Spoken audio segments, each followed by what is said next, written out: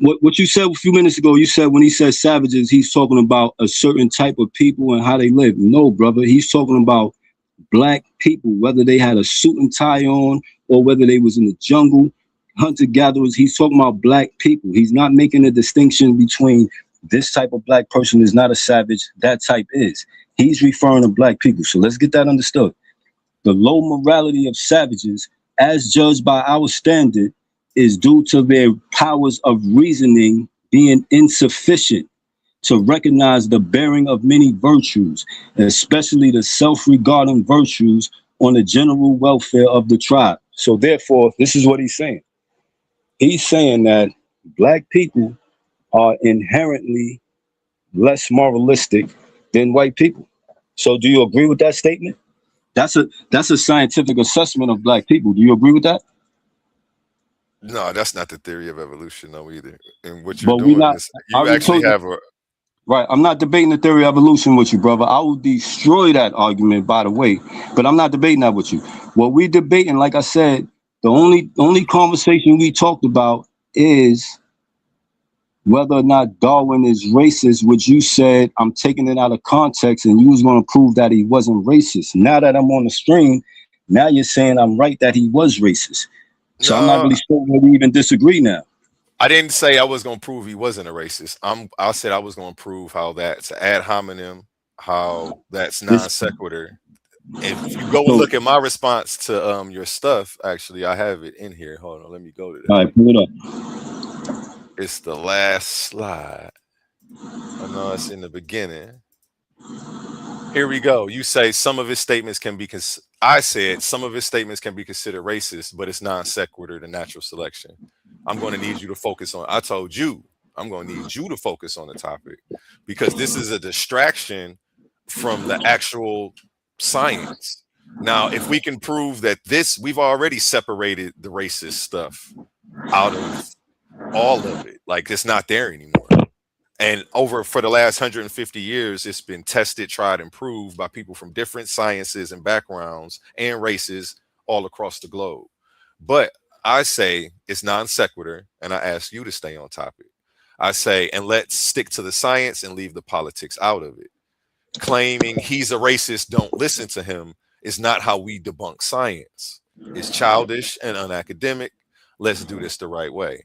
That's because I know what he said. You know, I'm not here to take that away from him. I'm here to show you that the science isn't racist. It actually disputed the racist claims of science at the time, and they were trying to hold him accountable for that. And he wasn't a friend of the people who were trying to keep slavery instituted because of what he was presenting. Actually, they thought it was slanderous for, it's slanderous to white supremacy what he was saying, and saying that they were somehow a part of that, and they came from black folks. No, hell no, we ain't come from these uncivilized people, and they came from monkeys. Like you crazy. But like I say, and that's why you were like, some of his statements can be considered racist. Are you being serious right now? And I'm like, yeah, some of them would be considered fighting against racism. You know what I'm saying? So it's. I don't think. All right, listen, check this out, right? First, let me ask you a question. Do you agree that black people are closer to gorillas than white people? Are you in agreement with that statement? If I believe that white folks came from us, then no. I'm asking you. Do you? I know. I hear you. Sorry, go ahead. I'm sorry. I was answering your question by going through the logic. My fault, brother. It would take for me to get to an answer. I was just doing it out loud. Let me go through it again, though. If I believe that white folks came from black folks and they're last on the evolutionary tree, then I guess we would have to be a generation, past generations closer to the original. Yeah, we would have to. We're closer to the original. We always say we're the original man, but now it's trying to be used against me, because it makes Darwin seem racist to say that we were closer to the original man. That's literally still what you're saying, whether you realize it or not.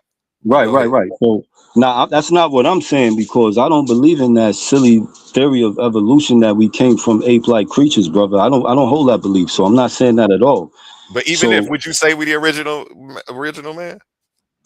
I don't get into the topic of who the original man is, brother, because Okay, that's something okay. that I can speculate on, but I can't prove who was original, who came first, who came last. I can't prove that. Nobody alive can prove that. That's a statement that you can make in speculation. But if we dealing with facts, who was there to say what race came first? We can believe what we want, but that's a whole nother conversation. Do I believe that we was here before white people? Yes, I believe that, but can I prove that? No. So it's just a belief. That's just speculation. Okay. So I don't really get into that. So let me But you do believe it though. I do believe that. Yes, I do. But at the same time, I don't think that I know that. There's a difference between knowing you believe something and thinking you know something. You recognize that difference, brother? Yes, sir. I like that one. So the difference is you thinking you know that human beings came from ape-like creatures instead of you knowing that it's just a belief of yours. Because if you was a rational thinking human being, you would know you can't possibly know that, brother. It's impossible for you to know that. You can only believe that. So what you're doing is dealing with a belief, which is a product of faith. So this is a faith-based belief, brother. You dealing with a faith-based belief when you say man came from ape-like creatures. You do understand that, right? I think we got more evidence for it than the Bible. Are you an But I'm Israelite? asking you, but the question was, do you understand that it's a faith-based belief on the grounds that you can't possibly prove your theory to be true? So therefore you have faith in the so-called science. Is that correct or is that not correct? Uh, I mean, it sounds good. I can't prove the sun gonna keep coming up every day, even though I've seen it thus far. But I still believe in that, and we call that a fact too. So I almost want to disagree with you on that, on those grounds.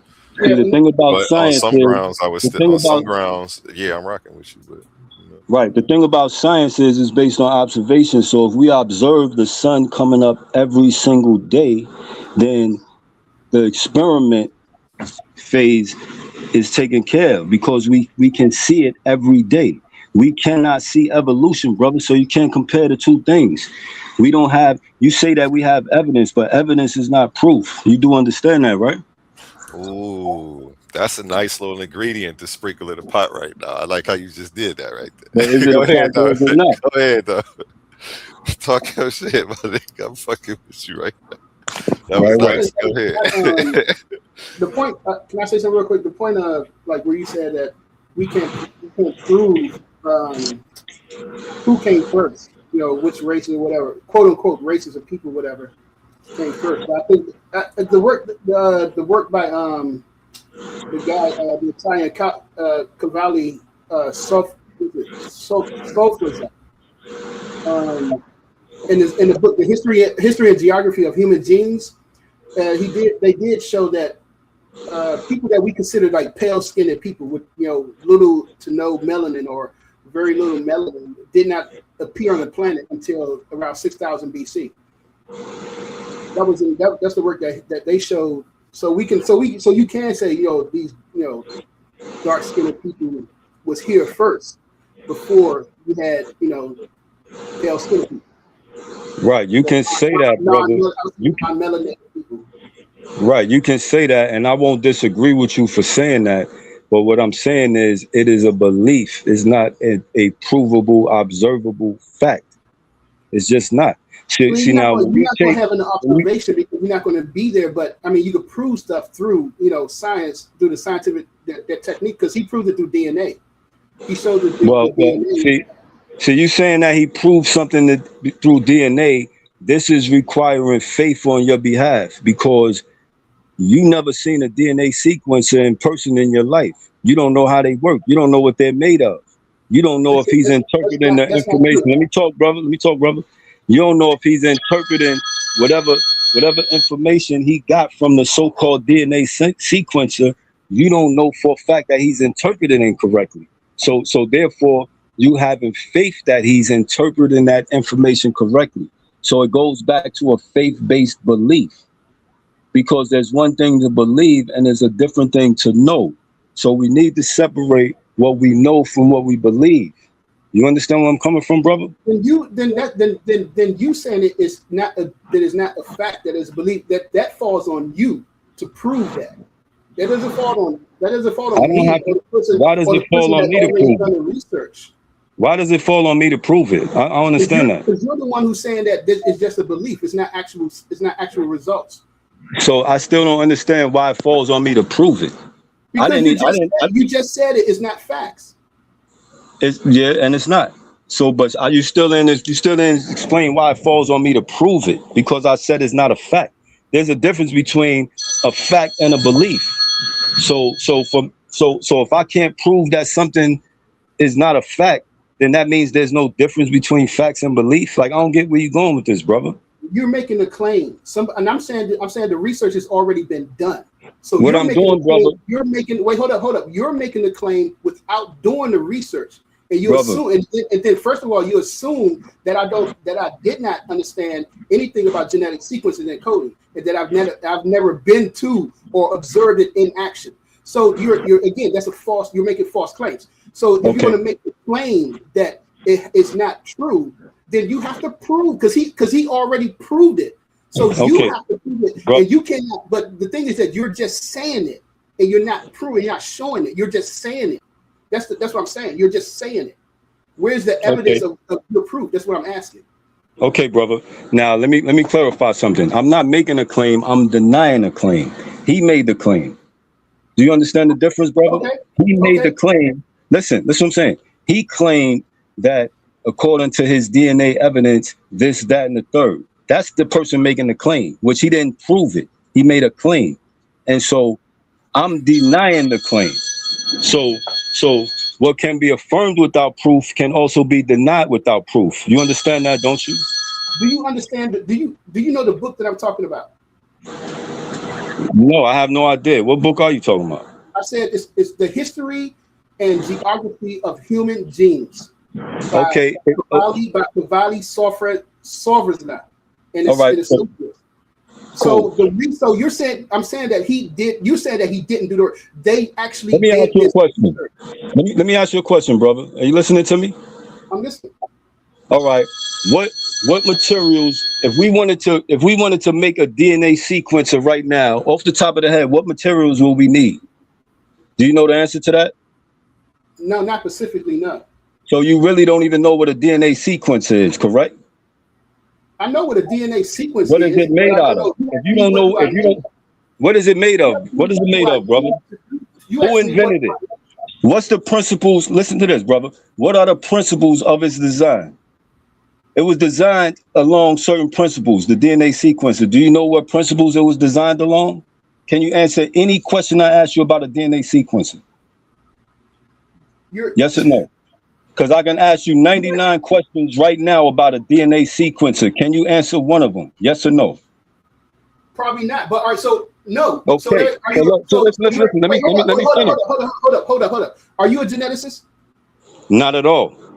Okay, so and neither are you. And neither are you, correct? No, I'm not. I'm not. Okay. So all right. So all right, you got something to say? I'll listen to you and I'll respond after you talk, brother. I'm just saying, brother, you're denying his claim. You're denying the research that people have actually done in the lab, that they've actually done the research. But you have not done the research yourself. You're just denying it. And I'm asking you, where's your proof? I'm saying, where's the proof at? And I'm gonna repeat this. What can be affirmed without proof can also be denied without proof. So he didn't prove that XYZ was the first person on the planet. That's impossible to prove. That's not possible. The only reason you believe it's possible is based on the results of a DNA sequencer, which you have no idea what that is. So what I'm saying is that this is a faith-based belief. You don't know what a DNA sequence is. You don't know how it works. You don't even know what it looks like. But yet, you basing a core belief. Let me finish, brother. Let me finish, brother. I don't know, and I've been to the conversation. You can't tell me what I don't know. Hold on, Hurt. Let him finish. Is the brother getting emotional right now? Because I don't want to have emotional talk, brother. We having an intellectual discussion, brother. So you talk, I listen, I talk, you listen. We go back and forth like that, brother. If you can't handle that, then I just check out of the conversation, brother. So what I'm saying is that you are dealing with a faith-based belief based on a machine, and you don't even know what it looks like.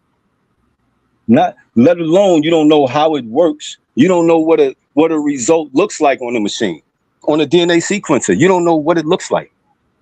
You don't know how it's operated. You don't know where the on and off button is. You don't know if there's an on and off button. You don't know how this DNA sequencer is supposedly seeing DNA. Correct me if I'm wrong about anything I just said.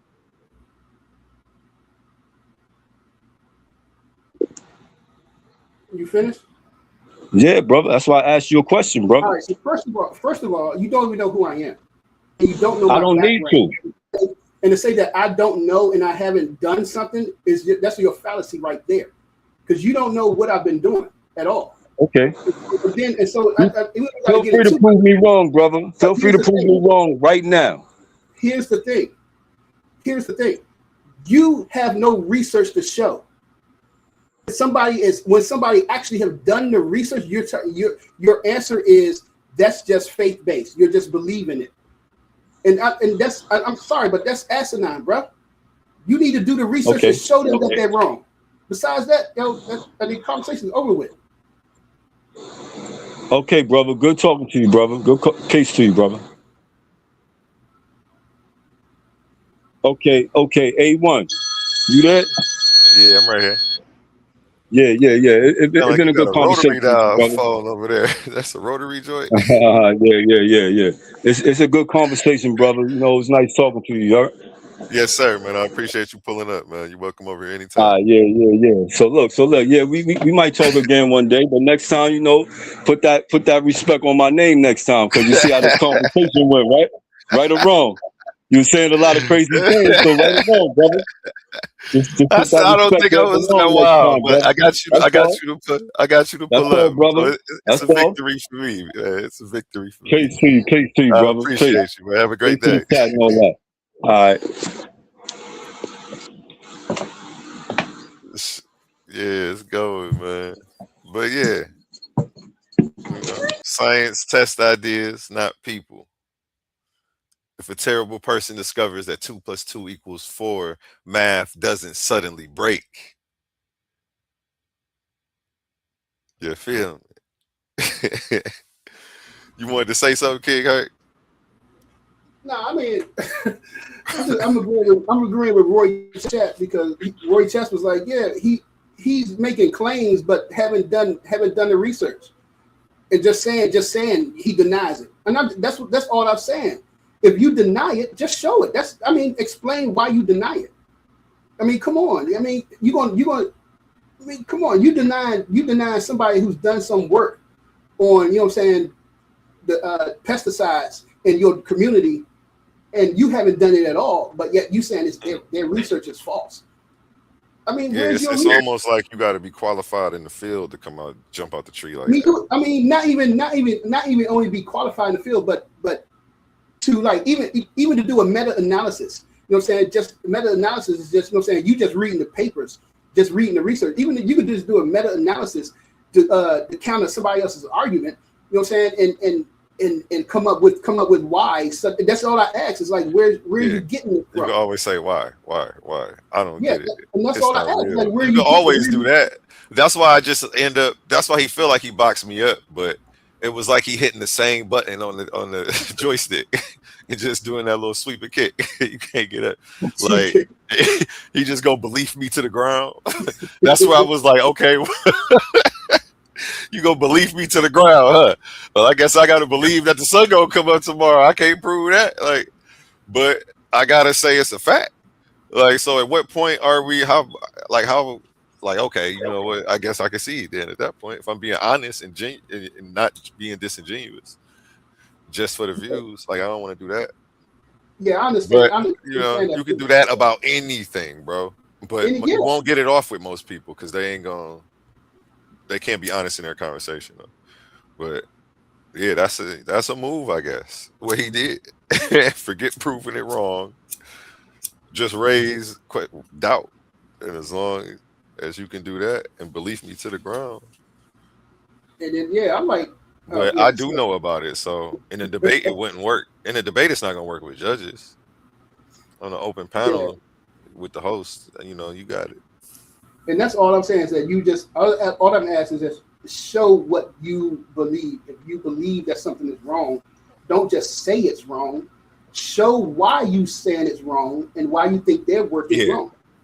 You know what I'm He, saying? he, But he of didn't course, show you up to look. actually prove anything except for that we don't know as much as we saying. Like, what is he trying to do?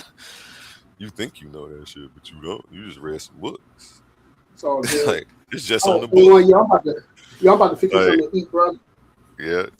How you beat that? Just because they Y'all teach about it to in the books don't mean it's real. It's a belief. crazy. But y'all about to go. Y'all about to fix me something to eat, Yeah. man. I'm starving. I'm All gonna right. holler at Have you, a good man. day, man. Have a Good good day. presentation, good work. Yeah, man. I was straight beat. I'll holler at you later, man. Good work, though.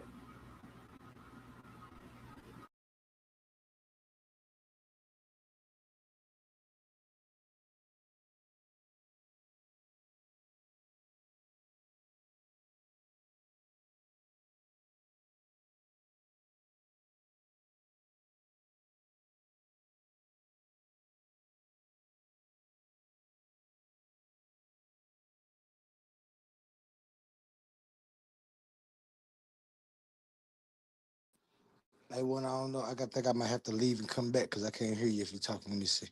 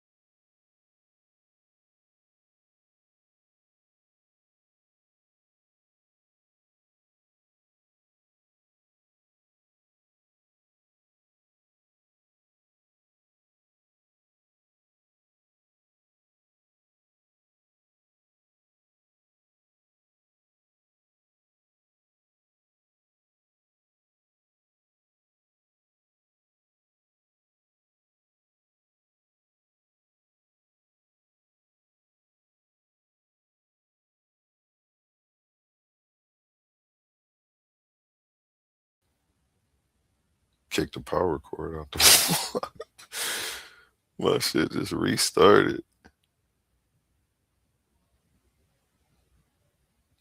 Okay, I'm back. I think I'm back. Yeah, I'm back. I'm back.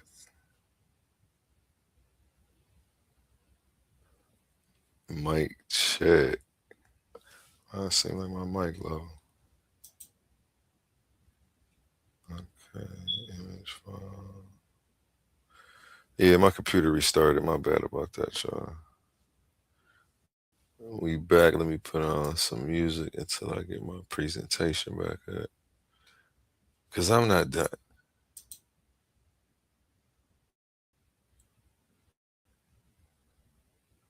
I wasn't done.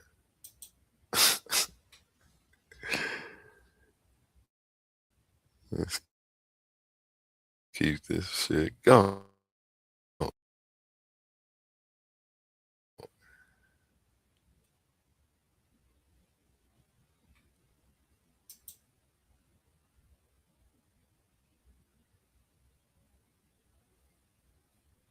Damn, no, my computer acting on.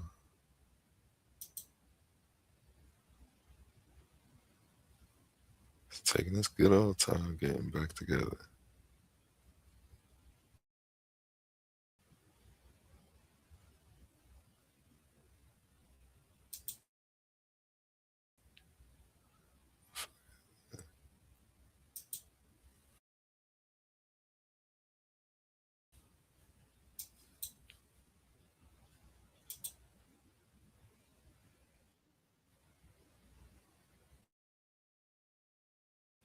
Yeah, I'm trying to get it back going. I don't know.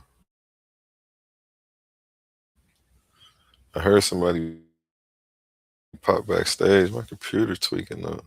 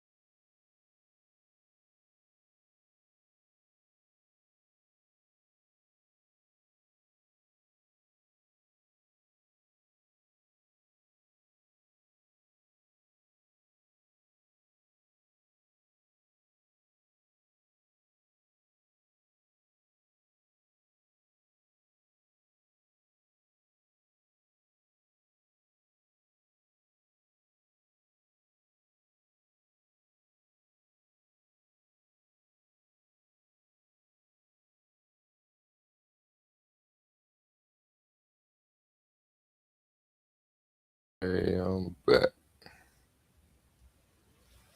Okay, I'm back. Let's start this back up.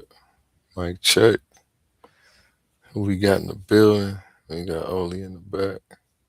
Yeah, OTK, my computer. I had kicked the cord out the wall. It's in there pretty tight. I wasn't even paying attention that my foot was down there messing with it. Yeah, hit that link, man. Come up. Yeah, I'm up here now. You should be able to see me too. There you go, Ole. I got action again. Everything moving right.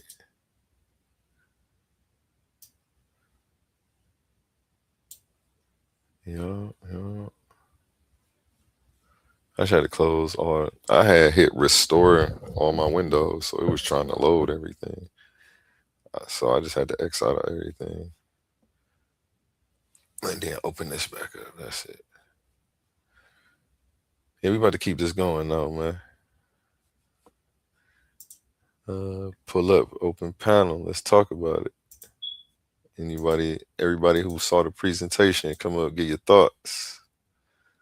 I finally had a presentation. Pull up. You know, them usually cost, but that one was on the house. You feel me?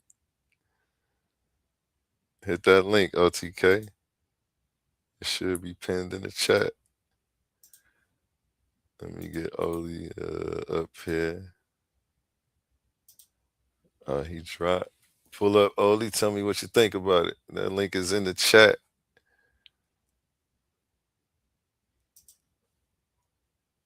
We'll play different type of animal. Just while we wait on somebody to put it up. Different type of animal. Now everybody better listen up. Presentation back up. Even when life try to press you down, turn your frown to a smile. I make styles just to lift you up. I'm a different type of animal. Way different type of animal. To the succeed, easy to see. I'm a different type of animal. Different type of animal. No fur, no scales, just feathers on me. Different type of animal. Steady hustling, steady grinding. Getting money every time I put my time in. When they ask what I got up under my sleeve, they never gon' believe when I tell them it's all timing. Everybody want a real life attitude. Incoherent, now they mad at you. Some people can't get it, now they laugh at you. Till they see the glow, now they copying the altitude. I never was the type, it was handed to. Had to put it together like mechanics do. Now you see I got the tools to succeed. Different mindset, different breed, different view every time I play or breathe. Quantum thoughts, I evolve every week. Young Al, been wild since a young child. Still fresh to the death, no funeral style. How could you walk in my shoes? We run the town, big shoes to fill. Never been a clown. I'm a different type of animal. Way different type of animal. To the succeed, easy to see. I'm a different type of animal.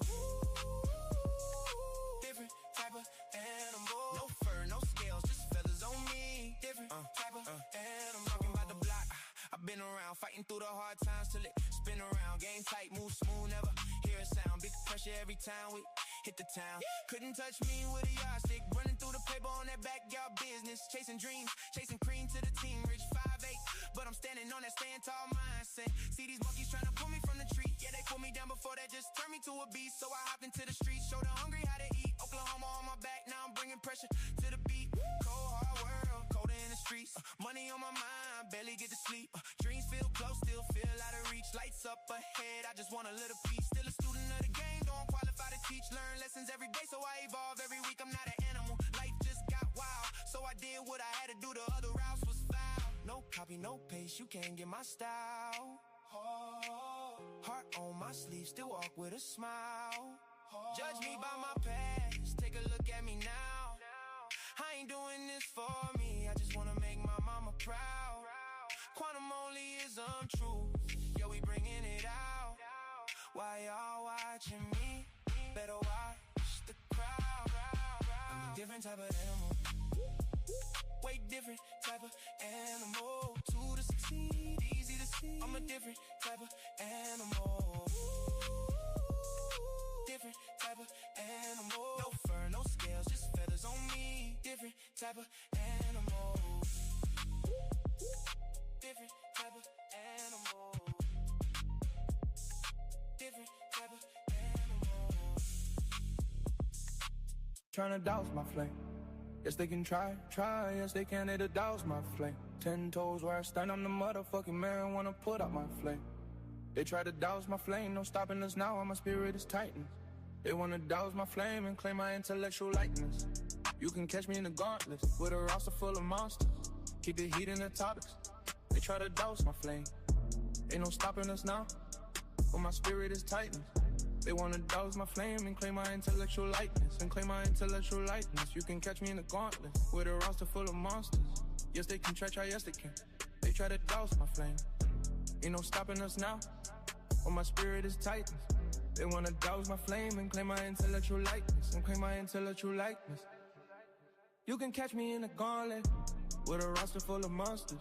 Keep the heat in the topics. They wanna douse my flame. If I pull it out, it's a profit. These scriptures keep flowing while teaching disciples. You can catch me in the gauntlets with a roster full of monsters. If I pull it out, it's a profit. This the sound of insurrection. Keep around in the weapon. Blowing loud, it's a session. Lighters up, shake met the goddess. Pour out effervescence, be the runner-up, the next contestant. Not hearing you haters, ain't no blocking my blessings. They try to Why, yo, I know this shit I got is hard. Yeah, it take the pillow. Take the pillow in the bed away. You be standing up saying, damn. So I get it. I ain't mad. Reality is a bitch, yo. Yeah. Reality is a real bitch. It's all good, though. Mm-hmm. So, man, what I miss on that call? Yeah, that nigga was crazy. That nigga think that gravity is on the whole ocean. Nigga is on the molecules, you crazy motherfucker. Crazy. I mean, it's a nut, man. It's a nut, yo. I seen it. I heard it just now. I heard it. You wow. What he just left? What happened?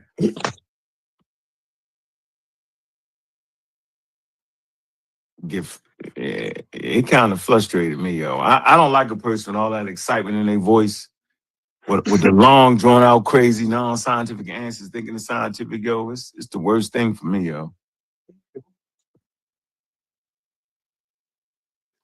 You can't guide your way through scientific matters, yo.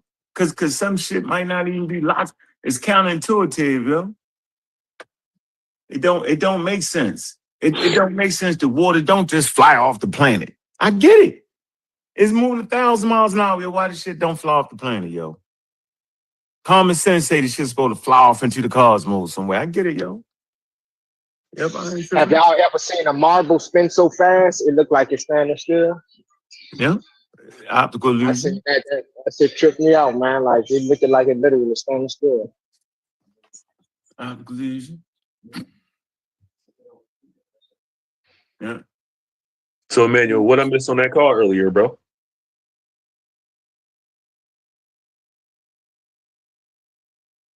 What's popping with you, young scribe? What's going on, family members? Chilling. You already know. I had a presentation. Did you catch it?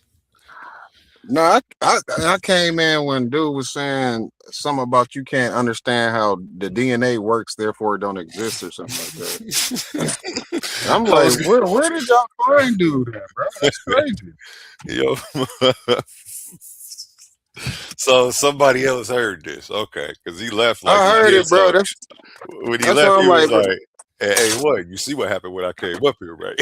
Like, you didn't do nothing. Like, yeah, he left out like he was cooking, bro. I was so like, that's kind of cringe, bro. Like, so you telling me if you don't know how nuclear fusion works, the sun ain't real? Like, the notion that you absolutely have to understand how something works 100% in order for you to validate its existence is crazy, bro.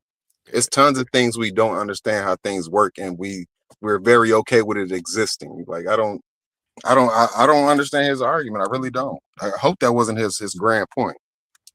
Yeah, he was just gonna believe you to the ground. Nigga, believe me into a leg line. Yeah. How'd you do that? Like, you believe. You don't know if the sun gonna come up tomorrow. You gotta believe in that until you see it. That's how you know. Nah, I mean that story's already been written every day.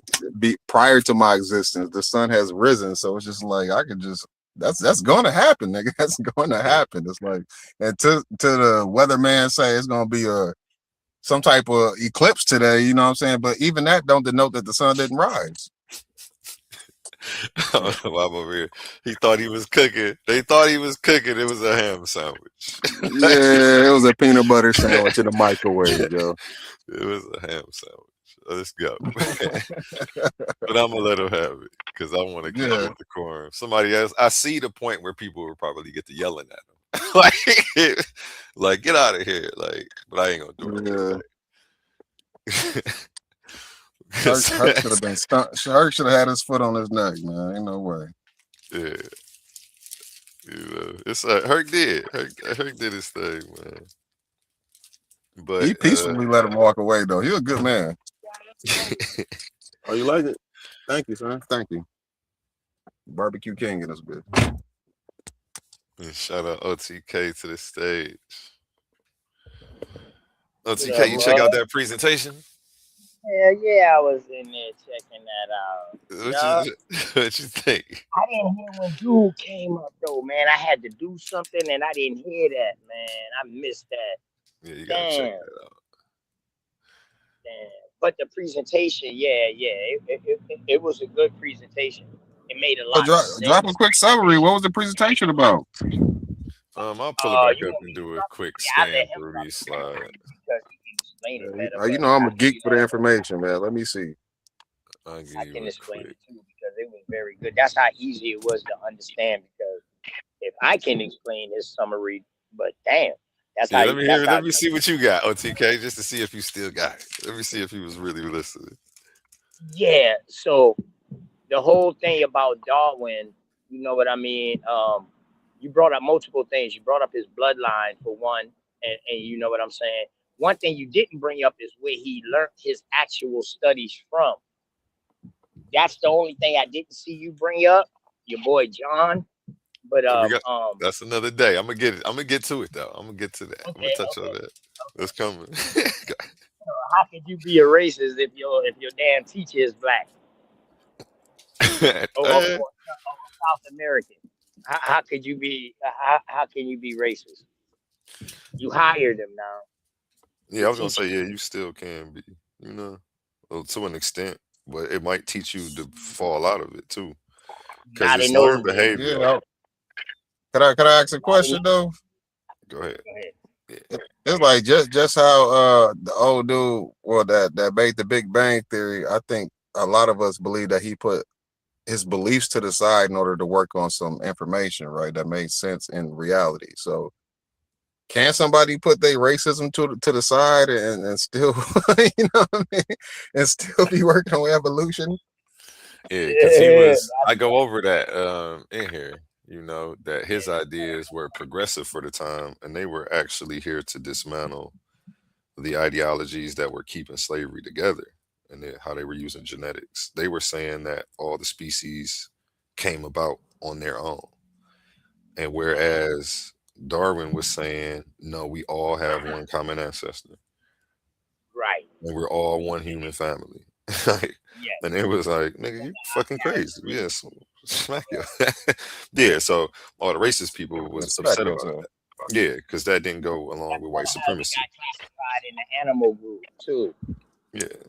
Well, yeah, like you said, if you think about the time, what they were saying during that time, like if you put everything in context, they'd even would associate us with humans. You know, so they try to take that away from us. So along with all the little monkey narrative and that stuff they were saying, like, yeah, I can see why people would think some shit like that.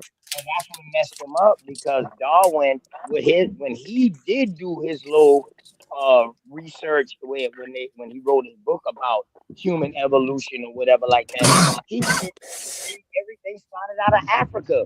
Boy, they did not like that. They did not like that when he said that. Yes, it's a bunch of stuff that he said that went against what the racist institutions were saying at the time and using to keep us in slavery. So that's what the presentation was about. And it was also about the fallacies of just even using that. Right. And the whole main concept of the bill to me was that I don't care if you calling a person a racist or a person is a racist. You can't discredit the work that they put in. You can't judge the work by what a person is, because if we go back in history and we look at some of these people works right now today that we be using, if we find out about their true nature, man, we probably wouldn't have no history. Yeah. What you say?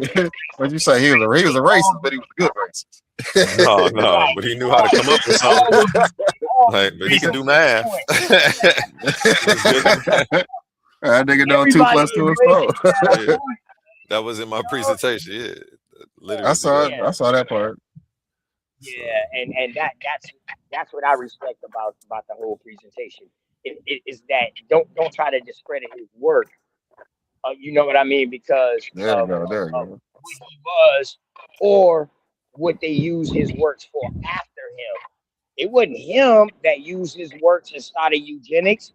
It was one of his family members who also had the name Darwin. See, that's why I be wondering, do people really be knowing what Darwin they talking about? Go ahead. I ain't know that. You just taught me something. So he had a brother. He had a brother, but they say cousin or whatever like that. His name was Darwin. So him and Herkovich, they the ones who came up with eugenics. They use his works to create eugenics. That's where the that's where the scientific racism, social Darwinism came into play. But it wasn't Charles Darwin. He was fighting against that. Word. He was fighting against that. So they kind of shunned him. Oh, real shit. I know in that narrative, he wasn't invited to no cookouts. Yeah, they had too much funders, man. They had motherfuckers like Rockefeller, Kellogg from the cereal. They had a bunch of funders who was funding this eugenics movement. This is Ellis Island, my brother. So okay, so you saying like paid science have always been around. Like when I say paid science, I mean like the science back in the day that said cigarettes was okay to smoke, you know, the science that was saying pop is healthy to drink, like, you know, like that type of science, like when the corporations get involved for their product to be pushed harder. You saying that was going on back then? Yes. Except for it wasn't a product, let's just say it was like a concept. Oh, damn, that's a good question. They was even paying for science to get held back. Right. So people like Darwin and other people who say that no, science cannot prove a God, they was considered pseudosciences. They try to discredit all these boys' work. You know what I mean, man? And damn. Now, when you're dealing with that tobacco, I look at cigarettes a little different way, tobacco at a different way, because I don't know nobody that had cancer before cigarettes came out. When everybody was smoking tobacco, I never heard nobody dying of cancer. Maybe was it Native Americans been dropped off by cancer? Was that a thing, or? Nah, the American Indians, some tobacco smoking niggas. Oh shit, my bad, y'all. Motorcycle roll by. I'm outside. Yeah, American Indians was the ones. I don't deal with the Native Americans now, but American Indians was doing tobacco. And check it, right? At every shop that these Europeans them had, like they little stores, at one point, the one had a American Indian on the outside of the tobacco shop. So if you go back and look at like cigar, you think that's to show love, or is that just mockery at this point? You know, they say like, yo, this is the good shit. Why these niggas pictures still on the cigarettes now? Yeah, they're saying this is the good shit. It's the quality shit right here. 2 hits of this gonna get you fucked up. You know, silly. Like for real, to where it caused American Indian chieftains to start going to war at each other because they was trying to control the sales. Remember now, the American Indians was the suppliers. You know, because we knew the land. We was the suppliers to them. So we was wholesaling to them when they was selling in their stores to their European factions and shit. And that caused a little problem and a little rift within the American Indians to where they started fighting against each other. Like the Beaver Wars is a main war that we can see that happen. But when we dealing with so A1, let me ask you this. So A1, you believe in DNA? The DNA that can trace you back to Africa DNA, not No. the. You gonna believe me to the ground like Israelite Williams? Headlock time. Time for the headlock. Or do you believe in like the paternal test, like that DNA test, because they're two separate tests. Mm-hmm. I'm rocking with both. Which one do you I'm rocking with both. You believe in the other DNA too? Yeah. Oh. So you He said, "Oh, like he was right." That nigga immediately diagnosed you. You've been diagnosed, man. That nigga said, "Oh, okay." He's writing up a prescription for you right now, like, bro. I've been kicking it with this nigga for 9 months. He writing a prescription for you right now. Under me the whole time. Yeah, you studying your symptoms. They're gonna go back to their page and like, he a goddamn tether. I wouldn't call you that.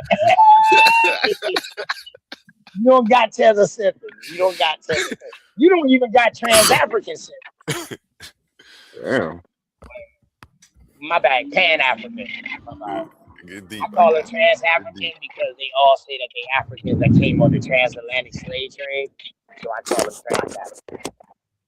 Okay. Yeah, but they really don't know. But so A1, you believe that we come from Africa? I mean, how far back you want to go? Wasn't it Pangea before that? I don't know. How far back you want to go? From what science said, wasn't no humans doing Pangea. True. Okay, well, yeah. Everybody out of Africa. everybody out the same spot. You know, we evolved, but yeah. So you think everybody just came out of one spot, out of Africa?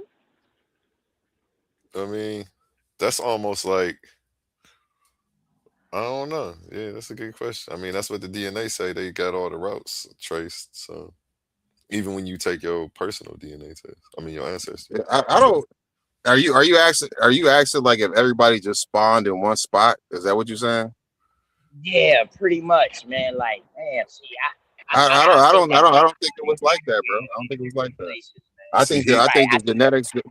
I think genetics that we have today is being traced back to like a specific, like type individual. You know what I'm saying? Like, but it's just that person. That don't mean that it was nobody else around. That's just what's lingering. You know what I'm saying? We are the byproduct of that person from hundred thousands of years ago.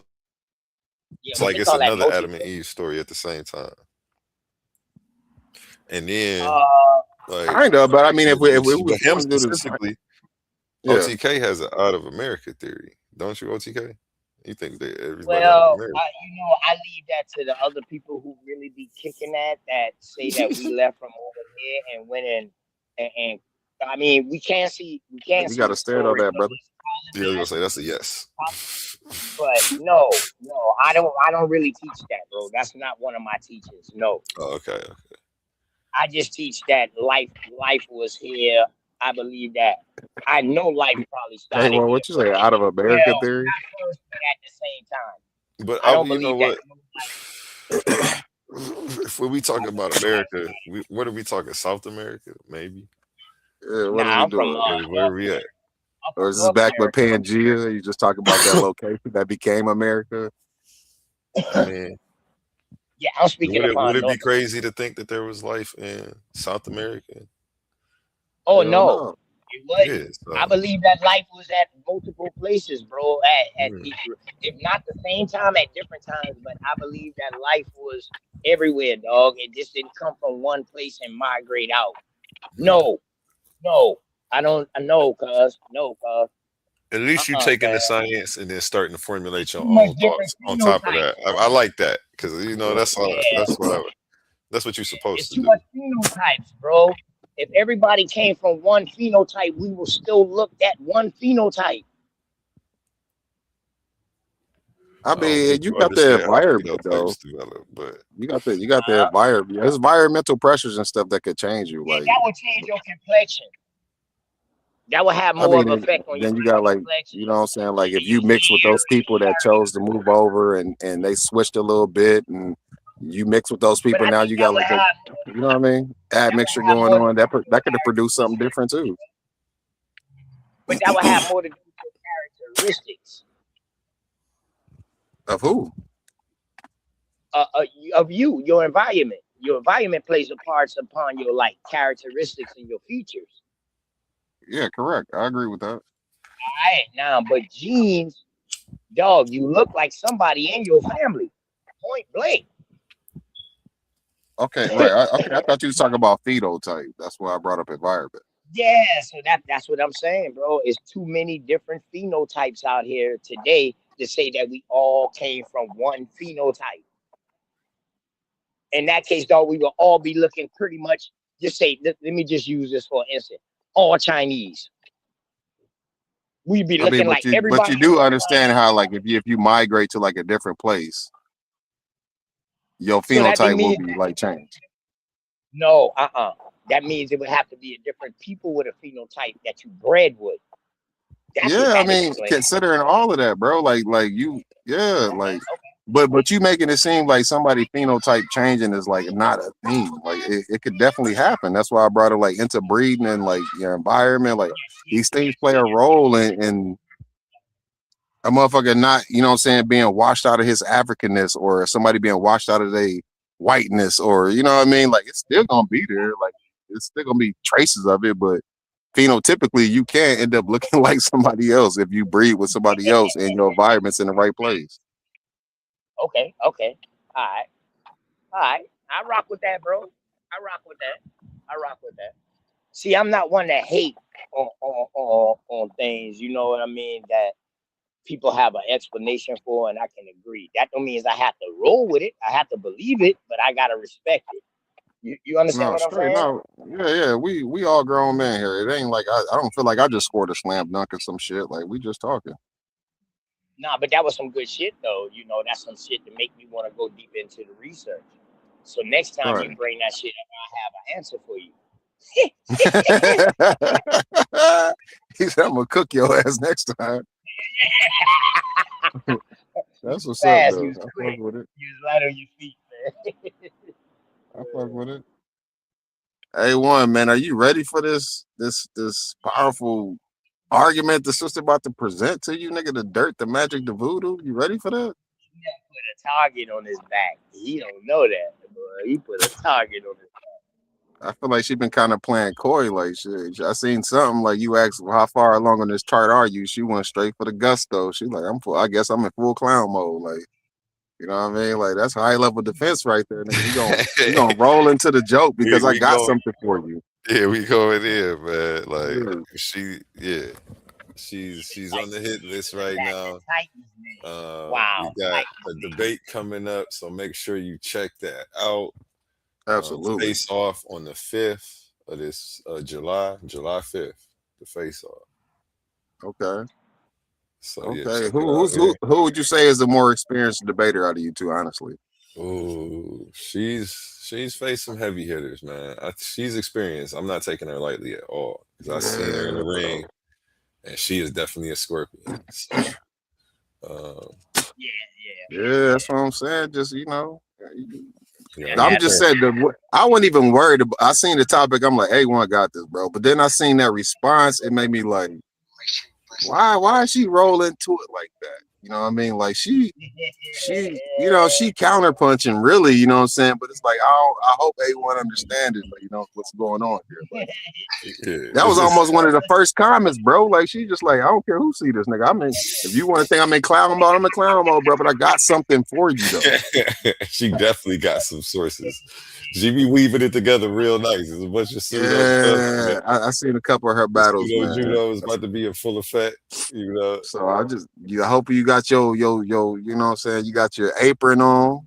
I hope you got your scalpel, nigga. You gonna have to dissect some shit, man. Like, you have to cut through some shit, you know what I mean? Y'all one up before we even got the presentation started. A1 been done start laughing. A1 had to tighten up. All right, but let me get to this presentation.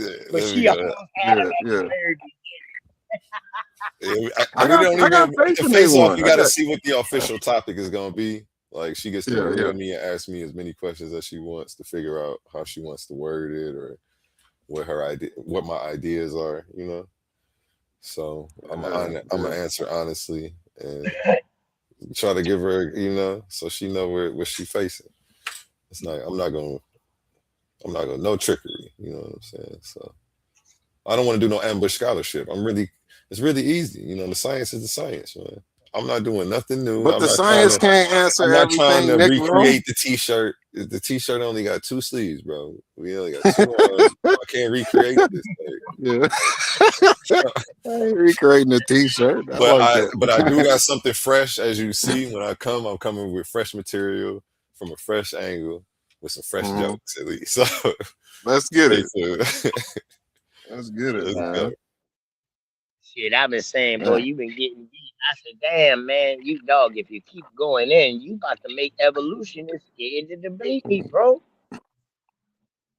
It's still some parts about it that's questionable, though, man. But, you know.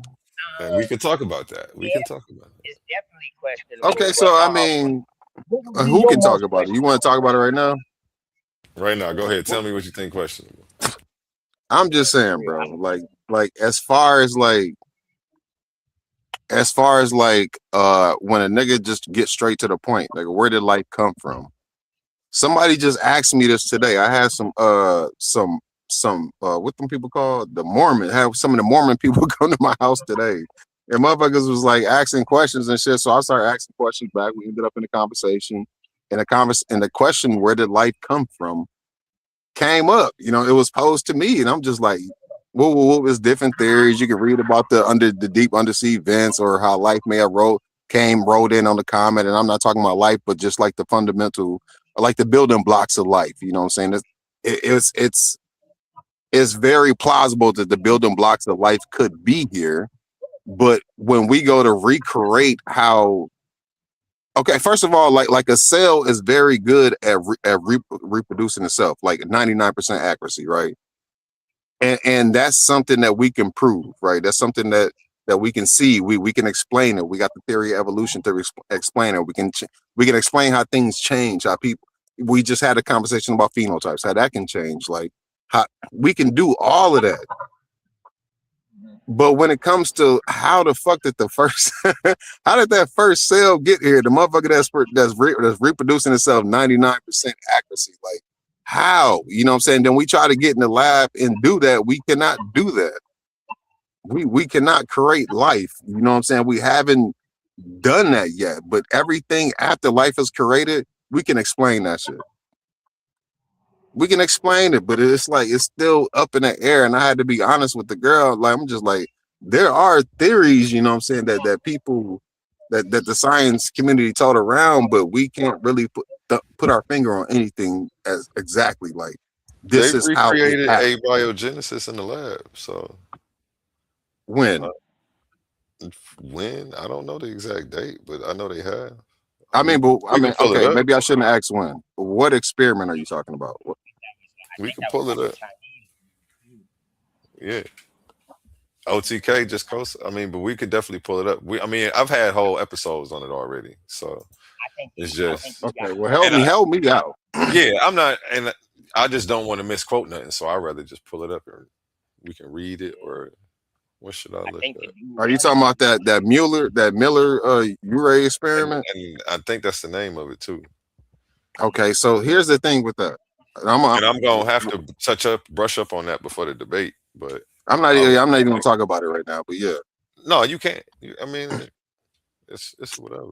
Okay, the thing with that, because I used to fuck with that too a long time ago, but it was just like I kept stopping myself from using it because I already know the weak points at it. You know what I mean? It's like the way that he did the experiment, you cannot say that is the same environment that was present during the time that we so-called saying this could have happened. They did that shit in the lab, family. Like, it's not like the same environment. Like, so it's like hard to say that this is what could do that because it's not the same environment. But they tried their best to try to recreate those environments, but they could not. But see, that's the only reason why I don't like really using that argument, because once I found that out, I'm like, all right, honestly, bro, this is one of them things that you pull on somebody who just don't know, you know, so who has no rebuttal for this shit. Like, but somebody who do got a rebuttal for this shit is gonna be like, damn, like, right, bro. So now you got a problem with carbon dating too, right? Well, what? Now you got a problem with carbon dating because carbon dating is one of their leading tools to when they doing this research to try to come up with these outputs. Now, I don't have a problem with carbon dating because Go ahead. No, I was only gonna say, like, most people who do have a problem with carbon dating, they say it's like I think they say it's like it can only go back so far or something like that, which is granted. Okay, nobody is saying carbon dating can answer all questions. I'm not against that. And another thing people say about carbon dating, oh, it doesn't give you an exact date. I'm not okay, nigga. It's an approximation. Most of the science is approximation. So I don't have a problem with carbon dating at all. That's why I respect. But that compared to the experiment, always proving ourselves. You know what I mean? Like, yo, that's the thing I respect about science. It's just that it's some people who try to take science and manipulate it. You know what I mean? And try to use it for propaganda ways. And you know what I mean? And that's the fucked up part about it. Excuse my language. That's the messed up part about it, right? And I could rebuttal y'all, but I'm gonna let y'all live. No, go ahead, bro. I don't want to live. Go ahead. A1. I'm tired of living, man. Go ahead, rebuttal, A1. Yeah, go ahead, rebuttal. Let me tighten you up before you have to tighten up. So what's that? Yeah. That was me. I'm waiting on you to go, bro. Yeah, me too.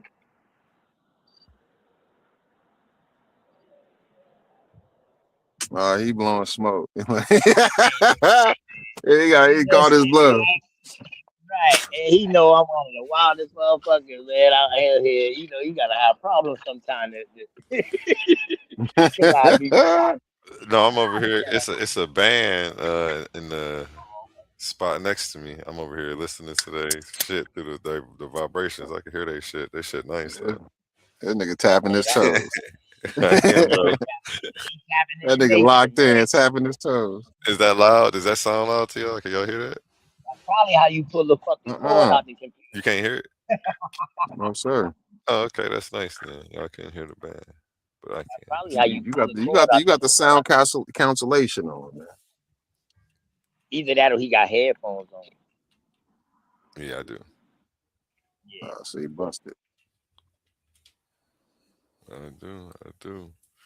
And yeah, I don't want to. I got slides on this already, but I'm not about to pull up nothing and go through all that. Cause like I say, I've been putting in work, man, too, man. I've been doing this for a little bit longer than people think. Hey, A1, don't DNA only go back 200 years? 200? And they testing DNA to live people today and not their ancestors? How do you validate that statement? DNA only go back 200 years. Hold on. Let me ask the question first. Don't ask me to validate it yet, bro. I need to hear that. My bad. Go ahead and spring your trap, OG. Yeah, man. Let me work a little bit on A1. A1, your DNA that you like, that trace you back to Africa. How far does that DNA really go back? It's a limit like 200 years, correct? I don't know I if want you of such a I limit. want you to check the white pages. I don't know So of you such a I check, limit. don't know if such a limit. You got a source? huh? You got a source for that? Yeah, ancestry.com or Say it. 23andMe. It's inside their shit. No way. No way. Check it. Oh, So have y'all? Hey, Ancestry.com. hold uh, on, hold you a on. wild man. So You a A1, wild man, school. have you ever heard of a reference panel? A1, have you ever yeah, heard of a yeah, reference panel? A1, yeah. you heard of a paper trail, correct? Correct. All right. So without these two things, there's no DNA, correct? You talking? Okay, yeah. All right then. So what is the paper trail, bro? That would be your genealogy, right? You talking about direct? Yeah, I mean, No, because that would be your it get genealogy. mixed up. You talking about how we get mixed up after slavery? No, You talking no, about? no. Ain't no how we get mixed up, bro. This is what DNA says it goes off. So in other words, you just can't spit in the tube. All right, bro. I see you next tomorrow. You can't just spit in the tube without putting a name on it So you and talking sending about some it off, slim and they can margin tell though? you Like who you are. you're talking about a slim margin. Why is the margin so slim? Can you tell me that? Because they testing it to live people today. They not testing it to no ancestors. So in It other was, words, they don't 200 have years. no American ancestry DNA that they're testing us against. They testing I us don't against know, these bro. little people. They testing That's us hard to against these stomach. little people that's in Africa that got their little college plan and went to Europe to get schooling and shit. Yeah. Those are the ones that volunteer for DNA because you got some African chieftains that say they don't rock with that. He's trying to They don't say it rock with goes that back DNA. so far that they could tell you who your family is. Then after that, like it goes off haplogroups and stuff because they Right. don't know. So now it So goes off that's of we already know that though. That's now So it already goes just off of yeah, just make it play, he just said man. it found yeah, you took us on the long Yeah, walk yeah, I walked into the trap too. I'm down like, a what are you short talking path. about? my bag, man. Damn. You're killing me, Smalls. What you still saying to me? Hey, stupid. Killing me, Smalls. Hey man, it's content, man. That's what it's called, bro. Top content. I'm one of the best at it,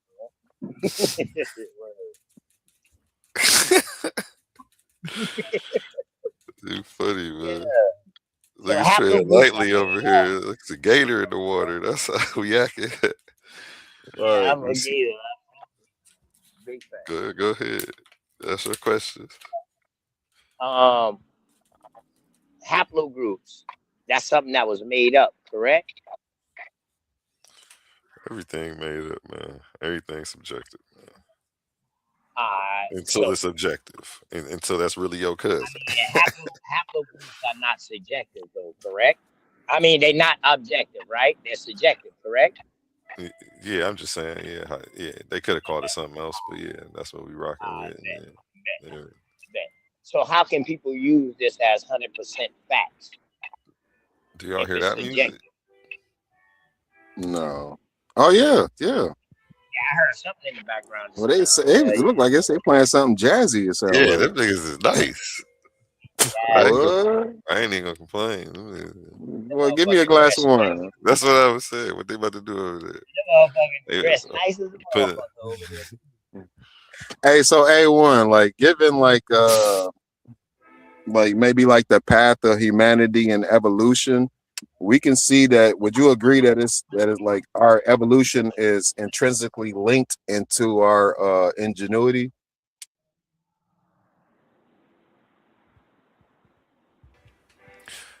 I would say, yeah. I think we get smarter, more intuitive over time. Is that what you mean by ingenuity? Wait, what do you mean by ingenuity? I guess mean, just just like you said, like we get smarter over time. Our ability to like, I would say more or less adapt to our environment. Maybe like make use of the things that we have to like maybe make better technology in order to push Yeah, evolution. I think definitely because we build on top of the shoulders of the people before us, so we only get funny. I would assume, you know, Okay. but That maybe would it's not So be real. evolution, though. That would not be evolution. That would be an adaptation. yeah, that leads me into my next question. If you do believe that, how is it evolution something that's so internal has like such a grounding in something external, like, you know what I'm saying, like the technology that we make, you know what I'm saying, like I was only to evolve my thoughts and my thinking and X, Y, and Z to push humanity a little bit further because I made this, you know what I'm saying, like it shouldn't that just be happening naturally, you know what I'm saying, like we should just be getting better, like not better and better, but well, damn, I just caught myself up, bro. Yeah, 'cause I don't know. The Yeah, whole time I'm listening yeah, to you, I'm like, you're But I describing it, yeah. but I don't Nah, know. I'm over here trying to play the B side, and I'm catching myself up and shit. It's like, Like, oh, oh, he just made it yeah, make sense. nah, Like, yeah, yeah, we nah. are evolving. We're getting better and better. But It we only ain't no makes sense. better. Ain't no better and better though, bro. We Yeah, just evolved. exactly. We evolving, and it's still the same level of excellence. It's only one first place trophy, no matter. You know what I'm saying? Mm-hmm. So every year, yeah, we keep getting better and better, but it's only one first place. It's not like I it's don't think that's they're not evolving, judging it. though, We don't bro. judge the evolution. We know what came That's before. not So that's not evolution, though. A1, that's an adaptation, bro, what and adapting? progression. Yeah, but that's what Yeah, I'm saying. that's Like not the ill No, logic behind what I was trying to say is that because we invent technology and it pushes us further, therefore we getting better and better. But the ill logic with evolution, it has no direction. You know what I'm saying? Like I can't say we getting better and better because we made technology or we made the James Webb telescope or you know what I mean? I can't say we getting better and better. That's just I can't see, tie I that see to what you're evolution. saying. I didn't get that at first, so I'm glad you reiterated Yeah, it. that's why I'm like, oh, let me slow down because I No, was so creating a fallacy, you bro. was really in deep. Okay, well that changes my response then, because you're absolutely right. So yeah, Uh, and we can't say we necessarily. I mean, because we don't know what the end looks like. So it's right. all fun and games until either it evolution. turns on us. But So as okay, of now, I mean, we can't even say, man, there's so much more technology that can be in harmony. I would think that would be better. The more Big technology fact. we make that puts us more in harmony with the planet, that's what I can I say. mean, but we use the word better. But I mean, Continuing, even though we putting the word better in parentheses, right? That we don't need to have that conversation. But I'm saying when we say better, it's like isn't the technology like taken away from like our human nature in a sense? Like nigga, like let's we had this conversation, not me and you, but I mean, as a grown man, I believe we all had this conversation. Like nigga, I barely remember phone numbers because it's so easy just to program it into my motherfucking phone. yeah, Like it is certain things that technology is stripping us of. I got to that's be honest crazy. about that.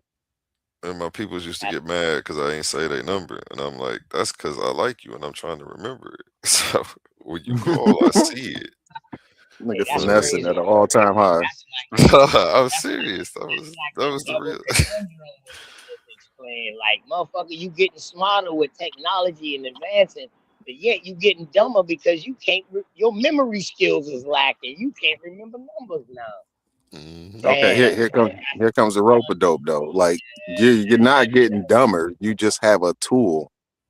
Now you have a Right. tool to do that. You know what I'm saying? Yeah, So and now essentially you save energy and time. yeah, you save energy You and know, time, you save some but of your brain power because you have a tool to do it now. at the But same time, you're not building certain muscles that you would be building having you did it without the Right. tool. So Right. yeah, I mean, but at the same time, is that important information? Like is that truly important information that you I know, man, need to store it into my brain? Like, nah, I have a tool. That's the smart thing to do. Create a tool. I mean, I think I don't everything I know. mean, that's like saying like, oh, nigga, like because I'm not walking from America, from North America to South America, I'm no longer going to be healthy. Like, Some no, people nigga, don't we have want a to use car, nigga. some people just want to use an axe and they don't want to use the chainsaw.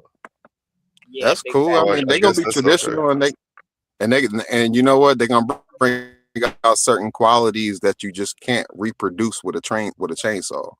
There's And you're nothing gonna get wrong with certain going back into that. qualities with an axe you can't reproduce with a Right, chainsaw. right, Yeah, you gonna get the right, biceps, the back gonna be right, all that. right. Yeah, So so that's the whole point of me Like saying forearms that. gonna be popping up. Yeah, so You know what? The technology is cool, but ain't nothing smoother than the rusty tools in that shed house. You know what I mean? Like, nigga, the traditional is always gonna be traditional. We label things traditional because they've been working for a long fucking time. I think we got the advantage technology is because if we can making us use the all tools and know how to do traditional, we the ones winning. The people that only know how to use the tools is gonna be at a disadvantage if something ever hit the fan. Like, Yeah, life is about balance, brother. and it's gonna be, I technology don't making us know, but we all gotta see how it. Dang, that's crazy. watch. I'm That shit shutting gonna down, cause bro. My phone done died. oh shit, You know, Scribe dropped off. He'll be back. brother, right there. Where the hell Oli at? He flying around here somewhere, keeping an eye on things, probably. Oh, you know, I'm just like an owl in the woods and OTK. I'm just chilling. That nigga got one of the smoothest demeanors I know, man. He's just looking for a nice, soft place to land, man. I can be mad as a motherfucker. I listen to my brother talk, dog. I had to calm down and just laugh, man. Yeah, he kind of, Word. so you don't see him in the tree, you blend in sometimes, but Word. he ain't coming up here to save me tonight, if that's what you was. Shoot. Uh, 'Cause I got a couple of different presentations.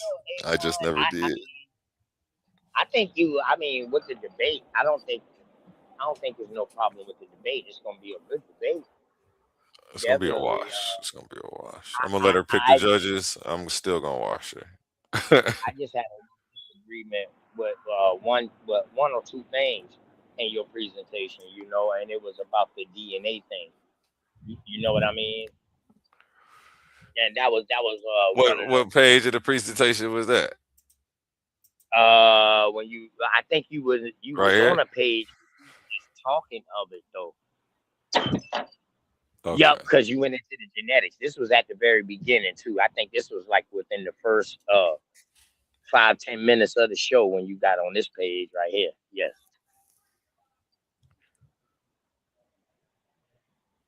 But the way you explained it, you was like, yo, you gotta use the same thing to debunk this. You can't use some person's behavior or anything like that to debunk their works or discredit their works. You got to go by the science. Yeah, until you can prove otherwise. And And I'm so not you even saying nobody have to go with it, but just don't be telling us we crazy or tripping until you can study the science to show why the science is wrong. That's the only way Mhm. you can do it. You can't just say it's a belief me to the ground like Israelite Williams did. Granted, I let him get it off. It's like the ankle lock you just can't get out of.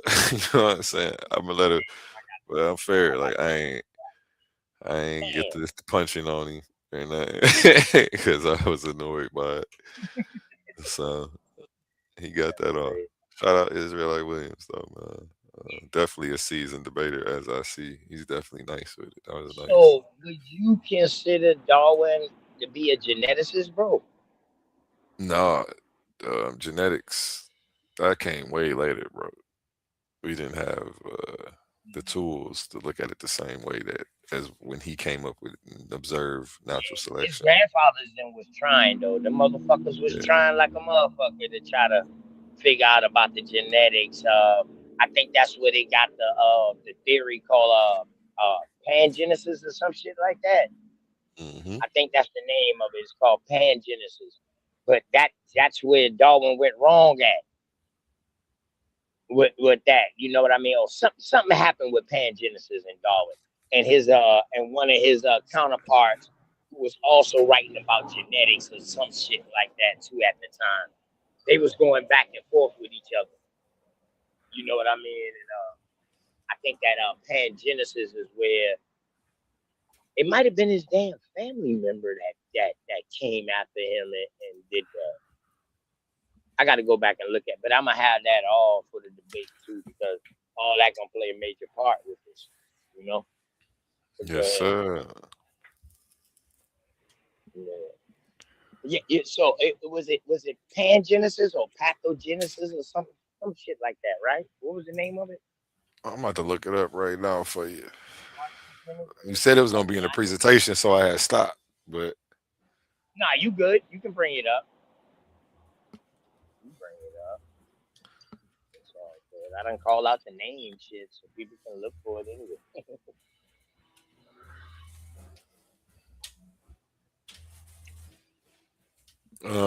let's see.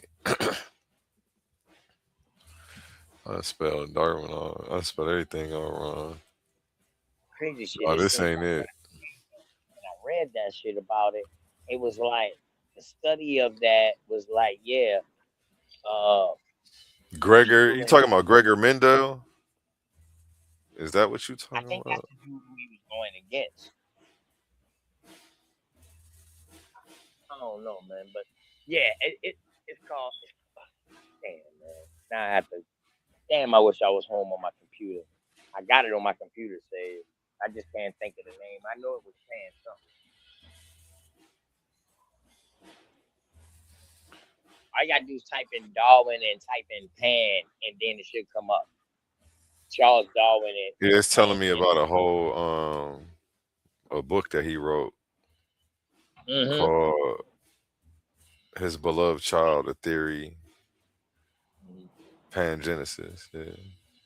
Yeah, pangenesis. Okay, so it was. I think he was trying to explain that traits get passed down from father, mother to child. You know what I'm saying? But people was like, nah, that ain't how that shit go, or something like that. Something happened with that shit, man. I got kind of confused when I was reading it, bro. So you know what I mean? I said, damn, I gotta read this again when I'm in a He better mind. hypothesized that every cell gives off a little piece of itself to create the organism.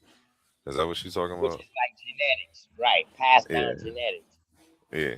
chromosome. Yeah. So that's what I'm saying. Like, yo, that was spot on. Like, we find that true today because now we see these people with their DNA skit, your traits and stuff, your chromosomes and everything is passed down from your parents. You get half from the mama, you get half from the daddy. Oh, so you subscribe to Pangenesis? No, I'm wondering. No, I You don't just saying. subscribe to evolution, my nigga. You see, I just tried to flip it on you. So what you Yeah, I know saying you about Pangenesis? good. No, What you I saying about think Pangenesis? that's the, like that. I think the pangenesis is like when that was his attempt to try to like get into genetics. Remember, I just asked you, do you think Charles Darwin was a geneticist? Mm-hmm. So that's why I brought up that because I think that's the closest he ever got to like what you would call a geneticist with his theory. I like that angle. That's a nice angle. You know, that could be a little leg Surgical, lock. how you want it? So gasket. You shooting that little ass gun like Harlem Nights, man. I gotta get that Man, shit clipped. I just shoot enough little bullets till it affects you. You know, And while you with your poor accuracy shooting the big gun, I'm dodging that. I'm steady piercing you with little things. You know, after a while, it's gonna weigh on you.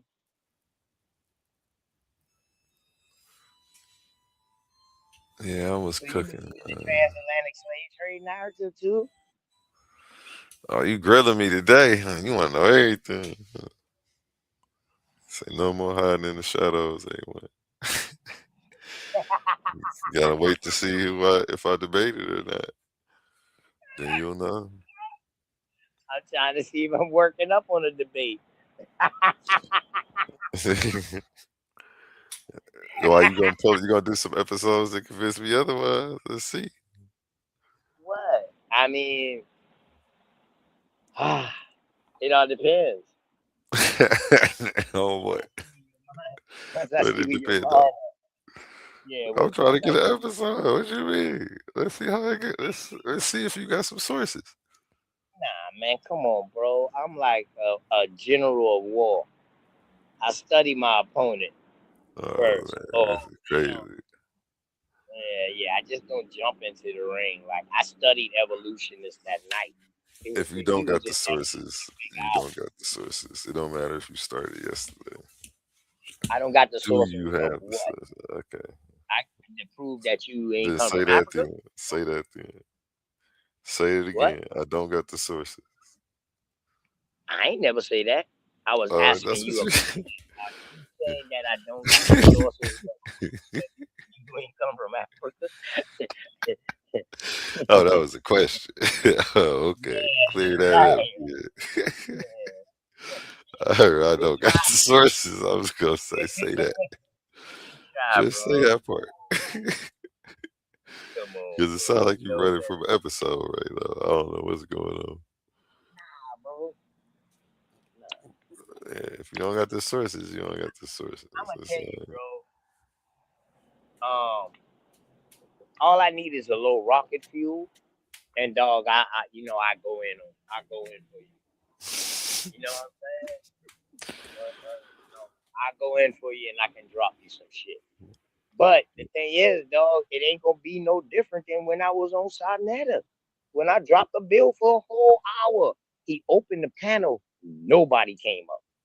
Let's He go. said, damn, Let's do it. you got everybody scared. I said, nah, they just gotta respect the info. You If know, you I was got the bringing up sources, you got the sources. What they say. You know, people want to see the sources, man. They want to see some slides. They want to see something. They want to see you pull the book out, something. Read from the book. What book is that? Let us, we'll take that. It ain't gotta look all fancy. It could just be you. So, but as long as you could tell us where to go and we know what's going on, shoot, we gonna look. I want to look at the material. I've been trying to get somebody over here so that way all these rules, you see how I study and the methods I apply. You know, I say don't just judge me by what the information I'm talking about. Judge me by the information I'm staying away from too.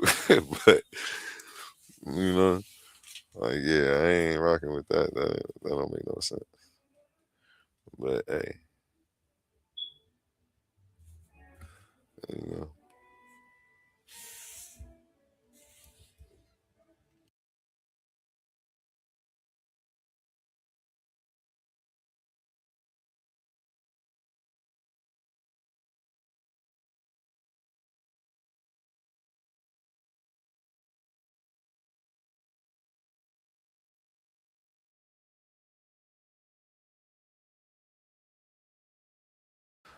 I'm about to let this video play.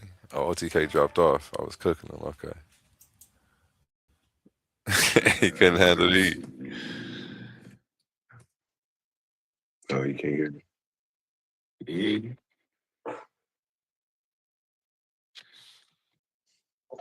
That's why I thought. Where you be at in the city, we need to link up, man. I get you some lunch. Where you at? I'm in Jonesboro. You in Jonesboro? Yeah.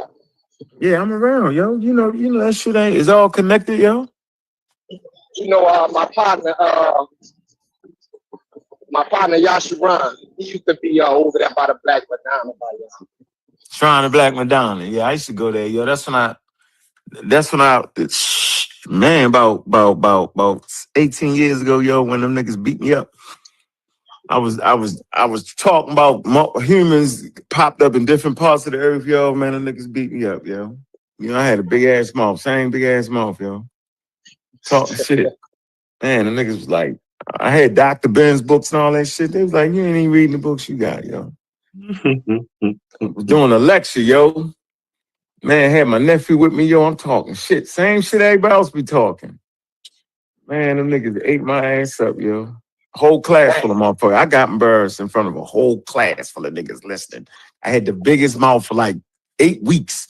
Helped start the class and all that shit. Yo, got everybody roused up. Man, that old nigga beat me up, yo. I'll never forget that day, yo. Y'all niggas get beat up in the back, yo. Imagine getting beat up in front of a crowd. It was about 40 people. They all wanted to see me get down. Yeah, I'm gonna get him, yo. Had a little of that Nuwapian mixed to it. A little bit of that. Y'all the anti-religious swag, nigga. You wasn't a Nuwapian, was you? Nah, I was around it, yo. I wasn't actually that, but I would say I was. That's the truth. But I wasn't actually in the cult. Cause that's a real cult, yo. So it was like they would try to groom people from the outside. You wouldn't even know it, yo. It's just like these online internet groups. Niggas be grooming you to be in their shit before you know it. You spending all your money. You meeting up with niggas. You just in a fucked up position. Then you know you wait for your family. You saying some shit that's totally different. I didn't get to that stage. I was on the outskirts. Beat you up though. Who was it that beat you up? Pan African or from the Black Shrine of the Yeah, yep. It was the teacher. I forget his name. Kazembe, not Kazembe. I can't even think of his name. Because we kind of started that history class together. Because I had a lot of Sarnetta DVDs. I had all the shit. Right. So we transferred this shit to a disc and kind of started the class. Yo, and I just was a loudmouth nigga. He was like, yeah, nigga, we gonna see. Man, that nigga slow walked me, yo. And I'm talking shit. He was like, well, we're gonna fight with the books you got. I had all of them. Man, this nigga went to the section. The shit is crazy because you reading Dr. Bennett's book, but the evolution shit and the fossils, you don't even feed into it. You go right to the religious aspect of it. Nigga, I went there, yo. The nigga say right here on this page, how you going against Dr. Bennett? I looked at that shit, I was like, what?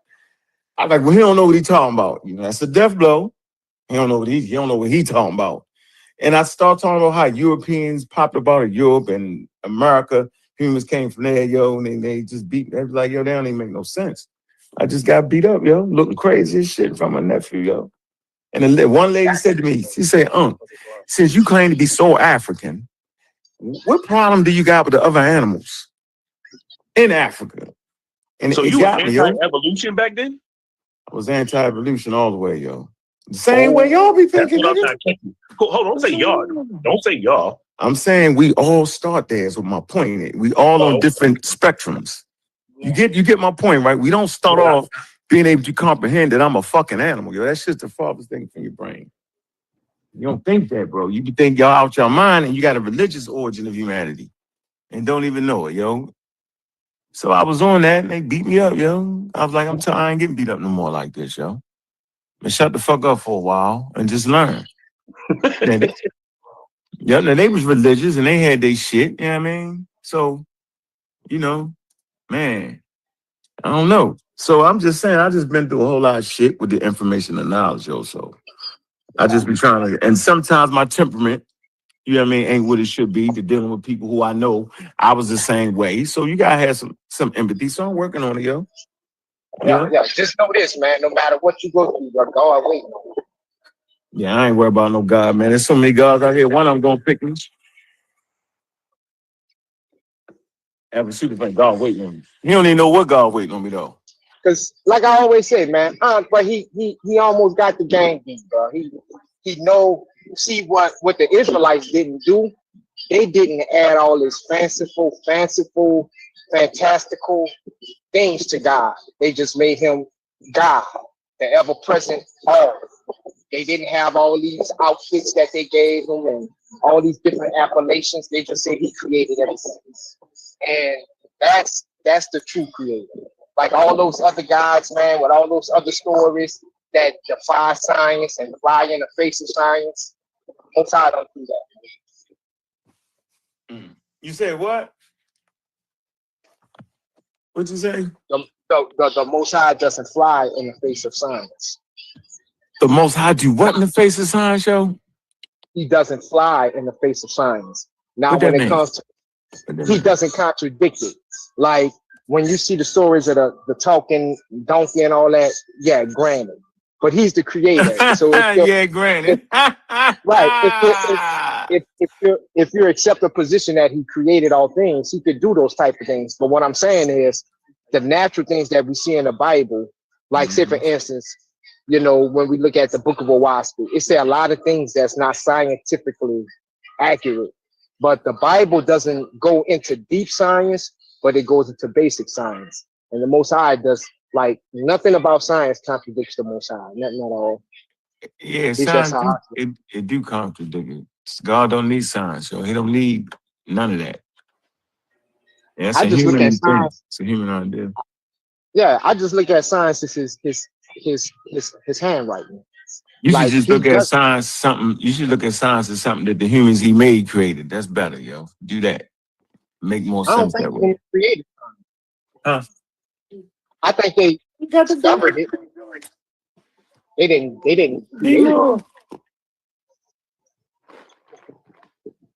You would say that, right? They didn't create it, but they discovered it. And it was all there for, you know, the Most High made that You for get man my to point? You discover. get my point though, yo? No, I see what you're saying. Yeah, religion ain't supposed to be scientific. It's a belief system, yo. It give you room to do anything you want to do in your brain, yo. Science don't give you no room. Nah, that I won't. I don't believe that religion is a Tripping, belief. yo. It's not. Nah, they Bronze Age religions, yo. They didn't know this shit they know. All the shit we know about the cosmos we learned the last 125 years, yo. It's steps. You don't just get that.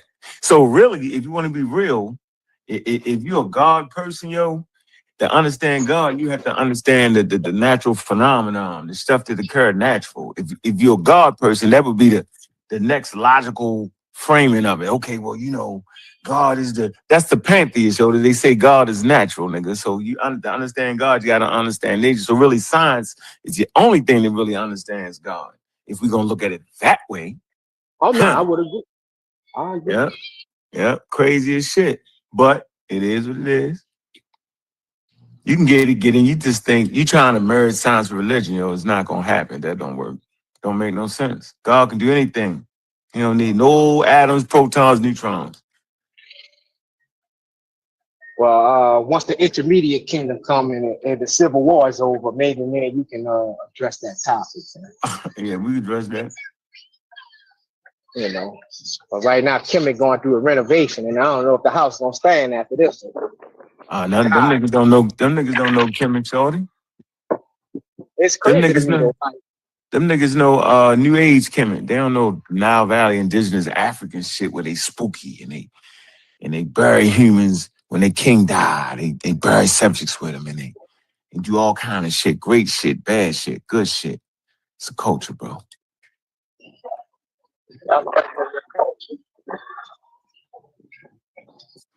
Man, it's a culture, my nigga.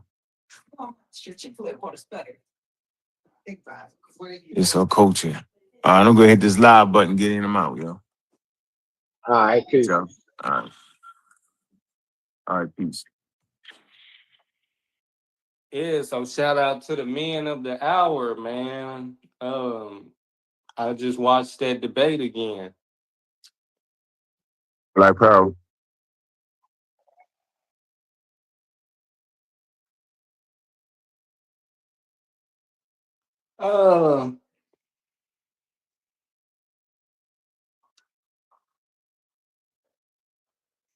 Exactly. I think that's why that's why I be like even skeptical. But I mean, shit, I ain't got nothing to do with the judgment, so I had to give it to Swab by a couple points, man. I think he had a nice cornering moment that I don't know if Pan had against him. Pan's equation, that was pretty solid. That was my favorite part of Pan's presentation.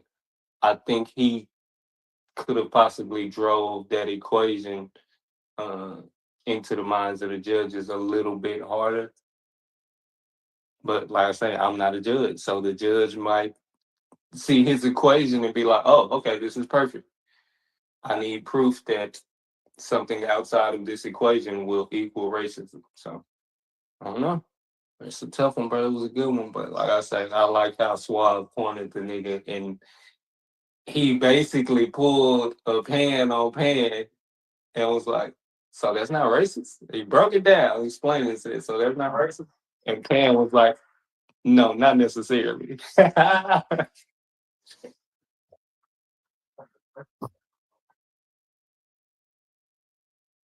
Hey, yo, No, I I can't front. appreciate it, fam. I appreciate it. Yeah. Nah, he shouldn't have never took that title like that, bro. Putting simply in there and not having a yeah, bro.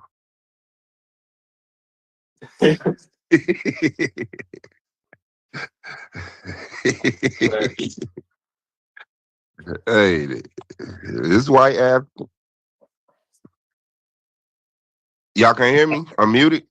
I really was just talking, but I'll let him go ahead. Can y'all hear me? Yeah. I hear everybody. Yeah, he shouldn't have took that title, dog. You know what I'm saying? Like, I really think he just didn't respect. I told him that before the debate. Like, he don't respect me as a debater or whatever. And what is that? If I still using myself, and yeah, that was just it. I just feel like, you know, I thought a couple of things, but you know what I settled on is he just, you know, confident in his damn self and, you know, didn't respect, you know, my intellect. And it was like, shit, man, what's the title, man? When we gotta, and you know, shit, the shit ran off for a minute. The motherfucker tired. He usually go to sleep earlier. At that point, that nigga just wanted to just kill me. And yeah, but he looked at that title and saw it written down and said, yeah. And then tried to come to the debate. He's trying to force the word simply into the title. And he's being very, however you described it, putting, if only simply because they're not black, right? Hey. Then the nigga, like, I think it opened around, like, I had like 30 seconds left. That nigga had a minute left. Said nothing. Then in the motherfucker purpose round, this nigga runs out of slides halfway through. Damn, did we run through them Jones? Yeah, you did. So he go back to his presentation, knowing he got a whole nother ambush presentation.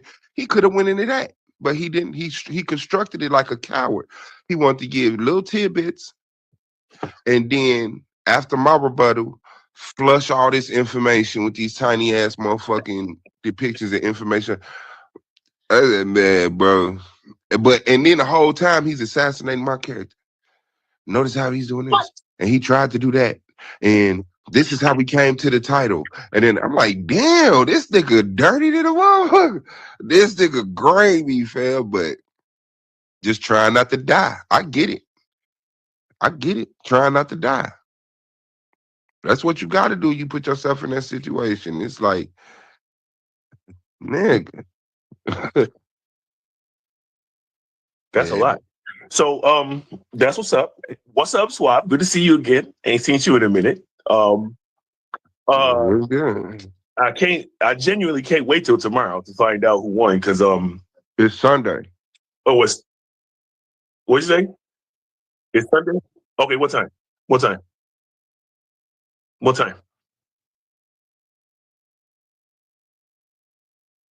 Yeah. Let me know, because I got 11 p.m. 11 p.m. I got a thing on Sunday. But just let me know. I'll be there. No, he just tried to say it late. So, like, I open what I was Sunday. about to say was, Man, no, I open. So the latest I'll be there is like to I want to say 3-4. If I want to give some grace to my assistant manager. let me. All right, I'm gonna check on that time, and I'm gonna get back to you in here. I'll just type it in here. What I was gonna say about everything though was, it's interesting that Sunshine just popped up after all this time. Now trying to convince everybody that he won. He don't seem very confident. I knew I won this shit from the title. And Emmanuel, you still there? Yes, sir. Yes, sir. So, like, the part that you were so impressed with Cousin, right? It wasn't. It wasn't the title, bro.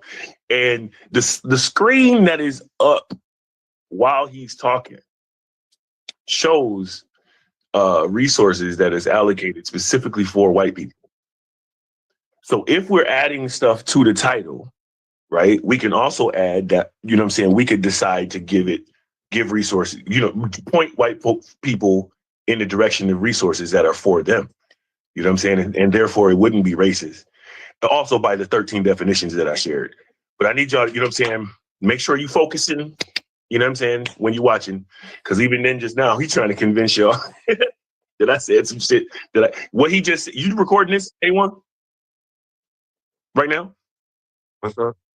Yeah, so like just the shit he just went through, that's what he's saying. Ain't even what happened. So he tried to convince people. He popped up out the blue because he clearly don't feel. I knew I won from the title. I've never not been confident since Hold on, wait. Go back to your first point. None of the stuff I said happened.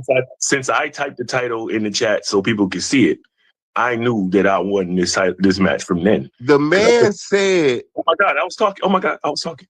So I do appreciate the conversation afterwards, but since I typed it in the chat after accepting the title, I typed it and accepted it for a reason.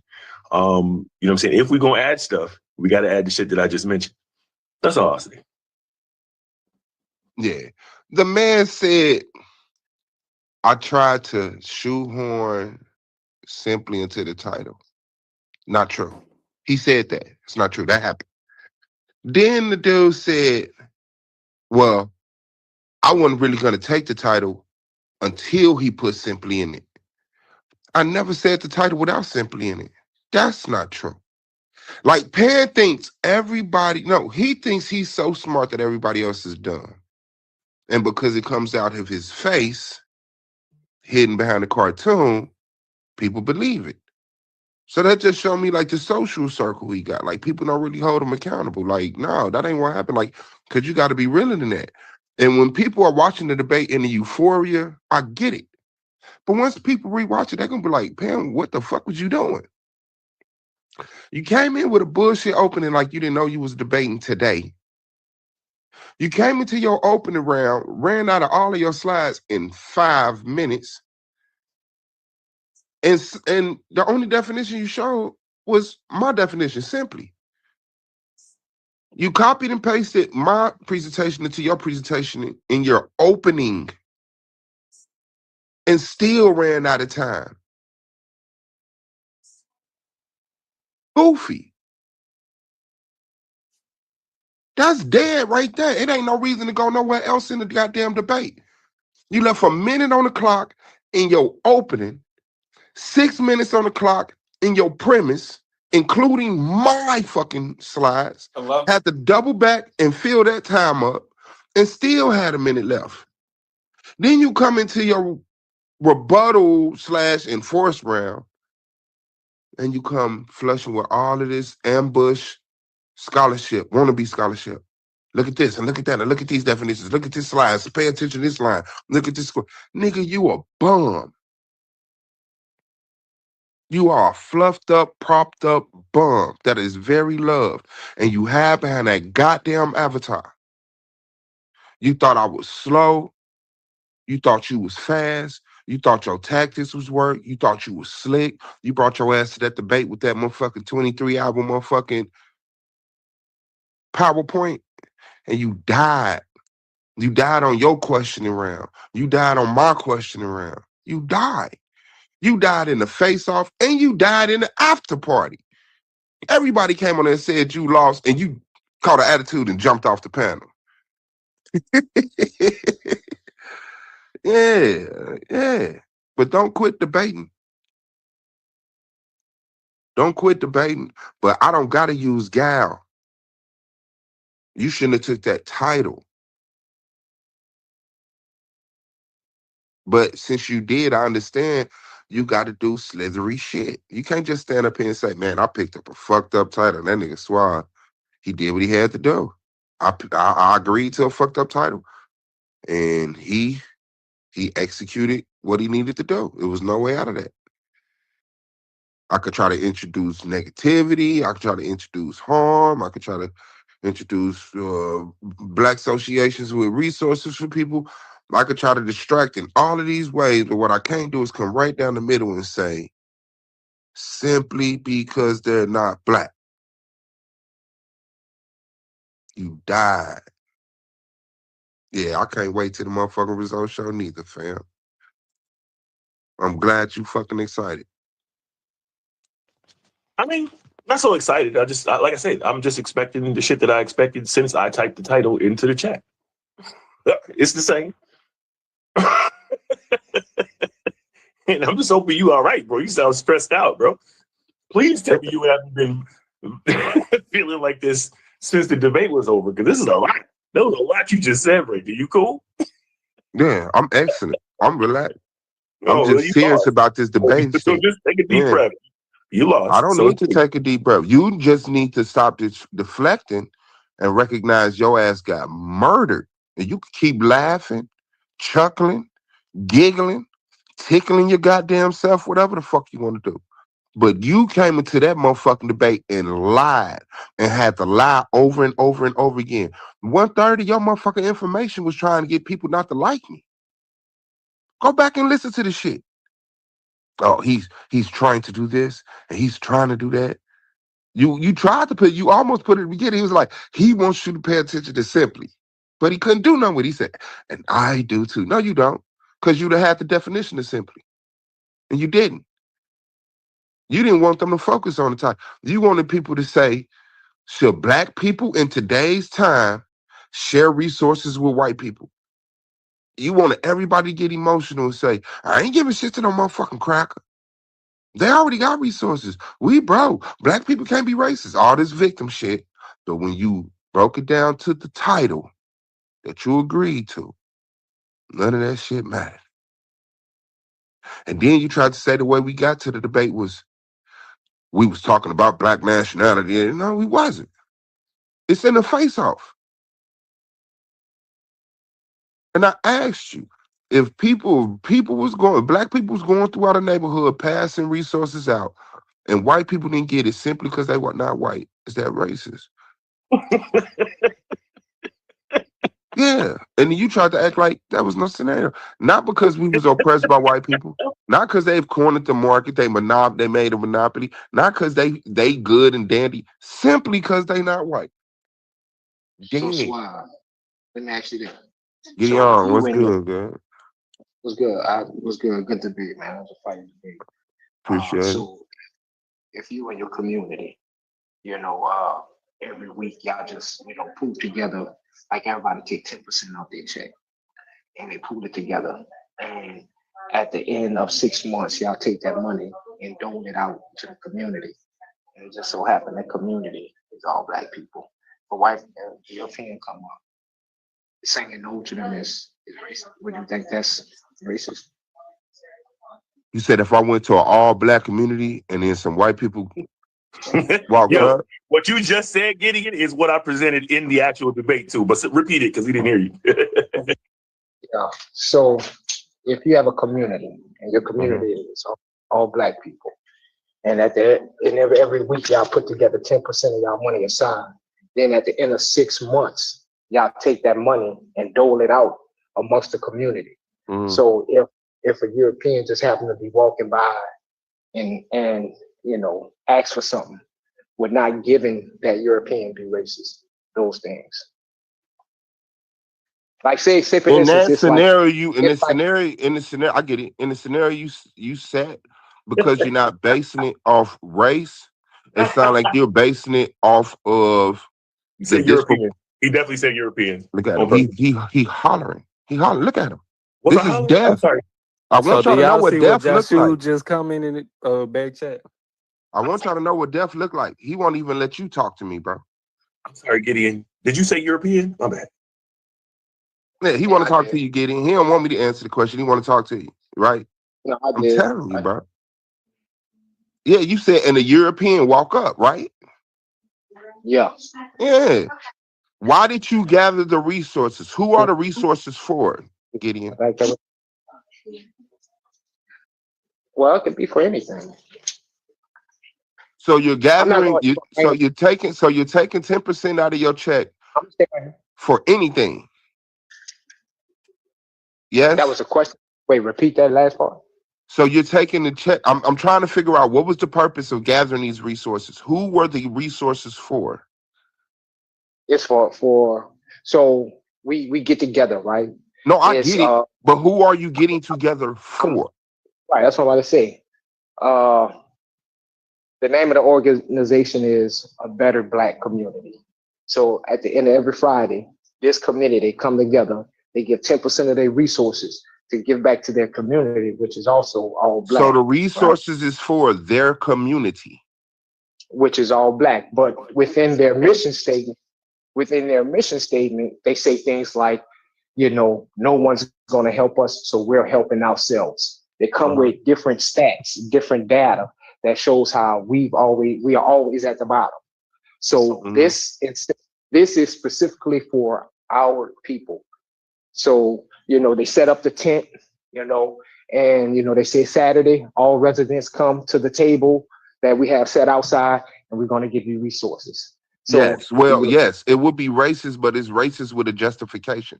It's justified racist because you're actually trying to combat racism, right? And so in order to fight fire, sometimes you got to use fire. So if we're purposely, as a group, identified and singled out, sometimes we got to identify and be exclusive to compensate for that. So yes, it's racist, but it's justified. No one should be mad at that. Right. Okay. So I thought the term racist had vitriolic overtones to it, like something about it being hateful. You know what I'm saying? So, that's a good question. That's a good thing. But no, it's not about hateful, right? But if a white person lives in your community, you live in a majority black community, and you go out and don't give resources to that white person, that harms them because they're in the same community as you, right? So that community is poor. So they not like a millionaire staying in the projects. You go out in the projects to give out resources, and there's some white people in that motherfucker that's broke too. And you give resources to the black people and you skip over the white people. That's gonna be harmful to them. You got this is funny as hell. You gotta change the topic. You gotta put something else on the topic, right? I'm talking about his scenario. That's not the topic we had. I'm sorry, I thought y'all was finished. My bad. Go ahead. I'll wait. I'm talking about his scenario, because his scenario includes more than simply because they're white. He's saying because he's putting it like in today's frame, right? Or some real frame. Black people are struggling, white people, but like he said in the mission statement, it say something untrue. Since nobody will help us, we help ourselves. Well, other races are helping black people. Other races are donating to disproportionate people. A lot of black people get a lot of resources from white people, Mexican people, Asian people. So even though it's low and few and disproportionate, especially in certain areas, but if that's your mind state and you say, because of that, we gonna start taking money and then going out and giving it to the community. But your intention is to only give it to the black people in your community. Yes, that's racist. Yes, that's racist. But with the title that we had, it's just simply because they not black. It don't matter if we up or down, racism ever existed, slavery ever happened. Man, if black people, simply because they non-black, they don't give resources to these people. Yeah. It's based simply off of because they not black. It don't matter about institutional racism, the motherfucking school to prison pipeline. None of that shit matter. Simply because they not black. So do you get that? If you go out and you give resources to people and you don't give resources to other people simply because they not black, is that racist? No, I mean, I'll say this, bro. You'll talk the draws off for none in Sunday school. You know what I'm Could you saying? answer that question though? Is that racist? If you focus simply because they not black, is that racist? No. No? No. What is it? Nah, it's people focused. It's people. If it's That's the not title. racist, it's what? It could be a plethora of things. Don't give me one. If it's not I racist, just it's gave you Strategic. one. you Strategic. just said you replace the term because people focusing can still be racist. Yes. So if But it's I mean, not racist, what is it? you can There's a put racist descriptive any term. terminology. Any term I chose to put, you could put racist in there. Okay. That's because it's racist. And you're trying No. to deny that. Because even if you say, well, it's prejudice based on race, which is racist. So when you replace a descriptive term like racist with a whole phrase like people focusing on themselves, you're dumb. Nah. So You're where's unintelligent. the hate in all of that? And people who's taking their own money, you see what I'm saying? Their own money and putting it towards what they want to. Now you're making a dictatorship. Man, no, Like, man. I'm this rabbit hole. If you go down with me with this rabbit hole, you gonna come up a monkey, bro. You ain't coming no, down. I'm talking to you and I'm replying to you. I'm listening, so I'm in the hole with you. But what I'm saying is that the title is one thing. Your scenario steps outside the title, just like he agreed. I said, if you add anything else, are you going outside the context of the title? He said, yeah. So the moment anything you else, add, like going out into the community, passing out, nobody said anything about that in the title. There was no so the passing out moment, message. so the moment you add another variant, not the action, because the action is already agreed. So you can have the scenario, but it's because we're poor, you're adding something else. Because they're rich, you're adding something else. It don't matter the method. You could come up with a scenario of method. Well, we're going out in the community and doing this simply because they're not black. But when you say we're going out in the community, when you say we're going out in the community and doing this because we're poor and they're not black, you're adding to the title. You can't add another variable of the variable you cannot change. Can you explain that part though? When did going out into the community and passing out resources come into the title? When did that come into play? In the face off. When I gave the scenario. So that wasn't the debate title and that wasn't part of the debate. So your entire premise right now, you just did something retarded. You just retarded.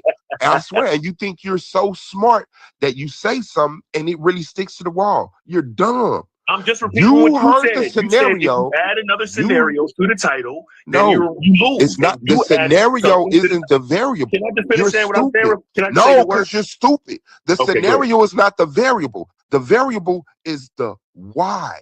Why are you doing this? Simply because they're not black. Once you add another why, idiot, you're going outside the context. The scenario is open.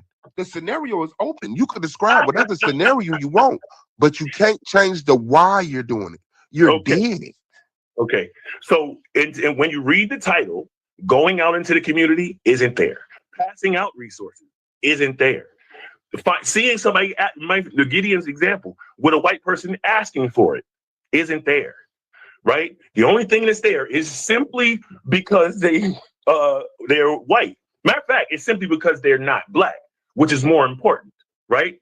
That means when A1 wakes up in the morning with his resources from his store, right, and his YouTube channel and all his shit in his pocket, you know what I'm saying? When he wakes up in the morning, if he doesn't share his resources with non-black people simply because they're non-black, he's racist. And that is crazy.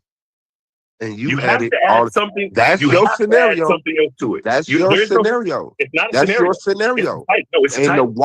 the why stayed the same. Yes, the why stayed the So same. you gotta wake up in the morning and go find a white person to give money to in order to not. That's not That's not. crazy. No, that's crazy. No, that's another. You're adding a whole nother action. But dance. Title. No, I'm do leaving what you you gotta do. Do what you gotta do. But you're dead, sir. So okay, so let me just. Okay, let me just say this. Okay, let me say this sentence. When A1 wakes up in the morning and he has resources, according to the title, it says if he don't share his resources with white people simply because they're not black, then he is racist. And that is ridiculous. That would mean he has to go up and find a white person, go out into the community, like your new scenario that you added that wasn't in the title, go or find a white person that's asking for resources, which is not in the title. You need all of those things. Until you have those things, the straight title is A1 just woke up in the morning with resources and has to find a white person to share his resource with, so Suave Boss don't call him racist. And that's crazy. Yes. And that's how idiot of a scenario you will have to create. The scenario open. I'm the affirmative. I set the scenario. You're supposed to listen to my premise, but you don't respect my premise. You don't respect my intellect. So when you have a title like that, you listen to the affirmative. And the affirmative is going to set definitions. And the affirmative is going to set scenarios. And the affirmative is going to bring the evidence. And then are you calling me all these names because you really think I don't respect your intellect? And then you have to address. Let's settle that part of it. And then you have to address.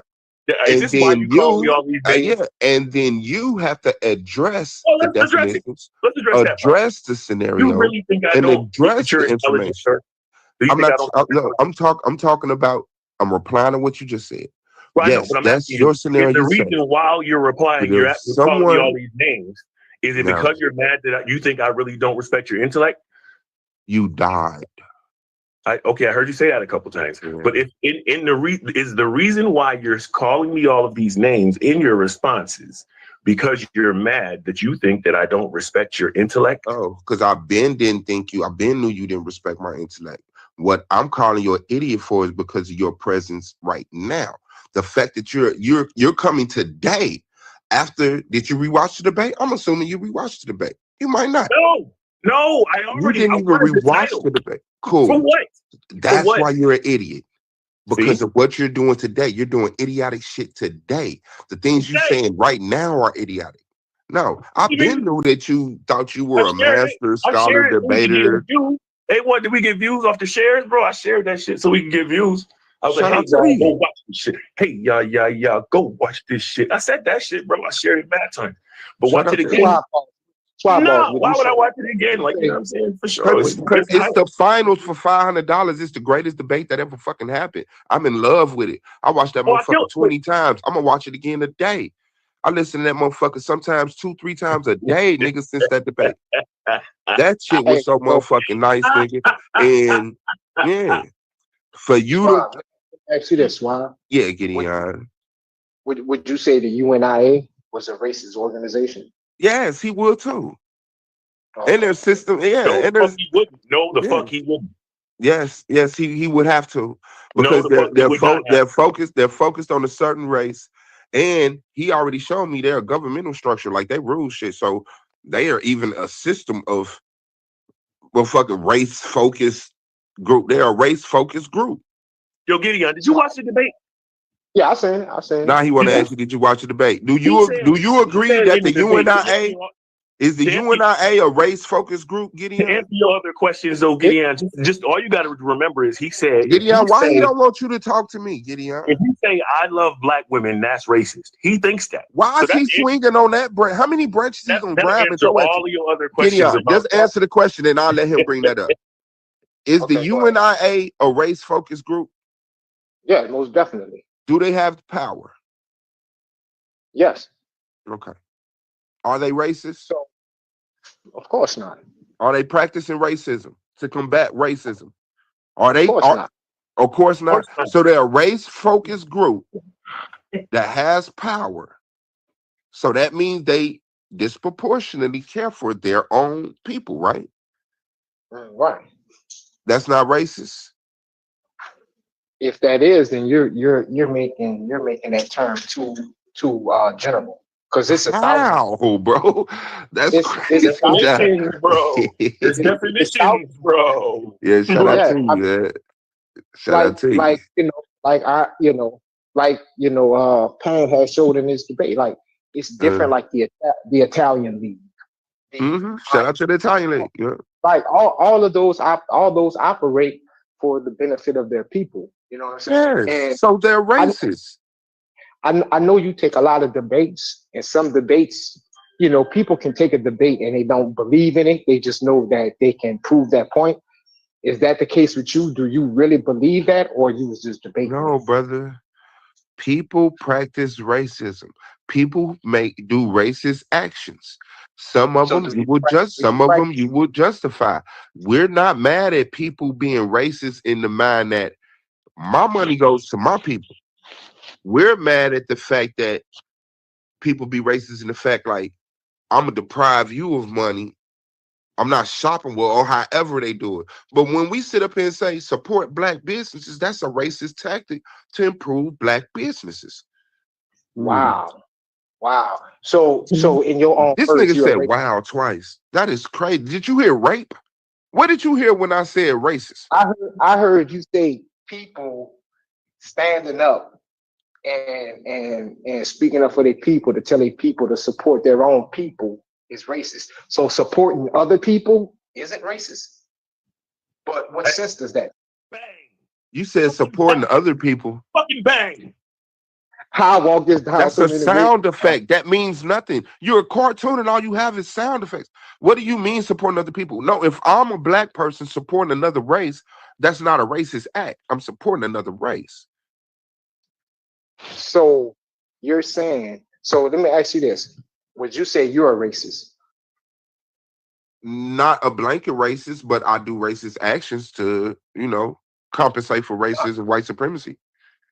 According to your paradigm, your first foot forward is based on racism. Yes, I'm here to combat racism, and I have to No, I'm use tech. saying your first. Okay, so you're saying to fight racism, you use racism. I've been forced to, yes, because black people have been targeted. I have to target black people. So how can you fight racism?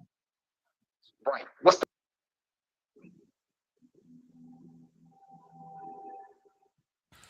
What's up? What's up?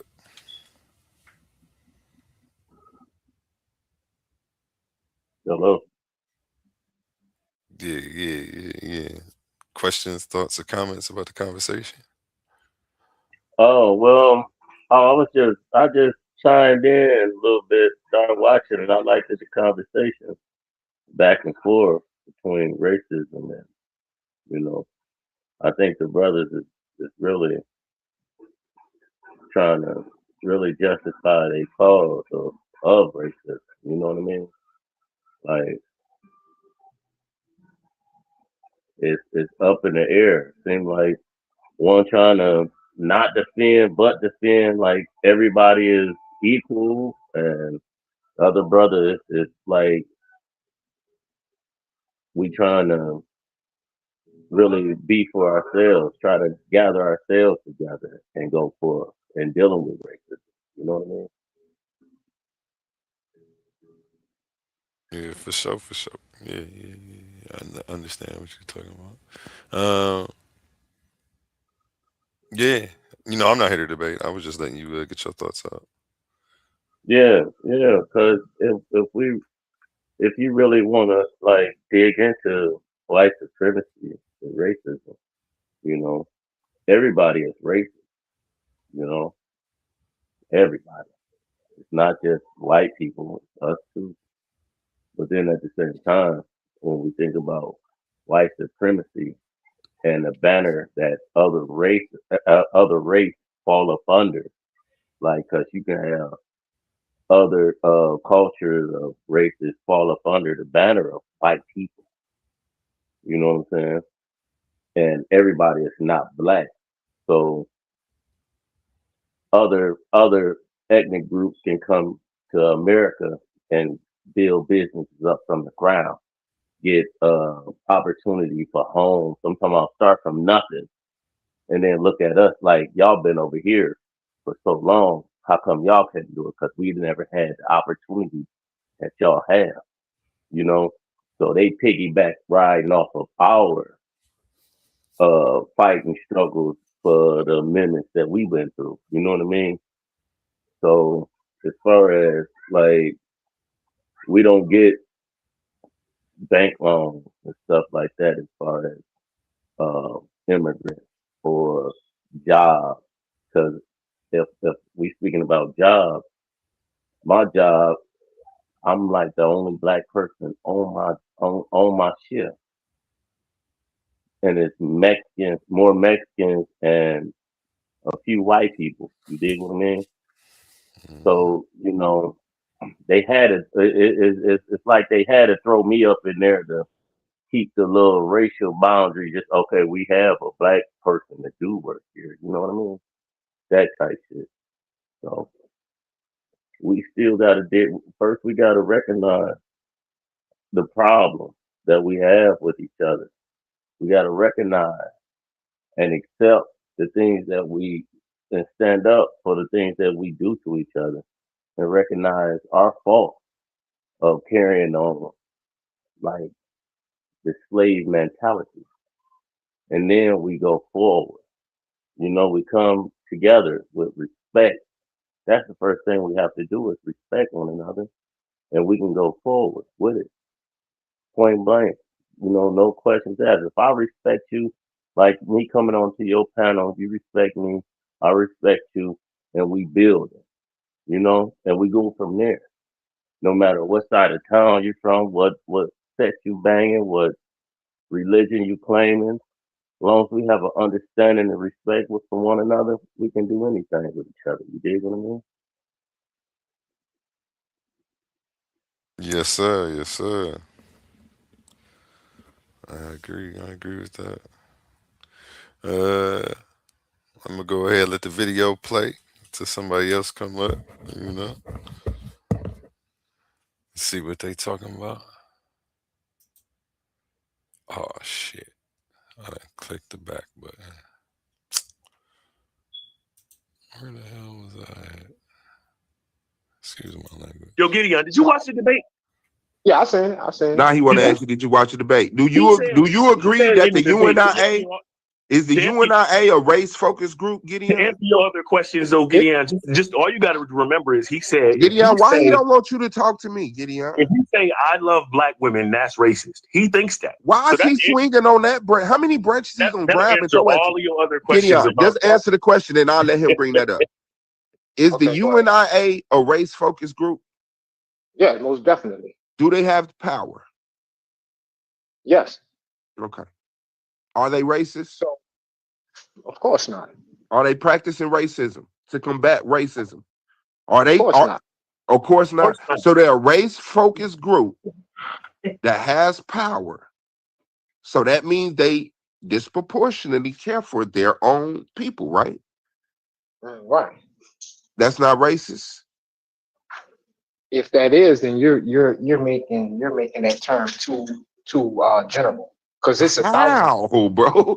That's It's crazy. definitions, bro. There's It's definitions, bro. Yeah, shout out Yeah, to you, man. Shout out to you. like Pan has showed in this debate, like it's different, like the Italian league. Shout out to the Italian league. Yeah. Like all those operate for the benefit of their people. You know what I'm saying? Yes. And So they're racist. I know you take a lot of debates, and some debates, you know, people can take a debate and they don't believe in it. They just know that they can prove that point. Is that the case with you? Do you really believe that, or you was just debating? No, brother. People practice racism. People do racist actions. Some of them you would you would justify. We're not mad at people being racist in the mind that my money goes to my people. We're mad at the fact that people be racist in the fact like I'm gonna deprive you of money. I'm not shopping with or however they do it. But when we sit up here and say support black businesses, that's a racist tactic to improve black businesses. Wow. So in your own This words, nigga you're said a racist. wow twice. That is crazy. Did you hear rape? What did you hear when I said racist? I heard you say people standing We up racist. and speaking up for their people, to tell their people to support their own people is racist. So supporting other people isn't racist. But what sense does that? You said supporting other people. Fucking bang. How I walk this down. That's a sound effect. That means nothing. You're a cartoon and all you have is sound effects. What do you mean supporting other people? No, if I'm a black person supporting another race, that's not a racist act. I'm supporting another race. So you're saying, so let me ask you this. Would you say you're a racist? Not a blanket racist, but I do racist actions to, compensate for racism, white supremacy. According to your paradigm, your first foot forward is based on racism. Yes, I'm here to combat racism, and I have to No, I'm use tech. saying your first. Okay, so you're saying to fight racism, you use racism. I've been forced to, yes, because black people have been targeted. I have to target black people. So how can you fight racism? Right. What's the right way to fight racism? I mean, my way, I So, feel like so there's several. I feel like there's several ways. My way that I well, have the option to. Sorry, go ahead. no, my bad. Go ahead. Go ahead. No, fucking go. So what I'm saying is, according to your paradigm, galvanizing your people isn't one of the ways to fight racism. So how? Explain it. Because you say anything that you do for your people is racist. You said if you go and patronize a black store, that's racist because the person heard over the radio. If I focus on patronizing black stores, if I just walk into a store and a person happen to be black, my purpose here is because I needed this. But if I'm going out of my way to buy stuff that I don't necessarily need, or when I do need something, I make sure I find a black business. Those are racist tactics. Yes. So if your son had a store and his store was 20 minutes away from you, and they had another store 5 minutes from you, no color, nothing, whatever. What store are you going to support? At times, both. Okay. Sometimes I'm gonna feel like driving to my son's store, and sometimes I'm gonna go around the corner to the store. That's because it's convenient. Because I'm not being racist at that moment. I'm being self-sufficient. I need a mop. Let me go get this motherfucking mop to get this shit up. Convenience is one thing, but you're gonna go to your son's store specifically to support him. So, and when I do that, right, that'll be supporting my son. That'll be wrong according to you. No, it's not wrong. It's justified. It's justified. I don't think it's wrong. What they call that shit when you focus on family, whatever. That ain't even about race. That's my son. I can have a motherfucking mixed son. My son could be half motherfucking white. Well, black people, we are family, right? I mean, humans are family if you're saying that. Yeah, I mean, we are, but we are more closely related to our sons, our brothers, our cousins, our aunts. Yes, you're more related to your immediate family. But I could be more related to a white person than I am to your sister or to you. That's true too. Okay, that's true too. Yeah, so that's stupid. That's true too. Why'd you bring that up? But that's an outlier. That would be stupid to say because you're. But it's the obvious outlier because your point is to say that I'm focusing. When you go to one European and have a child with that European amongst all the niggas in your DNA. So that would be stupid to say, Swab, like for real. I mean, that's the scenario you set. You set a stupid scenario, you get stupid fucking breakdowns of it. There's no way to go around the stupidity in your scenario. So, like you said, man, you say you're a racist according to your paradigm. So if you, I said sometimes I practice racist actions. I said I'm not a blanket racist. I would not say that I have a problem to the degree that you have a problem. You know what I'm saying? If you consider yourself a racist, I'm just saying sometimes if you met me doing a certain thing, you would say, "Man, that man's a racist," because that's the only intel you got about me. Right. This is why I'm saying you're a racist to probably the utmost degree, according to your paradigm. I don't matter. Soon as you hit panels, you're like, this is why I boss, Black Power. That term right there makes you a bona fide racist according to your ideology. So the very first words you say, I'm saying the very first words you say are racist. Thank you. I don't think it's racist, but you would agree, right? You saying Black Power, that's a racist term according to what you say. Yes, I would say that's a racist term. Yeah. Okay, but I mean, if you live in that paradigm, bro, that's how you live. Is all about the debate. Yeah, but the thing is, you have a very elementary thinking. I'm seeing that now because it's like, yes, white power is a racist term, right? But my people say white power to the whites, yellow power to the yellow, red power to the red, brown power to the brown, black power to the blacks. So it's like we're not the scarred victims that you guys are, right? We don't hear the word racist. You're being racist, and we freak out. No, no. Black people practice racism. Black people do racist things, and sometimes it's to combat the white supremacy, systematic white supremacy that they're in, and sometimes it's just to make them feel good or to feel like they're getting a little revenge or whatever the fuck it is, man. I mean, Oh, wake I up, would, look around, man. I would 100%. because that's what I want to actually talk to you about. He's humble. What's up, Suave? People doing things out of a necessity because they can't otherwise do those things. How would you consider that racist? So I'll give you an example. Y'all was talking about the Italian league, but how about the Negro league, right? Baseball, right? They created the Negro league because they wouldn't allow Negroes to play in their league. So they then went and started a Negro league. Would you call that racist? Yes. How is that? It's not like they went and started a Negro league and said, all right, well, can't none of y'all join? That's what the white people That's did. exactly what they said. They started a Negro league and said nobody but Negroes can join. No, they started a Negro league and said this is for the Negroes who want to play baseball and can't. And could white people join? Yes, and they did. Oops. White people could join. Oops. Hold on. White could join. Oops. You needed a white person. Watch this. You needed a white person to even commission the Negro league. Yeah. So a Black white power. you had Black power. so you had white baseball players in the Negro leagues. Yes. Yeah. Well, shout out to you. That's new to me. But yeah, that's definitely racist.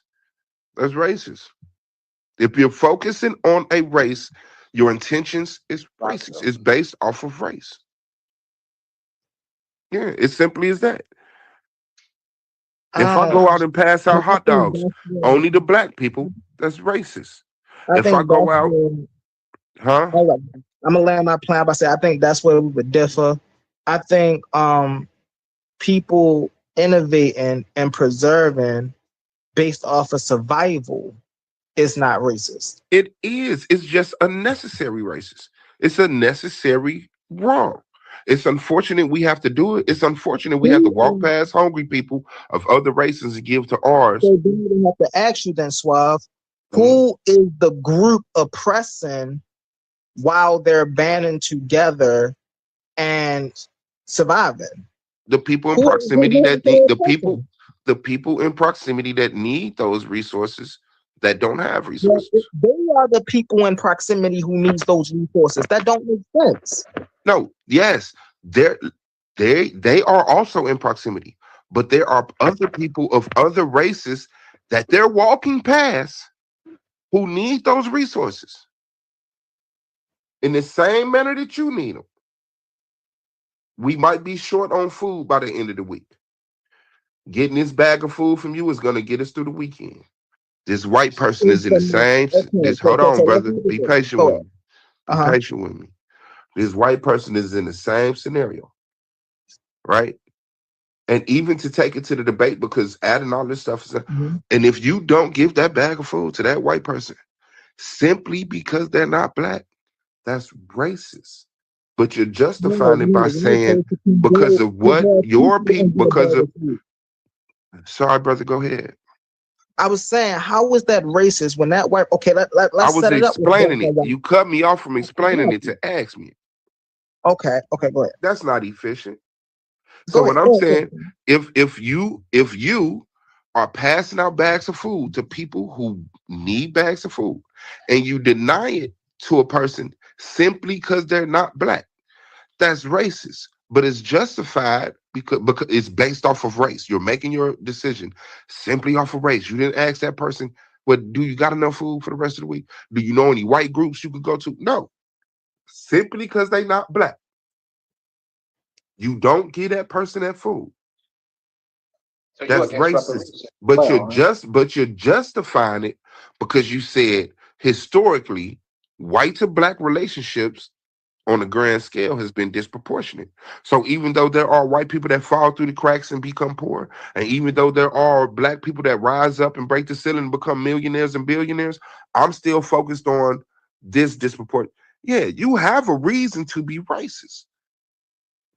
Okay, so let's put it in the context of majority groups and minority groups, because that's what we're really speaking about here.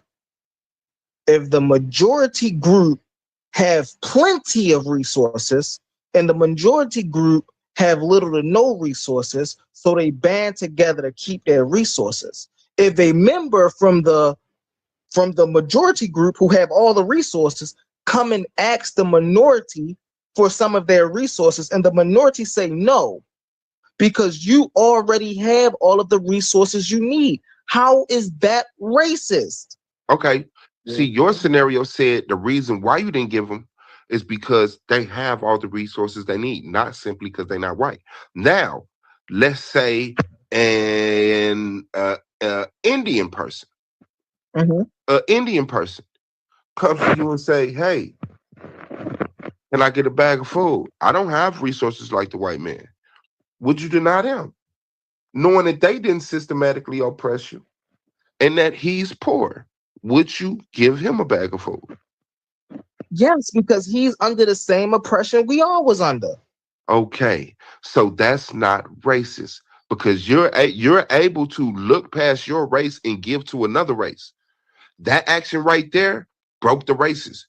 But when that white dude came up and said, "Can I get?" You said, "No, you got resources." You didn't say because you're white, so you're not practicing racism. But when you in same scenario, but the only reason why you can't give no food to nobody is because you're not black.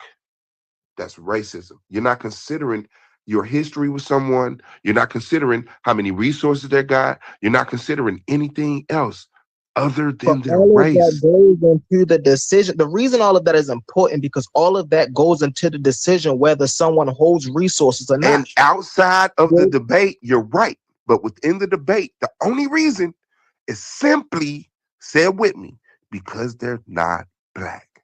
You can't consider anything else. Yo, humble. Simply because they not black. It don't matter that they oppressed you. It don't matter that they richer than you. It don't matter that they on the other side of town. None of that matters. Your decision is based simply because they not black. Hey, yo, humble, can I ask you a question? That don't. Hold on, humble. Let me ask you That something. don't register. You don't get that? No, because there's more than that. It don't. In real life, it is. In real life, it is. In real life, it is. But in the scenario set in the debate, the reason that don't register because in real life, if we speak about real life, right? There you go. But we're talking. Are you talking about real life or the debate? Which one? Even in the debate. Even in the debate. Okay, so let's go to the debate.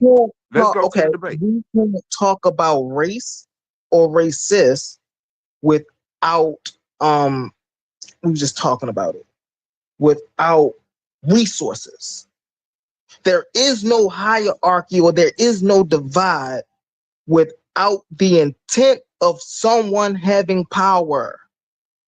And if you have resources, power. Hold on a second, Suave.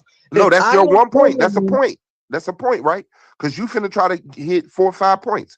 So you say you can't without power. Is having resources power? Yes. In the topic, in the scenario that we debated, did the black people have power? Yes, they have resources. Okay. So there you go. What's your second point? If I am someone who doesn't have any resources or have little to no So you're going resources, outside the debate, right? No. Because in this scenario, the black people would be the ones with little to no resources. Black people have resources in the debate, right? Right. So if you go to a scenario where they don't have resources, so if you go to a scenario, I want to ask you this question. Hold on, wait, because you're dancing. Real life scenarios, or was this a hypothetical debate? Brother, it's a debate. It's a hypothetical. Okay. It's a debate. Okay. I made up a hypothetical scenario. I made up a topic based off of it, and he died. So I'm asking you, if you go to a scenario where the black people don't have resources, That's sir. a fact right there, Suave. No, I'm agreeing with you. I can't even fight with you no more. So if you go to a scenario where the black people don't have resources, are deprived of resources, are you going outside the context of the debate? Yes, because that's a hypothetical. So that And you would be have correct. to keep it to the affirmative. Yeah. Okay. Yeah. So that's it. Simply because they not black. I'm not considering we need these resources, systematic white supremacy. I'm not thinking about none of that. None of those are a variable in this scenario. The only variable is simply because they not black. Humble, can I ask you a question? Yeah, that's, You know yeah, the bro. You know the white dude will be back here, Dwayne. A1 got a couple. Can you pause the video? He had a couple chats back here, and Dwayne was in pretty much all of them shits. And one of them joints, he was experiencing some racism. Now, A1 removed him from that chat. And in that action, he was no longer sharing that resource with the white dude simply because he wasn't black.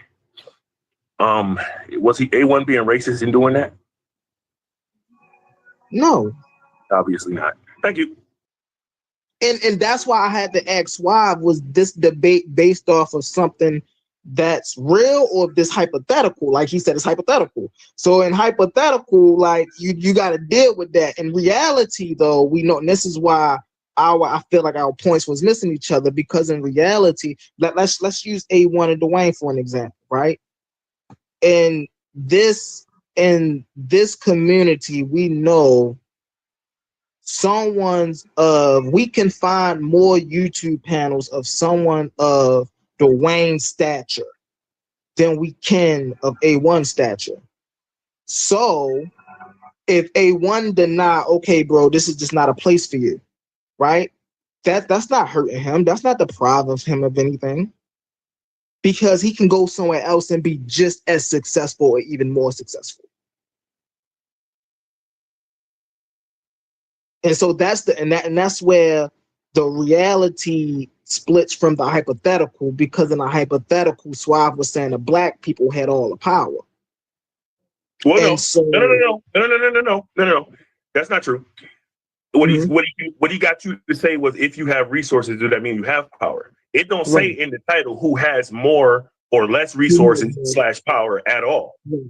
So again, you still got to add something else to it to decide who's in.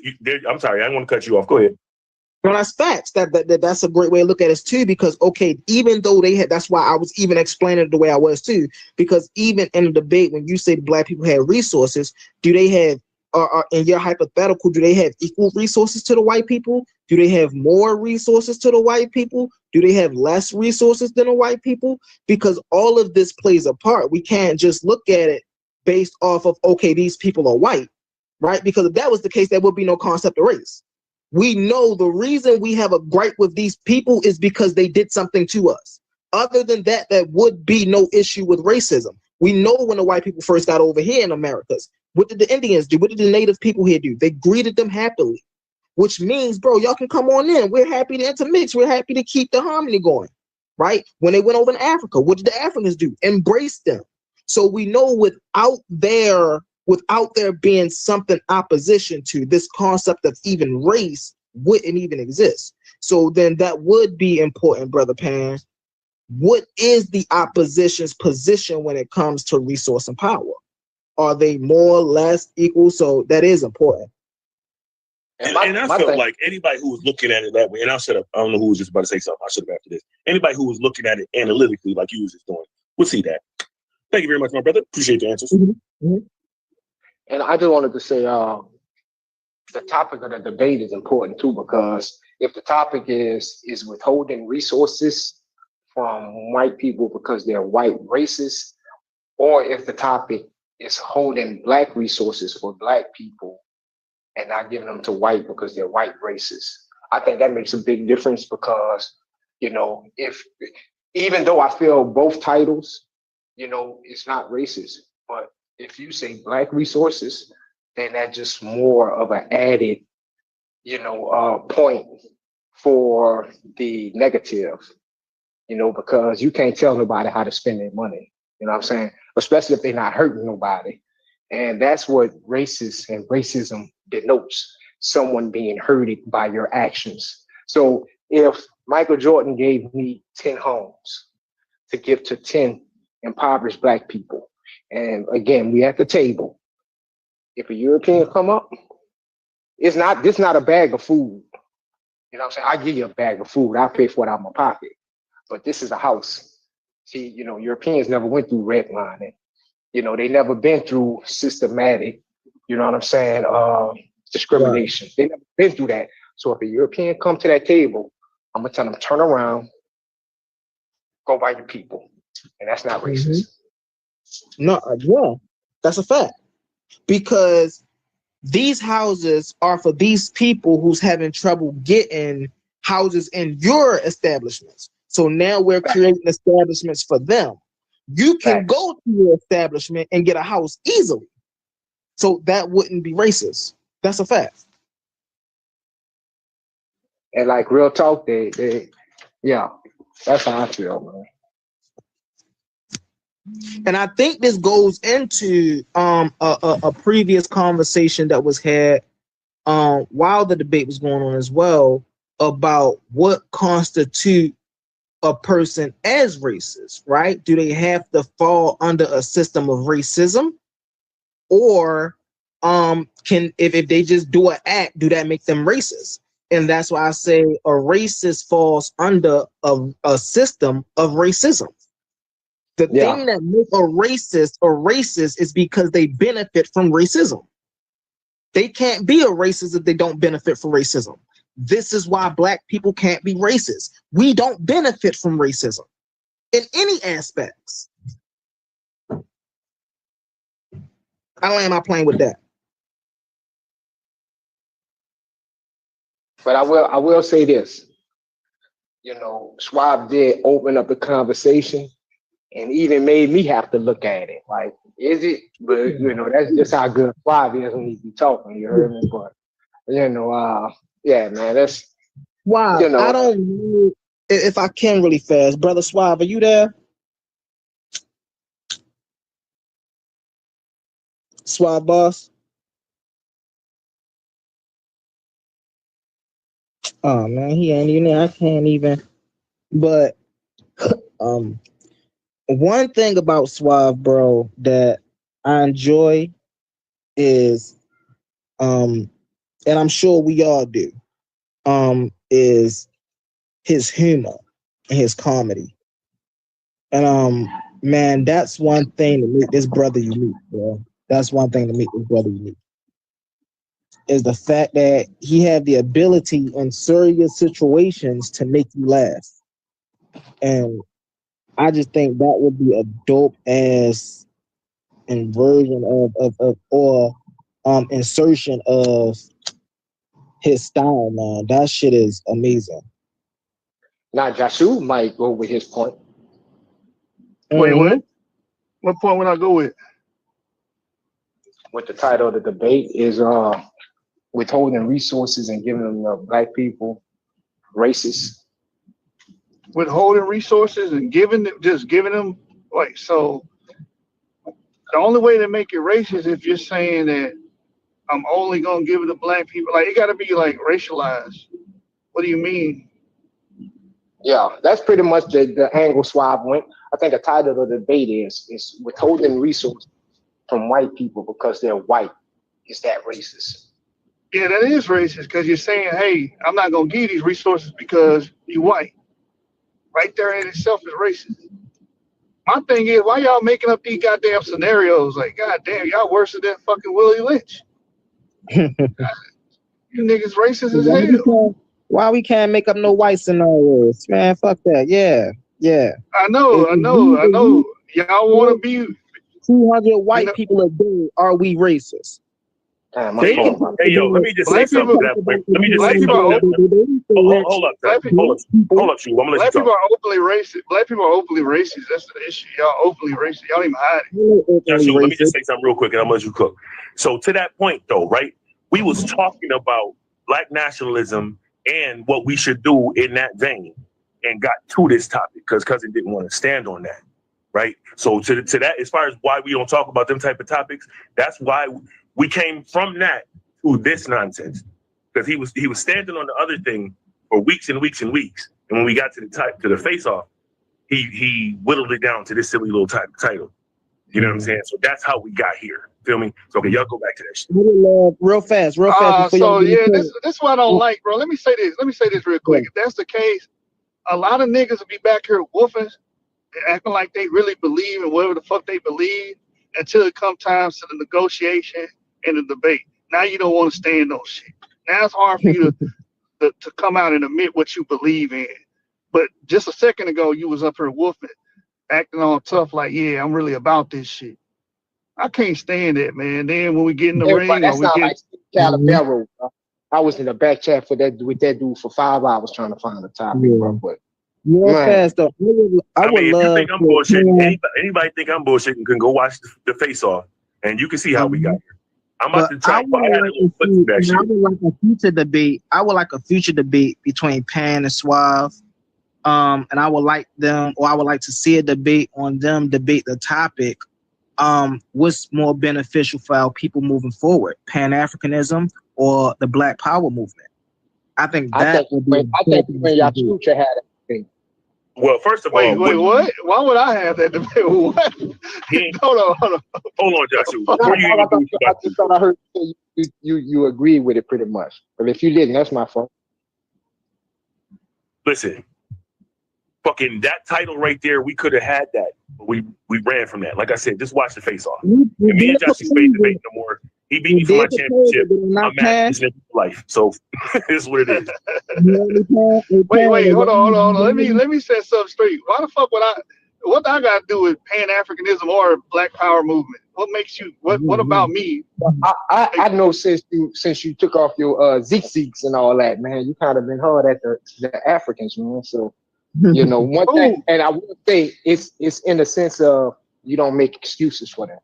You know what I'm saying? You kind of call it as you see it. You know what I'm saying? Whether you see it right or wrong, but you know, if I had to guess, I would say, yeah, Joshua, you know, he'll pull out DNA and all this, saying like it ain't no black people and all. So, you know, yeah. But that's I'm a Bantu, man. What Bantus do in Africa? What they know for doing? Destroying. Okay. All right now. Talking about, man. I ain't with no building, I'm just with destroying, bro. So don't know why would you put me in that category? Hey man, destroying black people. Yo, A1, you see that message I put back? Go ahead, y'all. Well, I feel like they did good. I feel like both. Y'all so goddamn racially charged. Y'all so racially charged, bro. God damn, and we got every right to be, and we got every fucking right to be. Every right. No, you don't. You don't got a right for nothing. Wasn't nobody saying that when the white people were so racially charged. Yes, right? we were. We were complaining. And our ancestors was complaining about that. What? You know what happened when we were complaining? We got hung for complaining. So now when we complain, we got civil rights. Hold on 1 second. So now that we can say fuck the white man straight to his motherfucking face, we got every right to do so. Because when they did it to us and we couldn't do nothing back, we couldn't. Now we can. I wish the motherfucker would. What do you mean? What do you mean? We did. We fought back. We didn't lay down and take it. We fought back. What you talking about? We got our civil rights. But what happened? Yeah, we had. You know what the civil rights movement was about? That shit wasn't about slavery. Of course, slavery ended in 1865. Of course, it wasn't about slavery. It was about rights. It didn't have anything to do about race. That shit was between Britain and England, the civil rights. That shit ain't have nothing to do with what was going on over here in the immediate. The things here just nasty because they're in a crossfire. They got caught up in all of that. But that stuff had nothing to do. Hold on. Let them talk, because I'm finna ask him to debate this shit. I'm asking, hey, A1, set this shit up. Watch this. That had to do with the Union, right? And the Confederates, the North and the South. That had nothing to do with the strict application of racism at all. Damn, I ain't Hold never heard on, that hold one. on. Wait a minute. We talking about the civil rights movement, right? Why the hell you talking about the Confederates? Why is you time jumping, bro? No. Now he's talking about the civil rights movement. You said civil war. Nigga, No, you I said didn't. civil war. No, I didn't. No, he You said say civil I rights. said we got. You misheard him, Humble. He said civil. He said civil rights. Oh, civil rights. I apologize about that. Then what are you talking? Oh, you said the civil. You know how long the civil rights? That's crazy. That you even now you really died. You said we had the civil. What happened to the civil rights? What happened to Martin Luther King when he was marching in Selma? What happened to him? Did they get a peaceful march? Exactly. You said what? Yeah, he did, but he died. He died for a good cause. Because now, did they get a peaceful march, or was they getting bombarded with rocks and shit? hey, that's what men do. We do the hard things. We're not women. Women do that soft shit. We do the hard shit. Listen, we take matters into our own hands. That's what men do. We're dealing with the civil rights right now. During the civil rights, right? When they was marching, when they rode the bus, right? When they called them the Freedom Riders, right? Was they able to ride through Montgomery peacefully, or was niggas getting snatched out the side of the bus? Of course they were not. Of course. They were met with resistance because people were racist like you are. So you can't say we had a time where we could stand up and nothing would happen. No, we did not. I didn't say that. You did. No, I didn't. I didn't say nothing will happen. I said we fought. Your whole premise is today we're overly racialized. I said yes, and we should be. Because when they were overly racialized, couldn't nobody say a damn thing. When we tried to fight back, we got slaughtered, beat down. We got hungry. We tried to speak out against these things. Now that we can speak out against these things freely, we damn sure should. Yes, we should. Yeah, I know, because you're racist, just like those people you're trying to criticize. Nothing to do with being racist. It has something to do You are just like those people back then. You just ain't expressing it violently. You still those people though. You got the same opinions as them. You're racially charged just like they are. You have a hateful mind towards other races just like they did. This is called self-hate to the highest degree. That's what this is called. Have you ever read A Humble Mystic? Hold on one second. Have you ever read the book Animal Farm? I know I got a question for you. Let's have a dialogue, bro, not a diatribe. Let's have a dialogue. I'm responding to you. The meat farms in Chicago, I think. No, the Animal Farm. The movie, the book Animal Farm. And so, what I'm explaining has nothing to do with the blatant hate of another race. It has everything to do with what that race did to my people. That's the problem that I think we keep sweeping under the rug, bro. What did they do? What do you mean, my people? They're your people too. Those people that you talking about who committed those acts are your people too. If you keep abusing an animal, what is it going to do? It's going to turn around and bite the shit out you. Have you been abused? Have you been abused? You live very well in America. You ain't getting abused. You're not getting abused at all. Thomas. And so this the point that people miss as well, right? Just because the crown on the top of your head turned into a badge on your shirt don't mean we're not oppressed by the same systems they were. The clothes what are you being oppressed in? The people are not different. The people why are can't not y'all never different. answer this though, Humble Mystic? Why can't y'all never? How are you being oppressed? Tell me how you're being oppressed. Can you answer this question for me? In 2010, there was a woman, right, who was afraid for her life, right? And she was playing a God. And a white police officer, 3 of them, shot and killed this black lady. Why they do that to her? Why they do that to her? What was the justification of that? I don't know. Maybe they're racist. I don't know. But my point, that's not a. But are you oppressed? Exactly. Are you oppressed? Are you oppressed? I want to know. I want to know. Are you oppressed? I don't want to hear random stories. I just want to know. I just gave you an example how whenever somebody can kill you with that's no an outlier. justification. One second. That's an outlier. Are you oppressed? I'm not getting. I apologize. Hold on. Whenever somebody, I answered your question. Why can't you answer mine? I just said yes, and I'm explaining to you why. Okay, Whenever explain. somebody can take your life unjustifiably and get away with it, that's oppression. You're not being oppressed, bro.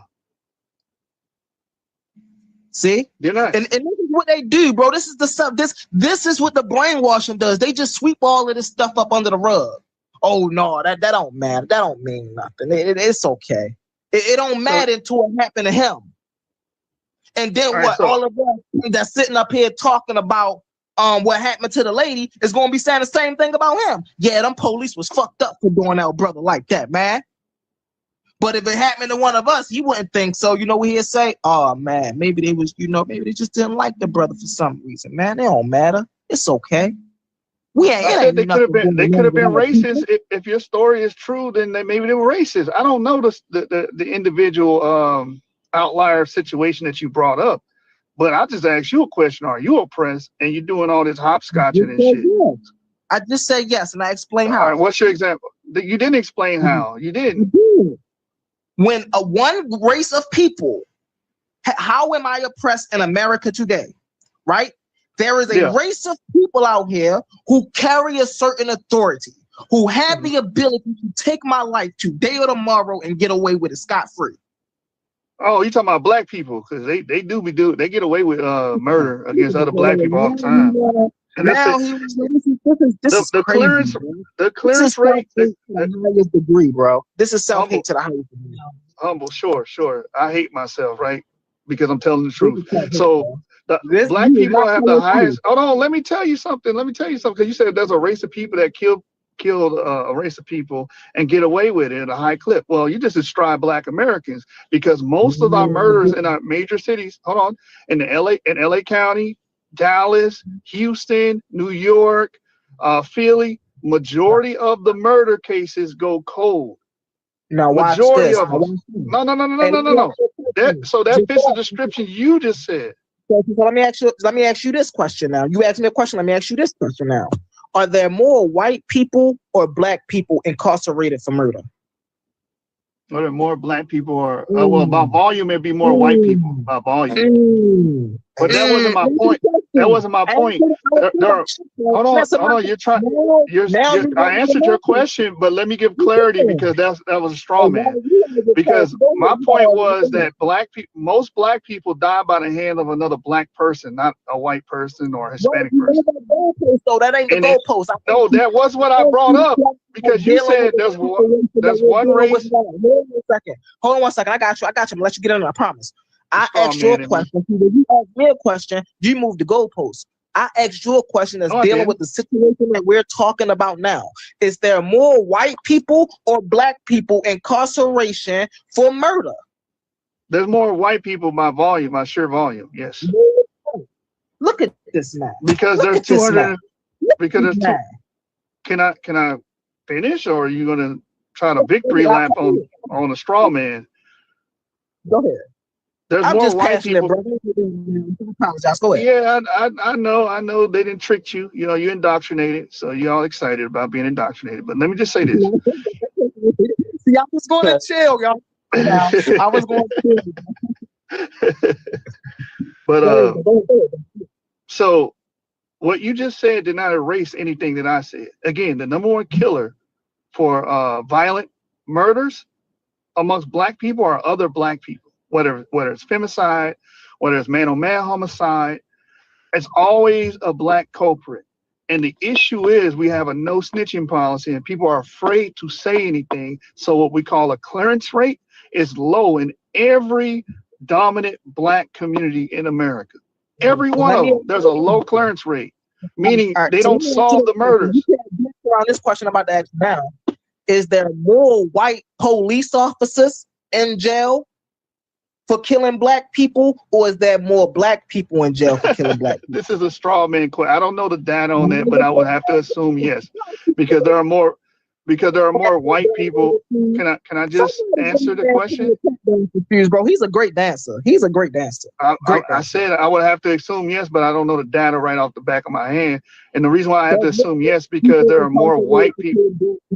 You know why that is? And the reason that question is important, because most white cops that kill black people get passed. The only thing that they don't go to jail. The only thing that happened to them is they might get suspended for a couple of weeks, a month or two without pay. But they're not going to jail. That's the issue. No, it's not. They go to jail if they wrongfully murder people. Go to jail. Yes, cops get convicted for wrongfully slaying people all the time. First of all, cop slayings are. Yes, they do. Come on, y'all made a big deal about Derek Chauvin, and I'm just like Derek Chauvin. Hey, look, I keep my foot on you niggas' neck, but that's a whole nother story. Anyway, Derek Chauvin, y'all cried. Y'all cried about that. What happened to those police officers? Hold on. Why won't you let me finish it? Because you know I'm about to say he got incarcerated for what he did. Okay, now watch this though, or that's one person. Watch this. What happened to the 6 police officers that killed the dude in what was it, Milwaukee? They killed the black man. 6 police officers that went into his cell, killed him. What happened to them? Did they get incarcerated, or did they get pardoned? I will have to look at it. Can you put the case in the back so I can know the details of the case? Just because the police kill someone doesn't mean it's an unlawful or unlawful slaying. Amen. That's the problem with y'all. Y'all trying to label it. Police will kill your ass, but is it unlawful? We gotta know what happened. Yes, we got more unlawful deaths by police than lawful deaths. That's a lie, because unlawful deaths are rare. They're rare. Unlawful deaths are rare. Statistically, unlawful shooting. First of all, police shootings is rare in itself, and then unlawful shootings is very rare. 1 second, hey, just shoot. What state you in right now? Nigga, you know where I'm at. I said I'm in Texas. I say it all the time. Real fast, you in Texas? I'm in Baltimore, Maryland. Do you know a motherfucker gets shot in Baltimore, Maryland on an average of every 3 hours, bro? By another nigga. Yeah, thank you. Another nigga killing him. Yeah. Watch this.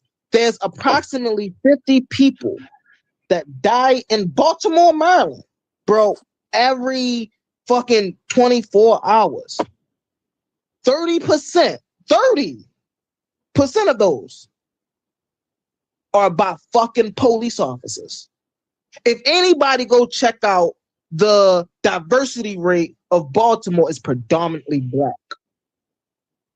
When you look at the police forces, who runs the police forces?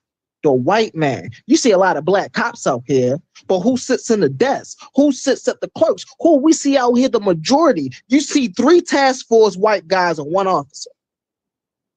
So when we're talking about, when I can't speak for your state. It's bigger out there. See, Baltimore's small. See, so by my statistics, I know these things because that's what I do here in Baltimore.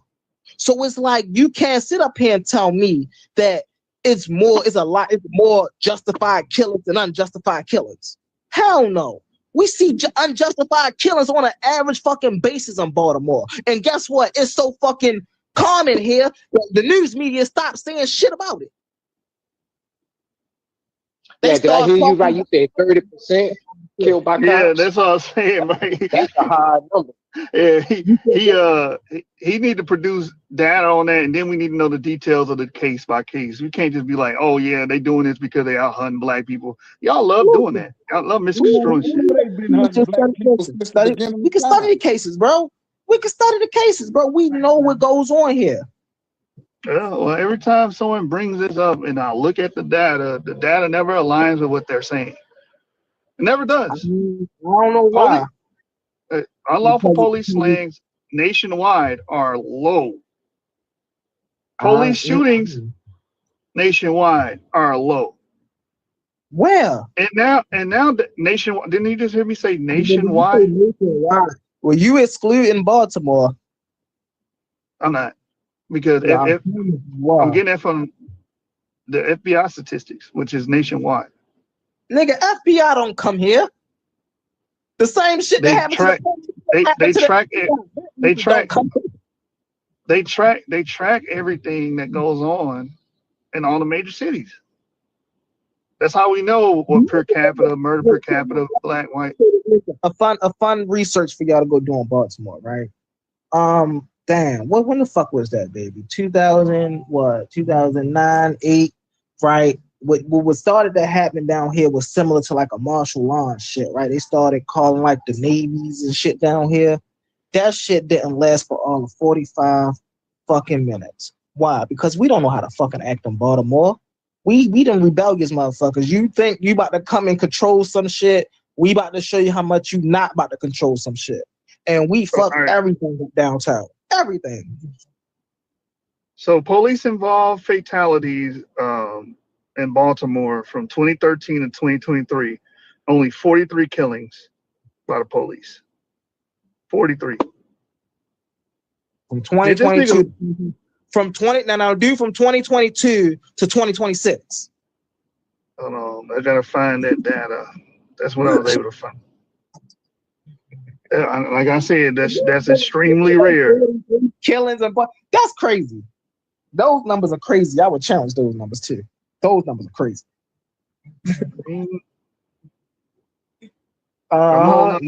Police, take the blame. You ain't lying. Hell yeah.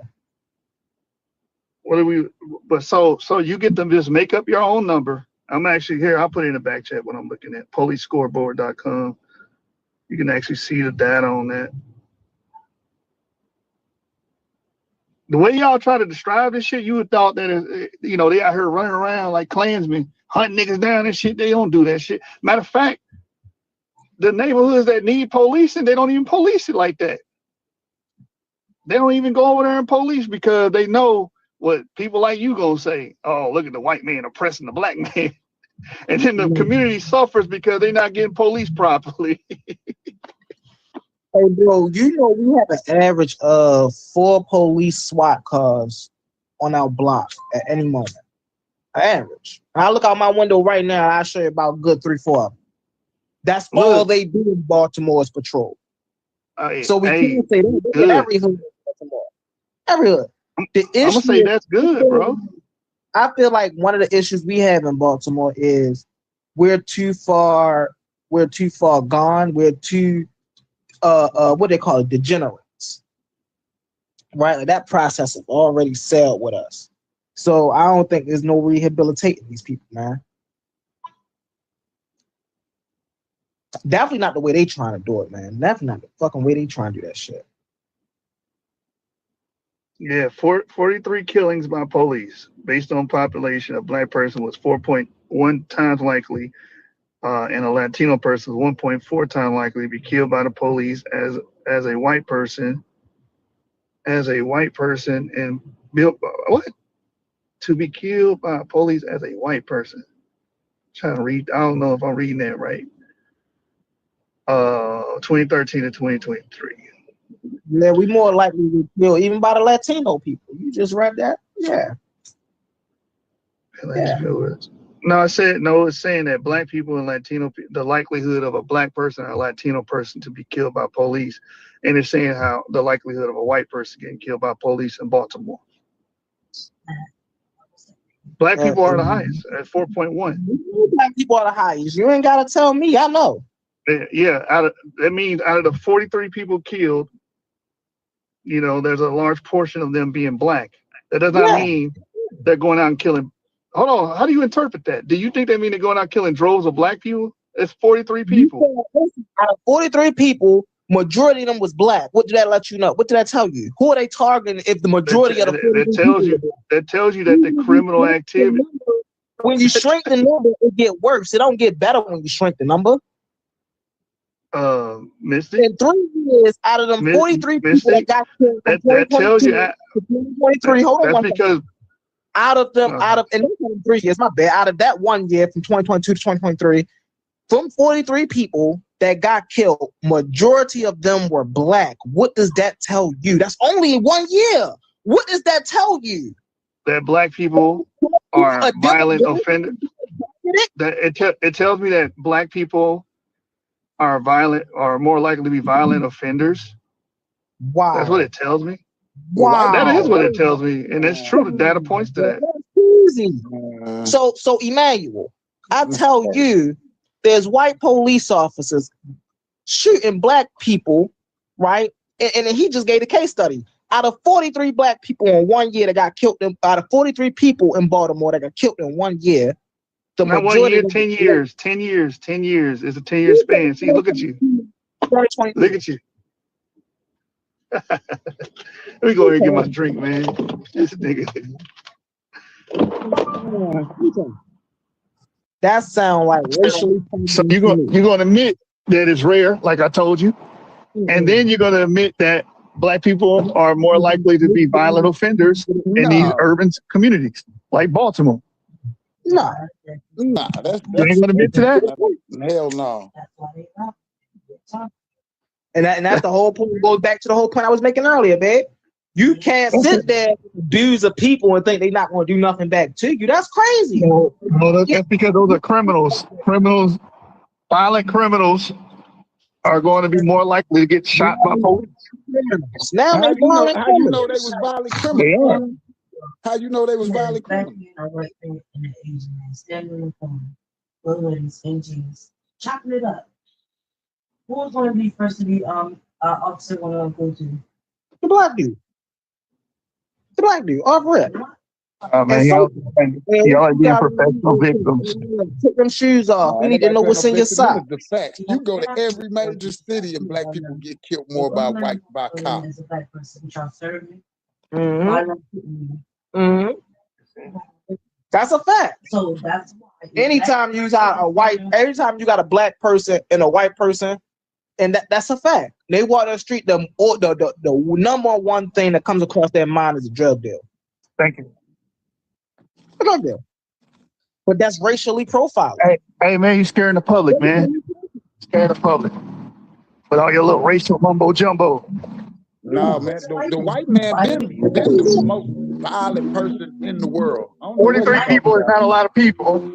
43 people is a lot of people. And those that are interacting with police where they have to use deadly force are usually violent goddamn offenders. Like, we gotta stop this shit. No, you gotta stop. Yes, they are. You gotta stop that. What you doing? Nah. Like it ain't been a history. All right. Of So they just randomly picking.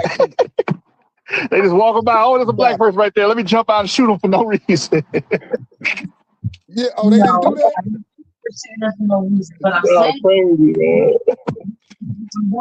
the only time they get if they feel as though they're being racially profiled, like the scenario again. On the corner store, there's a black and a white man standing on the corner, teasing it up. And I used to tell the white man, when you go out the street, they it's the white man if they see what they do.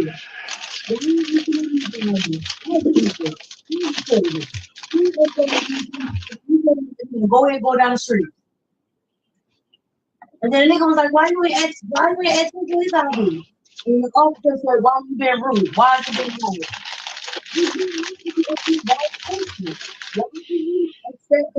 ID, but you're asking me for my ID. Oh, you're getting 10 because you're being unruly. He asked a simple question. You did not ask that man for his ID, but you're asking me. I'm not giving you my ID because you didn't ask that man for his ID. Right. And then here you go. They go to tossing him, gets thrown to the ground. You didn't listen to an officer order. He's fighting for his life. Get off of me. You had no reason to lock me up. Oh, you been ruly. And here you go. Wow. Shot. Oh, I defend myself. I thought he was reaching for a gun. How, nigga, when you in handcuffs already?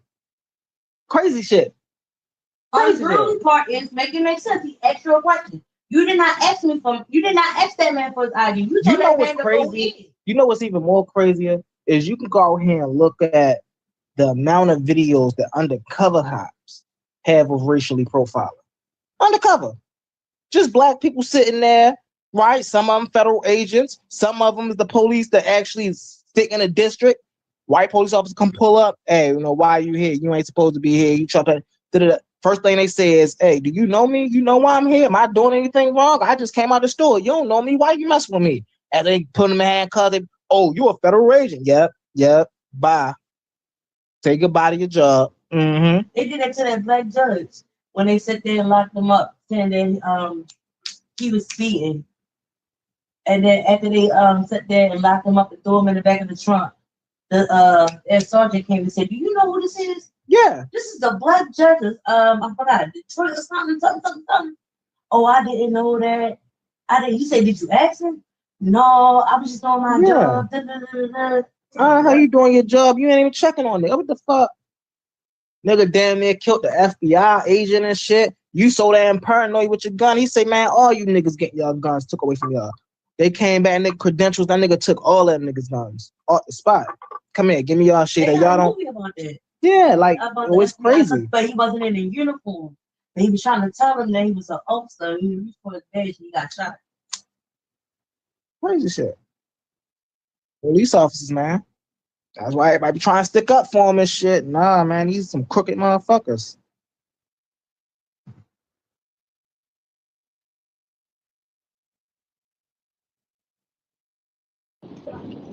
No one's saying that police officers are all perfect, but what you said was wrong. I told you police slams were rare, and then I proved it. And you brought up your own city, and I showed in your own city that they're rare. You gave me 1 year of 43 shoots. That is not rare. I gave you 10 years. I gave you 10 years of data. Read the years back, and don't make them up. I put it in the back chat. What are you talking about? Let me see. Let me go back there and look. 2013 to 2023.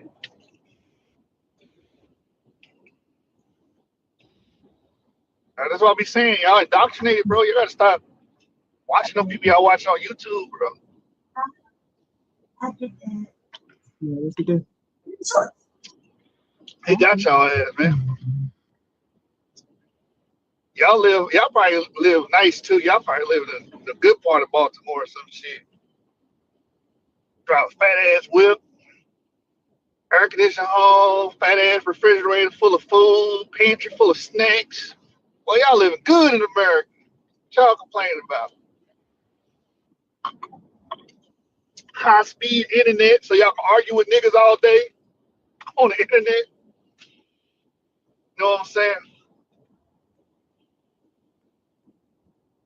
The way y'all quiet, y'all know you ain't got nothing to complain about.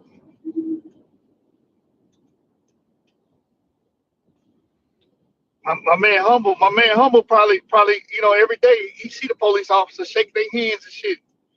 You know what I'm saying? He get happy when he see him and shit. This is a conversation.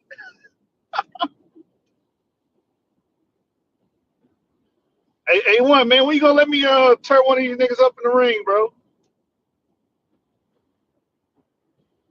Damn, man, my shit disconnected or what? What's up? Yeah, I can hear you now.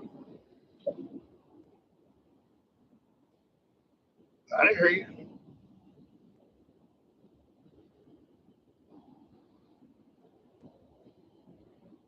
Nah, I can't commit to no tournament now. Cause I gotta do how many rounds? 5 rounds or some shit?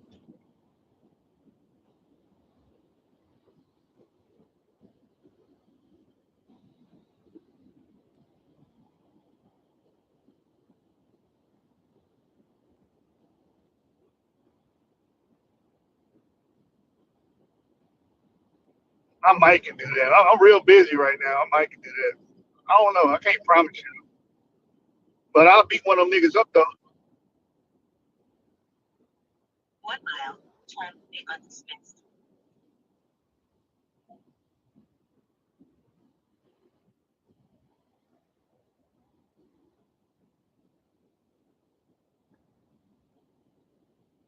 Oh yeah. Pan won that. Yeah, I ain't got. What's racist?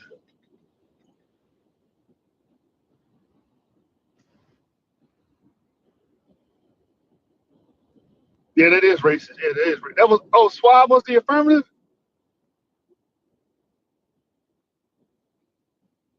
Oh, okay, yeah. Swab got that, man. I was just going off the strength they was paying and shit. I don't know.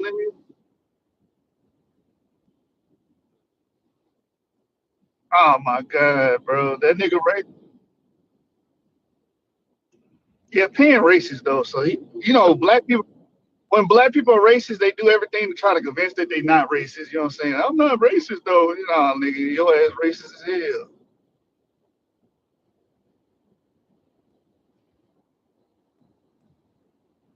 Go past this point, and at the next one, turn. Damn.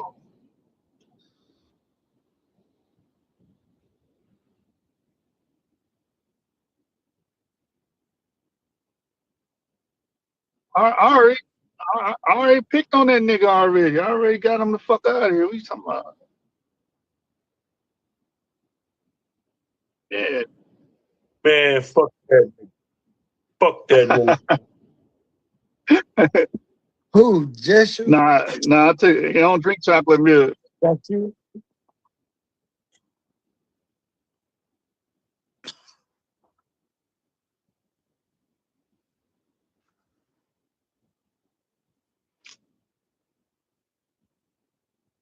Yes, sir.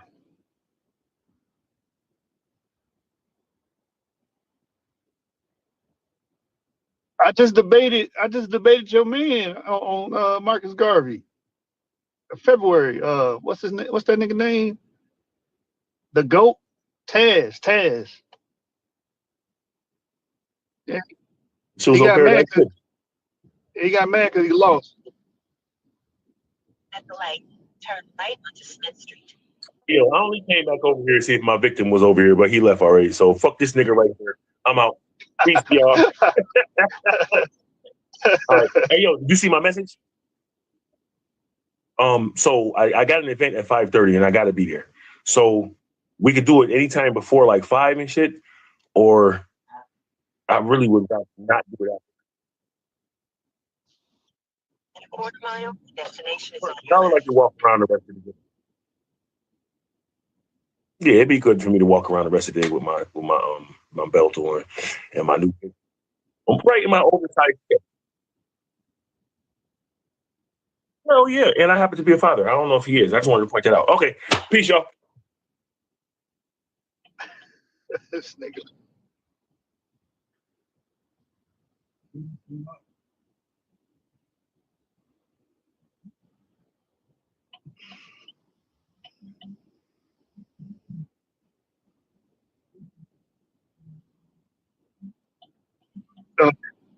Let me get humble on our police slayings rare in America. I beat that nigga ass on that. I'm beating him up right now, man. I'm beating him up right now.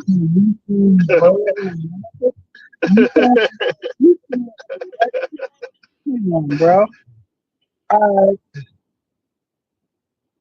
I'm smoking this nigga right now. No debate topic would be, are police slayings on black people rare in the history of America? That would be Now our you want to topic. do the now you want to do the history because he got. Hey, look, God. Hey, look. Lucifer's good, bro. I got this nigga switching up already, bro. What we can do, hold on one second. What we can do, right, is go back to the main topic, right? And this could be a serious topic, right? This could be a serious topic. Are black people defending themselves against the opposition of form of racism? What? What is it? Who your opposition? Who your opposition? Who's the opposition? Your fellow American? Your fellow American is your opposition. This is crazy. What was that title again? Is black people protecting themselves against white people racist? Is that racist? Is that? Let me turn my Bluetooth down. I don't want anybody thinking I'm a racist lunatic like you. Let me turn my Bluetooth down. You said what? Black people in America protecting themselves from white people, is that a form of racism? No. I'll take the negative on that. Wait, hold on. Wait. Why would they need to protect themselves from their fellow Americans? I'm trying to figure out.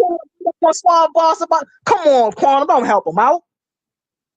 I'm sorry, Humble. I didn't know what was going on. I'm sorry, man. I apologize. Wait, hold on. What I need help with? Did you hear yourself? You just said that black people need to protect themselves from white people or some shit. I said Is black people protecting themselves from what? Is black people protecting themselves from the Eurocentric system that governs them? Is that a form of racism? Yo, listen, he playing, bro. Hey, well, he don't want this smoke, bro. He don't want this smoke, bro. I'm trying to get a clear and concise title from you, and you keep making these damn fairy tale titles, bro. Like, what you wanted to be? Saying. You know exactly what I'm saying. And this system that we call America, if black people build a system to protect themselves against that, is that a form of racism? I think it's a bad framing of a topic because America is you're a citizen of America. You're talking like you're not a citizen of America. Black Americans are citizens here, but they need to be protected from America. They get their protection from America. America protects them because they have inalienable rights as being American citizens. I don't get it. That's bullshit. That's bullshit. So you don't have inalienable rights because you're an American citizen. Is that what you're saying? That's the debate right there. That's the debate. They say you do, but we don't. Nigga, you are a very privileged person here in America. Like I said, sitting in your nice little home with your nice little refrigerator. You probably got one of them motherfucking, what you call them motherfucking Whirlpool refrigerators, nigga. Washing machine. You probably got the stackable washing machine and dryer and shit. You living good, bro. Stop it. You know what I can't do? I can't go 20 about 20 miles away from here, right down the street. There's a little community called Little Italy. You know what I can't do? I can't go buy no land over there. You know why? Because I'm not Italian. I mean, I'm pretty sure if the land is up for sale, you can bid for it if you got the resources. Yeah, just hear what I just said. I heard what you just said. I heard the claim you made. Italians can, but I can't. Yeah, sure. And you know that? You spoke to a realtor over there or something? How do you know that? You spoke to a broker? Quit lying. I mean, y'all just be saying. And the broker told you you can't buy shit over here unless you're Italian. That's what the broker told you. No, in Little Italy, because that's a community built by the Italians. One of their laws, one of their rules in their community is there's no outsiders. White or white American, as you want to call them, Black American, as you want to call them, Hispanic American, as you want to call them, none of us could go there and buy any land. You know, that's a class action lawsuit.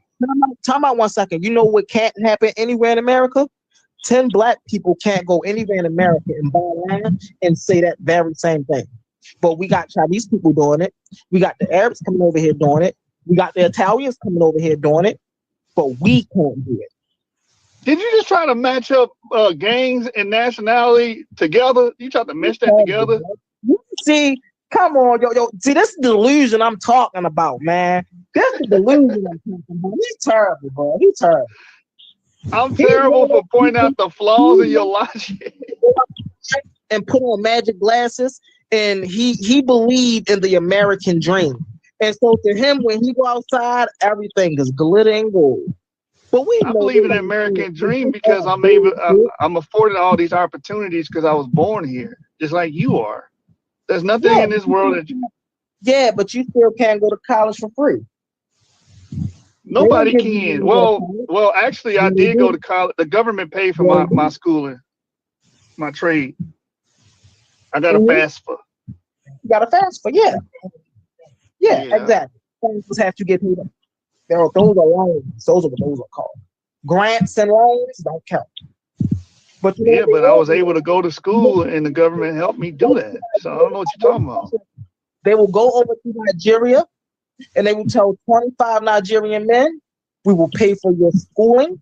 We will pay for your apartment. Just come on over here. Yeah, we know y'all want to set up some stores and stuff, but just come on over. We got y'all. All we say, we got that land. We got that land." Sounds like a pretty great country. That sounds like a pretty great country if they're able to go out and reach out and help other groups come in and be successful. You know what's interesting? These aren't just claims. You can go through history and look at this, right? What happened to Black Wall Street? This is why they don't want to give it to us. Because we had it, but what happened to it, man? Let's talk about it. Let's talk about what happened to Black Wall Street, because y'all don't tell the rest of the story. Black Wall Street got fireball. Black Wall Street got fireball and destroyed it. You're right. So what happened after that? Yeah. We ain't rebuilt. What do you mean? Why nobody know the story after that? They just know the victim shit. It's the fear set in because they kept killing anybody who kept trying to rebuild. Why do you think the people? Wrong. That's not what happened. They were successful until integration. They stayed successful. Hold on 1 second. Why do you think the black community today, the powerful leaders in the black community today are afraid to build anything today? Because we know once we build it, they're gonna come and tear it down. Black people build things and build communities right now. What are you talking about? DeSoto, Texas is a black community. Y'all live in another universe, man. This is the end of Marvel. The Kang, you remember when Kang split all the universes? You live in a different universe, man. Okay. You do. I live in a different universe, y'all. You still stay isolated though. You said what? I said my answer still got their own community. They just isolated. We just isolate ourselves from a lot of people. Exactly. What you say? That's what hurts you. That's what hurts you because you isolated. Most communities, if you look at any society in history, the most successful societies are the ones that interact with those around them, trade, learn, and all that stuff. Anytime you see a community interact with another community, one thing for sure, two things for certain, what's going on there is a plan of gentrification, moving the original population out while moving the migrating population in. This is what happens when we're doing white people. This happens every time. You give a white person an inch, they want a mile. Right? They came to America. No, that's not the name. That's not the phrase. The phrase, if you give a nigga an inch, he take him out. The same thing. We just want dispatch land. Okay, go ahead. Y'all got that. Y'all cool. We can share. What happened? We started getting greedy. They wanted to roll more shit.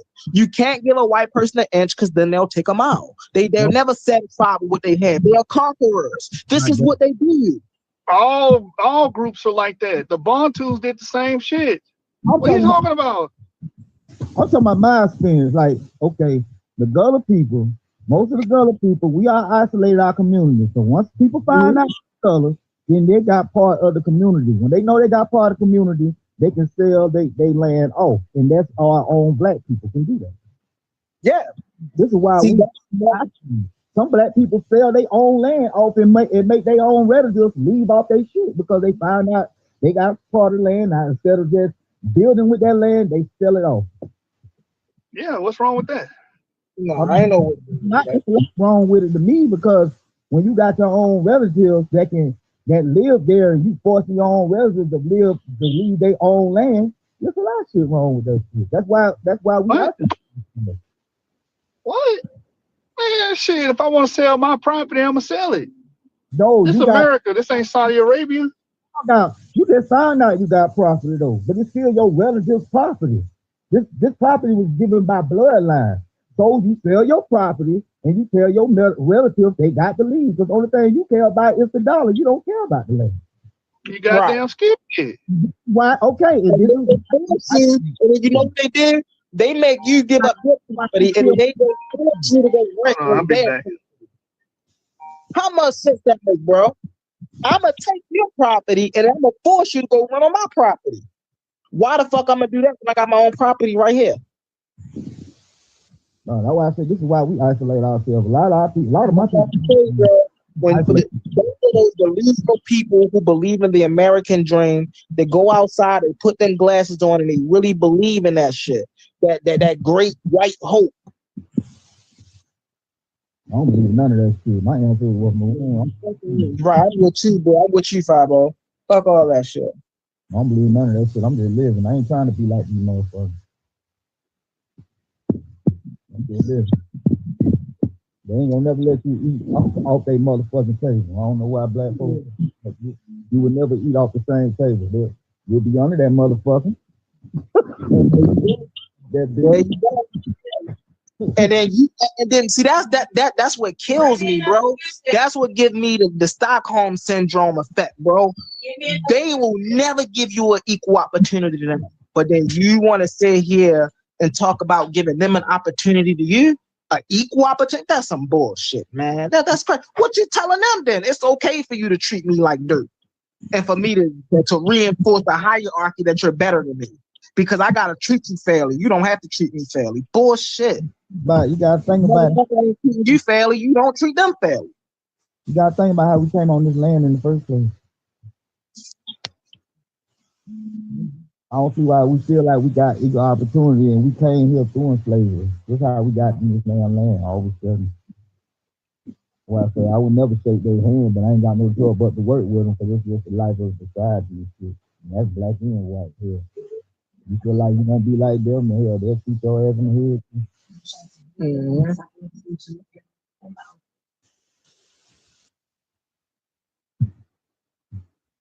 No, I'm over here taking a favor. We over here just talking. We just having some good conversation.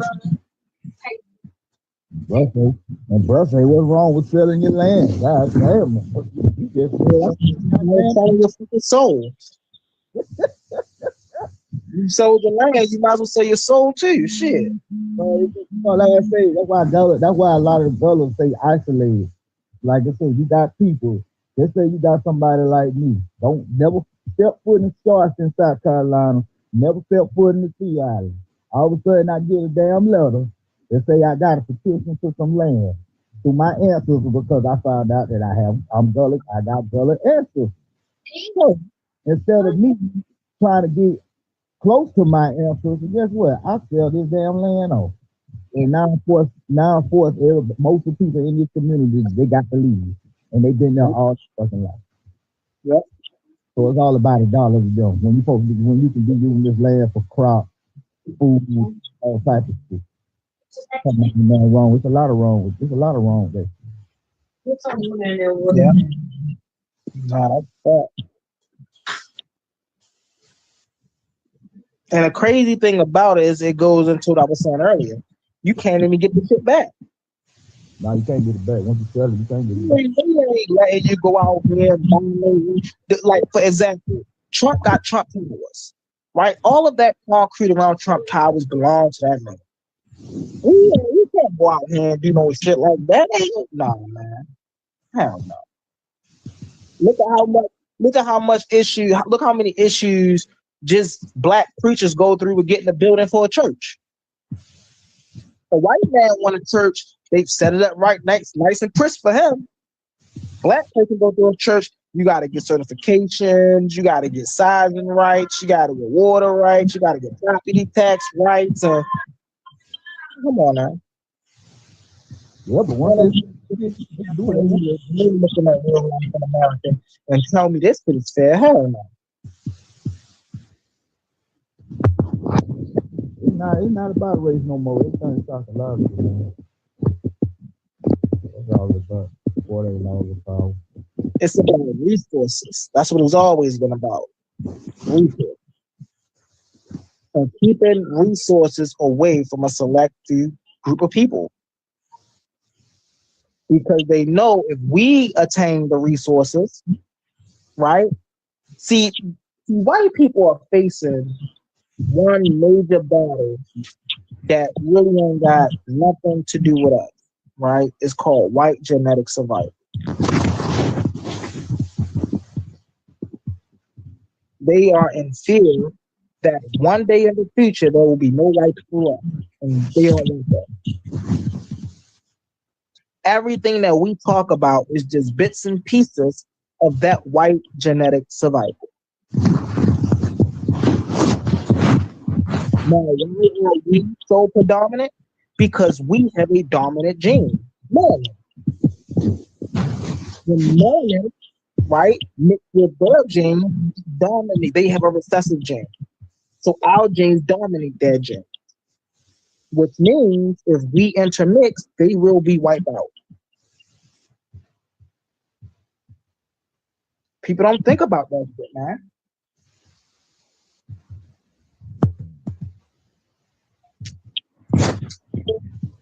No, they don't.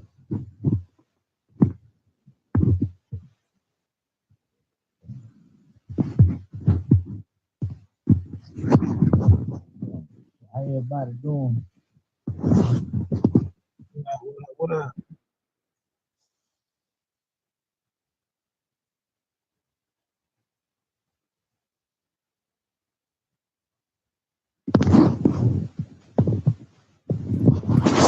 Oh, I thought it was over. I thought it was over. It's about to be over. If y'all want to come up, hit that link.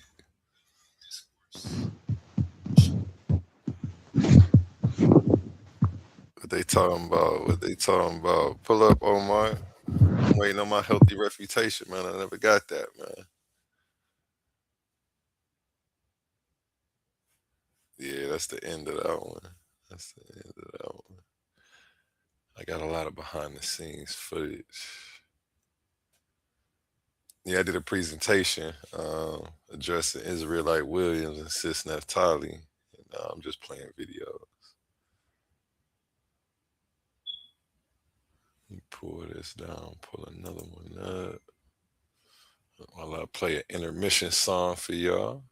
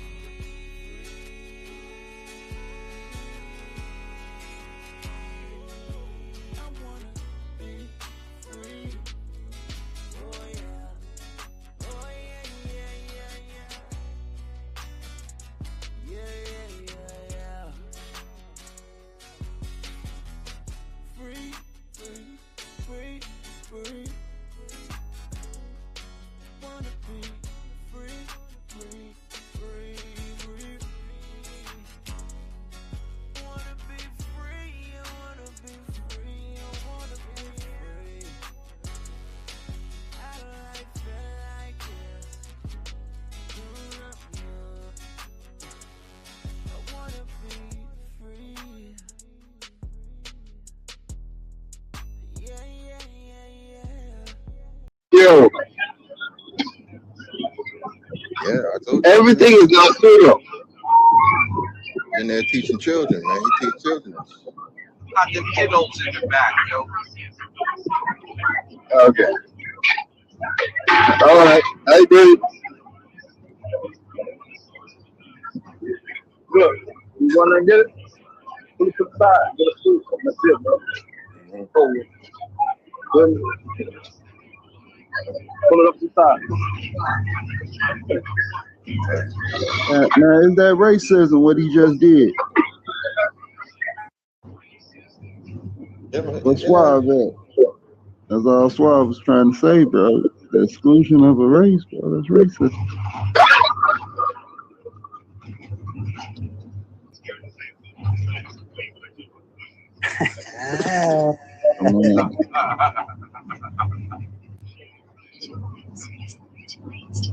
Hey, and to Tahuti next, A1.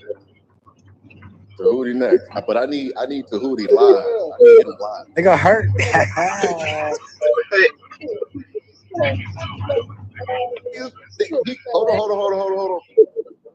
Hold on. Before her go, I was promoting. They hit me first. Yeah, somebody got like kids and everything back then. Yeah, that's me.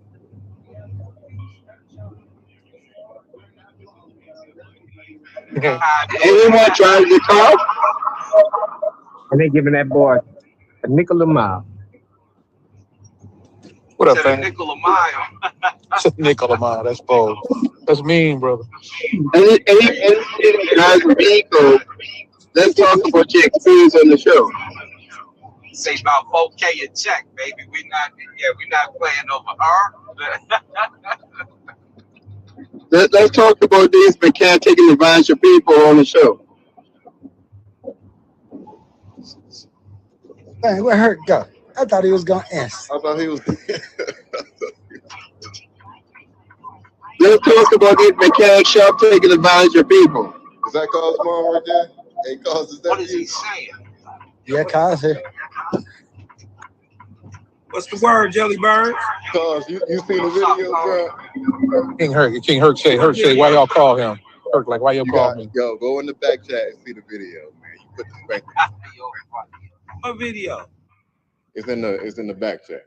He said Hercules and some cat just got a debate going on, and Herc said using Greek scholars they don't count, something like that. I said let's talk about these mechanic shop taking advantage of people. I gotta check it out. If anyone drives a vehicle, He was debating. You in the video, Cause?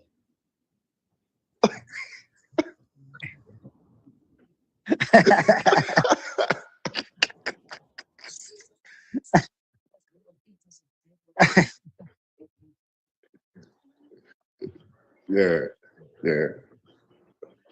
No, for let's real. do a show real, on the. Yeah. Right. Thanks. Yeah. Shalom. Yo, Shalom, what up, A1? Chilling what you up to, man.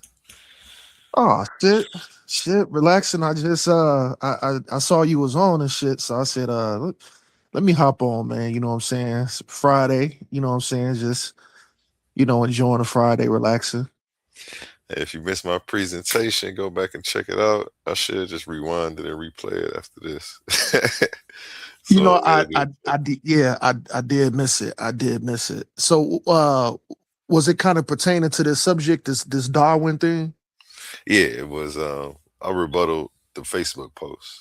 We was going back and forth on the Facebook post. I screenshotted it, read the comments, went into the argument. What if you don't mind, what was the Facebook post? The Facebook post. Let me take this down. Yeah. It was Darwin a racist? Okay, because I'll be out the loop because I don't have like Facebook snaps. I don't have none of that. So I'll be kind of out the loop. When it comes to stuff like that. So good. Yeah, I caught him out there live. He was putting out a lot of stuff, giving me a lot of ammo to work with. Man, I was cooking. It was funny, bro. Israelite Williams popped up at the end. He didn't have too much to say, man. He believed me to the ground. That's what I call it. Oh, I assume he is like brother. Yeah, I Oh, believe okay. so. Yeah, he pretty cool though. Oh, okay, cool. You feel like it. Yeah, so yeah. I'm just giving y'all more stuff. You know, I got a debate coming up with Sis Naphtali, so with Naphtali? yeah, let me go ahead and pull up the advertisement. Is it about this Darwin thing or about something else? Well, you know, we're gonna have a face off and we're gonna see. Oh, okay, I see. What she wants to do. So right. I'm not forcing her into nothing. I'm gonna probably let her come up with the topic. And I just maybe help refine the title a little bit. Yeah, I'm you know? yeah, I'm familiar with her. She's if I'm not mistaken, I think she a Negro only Israelite though. She don't believe in she don't believe in the 12 chart thing. You know what I'm saying? She Negro only from my understanding. You know what I'm saying? I didn't know that. Okay. Yeah, she don't like I said, from my understanding, she don't get down with the 12 tribe chart. So she think y'all all Canaanites? What does she think? well, she think. Well, hold on. I don't want to say she think. I'm just saying from the last time I heard her spoke, I'm not sure if she changed her point of view on that. But from the last time I heard her spoke, I mean, she was bringing pretty details saying that the 12 tribes are Negro only, because as far as the 12 chart and what I believe, the tribe of Judah would be considered Negro or like African American. So as we would call so-called African American. Okay. So that those would be as far as like Negro. You know what I mean? But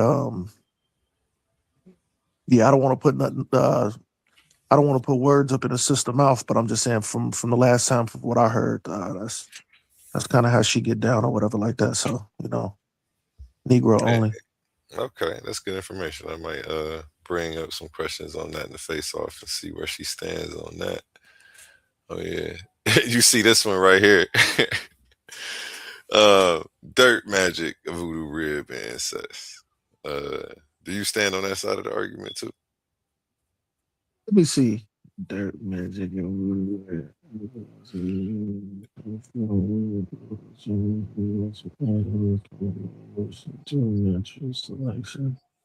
see her in the way to start grilling me. Oh, I took her out. I bought flowers. I see. So Night just went south. I kind of get where you're coming from, because I did hear her say that as far as, you know what I'm saying, like the dust of the ground and you know, from the rib, and then something to do with incest. Now I believe somewhat of what she believes as far as the dust of the ground, but I really haven't heard all her views on that. But I think I remember her saying something about the dust of the ground. So, you know, I could kind of rock with that. You know, I rock with that. But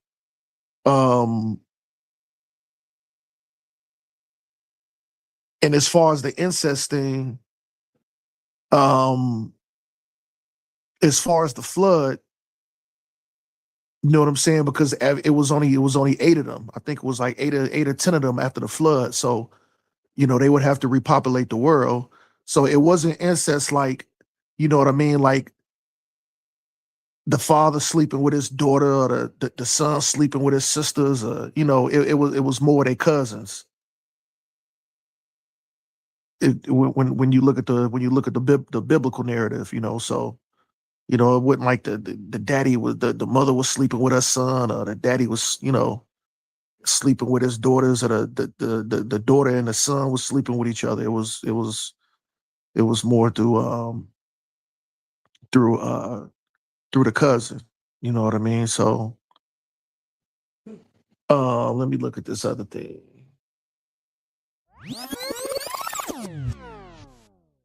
So I mean, if she kind of saying you ran that back for me. I didn't even have to tell you. You said like 3 times. Like, damn. Yeah, so that's pretty bad. It's bad. Go ahead though. But so here's the thing here. I mean, a lot of cultures did do direct incest. I mean, we can look at the Kemetic people. You know what I'm saying? They did direct incest to where. So like I said, I don't even want to talk about, because I want to stick to the subject. We're not talking about Kemetic people. So let me stay on track.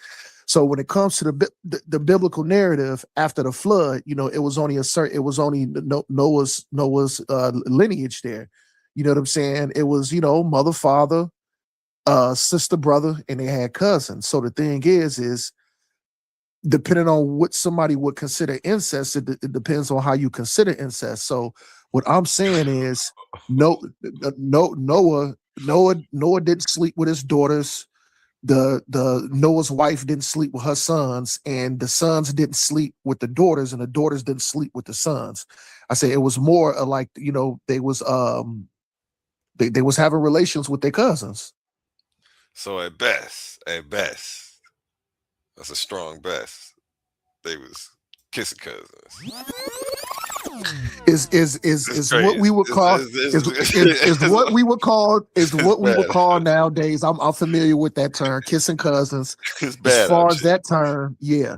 It's bad out here, man. Okay. Yeah, because as far as the biblical narrative, only a certain amount of them, I believe it was 8 of them, survived the flood. You know what I'm saying?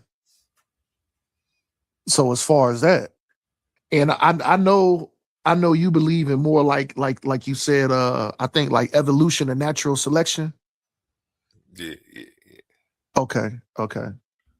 You know the same. Okay. Yeah, I don't believe. So I want to get your point, because I've had different dialogues with people, and not everybody, when we talk about evolution or natural selection, not everybody has that same viewpoint. So when you say evolution, do you mean like coming from, I don't want to say monkey. I know it's Homo heidelbergensis, Homo erectus, and if you go ahead, because I know you know the terms more better than me. You know what I'm saying? I like that you want to use those names, because it creates less confusion in the conversation. And when people keep saying the word ape, or monkey, because it's I not don't like what's to use going that. on. And it's one is a classification, the other one they talking about is a species. So it muddies the waters just to keep using that word, which sucks. But the great ape is a common ancestor. You know, we have a common ancestor on the tree. And the modern ape, they keep muddying the waters with every time they just keep saying ape, monkey. Like, stop doing that. Like, one, identify what you're talking about so people know what we're talking about clearly. Like, that's the best way to engage with this. Let me bring somebody up who coming up. Yeah. So and that's why I wanted to phrase it like that. Like I said, I'm you know, I've been doing my little studying and trying to get better on how I phrase things and stuff like that. So, you know, like I said, when we use terms like a monkey and, you know, stuff like that, I think that's kind of being disingenuous to the to the evolution conversation. Like you said, it kind of just muddy the waters, because that just being kind of vague. When they went through, they had different processes that they went through as far as the evolution, the evolutionary chain. You know what I'm saying? But yeah, You got Young Scribe to the stage. Can you hear me? Young Scribe. Yeah, I can hear you, bro. What's going on? How you feeling? Any questions, I'm comments, thoughts feeling. on anything you heard so far? Man, I just tapped back in because my phone died last time I was in here. So I forgot. Oh yeah, we was just going in on left early out like a homonyms. ghost. We was just going in Said on that. early homonyms. What about him? What about him? What was your question, Omar? Again, I forgot. No, so I was just trying to get, like I said, I've dialogue with a few people when they talk about evolution and natural selection, and some of them agree on a lot of it, but some of them have.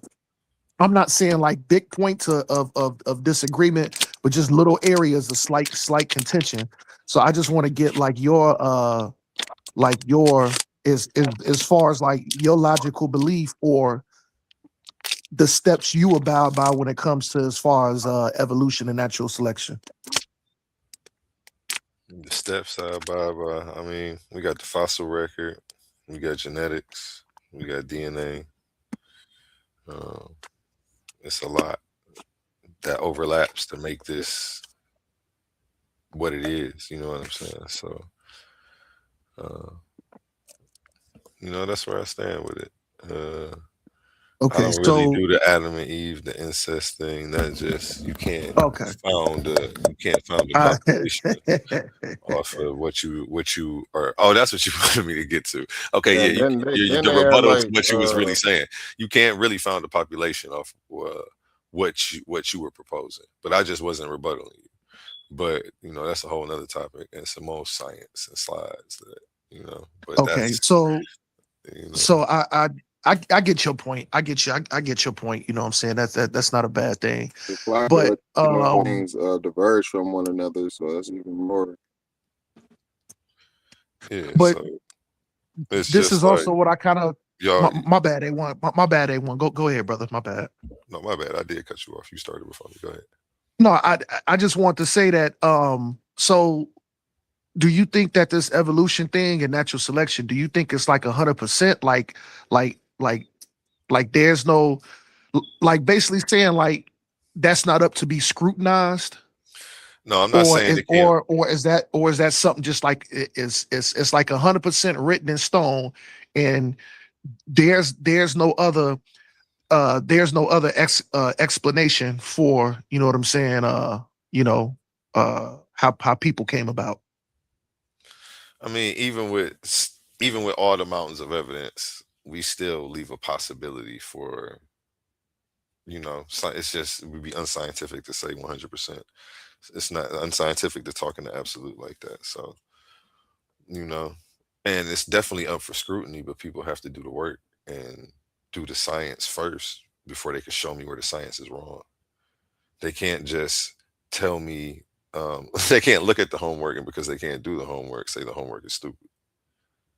So that's what's really going on. It's like childish classroom behavior. But it's cool if somebody studies genetics, then they could tell me the genetics are wrong.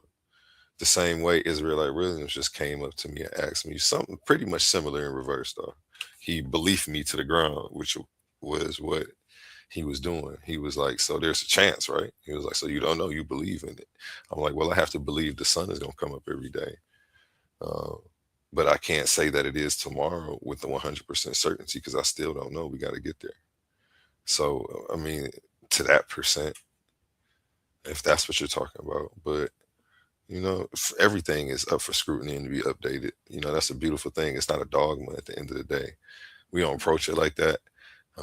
People are still digging every day. They're trying to uncover new fossils and fill in gaps in the thing. Different gaps present different stuff. There was new findings recently in the last year that showed that there was another species that somehow popped up and went extinct at some point. So yeah, it's always going to be new stuff coming up. That's how science works. But yeah, I don't know if you want me to differ from that too much more. I really can't. It's academic. I don't try to definitely jump out the tree. No, I know you don't. You know what I'm saying? You as far as my dialogues with you, they've been pretty solid. You know what I'm saying? I definitely respect them. You know what I mean? I haven't like tried to argue you to the ground. Either you haven't tried to like argue me down to the ground. You know, we said a little something. We kind of shoot back a little information, you know what I'm saying? And you know, we kind of just let that shit ride after that, you know what I'm saying? So I respect everything that you're saying, brother. You know what I'm saying? That you know, it is a possibility that it can be up for scrutiny, but that's what we're supposed to do, you know, to keep these rooms and to keep this shit kind of healthy a little bit. You know what I'm saying? So, you know, I respect that, A1, man. You're a good brother. I respect that. I mean, even if it wasn't for the room, science is constantly scrutinizing itself. So that's why new stuff comes up. New studies bring new information, and sometimes the new information has to change the old information. And that's how science works. But then that helps us get to a better explanation, and it better explains the new stuff that we're gonna continue to find. So, you know, science doesn't lie to itself. That's the beautiful part about it. But yeah, I should put that on the shirt. Yeah, science ain't gonna lie to itself. So. Facts. Like I'm gonna be saying, only thing that defeats science is better science, man.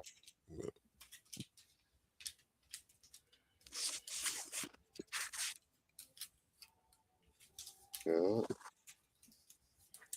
Man, where everybody else at, man?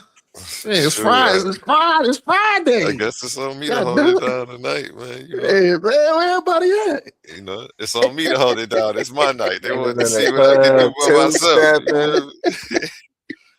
feel me? They said, "What You are you know what I'm gonna do when he saying? got to get up there and debate and talk?" Hey, I can do this. No, I'm joking. I just wanted this to be my night. I wanted to do a presentation. You know, you missed the slides. I'll scan through a couple of them, but I ain't gonna. I'll re-explain maybe one. I ain't gonna go through the whole presentation though for you.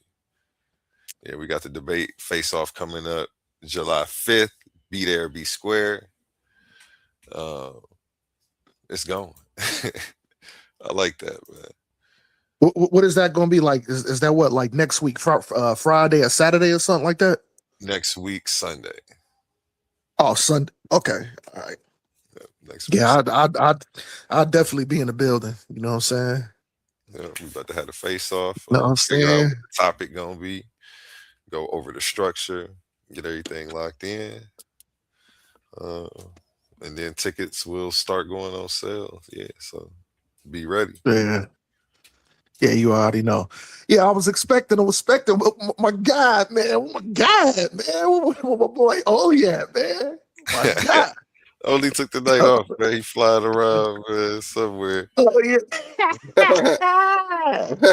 My boy out there, boy, that boy out there being nocturnal, huh? Yeah, he chilling, man. Only good That's my wherever he at, man. He's somewhere. That's my boy right there, They don't boy. tell him what only up to, man. I know we having What he fun. got? What he be We're wearing? A learning. Seattle cap too? With the Seattle cap on? Yeah. Oh no, he not from Seattle though. No. Okay, I thought his little character be having like a Seattle hat on or something. He do though. He do. Now that He you do. mention it, He do. He definitely do. I didn't put him in the corner of my slides. Don't worry.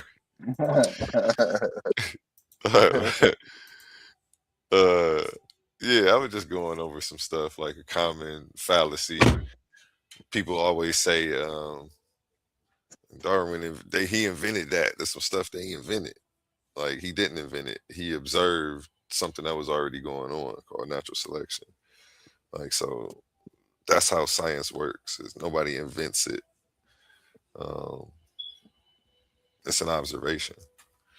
So that's just them straw man and stuff. And this whole argument that he came up with is moving the goalpost from the topic because he couldn't dispute the science. So that's really what this was about. Wait, what happened? I went down. So you know what? I did think of a question for you though. I did think of a question. So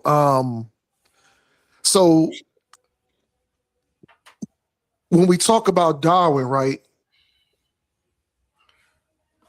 Now What you about to say? What you about I to say? haven't studied a whole lot. You already know, man. I'm gonna bring up the race card, man. I heard from okay, so from what I've seen, like from because I used to be a big a science head too, a long time ago. So I ain't gonna front, man. Science and when all throughout grade school and high school, man. I use the end of the science fair every year. Okay. I won. So you built a volcano or two. You built a volcano or two. Well, Go ahead.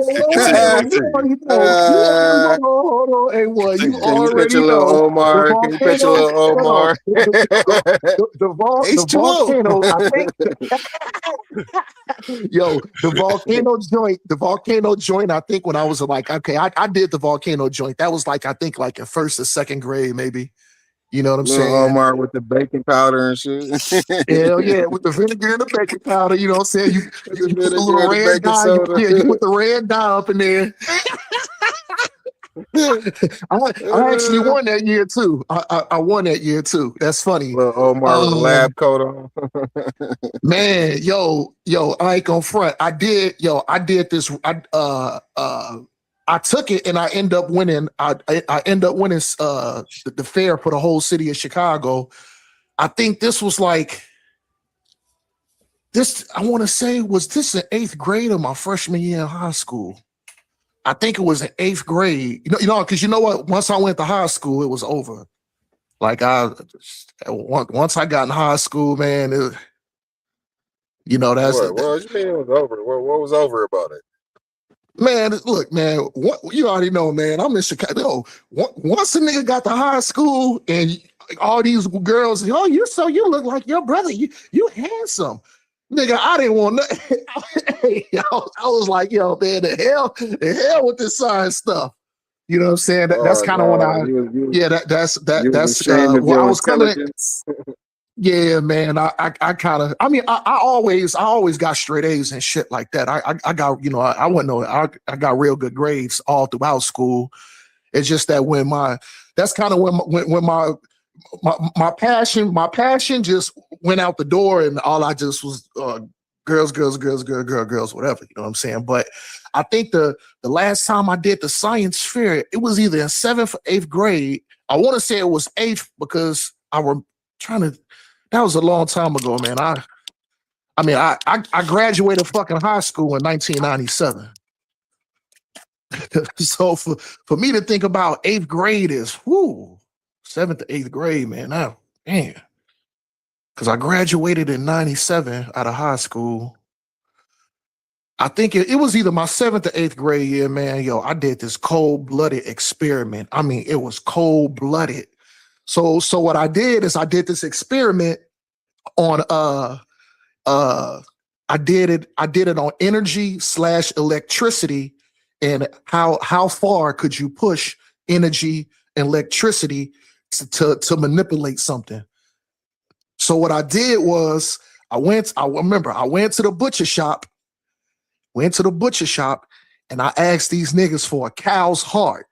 And they looking at me like, the hell is this little boy up in here asking for a cow's heart? So I end up buying it. I gets the cow's heart. I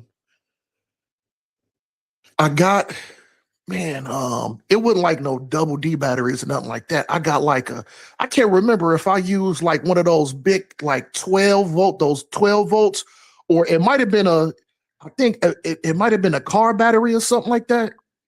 It was so long ago, I can't remember. But man, I had this sick experiment going on, man. I was down in the basement, man, cooking, man. Yo, I end up making I got arteries, and then I got the blood, and I got the arteries, and I kind of sewed them back up, connected them to the heart, and then I hooked the battery up to that shit, and that shit started jumping, and that motherfucker was beating. I took that experiment to city, and I won a city science fair because of that. And like I said, I was dealing with like energy energy manipulation, and how far could you push something to be manipulated. So basically, I took the dead heart, reconstructed that shit, hooked it up, and made that motherfucker pump and beat. What was your parents thinking when you was downstairs working hard in their basement on the cow's heart? Man, man, my motherfucking brothers made fun of me, man. Them niggas was like, man, you fuck yeah, because I'm coming back. I literally I didn't have a lab coat on. I had the lab smock on, and I had these big black gloves that went up to like my elbows. So I'm coming back up in the crib. And I had the goggles on. I had the little goggles on because I didn't want the stuff in, and I had the thing covering like my nose and my mouth because blood was squirting out. When I was trying to perfect it, blood was getting everywhere. So I was trying to master it. And when I was coming back up, you know what I'm saying? Well, my mother really didn't see because my mother had a salon at the time. My mom, she used to come back. She come into the crib like midnight, 1 o'clock. She doing hair all day. So, she's seen it a couple of times. She kind of knew what I was doing, but it was majority of my brothers. It was my brothers, and I showed some of my partners that shit, and they, motherfuckers thought I was crazy and shit. They was like, man, my brothers was making fun of me and shit. Man, what the hell wrong with you, man? You down there, man? You sure you all right, man? You okay, man? You ain't crazy? I'm like, man, fuck about my business, man. Let the man scientist go to work. Let the man scientist go to work in the basement. I'm trying to bring it back to life. I'm trying to bring this motherfucker back to life. Yeah, man. I end up. I got a ribbon. I got a ribbon, and I got a plaque for that shit, man.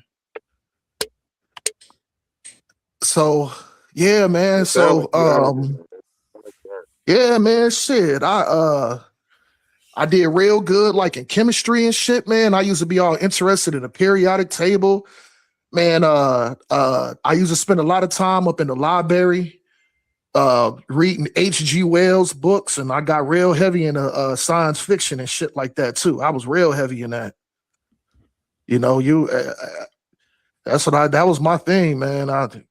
Reading, studying, shit like that. So, I had a pretty strong background in that. And like I said, until a nigga got in high school, that shit went out the door. Quick than a mug. You know what I'm saying? So, yeah. So, the way I kind of look at it and observe it, like I said, like I have an idea, and just because I don't necessarily believe in it, like I could understand, like my thing is I look at my old self and see how I was fascinated with those kind of things. So like I said, I don't throw it out the window, or I don't disrespect people for believing in that, because like I said, I was fascinated and I believed in that kind of stuff, back then. So long story short, going back, back in the day, I ran across some Darwin books that I looked up into. You know what I'm saying? Like I said, I was in the library a lot and shit like that. I ran into some Darwin books looking at, evolution, natural selection and shit like that. So, and I ran into some other books about his personal life too, just about how he was racist. That's what I wanted to, talk to A1. Well, had him kind of address that. So my thing is, based upon that, would you say that his frame of thought is as far as certain areas of evolution, natural selection would be kind of tainted, because he was racist. That's kind of what I wanted to ask, really, though, before I kind of, before I kind of went left and right. You know what I'm saying? I'll go ahead and mute out though, so if so both of y'all brothers can chime in. Well, yeah, everybody else can go first. Then I'll go last. Man, all right, we already. You already. I mean, I don't think he heard your explanation on it. So basically, you'll just be doing a review for him. Yeah, I was gonna treat it like it was a debate real quick and just rush through these little couple slides. Ain't No, about to no, smoke no, him, bro. go. He You know clipped what? up. We can dialogue. We can dialogue. We, you know, No. you know. I'm Listen, just saying we don't have to. I mean, I really ain't got nothing to say to what his question, but I think you should just go ahead and do it because he didn't hear your explanation earlier. Okay. I didn't. No, Yeah. you're right, Herc. You're right, Herc. So I didn't. you said, do I think any of his stuff is tainted? And I guess I could start with this slide. This is slide number 12. The author is not the authority. This isn't like your religious text. This ain't like the KJV. This is science. So the source of character guarantees the truth is what happens when that's y'all thing. That's not science's thing. We don't judge the science based on the character of the person. So let me go, and I'm jumping around, but that's just to start. And then I wanted to go, where is the slide at? Before I even go into the fallacies, if a terrible person discovers that 2 + 2 = 4, math doesn't suddenly break. And, I'm not following a racist person when I go in the store to try to figure out how much change I'm supposed to get. So it's like we need to taint it how. You know what I'm saying? There, he did have some racist overtones. That's just how people talked around him and how we chose to use the language. Do I agree with it? No. Do I think that we should be identified as savage races? No, and we're not. Then I go into how thousands of scientists around the globe from every race, every background, and every culture across every different walk of science find that this is true, from people who study fossils, from the genetics to the DNA. So this would have to be the biggest conspiracy to touch the planet for all of this science to overlap to prove this true. Then we go into that. So, we can disregard the rhetoric. And if we, and it's not even like, he started something that really grew, because over the last 150 years, we have filled in a lot of, the fossil records, 1. 2, they didn't have the genetics and the DNA stuff back then. So like we're really killing the game now. But, nonetheless, Henry Ford was an anti-Semite. Your car still runs though. We don't say Henry Ford's thing. Henry Ford's Fords are tainted. The engine model ain't tainted. It works. So evolution remains a fact until somebody does some science to show that it's not, or update it, or use what we have to bring forth a new conclusion. Which, if you want to do that, cool. Just learn the stuff and put something out and propose it. I'll look at it. I'm not gonna do you like Cedric Ortega, try to debunk you without actually looking at your work. But but it really costs me money to spend my time. But yeah, shoot, at least I won't try to debunk it without actually looking at it though. So, but to come in with belief, nah, and this is what they was doing to shift the argument from the actual science to the character of the person. It's an ad hominem fallacy. It's logically invalid. This slide reads, Charles Darwin was a 19th century Englishman, and like almost every Victorian era figure, he held views that are totally outdated. Therefore, his theories are tainted. The exact word you use, tainted. It's logically invalid to come to that conclusion based off of that. Again, we don't have to like the rhetoric in which he used, talked about this, but that's another discussion. But if you got something to go against the fossil record, I'm all ears. Well, nah. What you know what? Hey. That was damn. That wasn't a checkmate, but that was a check. That was a check move right there. I like how you kind of segued into explaining. Okay, Ford putting together the engine. Boom, boom, boom. So There was combos right there, brother. There was combos. Hey, those were some nice combos. Those are some nice combos. No, They man, ain't got no complete fossil record A1. Of course they don't. You know, fossilization is it's a rare process. It don't just happen every day. Like you're not gonna find fossils for everything. It comes like at times of cataclysmic events, in the times of maybe heavy rains and flash floods, or the seafloor sediment can cover stuff and create fossils, or like tree saps and stuff like that can fossilize insects.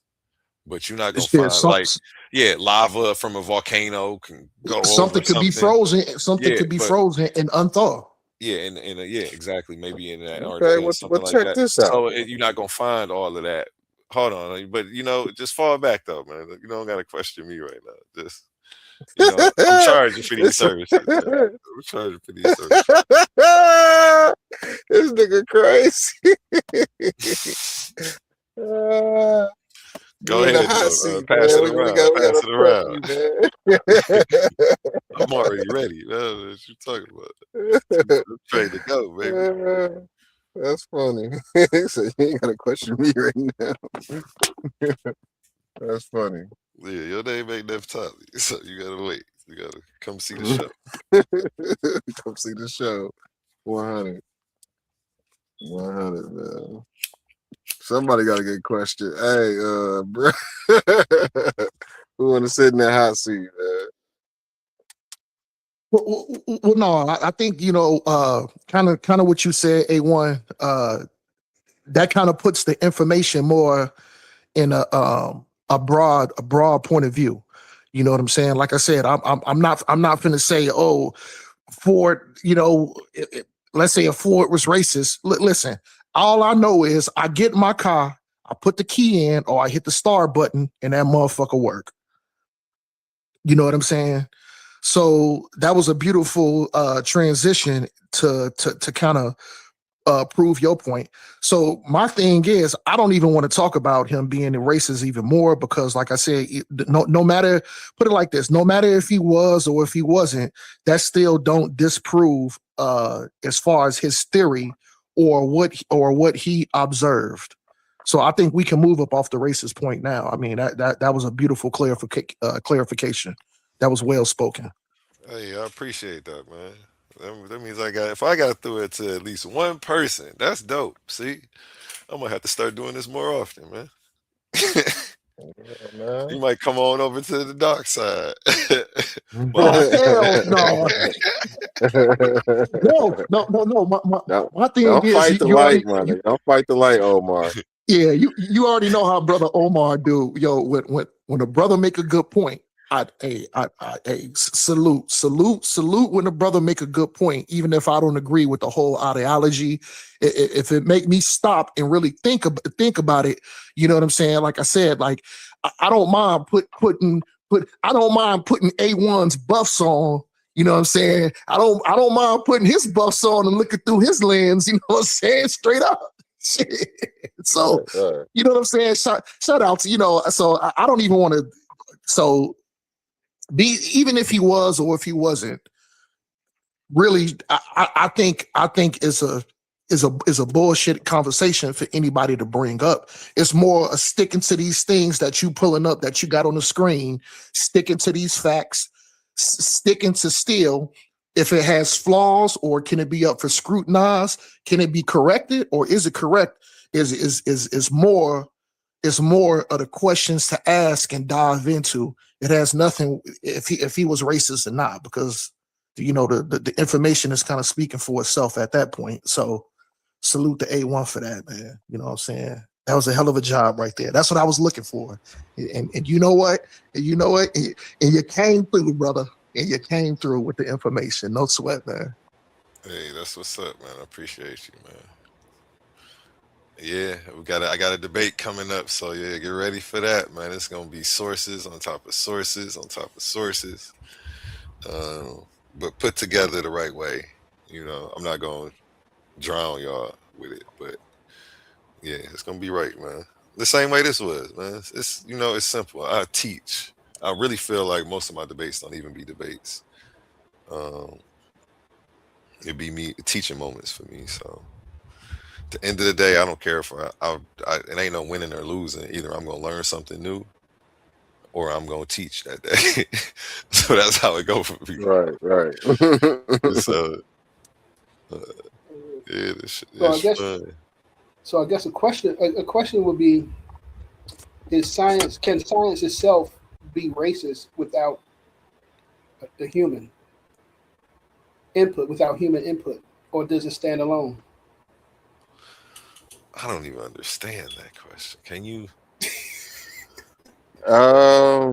Without human input, I kind of get what Herc saying. I kind of get what he's saying. You can't institutionalize like a system enough where it works against like a certain group of people.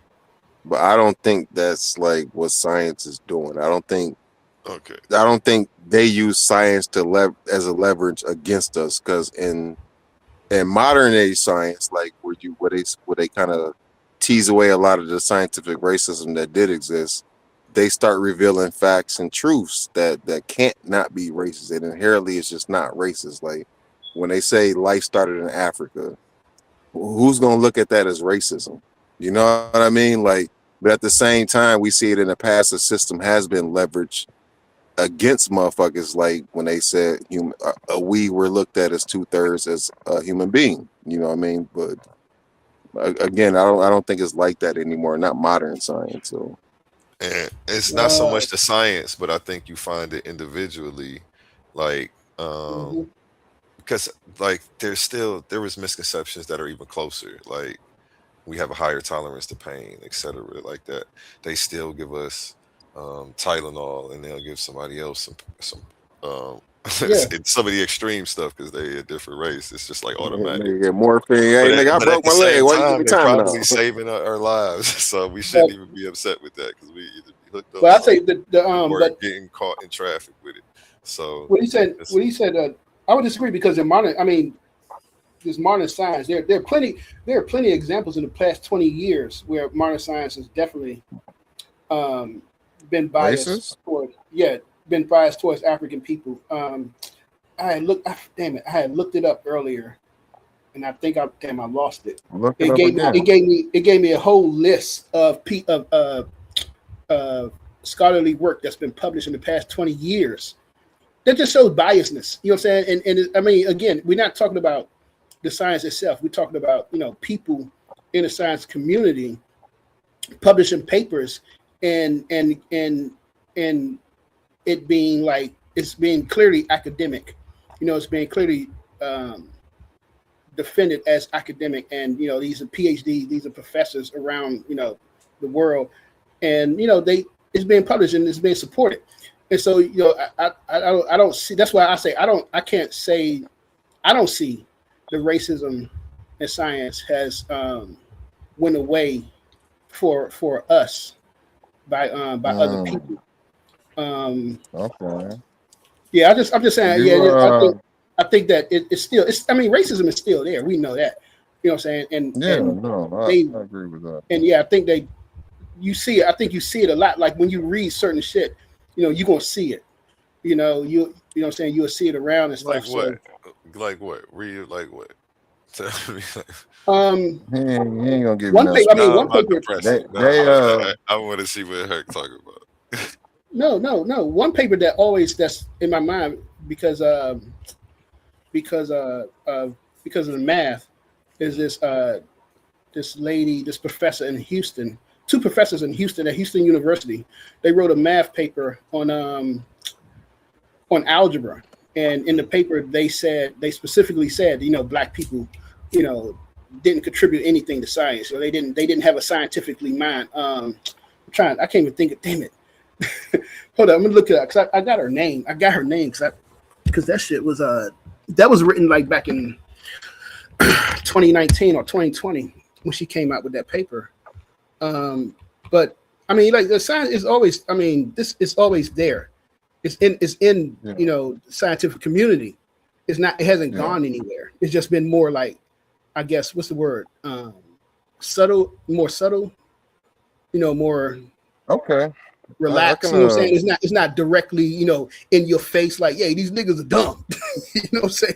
It's not like that. No, I can somewhat agree with that. Kind of like what bro was saying about the Victorian era and how what's his face was believing. Like he had like some error in his ways, you know what I'm saying? But that may have been due to the time he was around, you know what I'm saying? Like I think that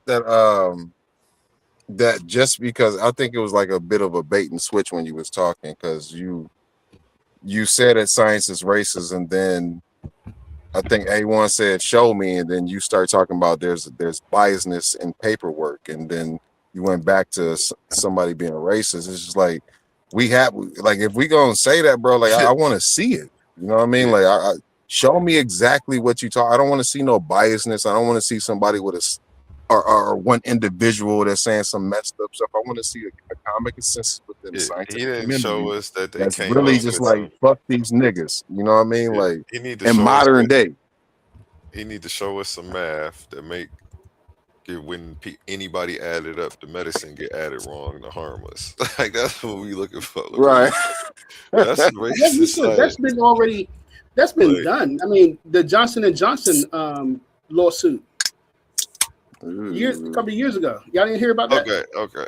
Well, yeah, stuff Okay, you like talking that about the whole to those COVID. extremes, yes. But like, Yeah, you got. But I mean, but was that really angled towards black people specifically?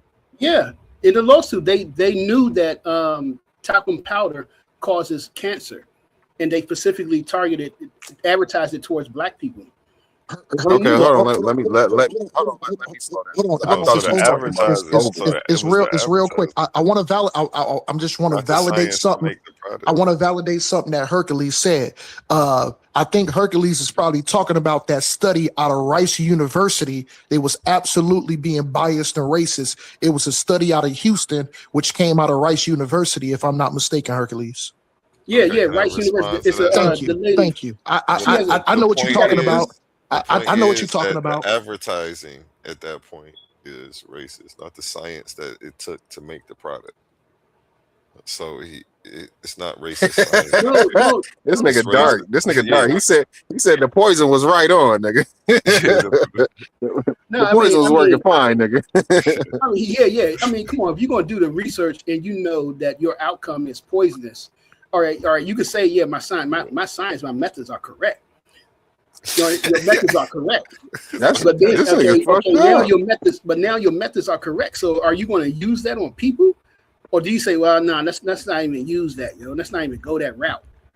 That's a moral issue, bro. That ain't no science issue. Yeah, because they know. So the whole thing, what I said earlier to A1, what I was saying earlier, earlier when we was talking, I said the whole concept of the whole scientific concept of this linear motion, of linear progression, is a Western concept of things getting better over time.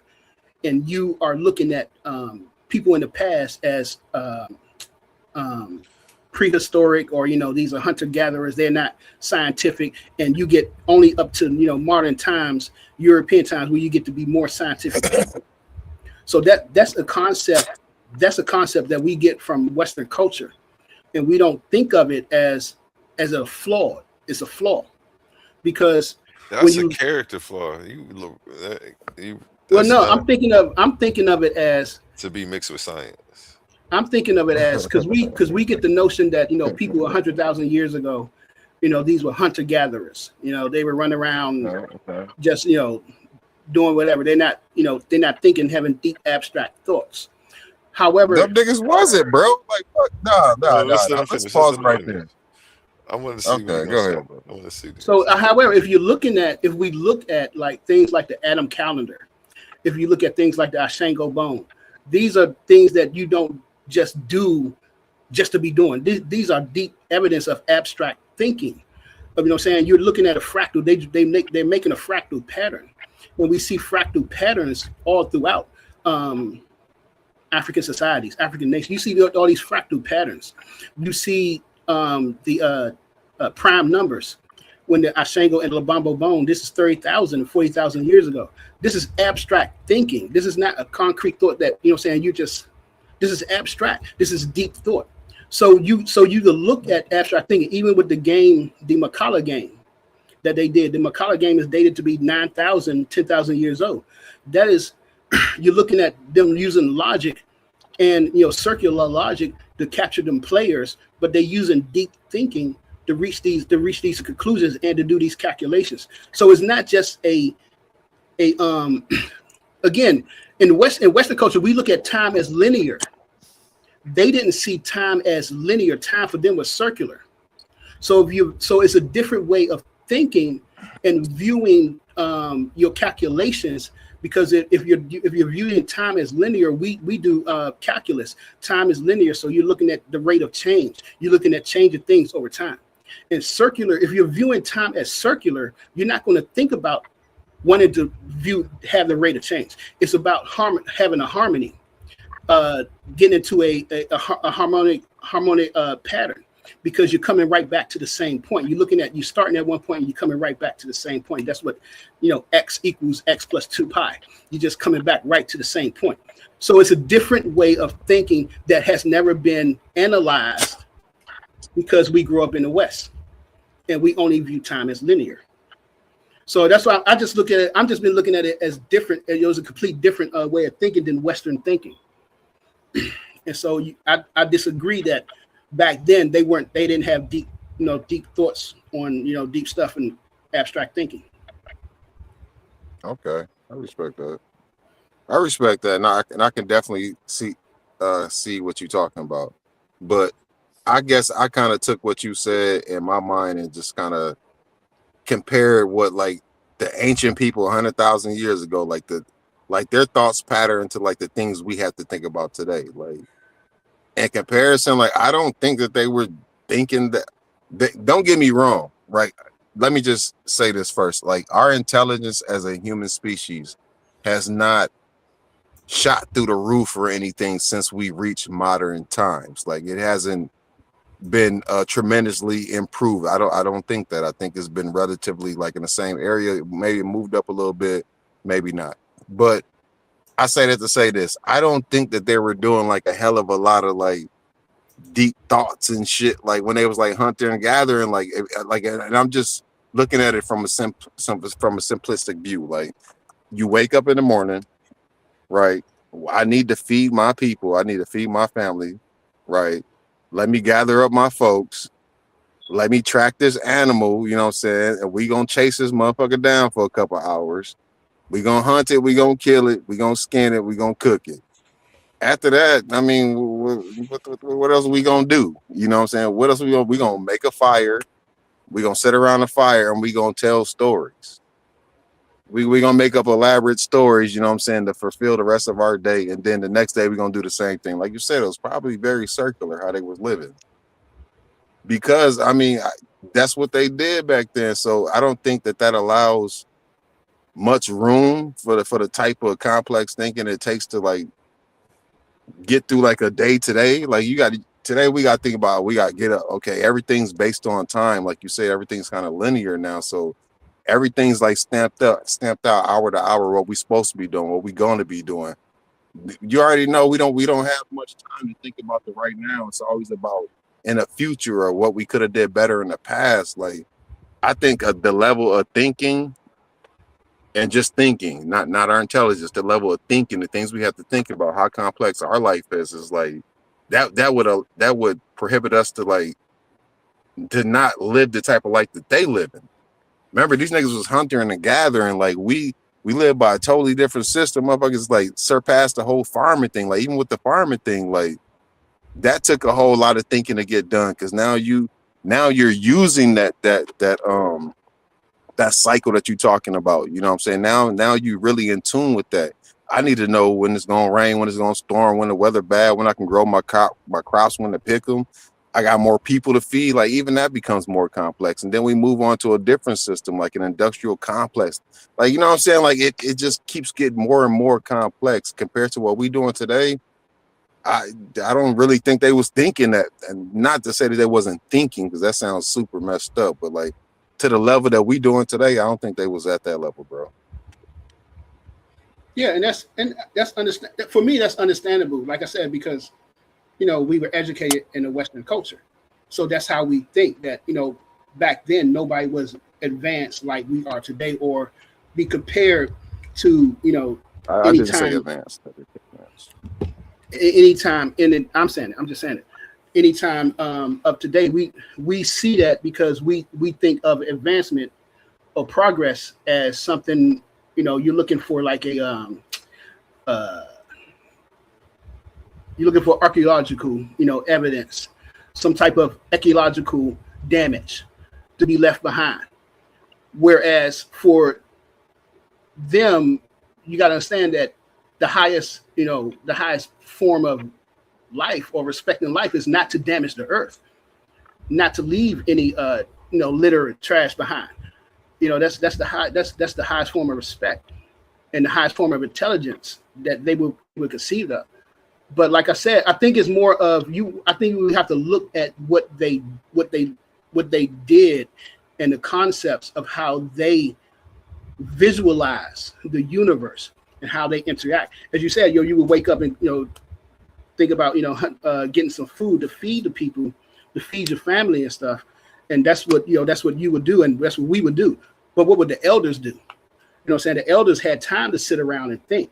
The elders has time to sit around, and have these concepts to meditate on the concepts that they've been meditating on, been thinking about all their lives. Once you get a certain age, you're not going out and hunting anymore. That's left to the younger people. So the elders in the community, the Abatalaos, these sages in the community, I would say those are the people who had the time to sit around and think, to gather up these thoughts. I ain't saying it's for everybody. Not the average farmer is not going to be thinking about this stuff. I'm saying it's going to be with the Batalaos. It's going to be with the sages. That's going to be into these deep thoughts and coming up with these concepts. Because we're looking at who's teaching. It's the elders who are teaching the youth. And if they're teaching, they're passing on these concepts. So they have the time to sit down and, meditate on things and observe what they see and what is going on, and come back and be like, oh, you know what, this is this, oh, we see that this has been this, it's, like you said, the young ones, we going out, we got to get the food, we got to make sure, the crops are sown, we got to make sure, the food is on the table for the kids and stuff. So we got to make sure, the fences are mended and stuff like that. But I think that the elders are the ones who are sitting around doing a deep thinking, then passing on this knowledge to the next generation. So again, when it comes to abstract thinking, we got to say, what is abstract thinking? What point do you get to a point where you're thinking abstractly? If you're visualized, if you already have a vision and a concept that your ancestors are still here with you, they haven't gone anywhere, that you still in contact with the ancestors, with a force energy that you can't even see, feel, or touch. I think that's a part of abstract thinking. You're thinking on a different level. No, that's powerful, bro. So I just saying that the elders, I just think we gotta. I'm just thinking of it from a different. I don't like the narrative of, these were hunter gatherers. They wasn't thinking abstract, because we're looking at this thing from that's been the narrative that the Western scientists and anthropologists, they have put forth, and that's not a narrative that you see from. I've never read that from any African philosophers, the scholars that does this history. They don't say that narrative, or those that do, we're just repeating the same narrative. And for me, being a math person, when I'm looking at this, it's like, wait a minute, hold up. Why are they doing prime numbers? You know what I'm saying? Why you have prime numbers? And if you're if you're calculating things from a circular point, looking at things in circular motion as time coming back to a point, your calculation is not going to lead to the derivative, the calculus of changing things from negative infinity to infinity. You moving things from over time. You're not going to do those type of calculations. what I'm saying? Because you're thinking of rhythm and harmony and harmony. So it's going to be a different. I'm saying that it's going to be a different approach to your mathematical understanding and your development towards math is going to go differently than as we do in the West. It's not going to be the same at all. I just can't see the rate of change, being a function, being a foundation to someone who thinks circular time. It doesn't equate for me. That's why I say I don't think. That's why I say I think they did things differently and they saw things differently. I would agree to it. They absolutely did. Like they, I don't. There's no way that they could have even thought the way that we think today, because, like you said, it's two different systems, right? But to speak to the point about the OGs in your paradigm, kind of just like sitting back and, you know what I'm saying, not being a part of. Not being a part, I don't want to say the hunt, because I'm not even specifically talking about the hunt, but just like, hey, y'all just chill and y'all just make up stories, or y'all just hang in the back while we go do everything. Like, I don't think it was like that. If you saying that that's the westernized version of it, I don't think it was like that. I think, as like kind of like maybe what you believe, as like the people got older, they still held a valuable spot in society. As a matter of fact, I think it may have been like one of the older people, and this is just my personal guess. I have no scientific documents to back this, but I'm saying, like, during that time, if all the young people are out going hunting and gathering, I think it might have been an older person who may have came up with the idea, like, hey, maybe we should start planting stuff. Maybe we should start farming like this. Y'all go do that, and I'm working my own little project, and then this thing start booming. You know what I'm saying?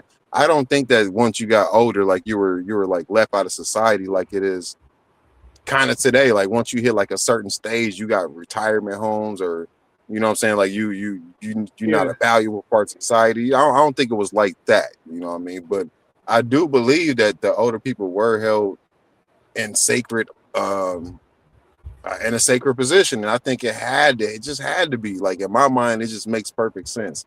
It had to be like an OG that was like, okay, we're gonna start farming, and that blew up. You know what I'm saying? Like, and consequently, like, it took more work to do that. It took more thinking to do that. Like, it took more coordination to be a farming society versus like a hunting and gathering society. Maybe it was like that because it was already more people that needed to be fed, so you needed to switch systems. I don't know. You know what I'm saying? I'm just saying, I recognize there was a shift in how we wanted to supply our resources at one time. One time it was like this, but it shifted to like this. Because it shifted to like this, consequently, like, it seemed like the population boomed at the same time. So it was like, damn, was this, you know what I'm saying? Like is this like, what the fuck? Well, you know, it's kind of crazy to look at, bro. It's kind of crazy to wrap your mind around, though. No, yeah, I just don't think that they were thinking at the level that we're thinking today, because even with the farming thing, like, we're well past that. You know what I'm saying? Like, we at the point where we producing GMOs. You know what I'm saying? Like, we giving this shit to farmers. Like, hey, nigga, put this in your crops now. You know what I'm saying? Fake food, like, it's McDonald's. You know what I'm saying? Like, it's no way that they were thinking like that. Like, our systems are way more complex. Like, I'm not saying that they wasn't intelligent. Not saying that they wasn't advanced. There was definitely pockets of intelligence, like the Greek fire. We ain't even got to keep it to Africa. Like the Greek fire, like, these niggas had napalm fire somehow. You know what I'm saying? Like, it's definitely flashes of intelligence when you're talking about ancient society, but I don't think that confiscates for the complexity we got to deal with modern society. No, that's not what I was saying. That's not what I was trying to say. I think I definitely am saying that, yeah, that elders, you know, they was taken care of. I think, and what's his name? Kojo Kenyatta. I think Kenyatta Kojo, or something like that. The book Facing Mount Kenya, he talks about that, how in traditional African societies, especially in his where he grew up, they didn't even have a word for like an elder community. old folks home, retirement home, and stuff like that. They didn't have words and concepts of that because the elders was always a part of the community. So I wasn't trying to make this paint a picture that the elders wasn't part of the community. Yeah, they definitely was a part of the community and always were. I think I think the concepts it's just what my whole thing is just the way I'm looking at it now. I just don't think that how we've been painted a picture of this linear progression of this modern deep thought only began to arise in Greek and then later on in Europe. I don't believe that's how it happened at all. I think modern deep thinking was a part of Black people thinking, African thinking long time ago, long before the Europeans was even on the planet. They've been in had this deep intelligent thinking and these deep mathematical concepts thousands of years. The only difference is that they didn't view the world as a object to be treated as a laboratory and to be exploited. There's a difference when you're viewing the world to you have to live in harmony with that ecology that you're living in. So if you're going to live in harmony with the ecology, you're not going to leave, this. You're not going to try to destroy it. So it's a different view. So that's why we don't see so-called like advanced, technologies or advanced methods of living. Modern, as we would call modern style. They instead of building a brick house, instead of a mud house. You living but you're living in over 100 degrees temperature, 110 degrees. Why would you have a brick house? It's better to have something made out of mud to keep you cooler. So this type of I think that the concepts are Western. This way of thinking that you're modern as time goes on. That's what I'm saying. That's what I'm fighting against. This concept of this Western concept of you're getting more advanced as time goes on. Because we have different. You have different competing. These are completely different, opposite epistemological worldviews. The Western worldview is completely opposite of the African worldview. Their epistemologies are complete opposites. So where one is looking to advance technological wise, the other one is looking to advance harmonic wise.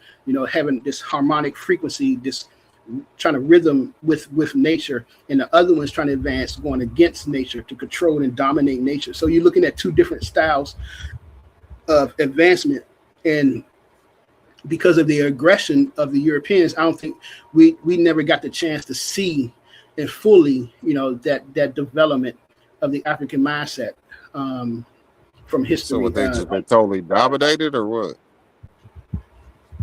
No, it's just well, of course. I mean, you coming out and coercion and just the mental domination, and you got people thinking the way you think. Because as I say at the time, we all graduated from Western people thinking the way you think.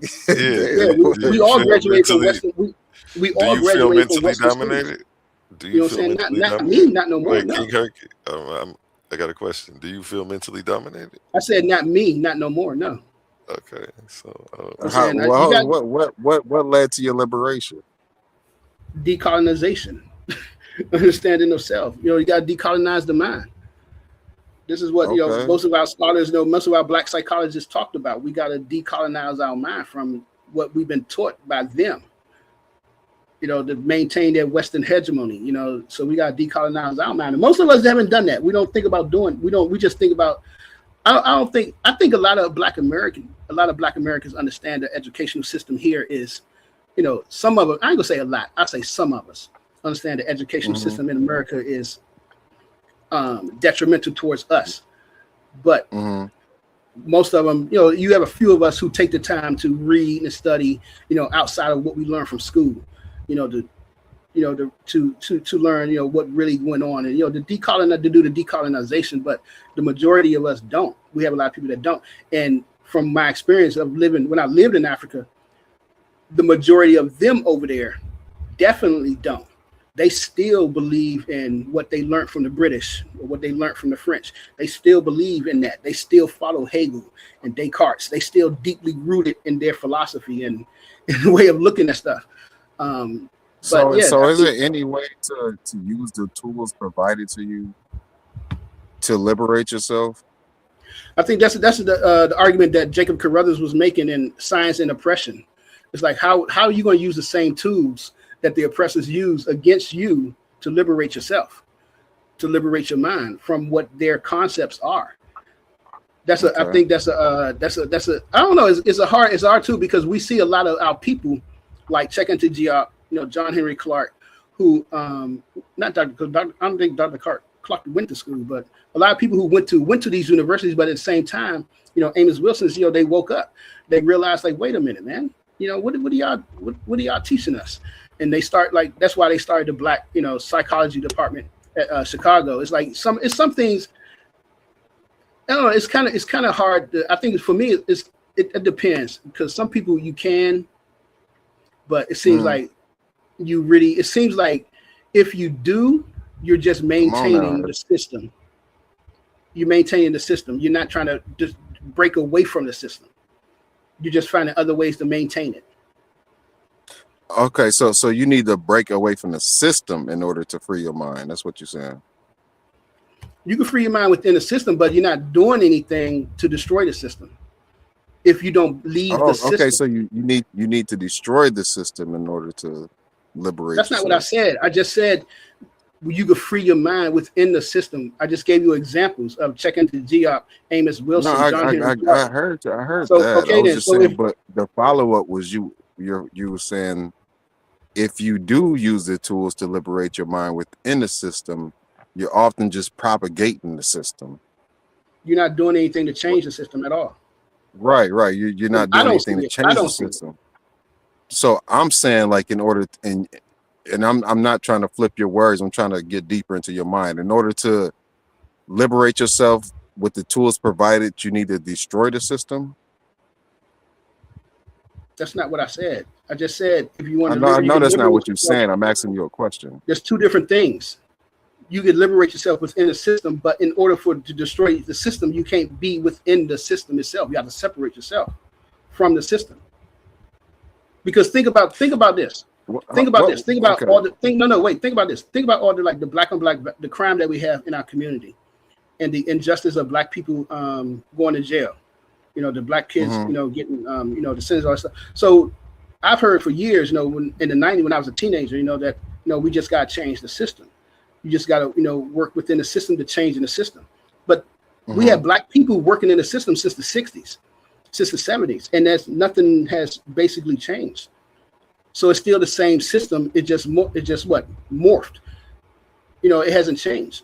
So you can't. I think we would have to be like who they call it? I think like the Quakers, or who are they? The Mormons have our completely own separated. Have our we need to completely separate ourselves.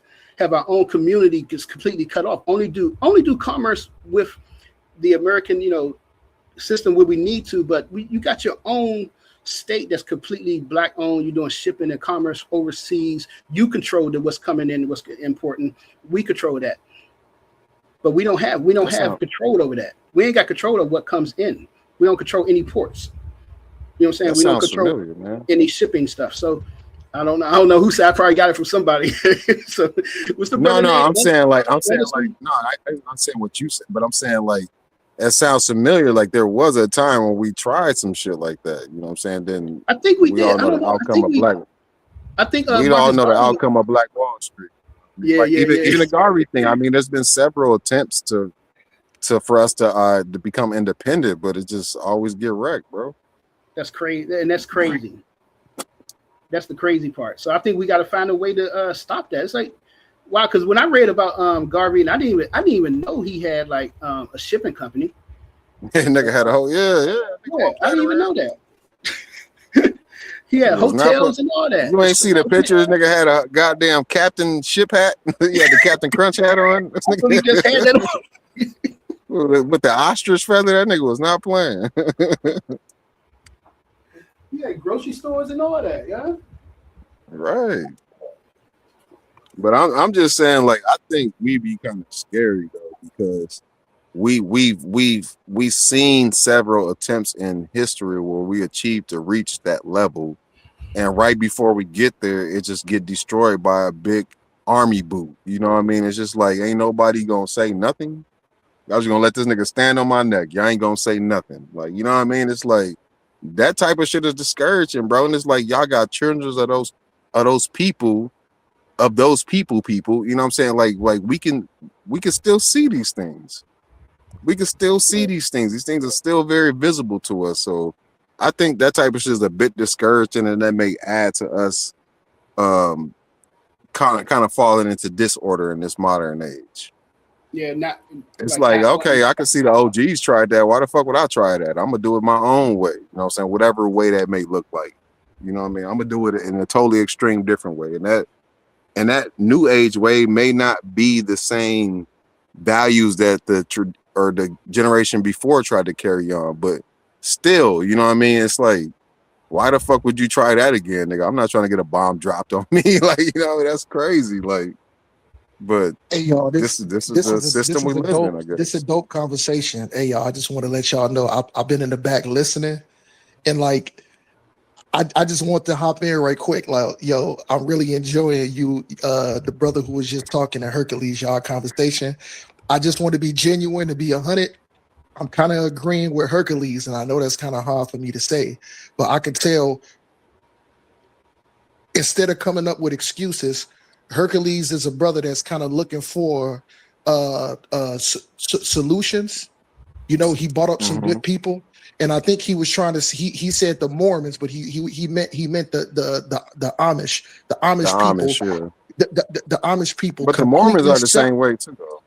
Well, you got to look. The Mormons are C1, what, that 3 something base. They receive certain benefits. The Amish people are 100% independent, who don't get government funds, who do not depend on a government for anything. They came over here a long time ago, and they consider themselves as separating from this ideologic structure of American, and they doing their own thing, and guess what? They thriving. So with Hercules, hold on, when you said they came over here a long time, where did they come from? The Amish people went over here. They was getting persecuted. They was getting persecuted in Europe. The Amish people was some of the first settlers that actually even came up that came up over here. And there was others that there were Puritans, there were so-called Christians. So it just wasn't one group. It was a multitude of different populations, European races, people who believed in different ideologies, had different religions, and the Amish are some of the first. And the thing is, the Amish never subjugated themselves. They operated as independent, and they still have their own communities. And guess what? They're thriving. So what Hercules is saying, to have a separation, instead of putting our faith up in this government, being restricted, being persecuted, being brought down, racially profiled, all these different values and laws that actually don't benefit us, you know, and that's my idea, is coming from an Israelite brother. I think we absolutely need to separate and try our thing. So my thing is, I'm tired of my people voting. Nothing changed. What do? We march. Nothing changed. All these different things that we've all. Hold on, I'm a land, and then I'm gonna let you and Hercules go back to y'all conversation. I just want to hop in because I really been enjoying the conversation. But like I said, I would have to kind of side with Hercules on what he's been saying. Is, you know what I'm saying? We didn't try all these things, and ain't a damn thing worked. So why don't we take up maybe Brother Omar's idea or Brother Hercules' idea? Let's separate and build our communities and focus on self, because we do need. We you know, I'm not saying what the things I'm looking at that our people is doing here is not right. Now, are we thriving in some areas? Yes. I'm not talking about being individual, because I'm not a stingy person. I'm not a person that'll sit back while I'm thriving and I got money, and I look at my brother and my brother don't have access or have the same things that I have to make a better life for him and his family. That hurts. That hurts. So I understand where Brother Hercules is coming from on this point, and kind of throughout the conversation. The other brother, I can't see. Hold on, let me. I can't see your name. I want to address you correctly. Is it Young Scrub? Yeah. Okay. I just don't. I like to address people properly. You know what I'm saying? Just to show respect.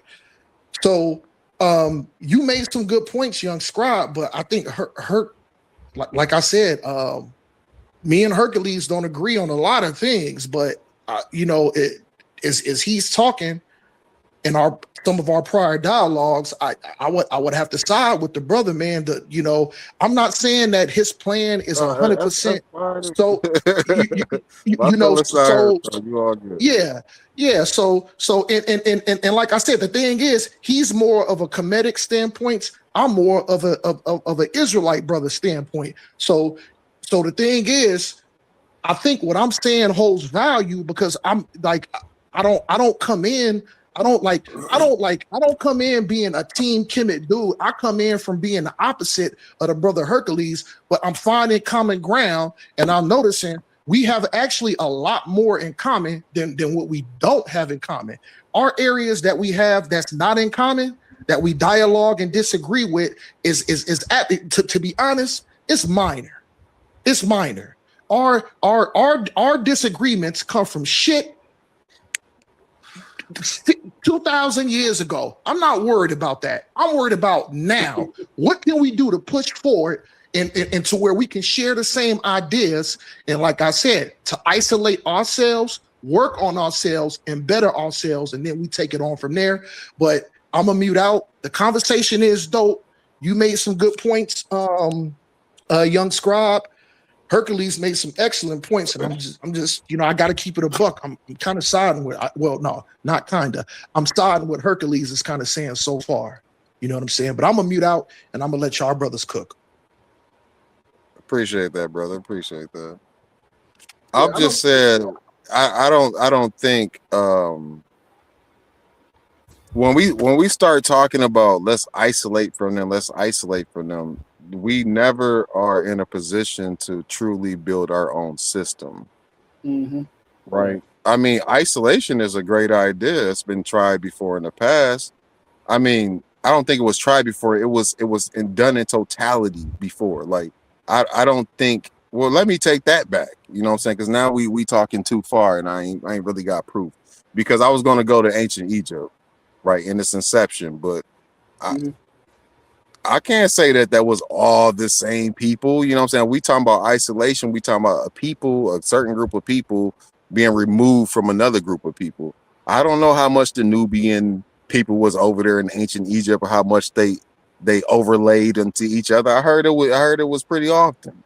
But then again, like I cannot say total isolation has always worked, because I don't know of a time where total isolation has always worked for our people.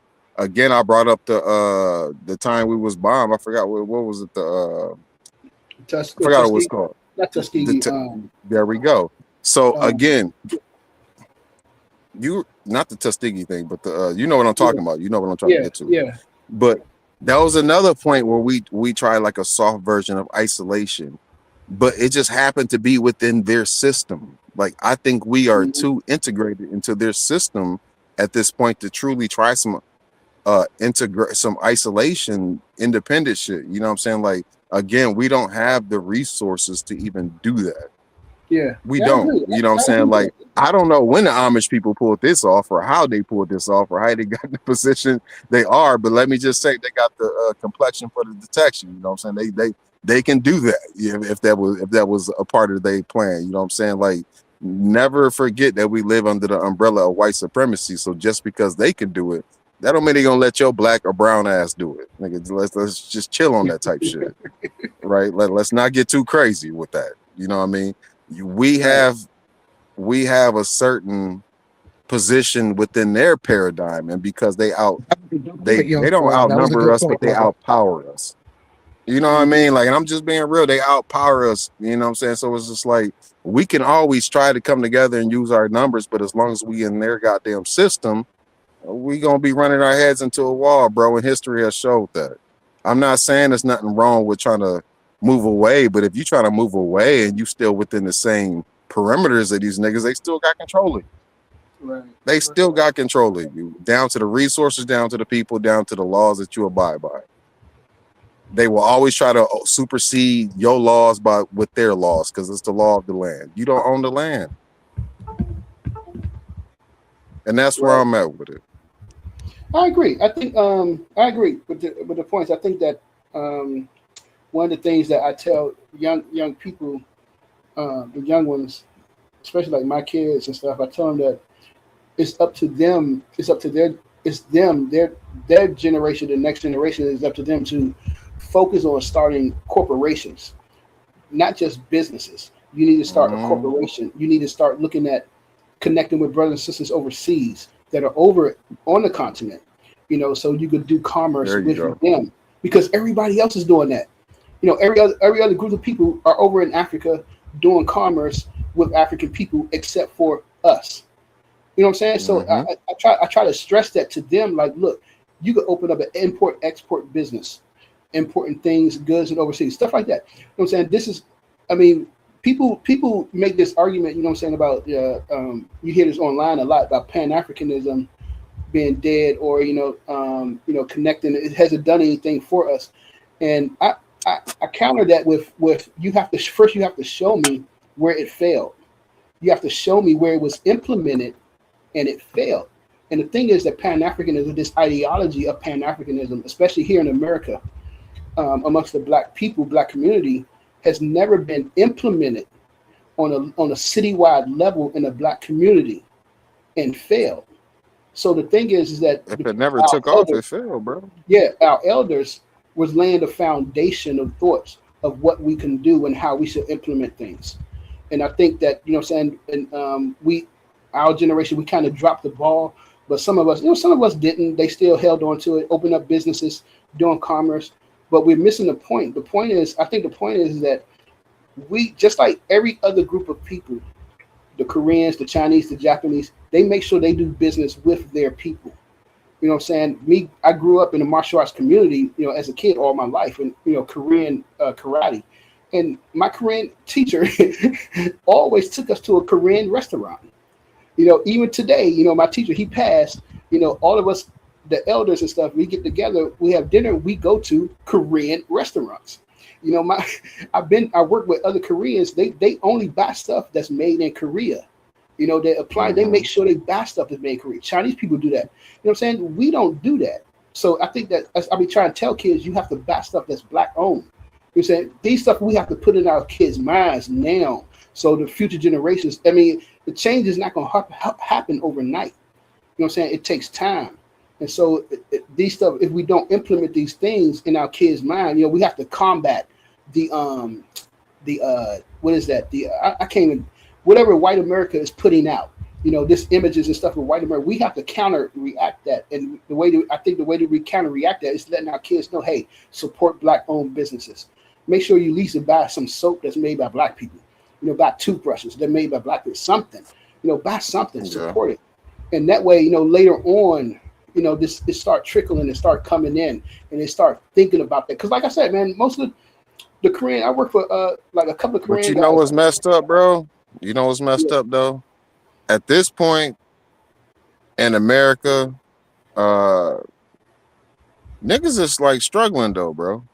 Like niggas is struggling. I don't know if anyone wants to acknowledge that, but niggas is struggling. Niggas has been struggling for years. So I mean, go ahead. When we talking about like supporting black businesses and black products and black ventures and shit, like one of the things that easily comes to my mind without even trying is like the music. That is a direct one-to-one replica of, or it was supposed to be a direct one-to-one replica of our culture expressed in a different medium. But now what I do notice is that my kids' friends, little white motherfuckers, is duplicating our culture like so hard, bro. Like it's almost to the point where it's almost rolling off their tongue naturally. It's crazy to see. Like when I was younger, we can always pinpoint, oh, this motherfucker trying to be black. You know, trying to be black. You know what I'm saying? But now it's to the point my kid got white friends, and it's like they almost mastered the copycat shit. You know what I'm saying? It's just like you can damn near not even tell online. I don't know if you game online, but if you gaming online, like it almost takes you like a minute to be like, is this a white motherfucker, or is this a black motherfucker? That's how hard they copy the shit, bro. That's how hard. So like I say that to say this. When we at least in music, and I'm only talking about music right now. When our favorite artist is on stage performing his songs, expressing his culture on some one-to-one replica shit, and they pan the camera, and it's mostly white people in the crowd. You know what I mean? It's like, nigga, we need to take care of our culture, bro. We really do. You know what I'm saying? Like it's ours, but it's damn near like we don't know how to handle our own shit because it always get taken from us. We don't know how. It's kind of like a cheetah, bro. Like a cheetah, fastest land animal. Motherfucker got all the tools to kill, but it can't secure the goddamn kill because a hyena can walk up and take it because the motherfucker tired as hell. I feel like we tired as hell, bro, and the motherfuckers just taking shit from us. I was online. I forgot. It was on somebody's channel. I think last year. The brother explained to me. He broke it down. He said, "Yo," he said, basically said, hip hop culture isn't our culture no more. You know, it belongs to the world because we let it go. We didn't gatekeep it. You know what I'm saying? When you think about it, like if you think about like mariachi, you know, the mariachi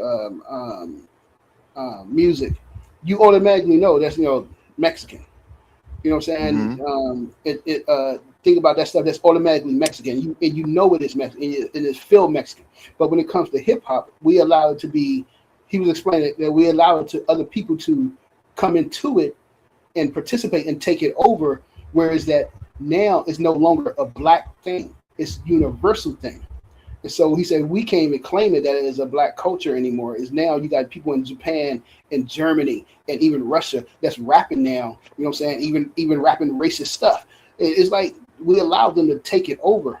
But you know, to your point, like you said, what you said before, that a lot of our people are hurt in this country. You know what I'm saying? We're struggling, and that's something that I've been thinking about for years. And it's like, why the hell are we still struggling? You know what I'm saying? Why did we've been here since the beginning of this country? You know what I'm saying? We've been here. We founded this country. We built this country. And we the ones that are still struggling. Not to say that you don't have white people out there struggling too. But for you to have, but we ain't got no motherfucking field vision, bro. I know, but I'm saying, but for us to have foreigners to come over here within the last 20 years and 30 years and buy $500,000 homes and live in these high, price neighborhoods, something is wrong. And that's where we gotta get back. Like, what the hell? They should not how the hell we still at the bottom of the ladder? And these motherfuckers coming over here, from Pakistan and India, and it's like, come on, yo, like something is wrong. And where I was watching the news, Bloomberg, I watch a lot of financial news, and they literally have Indian people that have their own Fortune 500 companies here in America, and they only been here. They only been here since 26 years, and they literally only hire other people from India. Hey, you know what? It's that type of shit, and it's also this right here, right? Like we in America, like we like to complain about our status in America and our situation in America and the conditions of America. At the same time, like the poverty in America, like the same time, not realizing that there are third world countries who's doing like 10 times worse as us. You know what I mean? So then you get like motherfuckers who start migrating to America, and they like, damn, nigga, the poverty here is sweet. Like this ain't poverty. My country way more fucked up. it's like a different level of hunger is unlocked, my nigga. It's like this shit's a candy shop. Like I'm about to get all this. Like, what you mean? I just gotta work 14 hours and I can become nigga. Of course I'm gonna do that. What you mean? I just gotta hire my cousins and we can. Yeah, I'm gonna do that. Like it's like how we see things is totally kind of corrupt and warped because of our history in America. Yeah, we and still waiting for our we motherfucking our payback. Like not our payback, but like, hey, you done me wrong, nigga. I need something for this. We still waiting for that every single year. Every 4 years, we hoping it comes up in politics. But hold on, not only that, if you notice, like the foreigners that come here and they work hard, they willing to work hard and do those jobs, but their children won't do those jobs. You know what I'm saying? So you're seeing that they got comfortable. Yeah, you know what I'm saying? Because like I live in Africa. I know how it is to live without electricity and running water. And I see that, you know what I'm saying, people over there, if you grow up like that, you know, you like shit. You come into America live in the hood, you know what I mean? They're like, nigga, this ain't nothing, nigga. You know, like and you know that's something that needs to be talked about more. Like the poverty here in America is actually like you rich compared to like a third world poverty. But we do the most complaining, bro. Like we really do. And I'm not saying it's not justified. I'm just saying it's probably time to move on. But that's it's probably time to move on, because when you looking around, my nigga, it's like, okay, we looking around. Yeah, the white man is doing what the white man is white man. Okay, but at this point, we have foreigners coming into the country and passing us, running laps. Right. It's probably time to stop complaining, bro. Right. It's like, how the hell that makes no sense? They should can be, I chime in on they that? should be, okay, wait a minute, hold on. Can Let I me say chime this. in after you, Let me Hercules? say this real Please? quick. Absolutely. They should be the ones out there pushing drugs and coke, and you know what I'm saying, out there robbing. They just like it. You know what I'm saying? We should not be doing that shit no more. This nigga, wow, I love this nigga. He said they should be the ones. we done that long enough. Nah. Never have I ever thought that. That's crazy. Get them niggas a pack. Fuck that, man. Hey, go ahead, Omar. Get them niggas a pack. On King Hurt. Get them niggas a pack, bro.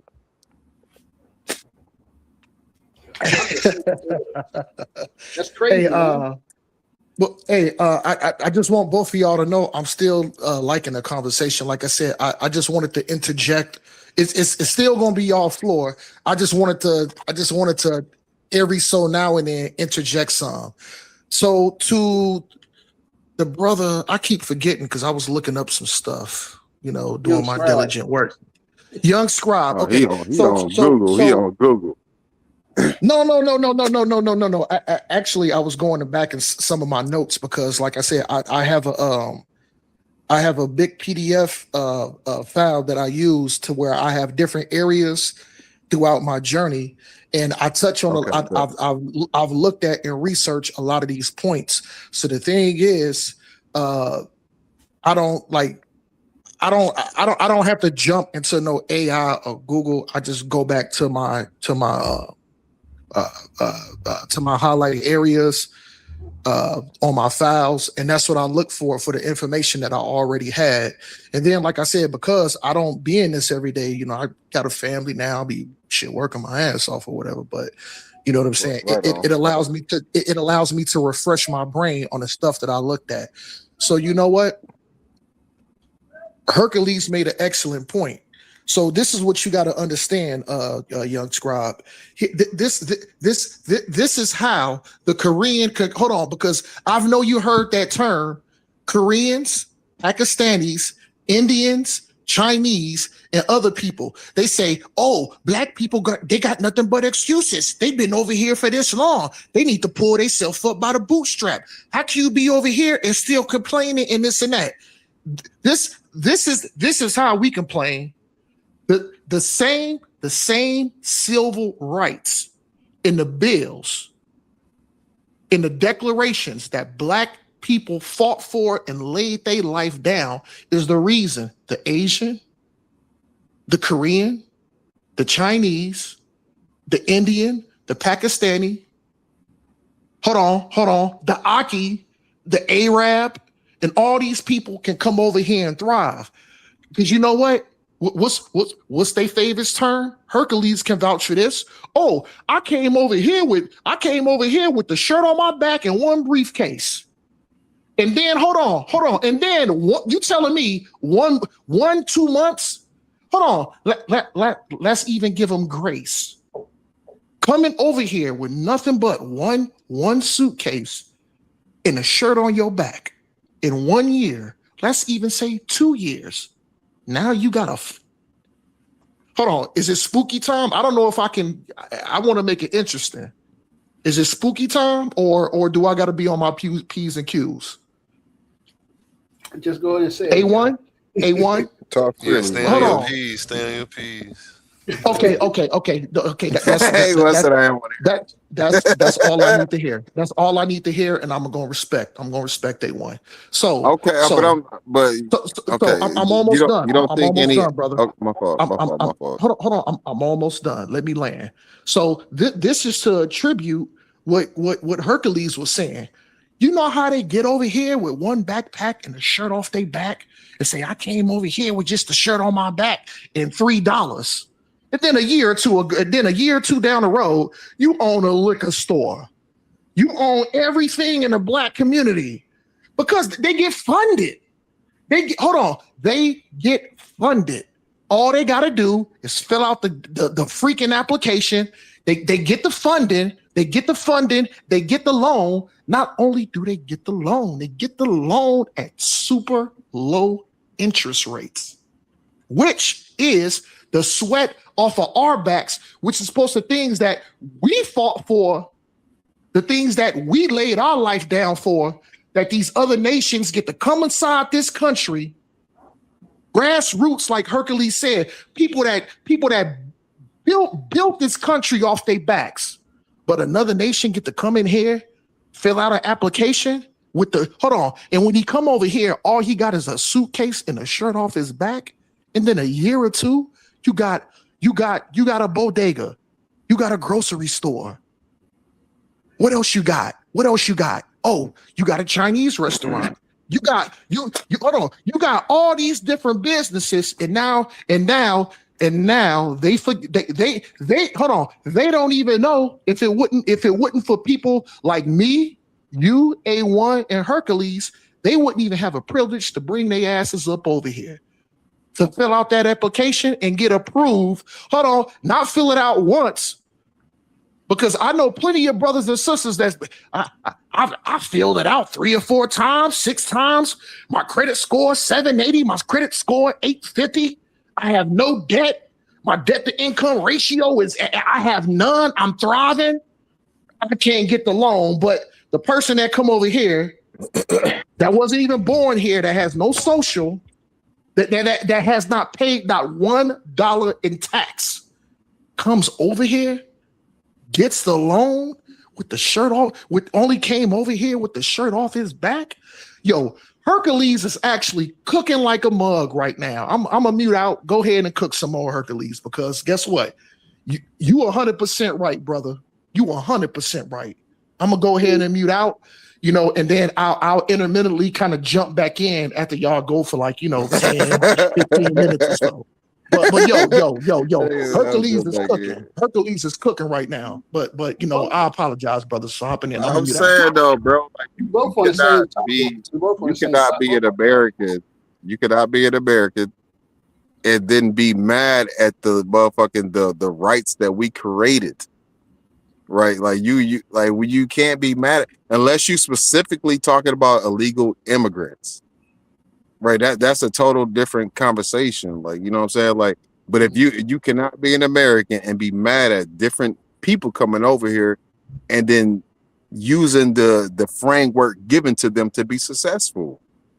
At the same, we have to stop complaining. You got to stop complaining and do something, bro. Like, you cannot be a full-blown American motherfucker and just living life just shitty.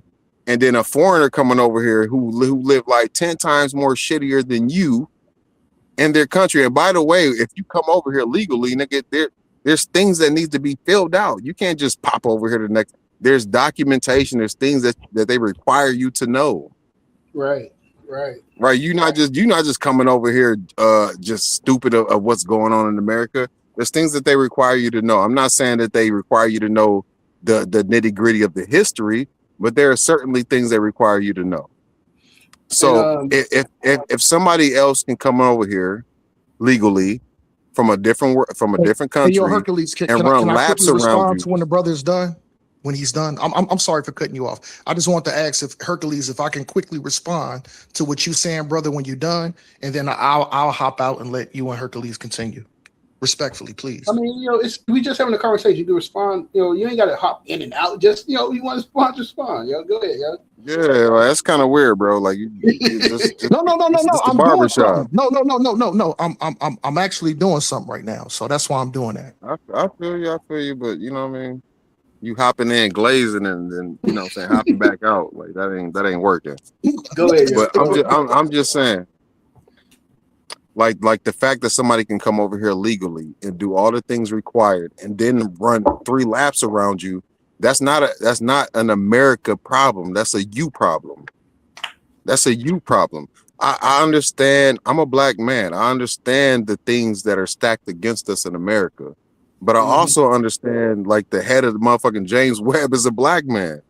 You know what I mean? Like this, like, you know what I'm saying? I understand that there are tons of, not to even single out science, but there are tons of different black people who have done great things in America.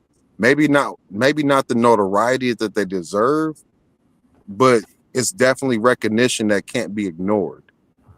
So I don't really like the notion that we in America, we getting beat up hella bad and there's foreigners running laps around us. Like, to some extent that is true, but then that means you just ignoring like the history of our people.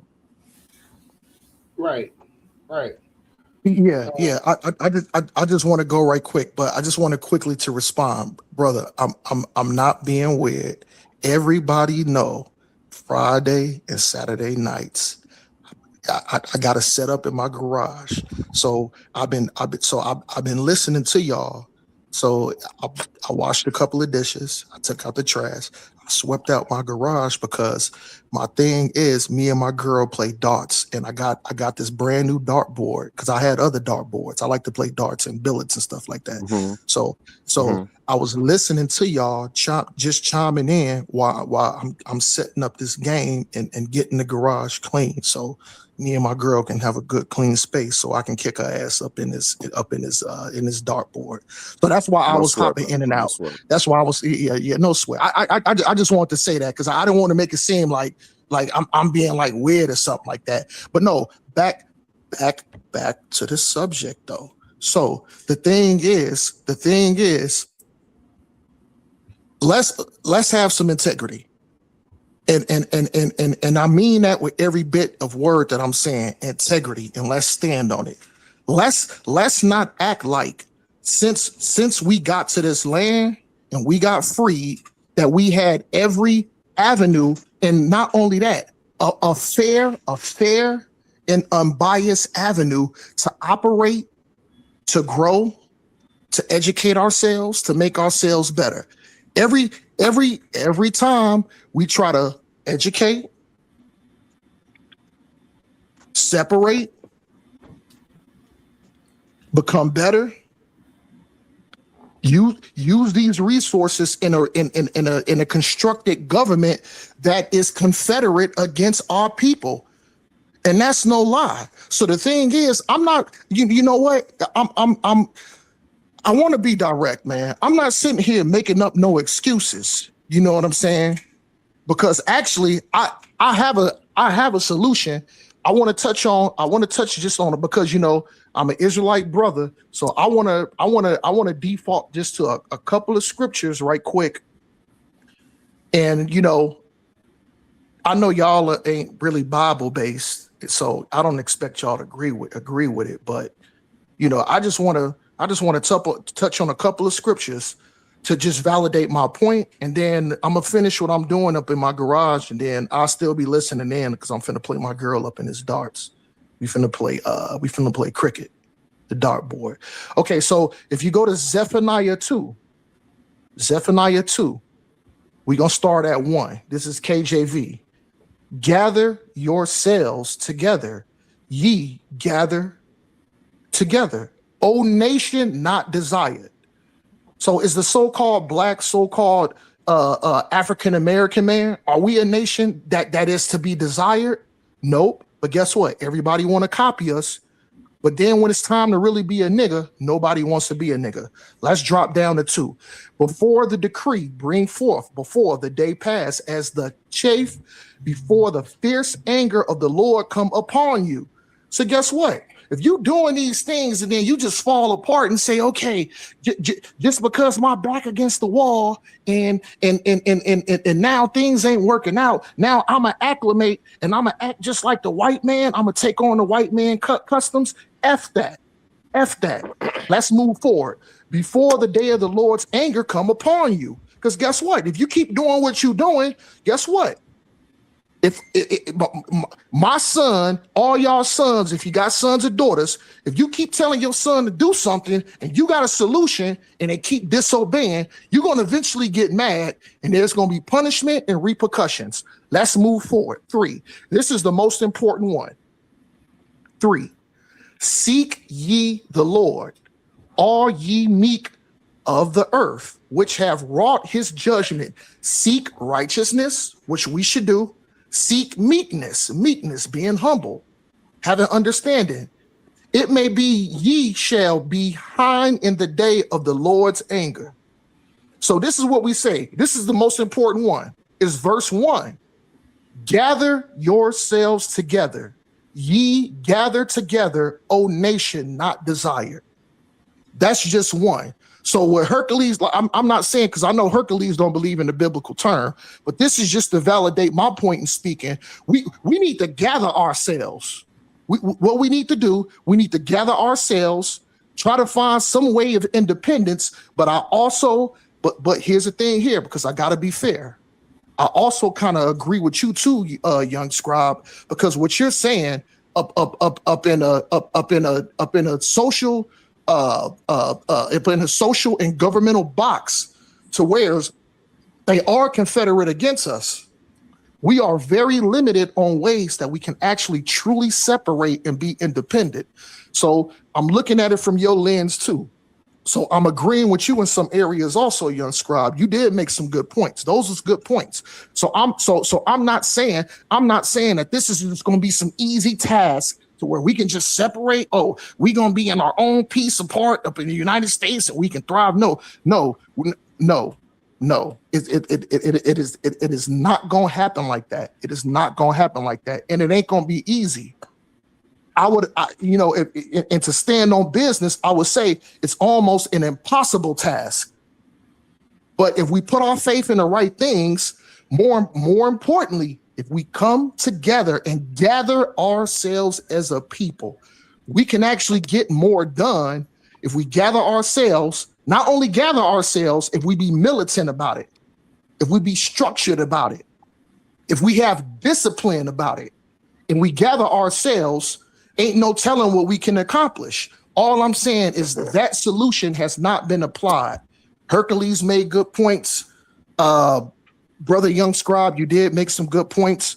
I'm gonna go back in here and clean my thing out and get my dartboard game ready to play the wifey, kick her ass. But I will. You heard her laugh, but she laughing. But I will be listening in too. That way, I'm not lost in y'all conversation. I apologize for interrupting two brothers, but I'm gonna mute out. I appreciate both of y'all. Go take your L, man. Go take your L. Yeah. We rooting for wifey. We know she's gonna whoop that ass. Go take your L. Quit trying to run from it. Hey, Herc, don't do your boy like that. But that was funny as shit, Herc. Go ahead, brothers. My bad. That was funny, though, Herc. I think so I mean, we just having a conversation. We chilling Friday night having a conversation. And the thing is, I think we're all in agreement. It's just that we're coming at it from different angles. So that's one thing that we have to understand when we have you have discussion with people and stuff. You know what I'm saying? We're not attacking no one. It's just we see the goalposts.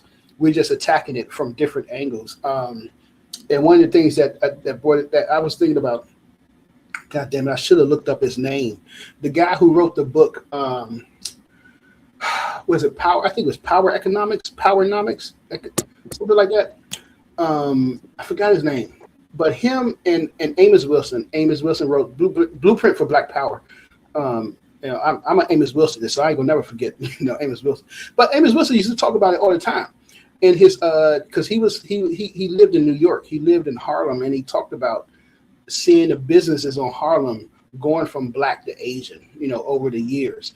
And he showed that how Asian people, these foreigners, when they came here, they was able to get secure business loans and stuff that Black people were not able to secure. So that wasn't done. I guess I would say that was done on the government side, being biased towards us and allowing foreigners to get these business loans to open up businesses in our neighborhoods. But like the Scott was saying, is that we at a point in time. It's hard though, because this knowledge has to be implemented into our kids. Because you could say, yo, let's just stop with the BS, stop whining, and let's get to work, get to grinding, and open up your business, let's do commerce and this and that. But if you don't have the support, the business is going to fail. And for me, I see that here, and I'm in the DC area, DMV, Washington DC, Maryland, Virginia area, and I see that and especially in Black neighborhoods, you see Black businesses opening up, but they only last about 10 years. Maybe 15 years, and then they close, they go out of business. Whereas you have an Asian business that's they've always been there, and they don't go out of business. And so we have to. So it's a mind thing as well. So you have to implement it in your kids. Like, hey, nah, man, support. And that's what Swab Boston they was talking about, is that you're being racist if you only support. But that's what every other people do. They make sure they support their own. It's gotten so bad. It's gotten so bad that, first it was the Koreans and the Chinese opened up business in the Black neighborhood and living off of, feasting off us, of course with white people. But now, you got Pakistanians. You got people from India open up, fried chicken spots, the hip hop chicken. I swear, I don't know where y'all live, but seriously, it's a place called Hip Hop Chicken. And it's owned by people from India. God. And I'm like, what the hell? It's like, what do y'all know about fried chicken? They fried chicken, all this, they open up different fried chicken spots around here in the DC area, and they are thriving. They're thriving. So we don't see their kids outside late at night, knocking niggas over the head, robbing people. You don't see Indian people doing that. You don't see Chinese people. You don't see that. Why? Because they put in their kids' minds that, hey, open up a business, support your own, and this and that. So yeah, we have to look at it. I definitely. I'm in agreement with what you were saying, young man. I'm in agreement with everything you were saying. It says, I think that it's that mentality has to be implemented in our children, so we can stop this. Stop with the self. Like, man, shit, Black man, we can't get ahead, Joe. Man, we can't do nothing to get ahead. We got to stop that mentality, because here's the thing. Here's another good example. I do martial arts. I've been teaching martial arts for the past. I've been doing. Hold on, wait. Both of y'all niggas do martial arts. Yeah, I've been doing martial arts. And I've been teaching it for the past about a good 20 years now. And so for the past few years, a couple of years ago, I used to work for a couple of Koreans. And there's one Korean guy I used to work for. It was a Korean guy there who managed, he was the manager of the studio. And he was like, man, he said, shit, I'm tired of working here, man. I want to open up my own school, man. He was from Korea, but he came here, he brought his family here to North Carolina, and he opened up a school in North Carolina, but then, it closed down, it didn't do good. So he came up here to DC, to Virginia, and he opened up, and he worked with the guy that had a school up here. He knew him from Korea because they went to the same high school. So, he was telling me, how he wanted to open up his own school, and the owner of the school we was at was going to help him. But that was a year ago. And he said, yo, he been telling me he gonna help me, but it's been a year ago, man. He said, I'm tired of this. Nigga, like, you gotta fight me one-on-one, nigga. Yeah, he's like, man, Herc, I'm about to roll, man. I'm about to roll, right? And I was like, you about to roll? And I was like, shit, I don't want you to leave because I was only there because he was a cool brother, cool Korean cat, man. And if he left, I was gonna leave. I'm like, I ain't staying here. It was a rinky dinky ass, martial arts school. So he was like, I'm leaving, I'm out. He came to me one day, he said, Herc, I'm leaving next week, yo. And I was like, what? I was like, what the hell? He said, yeah, I'm gonna go ahead and open up my own spot. And I said, oh, you found the spot? He said, yeah. He said, because I asked him, I said, damn, you found the spot? Like, you know what I'm saying? You got the money for the spot? And he's like, nah. So I'm gonna get a loan from this association that gives you a loan if you want to open up a Taekwondo school. And I said, shit, yo, I want to do that. He said, oh, nah, but you got to be Korean though. And I was like, oh. I was like, what? He said, yeah, there's an association, there's a Korean association here in America that they'll help you open up a Taekwondo school, but it's only for Koreans. And I was mad. I was like, man. And so, I mean, he did it, and he's thriving today. I go and hang out with him sometimes, but up in Maryland, he's thriving, man. So we see other people sticking together. And I think this mentality has to be implemented in our kids as well, that, we have to stick together, stop bickering and fighting with each other, stop. It's hard. It's hard because we're dealing with a system that teaches us to fight and bicker with one another. It's right. hard to do. But I mean, on top of the fighting and bickering, if it is written how you say it's written, how do any one of us become successful enough to want to latch on to, the next brother? Like, okay, you got this going on. I want to be a part of this. I want to help and support as much as I can. And then that become like a generational thing. You know what I mean? Like kind of how you saying, like, okay, okay, this my bro said we can open up a martial arts school. That would be tremendous growth for you. That would be tremendous progress as far as your martial art thing. Well, okay, well, you can't do it unless you're Korean.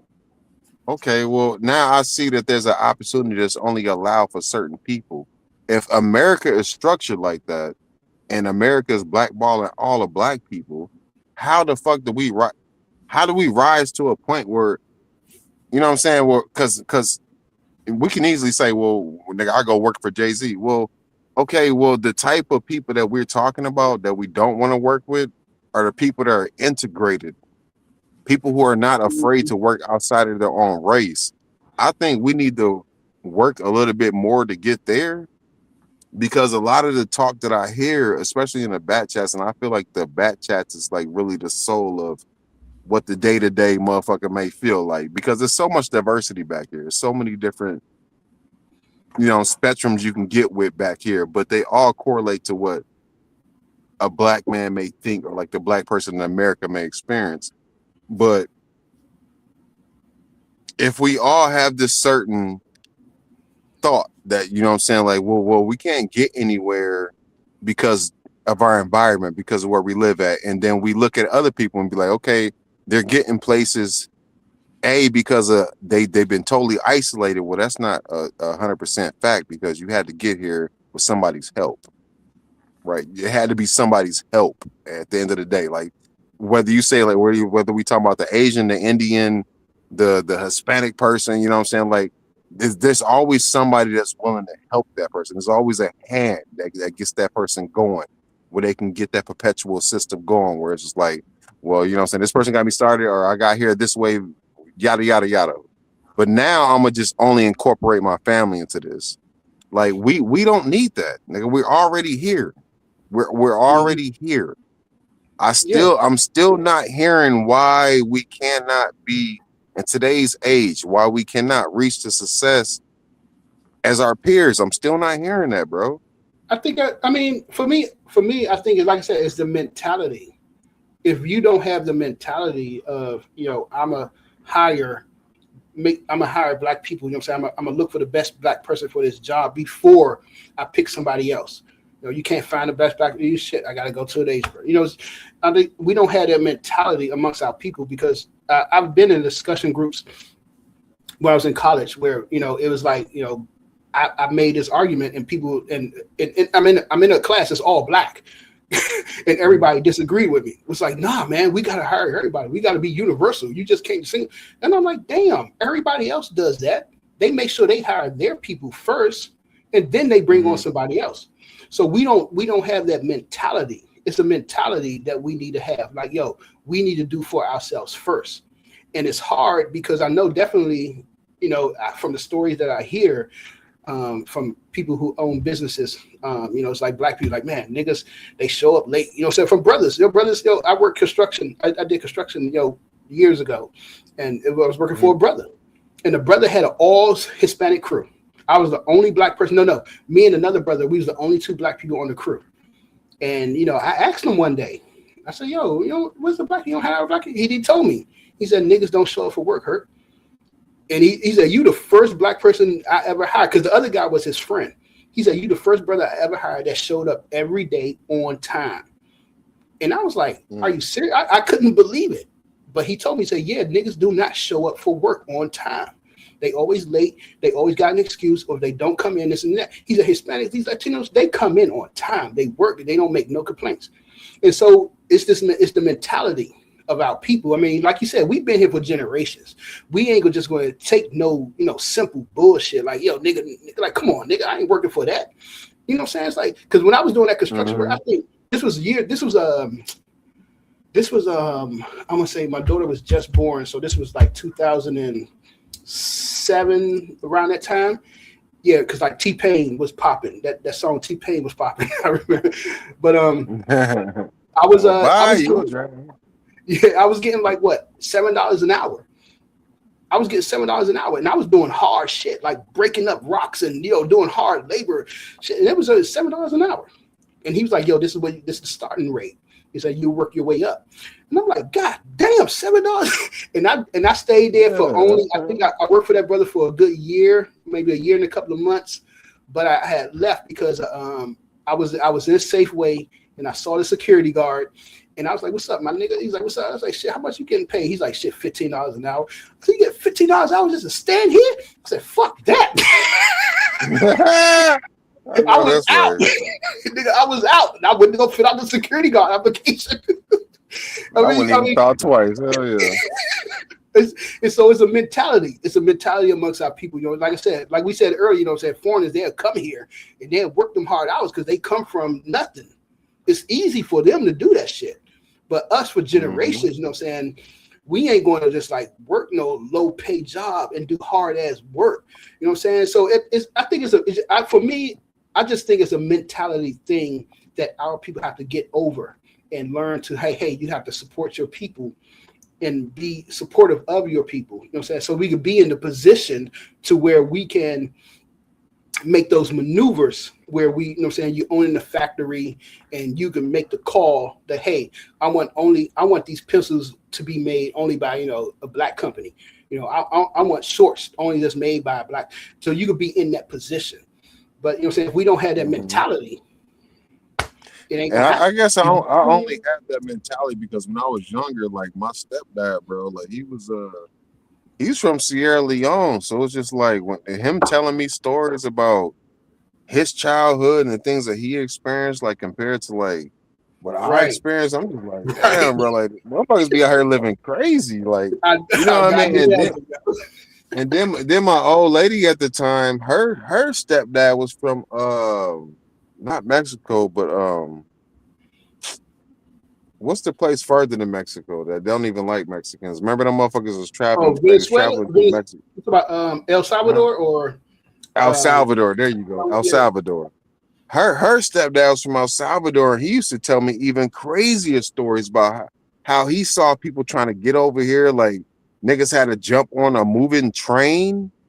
Like I'm talking about people arms getting ripped from the socket. You know what I'm saying? Like people falling and their legs getting ran over by the train itself. Like just the crazy shit he had to endure. You know what I'm saying? Like, and this is on some personal shit. Just like his drunken father, like hitting him with a hammer and shit. Like nigga, that type shit. Like, I'm not saying domestic, child abuse don't exist in America on the black side.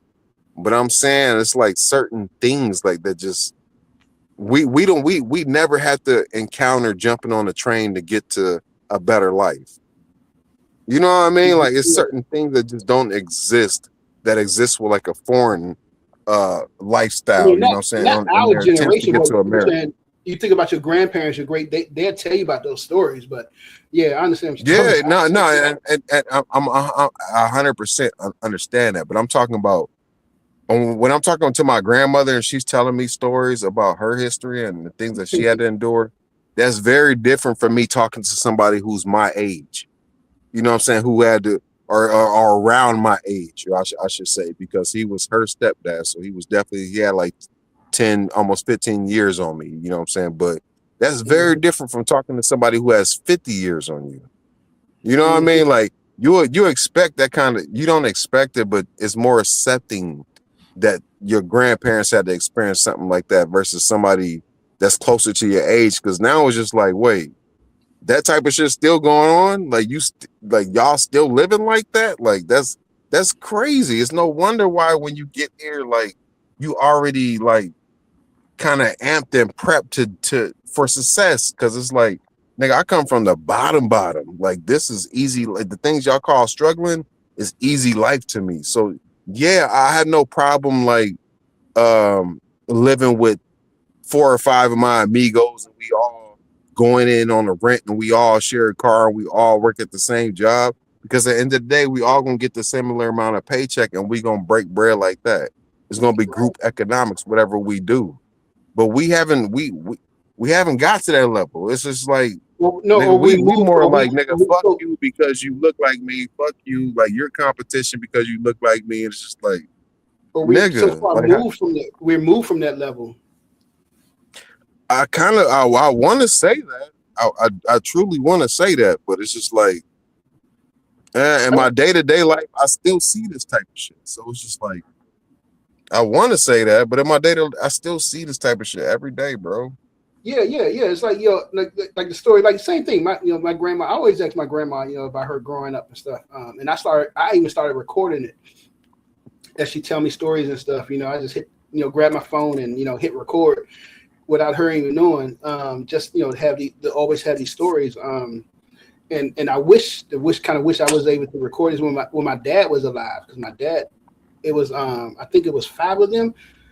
Five kids, and so it was 7 because his dad and mom. So 7 of them living like in a 1-bedroom house, and the stories that he would tell and stuff. It's like, God damn, you would think like it's crazy, you know what I'm saying? It's like, what crazy, but now for us, for me, I guess, for me is like I said, for me, I guess the work ethic was instilled in me by my dad. When my dad, when I was born, actually, my dad had bought an acre of land over in Maryland, and so I grew up on like a little small farm, as a kid. So I had to chop wood, I had to fucking cut the grass and plant the seeds, and we had a little garden and all that stuff. We had chickens, we had pigs, we had cows. I had to do all that shit, and so I grew up on a little small farm. Yeah. So I had a little work ethic in me. So going to work on time, being there on time, not getting lazy about, just because it's hard work, not getting lazy about it. It wasn't nothing. When I was in my 20s and 30s, that wasn't nothing. You know what I'm saying? It wasn't nothing for me. Like, yo, I'm doing this. I'm knocking this out, man. This ain't shit. Come on. But I noticed it's like, like I said, as you know, it's like Americans, like you have foreigners that come over here, they're going to work hard. They're going to get that to make themselves, to improve themselves. But you notice that their children not going to do the same work that their parents did. You know what I'm saying? They're not going to do that. They're not going to go in that same industry, or their grandchildren not going to go in that same. They're not going to work as hard as their parents did. They're going to do something more relaxed. They ain't working in the fields no more. They're not picking strawberries.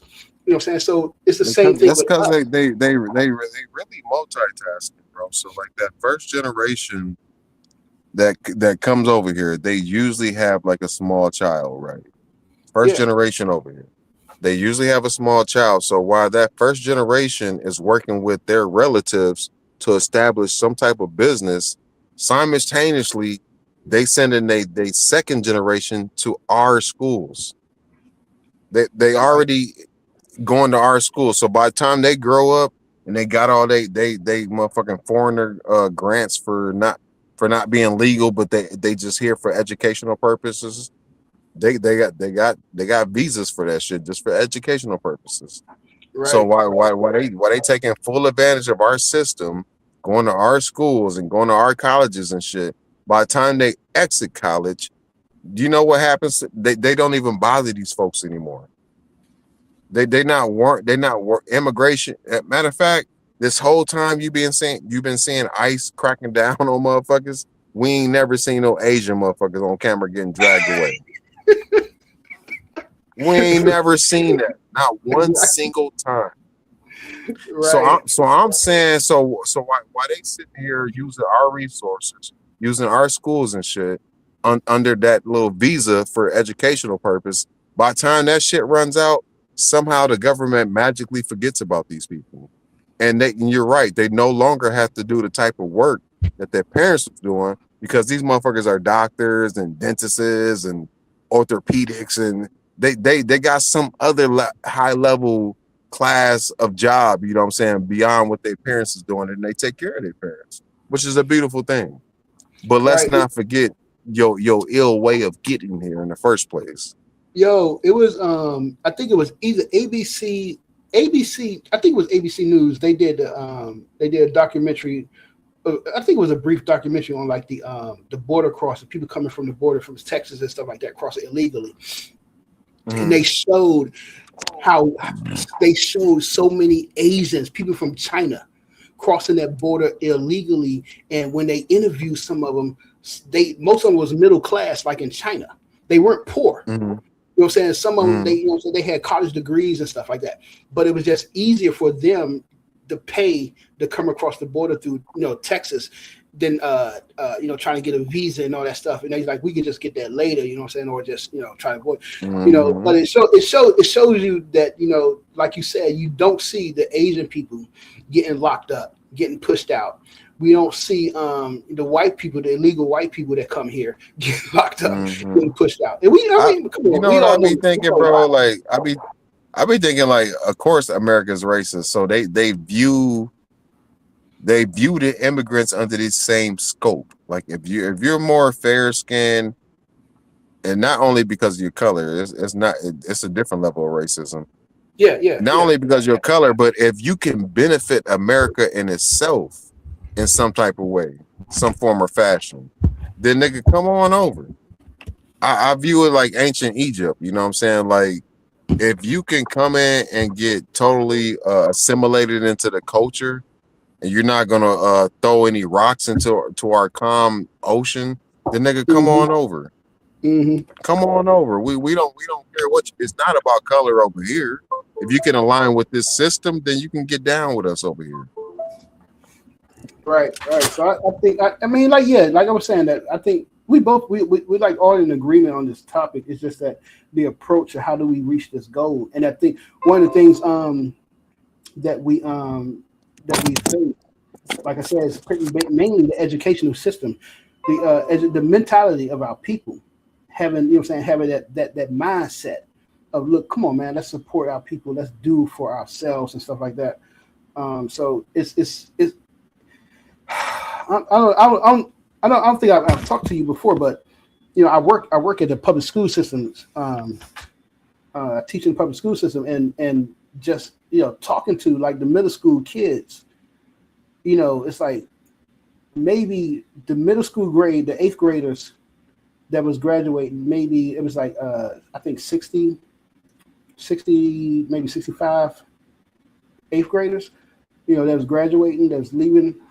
But out of that group, maybe 5 to 7 of them that actually want to learn. The majority of them was like, I can say something, maybe good 10 of them, but the majority of them was like, they didn't care. They didn't give a fuck. And it was funny because at this school, the principal actually did set aside time for us to talk to them, like try to reach the kids, talk to them, because it was, I forgot what day it was, but I think it was maybe during Black History Month. She did set aside time. It's like, yo, it was time that we didn't teach anything. We just get to sit around and talk, talk to the kids, about their lifestyles and, think about, making better, see if we could influence and make better choices, right? That shit lasted 5 minutes. Them kids was like, man, the fuck is going on, yo? Yo, I don't want to do it. And we was like, yo, we just, a good five minutes into the joint, each class was always like, yo, man, this is bullshit. Yo, we don't want to talk about this, man. Come on, man. Either, because nowadays they have smart TVs in the classroom, smart boards. And so, like, could we just watch YouTube? Come on, man. Could we just watch it on YouTube? It's like, yo, no, listen, we try to talk. We try to educate, try to bring up stuff for them to, to understand who they are, what we are. As a Black people, these kids didn't give a damn. They didn't give a damn. And you couldn't talk to them. That was one of the things that the teachers, they always told me, when I first got there. Because when I first got there, I was gun-ho. I'm new. I'm gun-ho. I'm like, yes, this is it, man. I'm about to drop the knowledge on these kids, teach them the true science. I'm going to wake them up, get these kids. Now I tell you, man, every kid, every teacher, I was on the math team, all the math teachers like, cut that bullshit out, man. Every last one of them. And it took a whole year. It took about a good year, probably like April or probably March, probably April or March. At the end of the year, and I was like, I can't. And I told him, I said, yo, damn, y'all was right, man. It's like, I didn't give up, but I came into the school every week, every day, like this, let's do it, let's get it, I'm excited. And the other teachers like, hurt, man, chill with that shit. It's like, these kids don't give a, because we straight up in the hood, Southeast DC. You're in the hood, you're dealing with kids, it's dealing with some serious problems. So we had 2 pregnancies, girls in the 6th grade. They was what, 12 years old, 13 years old. That was pregnant by a nigga in the 8th grade. So we know how some of us, we know how it is growing up in the hood. But it's the mentality. I'm just saying, it's the mentality of our people that has to change. We have to, and it's hard when you're dealing with the majority of the population of our people don't want to learn. All they want to do is be on TikTok. Listen to Megan Thee Stallion. Listen to what's going on, the latest this, the latest that. It's a hard battle that we have to face. You know what I'm saying? So, that's my point of view, guys. I'm not gonna. It's getting late for me. I ain't gonna stay up late, y'all. About to roll it out, fall asleep.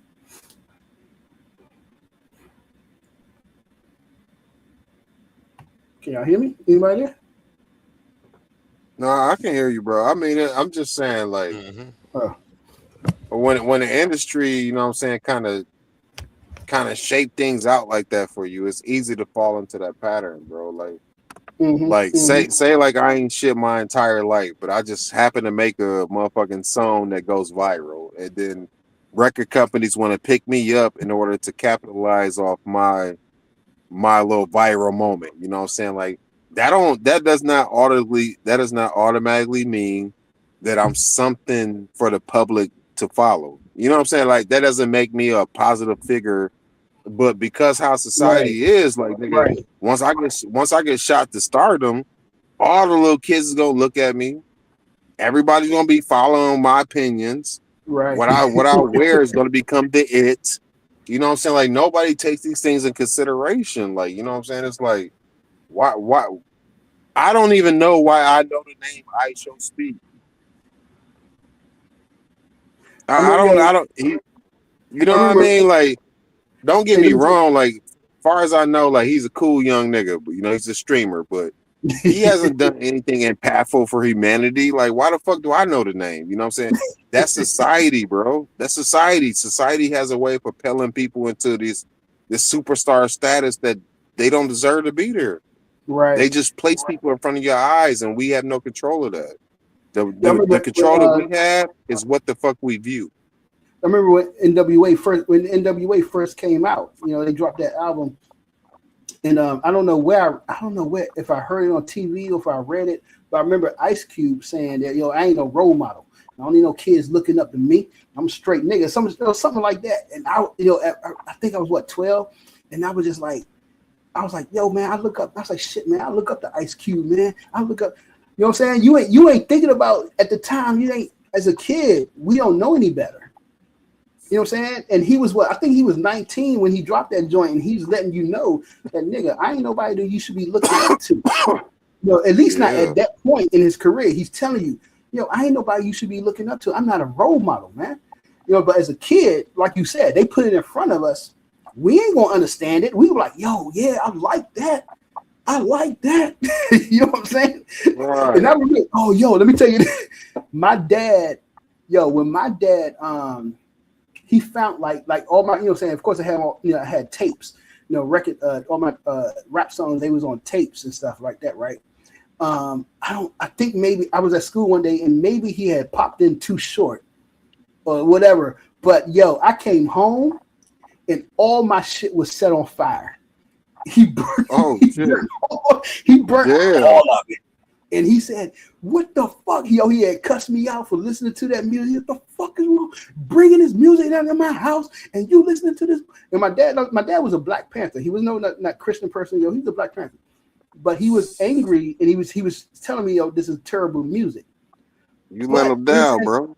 Yeah, but the way now I look back, I just wish he had went about it a different way to explain. I don't think he had the words to be able to explain how rap at that time could be detrimental, for my health, for my mental health. I don't think he had the words to explain it. You know what I'm saying? Yeah, man.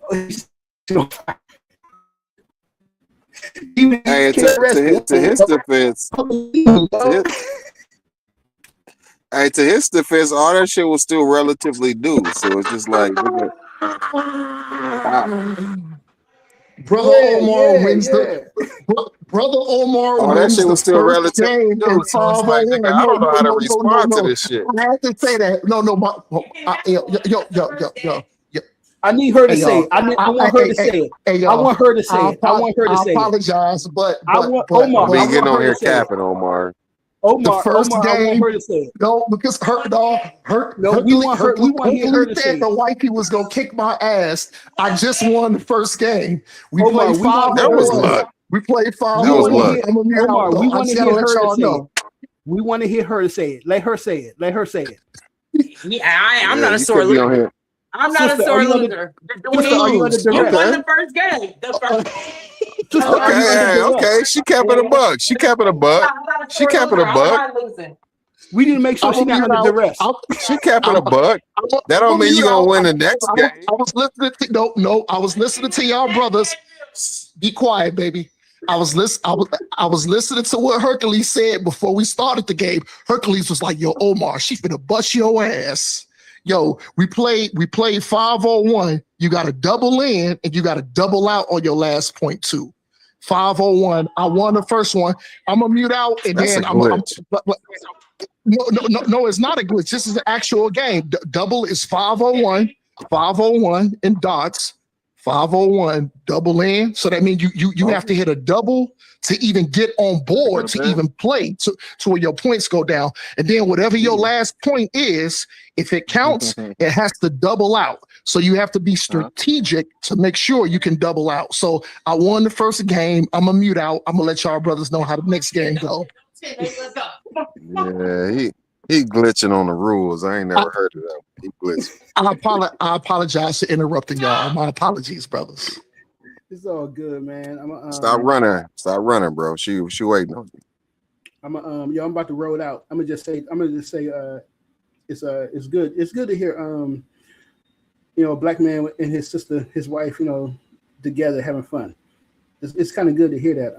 Me and like he said earlier, me and Omar, we bump heads all the time. But it's good to hear a brother, having fun with his woman. Friday night stuff. We need more of that in our community with our people, good positive relationships and shit like that. It's hard. It's hard dealing with some sisters, but hey, you got pick the right ones. It's hard to pick the right ones. I mean, I think for me, I think that paying attention to the astrology and numerology, would help. I think that astrology. Yeah, we let go. We let that go because a Westerner said that shit ain't true. But I'm gonna tell you right now. A brother who I was into mathematics. My degree's in math, but I got into numerology before I finished my degree. And following numerology, dealing with certain women with certain birthdays has helped me out a lot. I traveled this planet and I ain't pay a dime. You know what I'm saying? I've had a car, 10 years and I ain't pay a dime. Had an apartment for 10 years and I ain't pay a dime. That's because I know what certain women to deal with. Certain That's women top level pimping, my nigga. That's top level. A decade, nigga. Come on now. So most niggas sustain that for a couple of months and then they fall apart. My nigga said a decade. Seriously. I have a sister straight helped me pay for my degree. They paid my whole semester. I had to pay my whole damn semester. Just write out a check. It was like, here, I got that for you, no problem. I was like, God damn. But it's I think what the fuck you doing over there, Hurt? I haven't. There isn't no definitive research on the subject on the subject of numerology, but I think maybe that's something I should look into, do an actual research, and just take about the statistics 1,000 people. But I don't know. But I think that the information in astrology and numerology, the stuff that our ancestors been following, the connection between people, has always been. Because when I was in Ghana, I remember the brother said to me, he's like, we understand male and female relationships longer than you have. Like, you guys are what? How old is America? He's like, America's what, 200 years old? He's like, shit, we're 1,000 years deep in understanding the relationship between men and women. He said, so why would we listen to Westerners? That makes no sense. And I was like, damn, I didn't think about it. I was like, damn, you're right. It's like, y'all been doing this for so long. But because Westerners, and I tell people this, if you ever look at traditional African spiritual systems and stuff, right? And in the mind, if it's like you're looking at Ghana, the Congo, Kenya, South Africa, and stuff like that, you see, you see them doing the rhythmic, going into trance, doing these dances and stuff.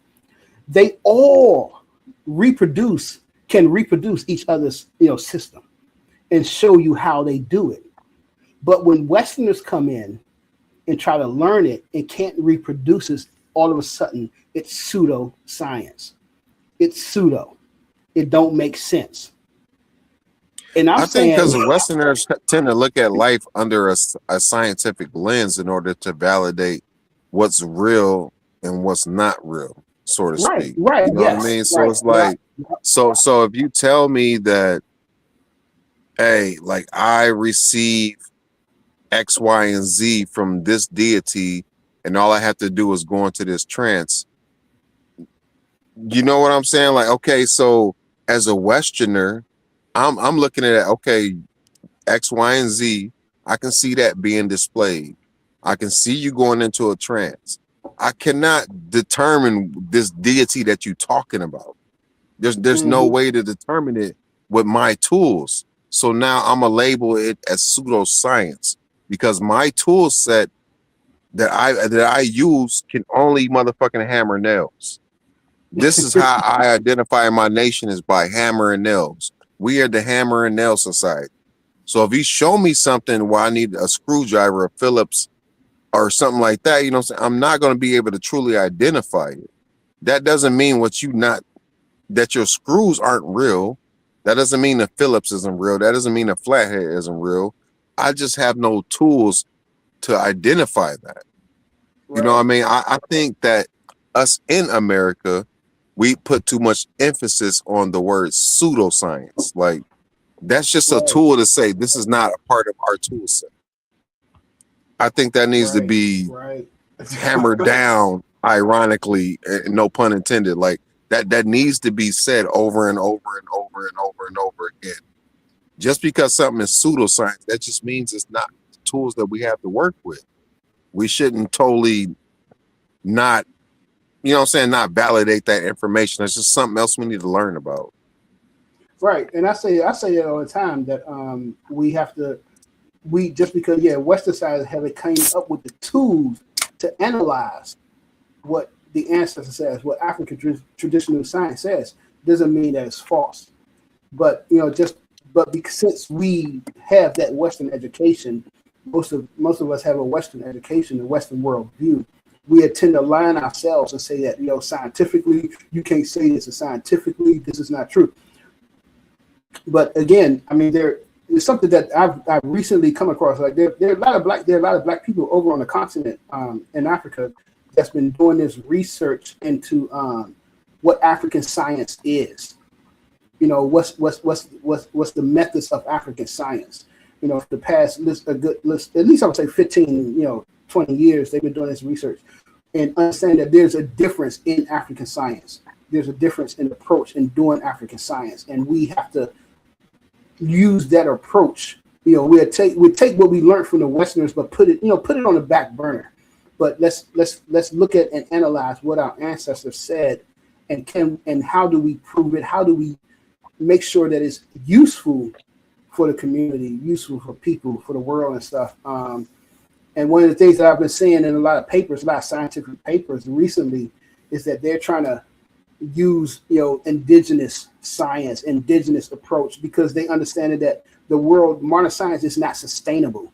It's a science of you're using everything till you can't use it no more. You extract it and throw it away, but it's not replenished in time enough. So modern science is not sustainable, and they're looking at what indigenous, looking at what the indigenous people, how they've been approaching and using concepts of science, and see if they could implement it into modern science. That's one of the things that you see a lot of people starting to advocate for in the Western community at Western style universities and stuff, is the implementation of indigenous knowledge, sustainability of using resources, and how can we make sure we're not depleting these resources as we need them, though, because it's not calculated. That's not even calculated into in the science that you're using it.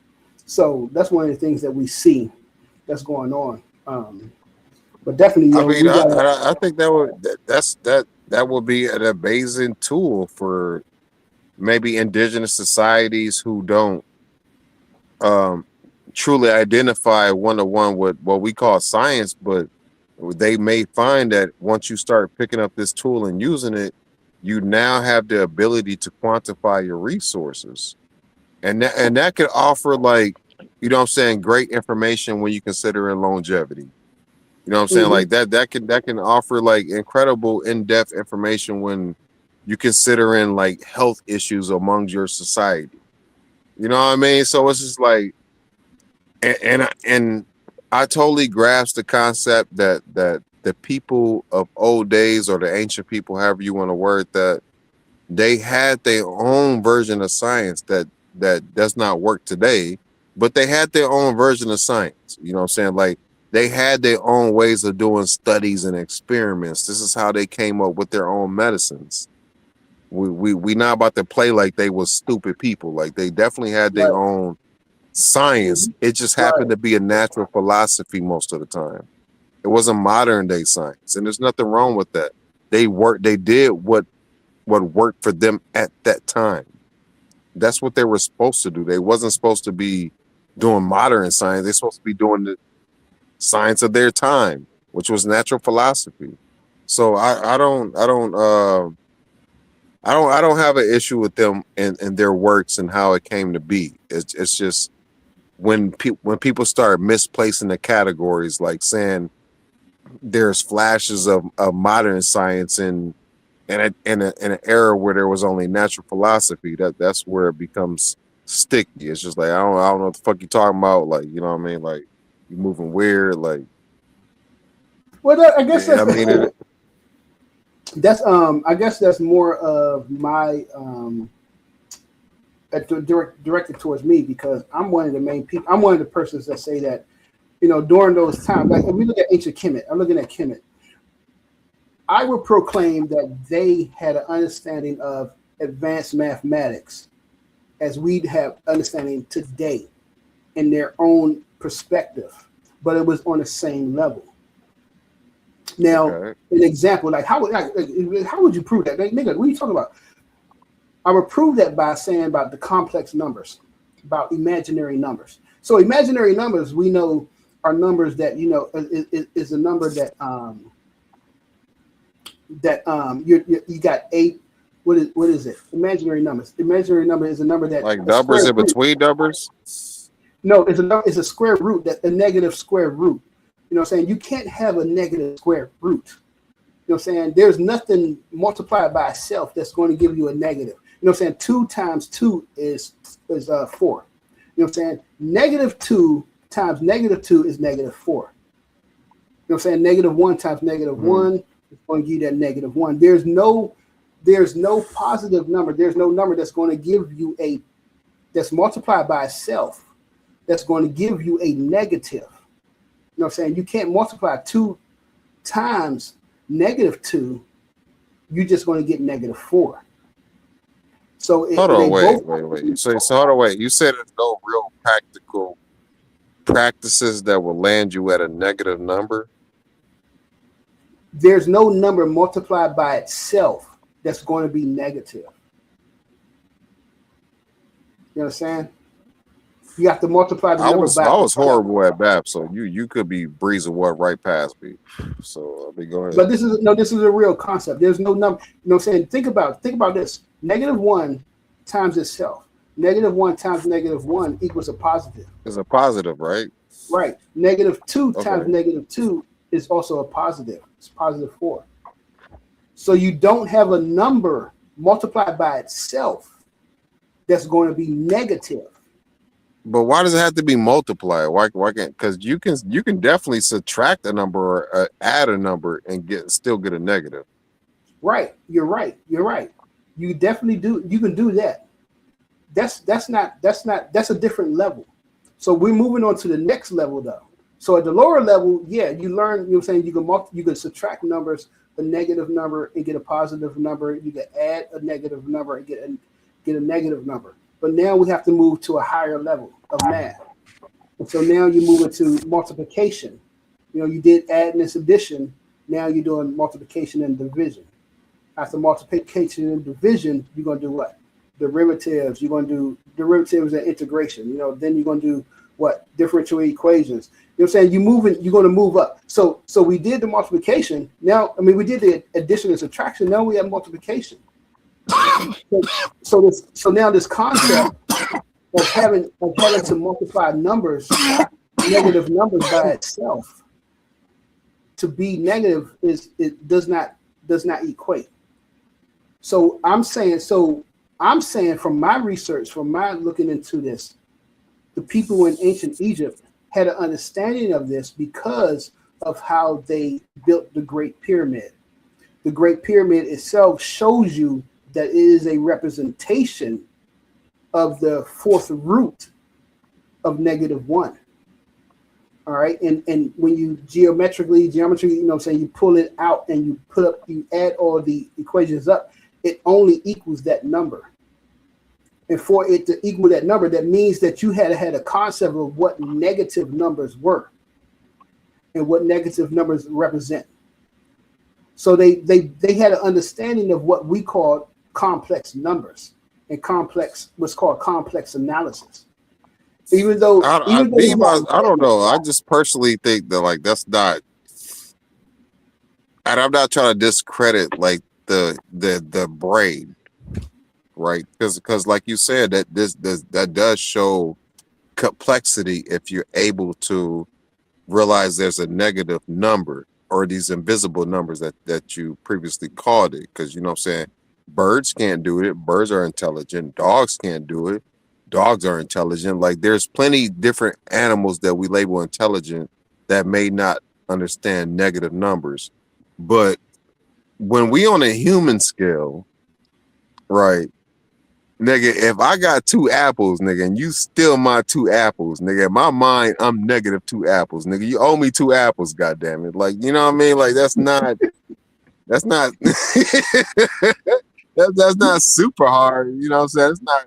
Science has a way of making things sounding like hella complicated, but and maybe it's my fault. Maybe I'm in the wrong. Maybe I'm illogic. Maybe it's because I have the human brain that they're attempting to describe, I don't see it as complicated, but it's just like, nigga, if I had three pair of shoes, and you took 3 pair of my shoes, nigga, I'm -6 shoes. You know what I'm saying? It's like, I don't just, yeah, nigga, negative numbers are real. Hell yeah. Like, you know what I mean? Like, get it. No, but so I wanted to ask you a question. Like, while we talking about negative numbers and niggas stealing shoes, what about negative time? Like, do you time moving in a negative way? And what I mean by that is like, they did an experiment, bro. And I don't know if you know about this now. I'm pretty sure you may know about this because you seem very intelligent. You know what I'm saying? So, they did an experiment though. They shot a photon through a super cold cloud. A cloud of what? I don't goddamn know. I was just fascinated by the information. I didn't catch all the details. But they shot a photon through a super cold cloud, and somehow the motherfucker like exited the shit before it entered the shit.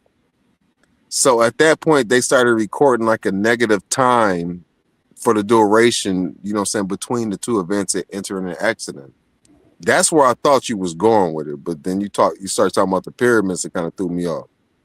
But do you think negative time? Yeah, I know we talking about negative numbers, but negative time, do you think that's the thing? So, all right. So for me, brother, I'm I got my degree in mathematics, but I try to center myself in an African philosophical point of view. And so as I was getting my degree, and I just got my degree. You know what I'm saying? I've been doing this, but I've been over the years studying African philosophy and history and shit. You know what I'm saying? Yeah, So I mean, you got a certain level of knowledge that I ain't even got close to. That's why I'm interested. I mean, yeah, I've been doing it for a minute. You know what I'm saying? It's just the math. The math is new. That's new for me. But the African history and philosophy, that's something I've been trying to understand for the past a good 20. I don't know, all my life. My dad, because when I was 13, when I was 14, my dad forced me to read African people and European holidays. Every day I came home from school, I had to read that book. I had to read one chapter of that. I had to read 1 hour of that book, and I had to be able to tell my dad what I read. Can I cook after Hercules? I'll wait. So I've been doing this ever since I was in junior high. He implemented, this mentality of trying to understand, from a black perspective, from a black river. But anyway, think about negative time. I mean, if we think about it, from an African perspective, it's stop running, Hurt. What about that negative time, bro? Yeah, from an African perspective, it's not. Can you hear me? I can hear you. Oh, from an African perspective, it just doesn't exist, because you're looking at you're going backwards, a negative void. You know what I'm saying? You're the different is you're looking at you're trying to navigate backwards between a phase loop, and you just can't do that. So for the Western concept is different, because you have the Cartesian. We're looking at the Cartesian coordinate system. You know what I'm saying? You're looking at a straight line from zero to negative infinity, and you got your time origin is zero, plus t plus zero, and t is negative. You think about going from zero to negative infinity. Yeah. You're looking at like you gotta history can repeat itself, or you're going past history, going back, and history is absolute. But for math, if you think about it from a mathematical perspective, if you're trying to reverse a time, I would say if you're trying to reverse this arrow of time, you're moving into this negative domain of numbers, and The question is, how do you do that on a manifold? On like if you're looking at Earth is this manifold, the circular manifold. Life is in a manifold. And when you think about it from an African perspective, life is this manifold. You know, whether it's the ancient Kemet or the Dogon or in the Congo, you think about the Congo, the Kinga theory. Going in the negative doesn't happen, and it can't happen on this closed manifold that we live in. So, I mean, from an African perspective, you say negative time, yeah, it would be something that they wouldn't perceive of as existing, because it would just be hard to.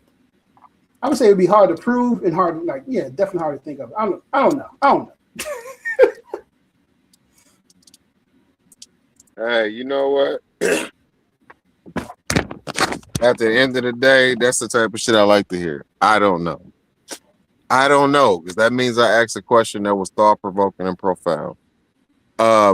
So when we thinking about like you saying, like the African thing will be circular, and I agree with that, because from my limited research, that's a common thing that I ran across, right?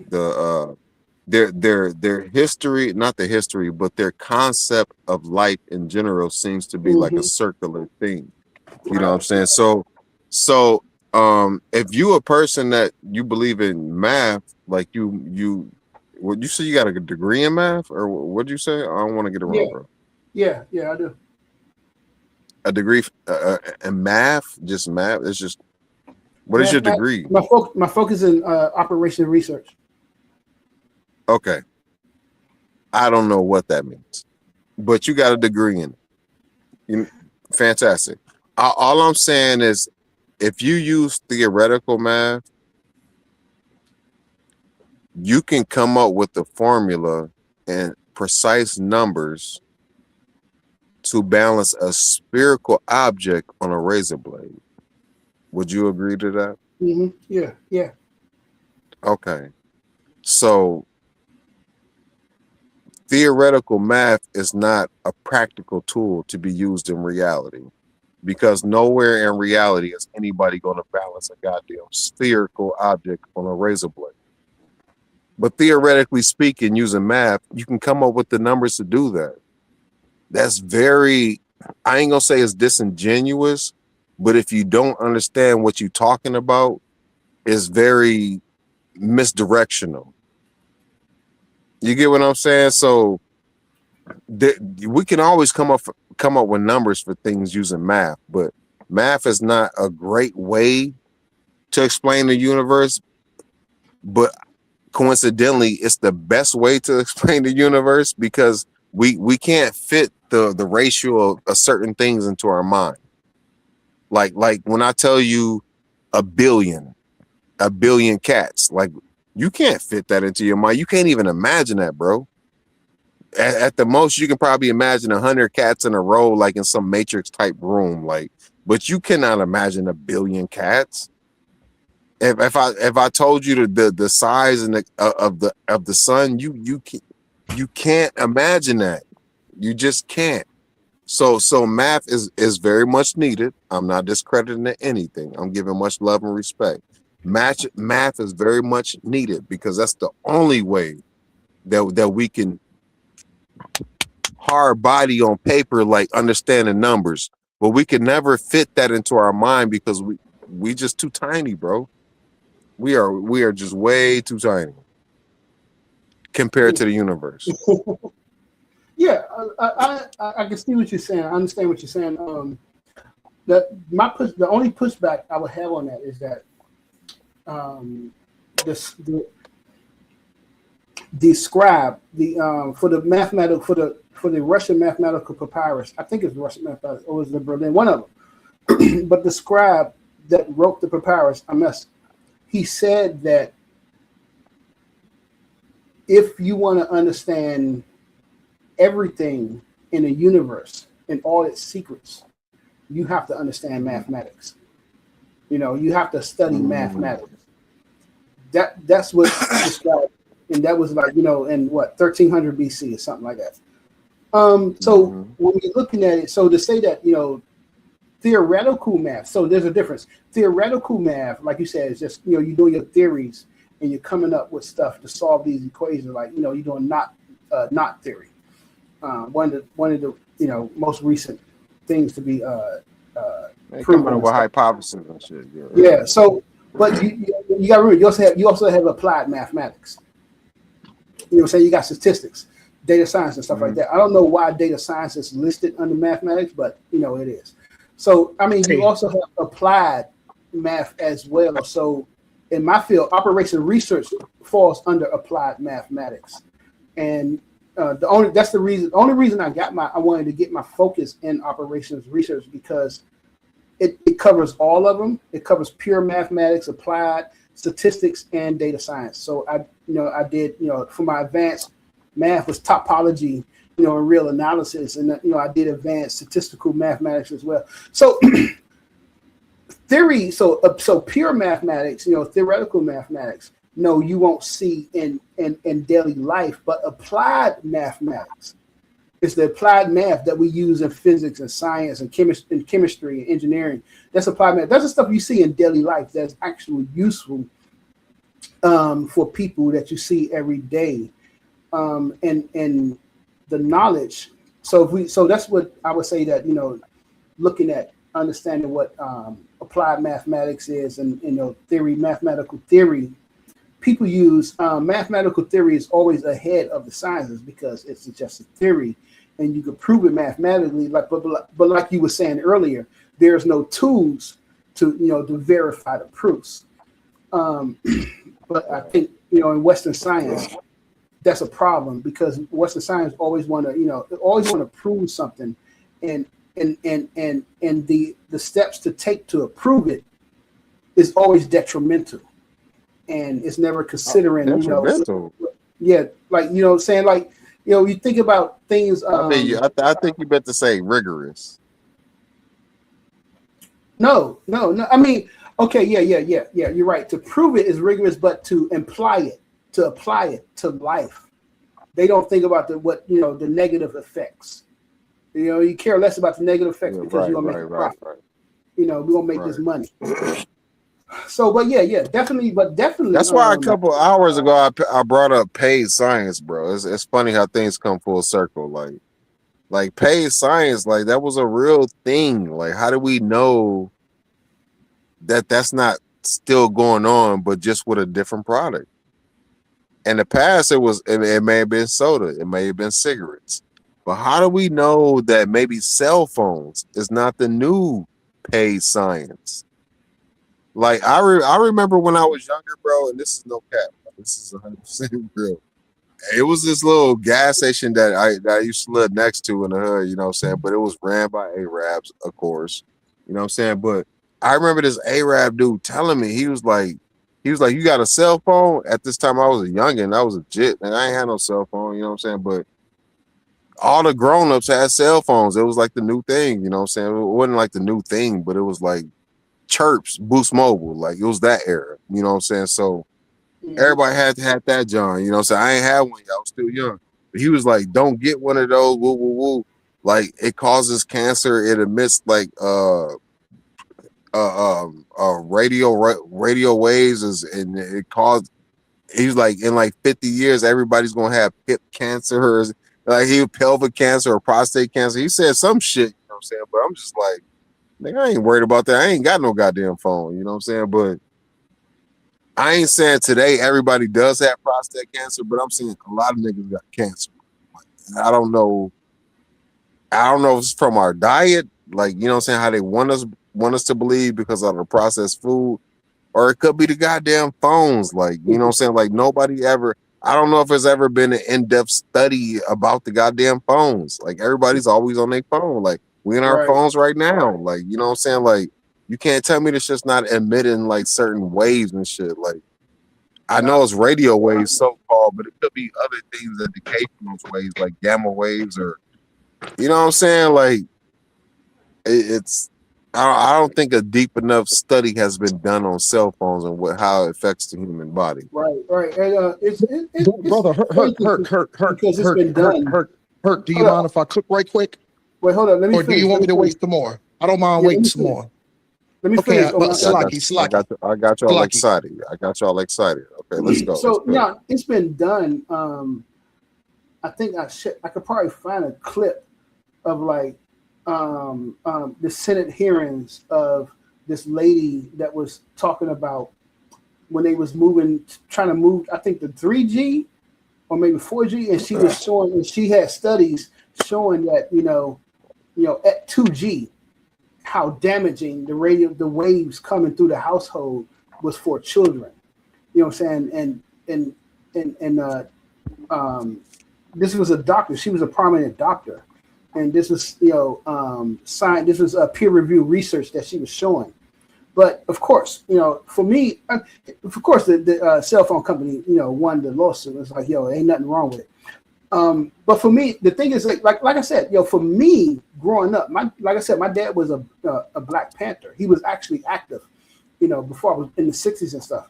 So for me growing up, he always implemented me in my mindset that, you don't believe everything you hear, you half believe everything you see, and you damn sure don't believe what you hear from the government. Right. And so for me growing up, that was my mentality. I always grew up that way. And I thought, other kids grew up that way. Other Black kids, had the same mentality. You know what I'm saying? I'm thinking like, we don't trust the government. Fuck these niggas. But it wasn't until I got an adult and I realized that no, not everybody grew up that way. So I mean, so what I'm saying is that there is evidence. There's been evidence, and I've seen. And like I said, there was a congressional hearing, because it was moving from 3G to 4G or something like that. And they had a congressional hearing on it. It's like, this is damaging to people. You know what I'm saying? And the radio waves is going to cause a lot of cancers and this and that. Even just last year, there's a guy, he wrote a book on tablets and kids using tablets, kids being connected to these cell phones and stuff. And he said that after the research for the couple of years that they did, it's like the frontal lobes do not develop in children, before the age of 7. By them being on these tablets and stuff, being on the cell phones all the time, looking and playing games as a young child, their frontal lobes are underdeveloped. You know what I'm saying? Was that true though? Like, damn. I mean, is it true? I don't know. I mean, like I said, it was a guy. I didn't even write down the book, his information that he wrote out. But for me, I was always wondering. I'm on a bus. I was wondering, like, why the hell these kids got a problem with learning? And taking the bus to school one morning, and I'm looking, and every kid on the bus was on his cell phone, on Twitter, watching some quick little video. I'm looking, I was like, holy shit. Now I understand. That's how they communicate nowadays. Like, but they're not talking to nobody. They're not talking. They just watching videos. And that's what I'm saying. I mean, they watch videos in the pastime, but they may not be talking to you. But I'm saying that this is how. What I'm saying is their attention span. They can't keep an attention span because they always. Bro, I get what you're saying, bro. I'm saying that not the older generation, but my generation, the millennials, these motherfuckers that were born like in the mid 80s or in the late 80s, that grew up in the 90s, early 90s, we have forgotten that times change. I think we forgot that a little bit. We got a little too comfortable. Times change. These new motherfuckers, how they communicate, how they dress, how they move, how they handle principles that we looking at them like, nigga, that's weird. Like, times change, bro. This is just what it is. That's just how they communicate. Believe me, I got 4 kids, bro. I watch it every single day. Like, I see the weird shit every single day, but I'm just like, that's just what it is.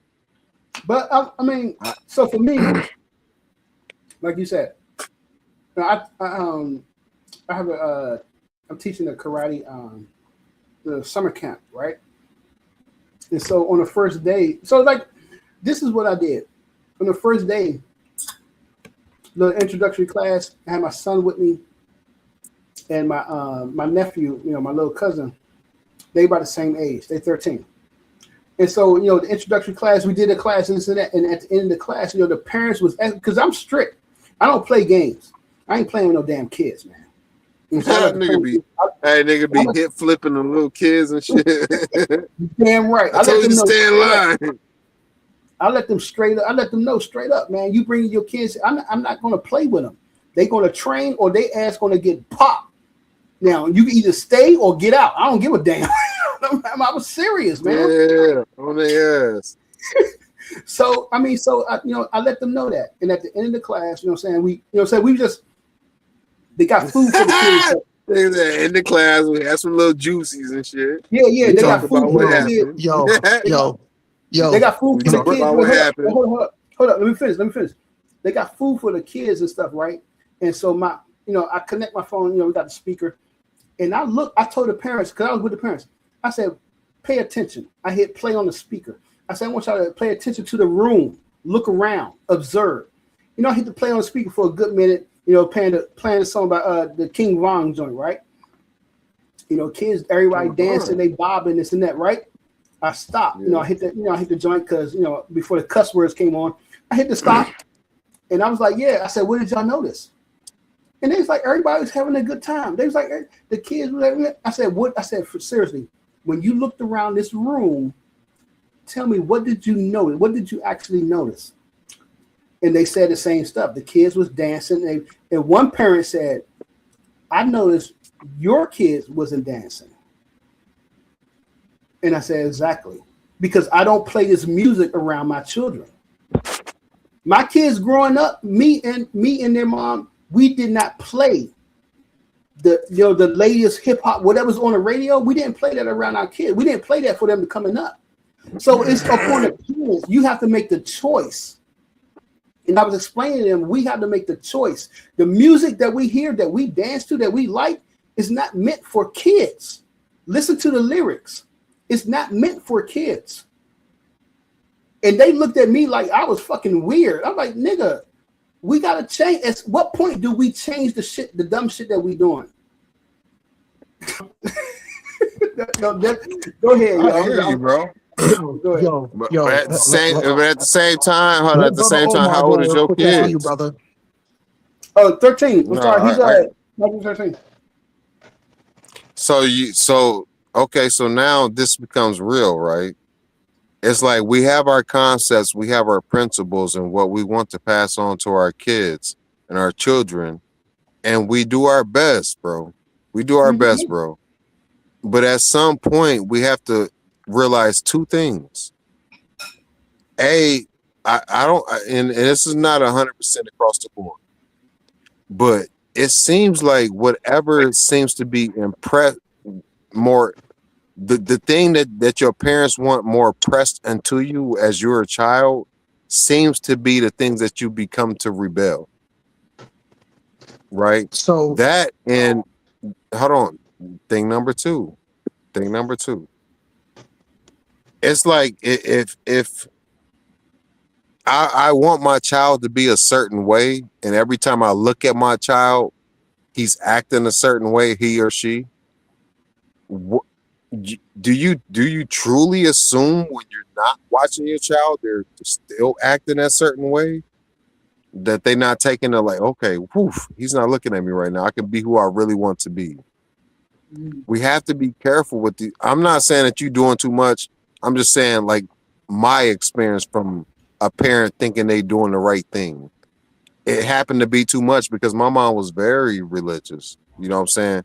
Church twice a week, Wednesday and Sunday. Like, you know what I'm saying? Like, child, you know what I'm saying? Like Bible school, all that, like choir, all of that.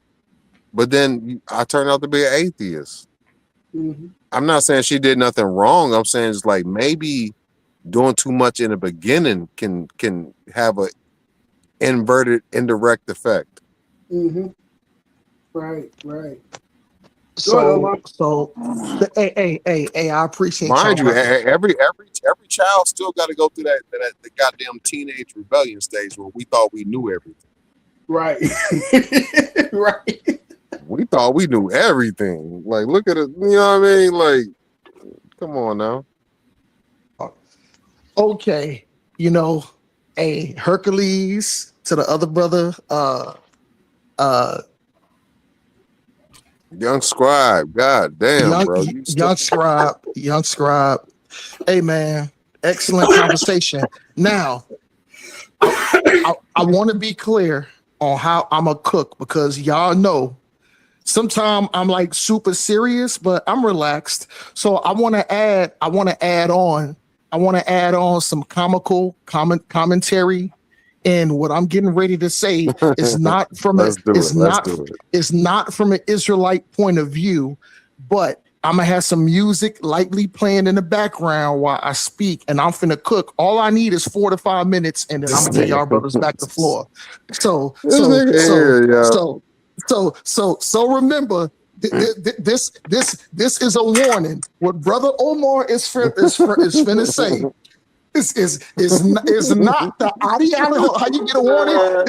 This message is not from the Israelite ideology or frame of view. Okay. All I'm doing is adding some interesting commentary, and I'm a cook. Go ahead, bro. Everything healthy. Go ahead. All right, listen to this. Now you got me interested. Listen.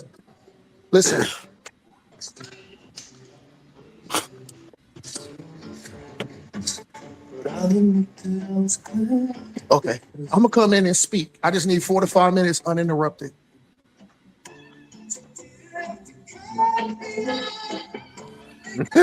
Bro, you can't play stuff like that on here. Okay. Yeah, you gonna get it. Okay. Hey, one, I didn't even know you were still awake. Yeah. No, A1 is aware. Okay, I'm gonna let it play in the background so where you can't hear the words, you can just hear the beat. So this nigga came out of nowhere like like a government zombie. Like, nigga, you can't do that. Here we go. Let's cook now. And remember, wait. Hold on. No, I won't listen before I start. It's been like over an hour. This nigga been sitting here. He said, yo. So before this before nigga I patience start, needs to be studied. It needs to be dissected and studied. Nope. I wasn't dissecting what y'all wanted to say. I wanted to add on and break something down. So just so y'all know, I just finished my second game in darts with my woman, and I kicked the ass again. You punching down then, bro. It's nothing to brag about. Yeah. No. I'm just saying because Hercules specifically said my woman was gonna kick my ass. Now, last time we played in the background, she did kick my ass, but tonight is my turn. So let's have the music softly playing in the background. Okay, so no, brother. You can ask me the questions after 4 to 5. All I want is 4 to 5 minutes to talk. And remember, what? No. You good. And remember, this what I'm getting ready to say. I just see. My thing is, I'm a jokester. I like to joke around. So the thing is, I'm finna add some good commentary to y'all conversation that I've been listening to, and I just want to make it interesting for the other people. That way, everything ain't so uptight and so serious, so where we can just loosen up and we can vibe. So I'm finna go. What I'm finna do. I'm finna go back into Omar. I'm finna go to Omar 1985, 1984. Oh wait, I wasn't even born yet. You can't do that. No, y'all gonna understand because remember the story I gave right earlier. Around 88. Come on now. Well, I was born in 79, so you know what I'm saying. So that just get and like I said, I graduated high school in 1997. So that's just good. So you grew up in when? You grew up in the 80s? 80s and early 90s. 90s, yeah. But 90s? But no, 80s and early 90s. But you grew up in the 90s, bro. Well, brother, what are brother? Hold on, brother. I don't want to argue that. I graduated high school in 1997. That's when I graduated high school. That's when you grew up. No, I'm just fucking with you, bro. I'm just fucking with you, bro. I understand. Hold on, let me cook. No. See, you okay. See, I wanted to have that beat that. So I imagine that beat while I talk. Okay, now let's go. Let's go. I like that song. I don't care what they said. Yeah, I know. But I'm gonna flip it to a scientific, mathematical, logic and unlogic term. Let's go. Let's push this thing forward. Yo, what did Brother Hercules say? A manifold. Manifold. Yo, Hercules was right. Hercules was right. A manifold. What? I know. What's that? Hold. Yo, come on, brother. All I'm asking for, like I said, what I'm doing. I'm adding commentary that's comical, and like I said, my commentary that's going to be comical doesn't align with what I'm saying. I'm just trying to make it interesting for the people that's listening. That's all I'm trying to do. That is all I'm trying to do. Okay, so. A little bit more about that manifold. We're gonna get into it. We're gonna get into it. So you think that fabric of time and reality just fold on itself? Like, what is that? Okay. I'm a cook. And what I'm finna getting ready to do, I'm gonna line it up into what everything y'all brothers was saying. Okay. Oh man, hold on. Yeah, okay. Let me get back to it then. So time folded in half. Like, what is that? A black hole? Like, what do you think that is? Like, and then if you think time can fold on itself, like you think like our universe or our reality is just like a sheet of like a slice of reality. Like, you know what I'm saying? Like, how can this be happening? The fuck? God damn it. That nigga brain broke. Like, what the fuck? Nah, that was me, yo. I touched some shit that I shouldn't have touched. Put the bottle down. No. Put the bottle down. I hope you're safe, bro. You good, bro? No, nigga done touched the stove. God damn it.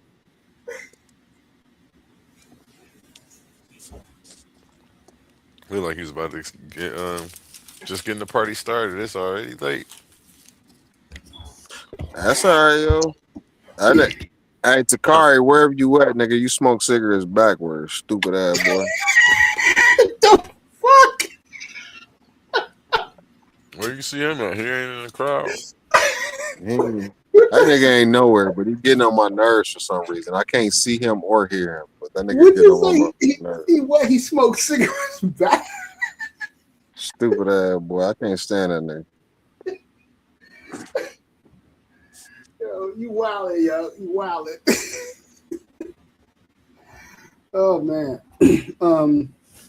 But yo, what Omar was talking about, I can get it. I can understand, because for me growing up and actually raising my kids, you know, I was not strict.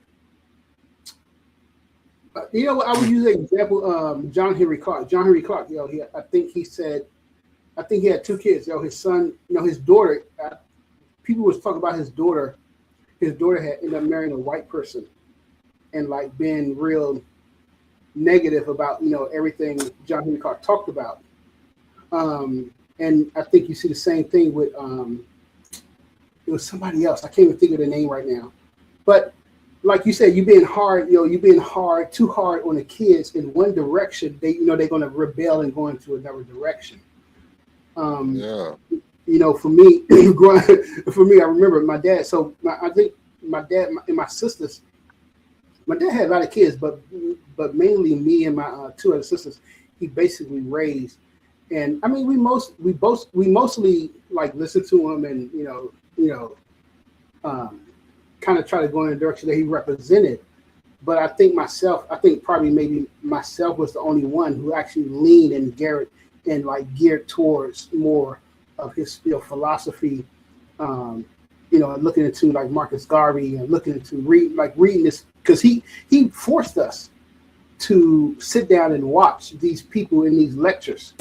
We had to watch them, and as my sisters got older, they gravitated away from it, And me, I guess I gravitated towards it because I wanted to know more. I ended up asking more about them and stuff like that. So yeah, I can see both. You ever talk to your sisters about this stuff? Actually, no. Like as a way to try to like, this is what y'all missing. Like I don't understand what y'all don't see about this. You know what I'm saying? No, Like, not directly. No, I haven't had that conversation with them directly. No. that'd be something like, you know what I'm saying? Like, Yeah, that's something to do. definitely. You know what I mean? Like, cause it's like what, like, especially like, and I ain't say this is what if that just that very thing drew like what if that thing was an axe that drew like a dividend between you and your, you know what I'm saying, you and your siblings, you know what I'm saying? Like, I believe in this and I feel isolated and y'all believe that way. So y'all over there, like, but let's talk about it. Like, you know what I'm saying? Like, why do y'all, you know what I mean? Like, I had plenty of conversations about the why with motherfuckers, and it's just like at the end of the day, like I feel it's. Go ahead, bro. Go ahead. Let me say this to you guys. I don't know. I probably only told my kids this, but my sisters were my best friends growing up, and I didn't realize that until I was in my adulthood because it was my sisters, both of them. That I would talk to them about anything. I would tell them fucking anything. You know what I'm saying? But the communication, after my dad had passed, the communication with us, it did disappear, feather away. And I didn't, I've tried to, I've always reached out and try to, make contact with them. Their children, I'm in contact with the kids. The kids talk to me, they call me, you know what I'm saying? But my sisters themselves, they won't reach out to me. And it's like, God damn, what the hell did I do? You know what I'm saying? And now that you said what you said, I didn't think of it like that. I didn't view it like that. But that's another way of looking at it. You know what I'm saying? So, but yeah.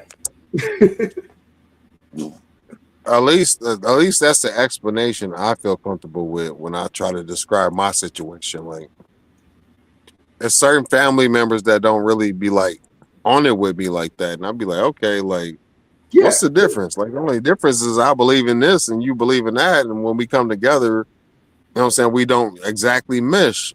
You know what I'm saying? So it mesh, or was like, so like I'm not the type of person to hold my beliefs over somebody's head. Like, really, it's just like, if you believe in what the fuck you believe in that. But if the conversation ever come up, nigga, I'm gonna speak my piece. You know what I mean? But especially if you grew up together, I don't know.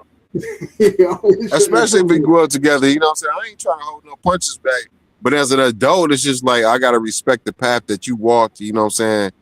And as an adult, if you come to me and you still believe in that type stuff, like, okay, something must have happened to you, bro. Like something must have rocked your foundation where you was just like, this is out of my control, or, you know what I'm saying? Like, you must have had to come to some type of conclusion where this is out of my control, and the only thing that made it good for me was something that was out of my control. And then at that point, you attributed that to like holy goodness or some shit, or some mega goodness, or, you know what I mean? Like, so let me ask you this. Let me ask you guys this. For everybody that's listening, especially you. So would the gangster mentality work with us? And what I mean by that is that, you being loyal to your people. For me, growing up, the gangster mentality, it was never like instilled in me as a gangster mentality, or told me, this is the way of you, this the gangster way. How it was instilled in me is that it was instilled to me as loyalty. You're loyal to your family. You're loyal, to the people that raised you. So if anybody like my uncle and my aunts would call me to ask me to do anything, I had no problem. Like, all right, I'm like, God, I didn't want to do it. I was like, yeah, okay, all right.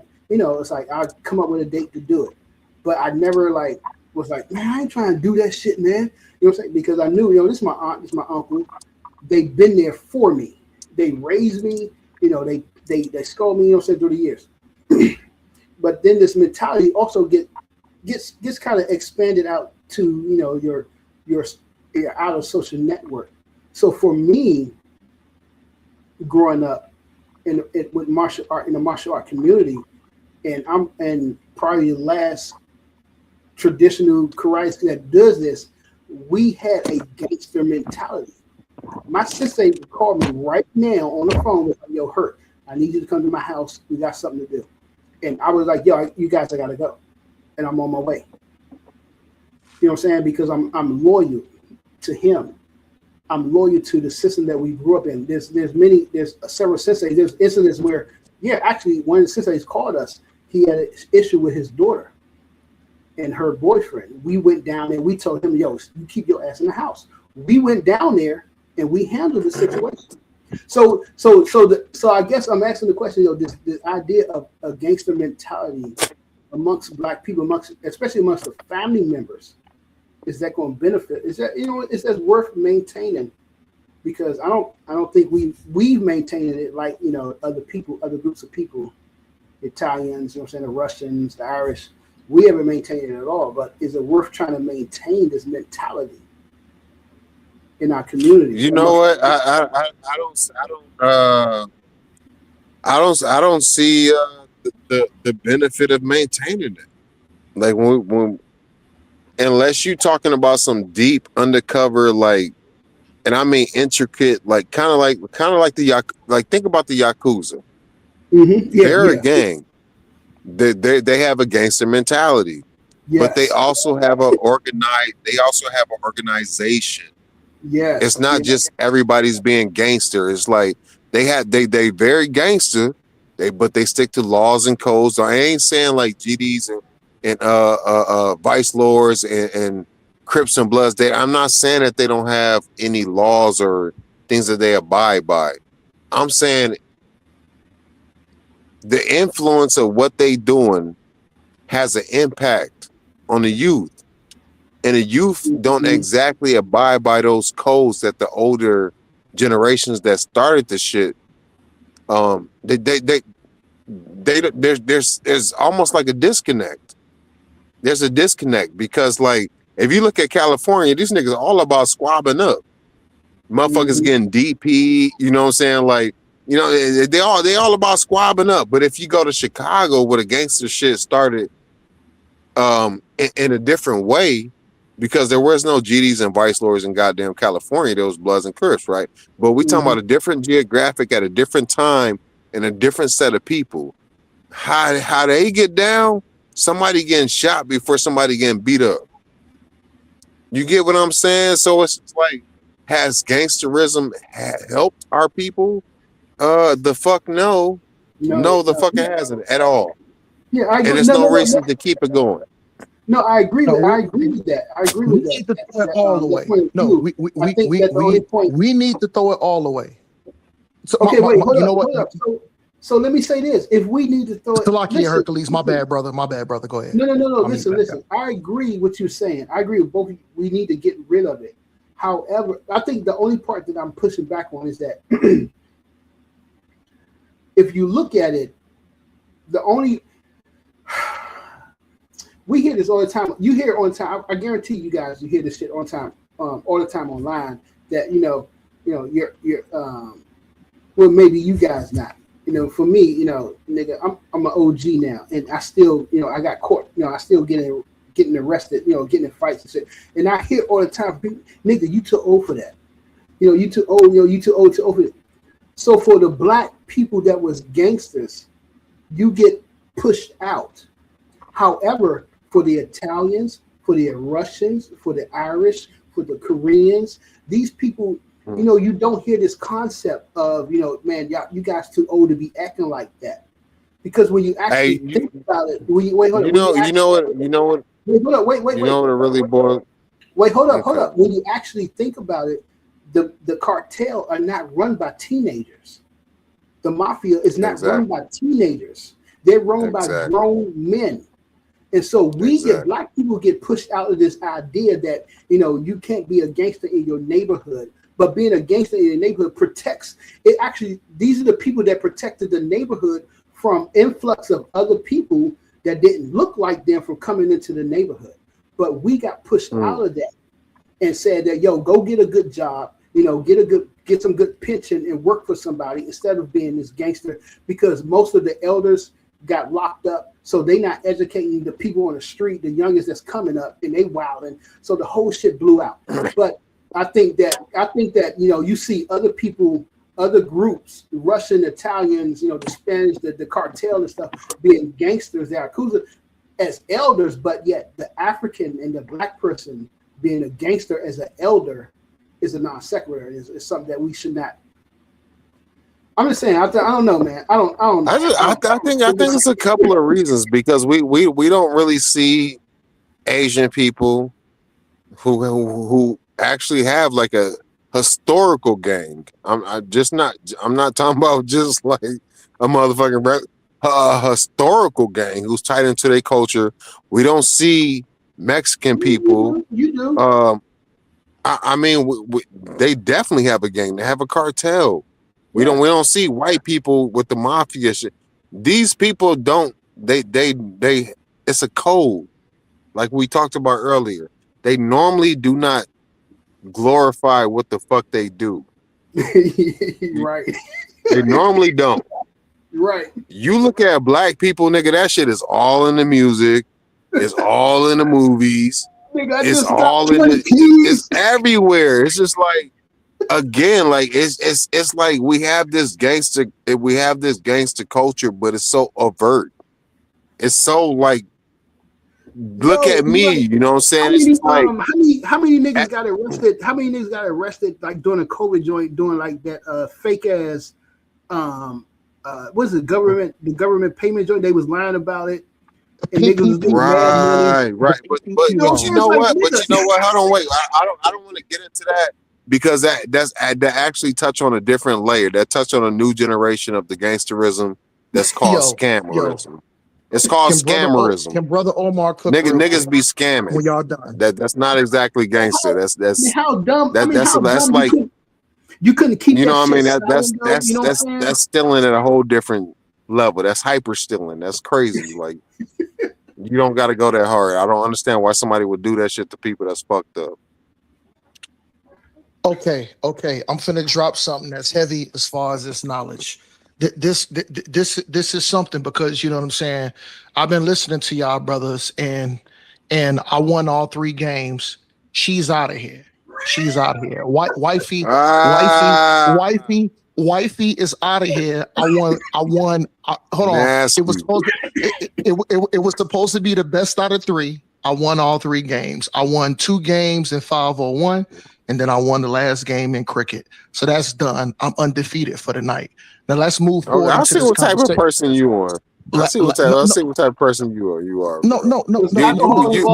I'm saying like if me and wifey was playing the game and I was kicking her ass, like I would at least give her like 2-1. Like, you did the 3-0 scrub. You nasty, bro. But no. Now, last week, she cleaned me up. We played the best out of 7. She entertained it, and she won 6 out of 7 games. So we go back and forth. So I want to say I'm very competitive, but I love and I salute and I respect my queen. You know what I'm saying? She fit, like, because I remember y'all talked about science and a void. A void is something that can't be seen. A void is something that mathematics has nothing to deal with. A void is an unknown variable, something that can be seen, something that can be studied. That's why it's a void. It's darkness. It's an area of lack of knowledge. So in that area last week, guess what? Brother Omar was in a void. I got my ass kicked. So my hats off is always to my queen, like Hercules said. That's something beautiful to hear, to where, you know, I dedicate a lot of time to my queen, to where we get along, we have fun, we eat, we joke, we be really competitive, but still at the end of the day, no matter if she lose and I win, or I win, she lose, or if I lose and she win, that's still my queen. And guess what? I put her on the pedestal. But I am the Hey, head. have you ever lost? Listen, brother. I just told you last week we played 7 games. She won 6, and I only won 1. How did you feel? Brother, I don't want to run away from this subject, but how did I feel? How did I feel? It's not. You know what? It's not. How did you feel? You lost 6 games, bro. How did you feel? I'm competitive, so you know what? I was salty. I to know the you mud. say you can. Okay, yeah, you was salty. Is she I was, competitive too? you know, she's very competitive. She's very competitive. So damn, you just 3-0 her, nigga, and she competitive. How you think? What you think gonna happen the next time? Well, guess what? She gonna smoke your boots, nigga. Hold on. That's an excellent question. Now let's dive She gonna back into smoke your what. boots. Hold on. That's an excellent question. I want to dive back into what Brother Hercules said. A manifold, a void. Oh, hold on. I'm gonna kick the knowledge on the manifold next.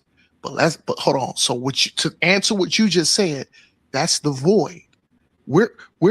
So what we're talking about is, guess what? We're gonna play tomorrow, because you know what? I gotta work a little bit, but I ain't gotta work my full 14-hour shift. So what I'm gonna do, I'm gonna bust out my 10-hour shift. I'm gonna be back at the crib for Saturday night, and me and the wifey ain't gotta we gonna get it in, and I got 3 days off, pushing forward after tomorrow night. So that's the void. The void. Mathematics. What is the void? The unknown factor. Something that can be studied, something that can be seen, something that can be touched or felt. It's an unknown variable, like Hercules said. Now, what is a variable? A variable is multiple different outcomes, multiple different outcomes. And I ain't even got my computer in front of me. I'm going off the top of the mind. So if I make a fault, y'all brothers don't beat me up. I'm going off the top of the mind.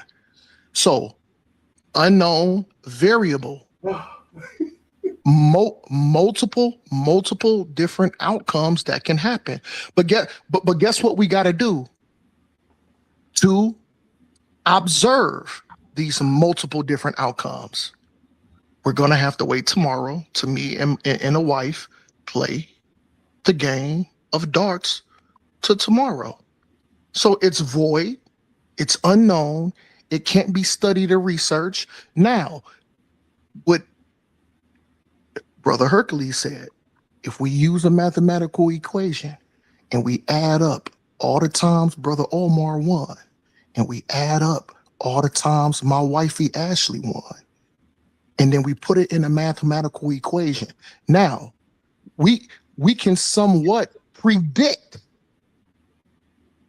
We can somewhat predict the outcome of tomorrow's game, even though it's not. Well, no, my bad. It is tomorrow because I'm on the West Coast. It's 119 where I'm at. 119, 120. I know. I'm pretty sure y'all brothers. I know 81 is on. I don't know about the rest of y'all. I'm on the West Coast. I'm in Arizona. I'm in Phoenix. You know what I'm saying? So if we put together these different variables, even though we haven't played our game for later on tonight, if we was to build some type of mathematical equation to predict an outcome, Hercules know. Now, as far as right now, is it an unknown variable? Is it a void? Yes. But like Herc said, using mathematics, putting together the history of me and my wife playing these dart games, how many times I've won, how many times I've lost, how many times she's won, how many times I lost. Let's add in more variables. Has Omar been drinking? Has Omar not been drinking? Has my wife, Ashley, been drinking, not been drinking? How many times, I'm playing the game and I hear my favorite song in the background, and that kind of motivates me and enhances my game. And then the times where she hears her favorite songs playing in the background, and that elevate and pushes her game forward. You know what I'm saying? So this is the void and this is the manifold. Let's jump into this manifold, because what Brother Hercules was saying, I was listening the whole time. And you know what? Like I said, we've disagreed a lot of times, but you know what? Hercules made some excellent points, man. So, like I said, I don't mind giving credit when credit is due. And that's what I do. Like I said, with A1 and his business. Let me tell you something. If I ever came across the Ohio area and I passed through, and like I said, I'm gonna validate even more what Hercules said. Brother Omar passes through A1 zone up in Ohio. I passed through. I know A1 got the business. I know A1 is trying to build and thrive. Brother Omar stops at A1's business. Am I gonna go in the A1 store and be like, hey, yo, A1, you know you're my nigga. Can I get a discount? Can you shoot me something for free? Hell effing no. Hell effing no. You know what Brother Omar gonna do? I'm gonna look at the price, I'm gonna pay it, and then guess what I'm gonna do? Because I support the black business. I support my people. Just like Brother Hercules do, what he said was important. I'm gonna go in A1's business. I'm gonna pay first of all, I'm not gonna ask for the homie discount. Absolutely not. I'm not gonna ask for nothing for free. Absolutely fucking not. You know what I'm gonna do when I walk in A1 spot? I'm gonna look at the price. He gonna ring it up. And then you know what I'm gonna do? I'm gonna throw an extra $20, $40 on top for the service, for the hard work of my brother, for his commitment, his dedication, him being solidified. It's having to hold on. Looking like me, looking like the other brother, looking like Hercules, looking like us, honoring his business, paying homage to it. I'm not gonna ask for no handout. The hell I look like? How can I be a true supporter of black business when I walk inside my brother's business and I ask for something for free, ask for a handout or a discount? That is absolutely disgusting. Hey, this is my business too. So somebody send me some DoorDash money. No. Let's pause the noise for a second, because if you're still here right now, you're already different. Not everyone gets this. Not everyone understands.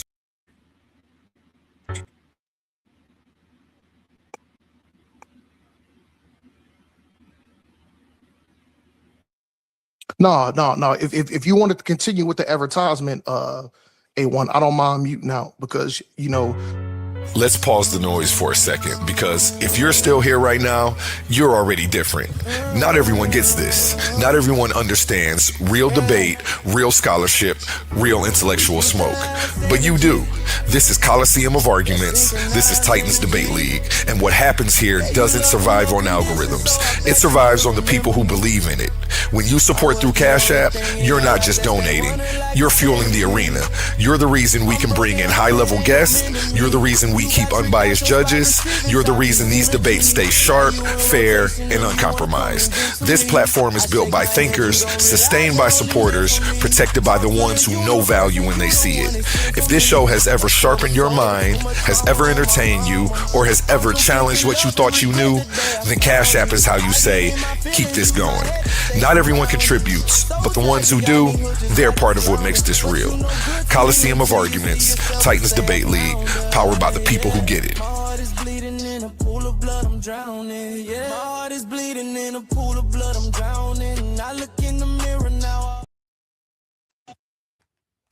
Yeah, man. My heart is bleeding, and it is a pool of blood, and I'm drowning. Why is my heart bleeding? Because our people can't find simple things to agree upon. You know what I'm saying? And ever since my first dialogue, with Hercules, I went back and listened to it. And you know what? The way I look at that dialogue, it didn't matter who was right or wrong. You know what I'm saying? I came in hot. Hercules was a little bit uptight. I don't want to push. I'm gonna straight up tell you, I'm fucking sick and tired of having these heated dialogues about, your book, the Bible, or no, Kemet this, I speak that, atheist, being an atheist that. Man, listen. Now, you know what? I do respect Titans Debate League because this specific channel is about arguments. I can respect that. I got a new idea for Brother A1. How you need to create an alternate channel to where brothers can get up on there and say, you know what? I have this piece of my ideology or my religion or my belief to where I agree with you on this. And then we find the points that we agree on, and then we build. We find like how Hercules said, how we can better ourselves, how we can build our young men's up, how we can bring and build our young daughters up, on how the father can be the excellent example, how the mother can be an excellent example. And guess what? When we fall short as a people, not to throw it under a rug or hide it, to address it and then correct it. Because without correction, where do we stand? We don't stand nowhere without correction. So let all this garbage go by. Doing all these arguments, even though arguments are healthy. It is healthy. Because before you come up with a solution, the only way to come up with a solution is to argue about what y'all disagree about. And then once that's done, then we come up with the solutions. Then we come up with common ground on where brothers like A1 stand, on where brothers like Hercules stand, on where brothers like Oli stand, on where brothers like OTK stand, on where brothers like my nigga from where Baltimore, where Humble stand, King J stand, my Israelite brother Kassad stand. These solutions need to be figured out. You know what I'm saying? But I think it's still all healthy around. Now, let's push forward, and I'm almost done.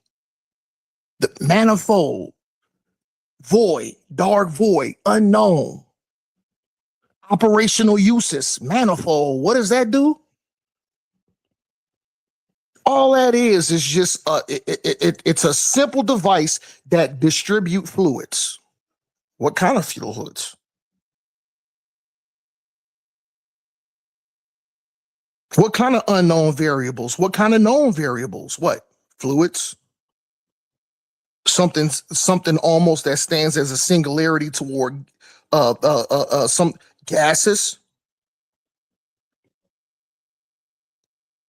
Remember when I told y'all my science project, the cow heart, the arteries. The arteries is a manifold. What do the arteries do? It just distributes certain fluids through a pathway, and it splits them up into multiple different branches.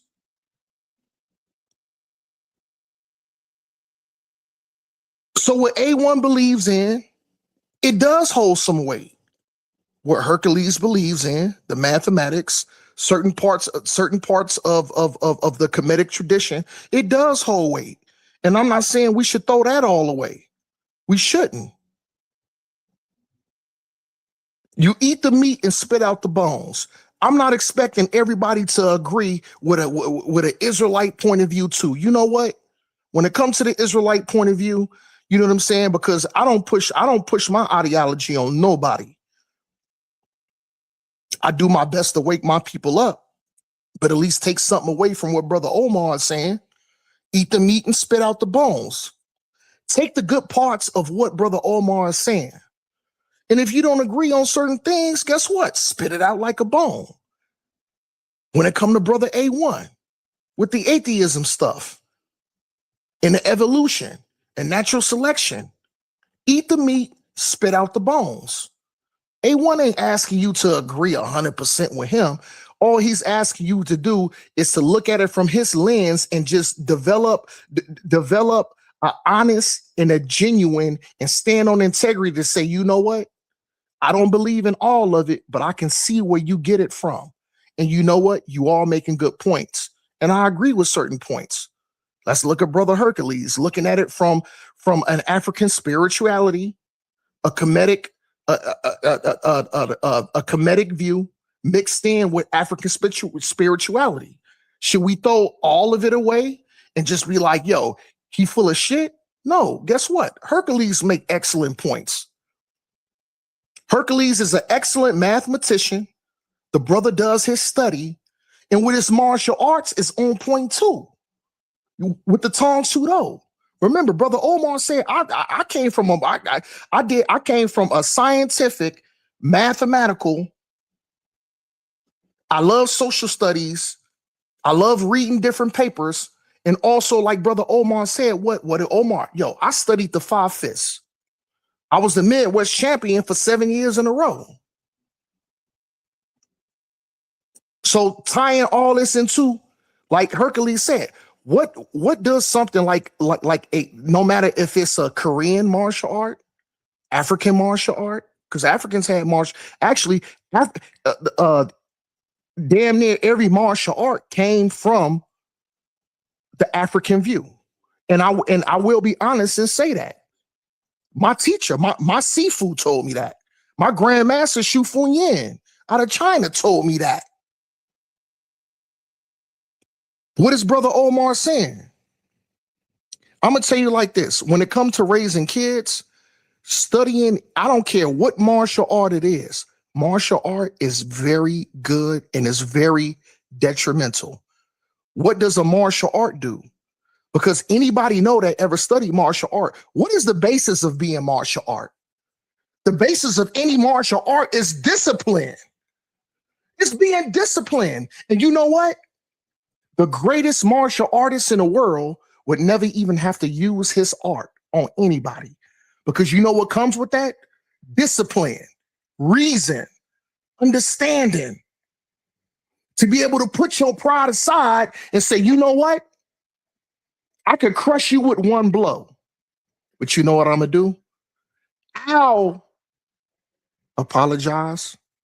I'll walk away. I'll give you the floor and I will walk away and turn my back because I love my people so much. And unless somebody crawl through my window, kick my door in to where I absolutely have no choice, that's different. But if I'm out on a street corner and I got an option just to be like, you know what? You got it, bro. You know how many hold on. When I first got into martial arts, I was a cocky piece of garbage. And I was a gang member. I was a gang member of the Gangster Disciples in Chicago. And I used those martial arts on opposite factions that didn't agree with the Gangster Disciple point of mind. And you know what? Brother Omar was I was a piece of fucking garbage. I was scum. And guess what? Salaki, I was scum. And guess what happened? When my teacher, Sifu Kwan, found out that I was doing what I was doing, you know the punishment I got? You know the pushback I got? You know how I got reprimanded, corrected, and the discipline? Yo, Brother Hercules is correct, because here's the thing here. When you study a martial art, there's only two ways you can come into that martial art. You could come in soft, or guess what? Your mother or your guardian is going to sign that disclosure for traditional training.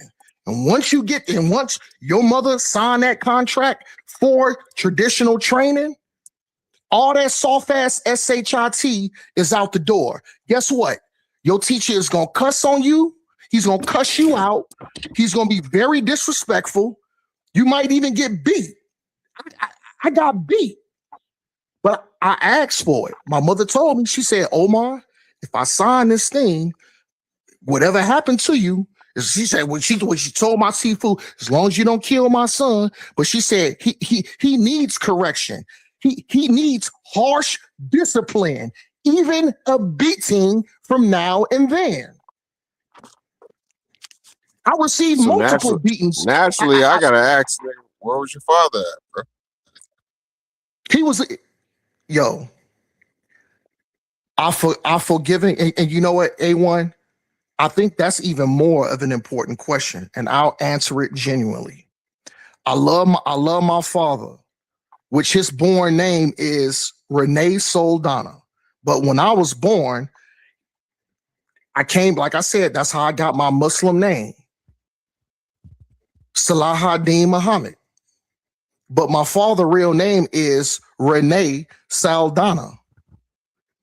My father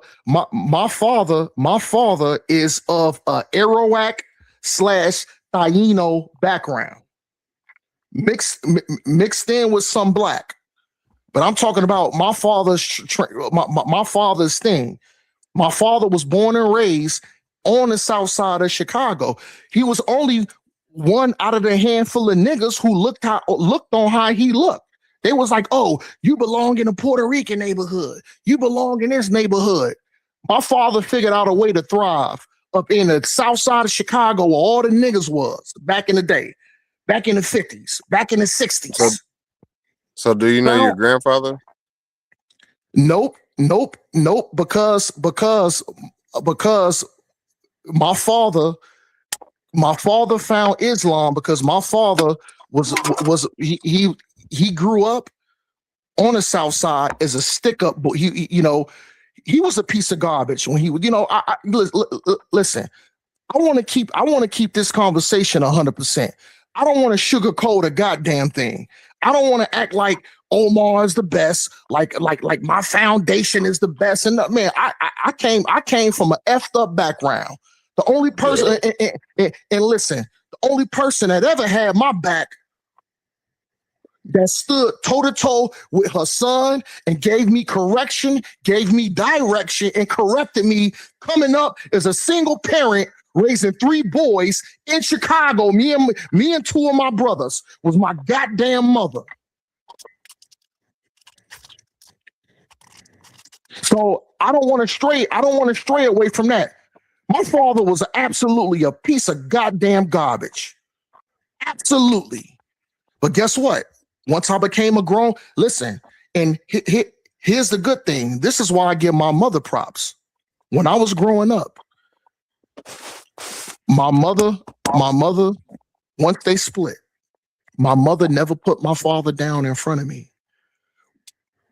We stayed on the 3rd floor in a 3-flat on the north side of Chicago. Friday come, I get out of school. Why do you feel comfortable putting your father down there?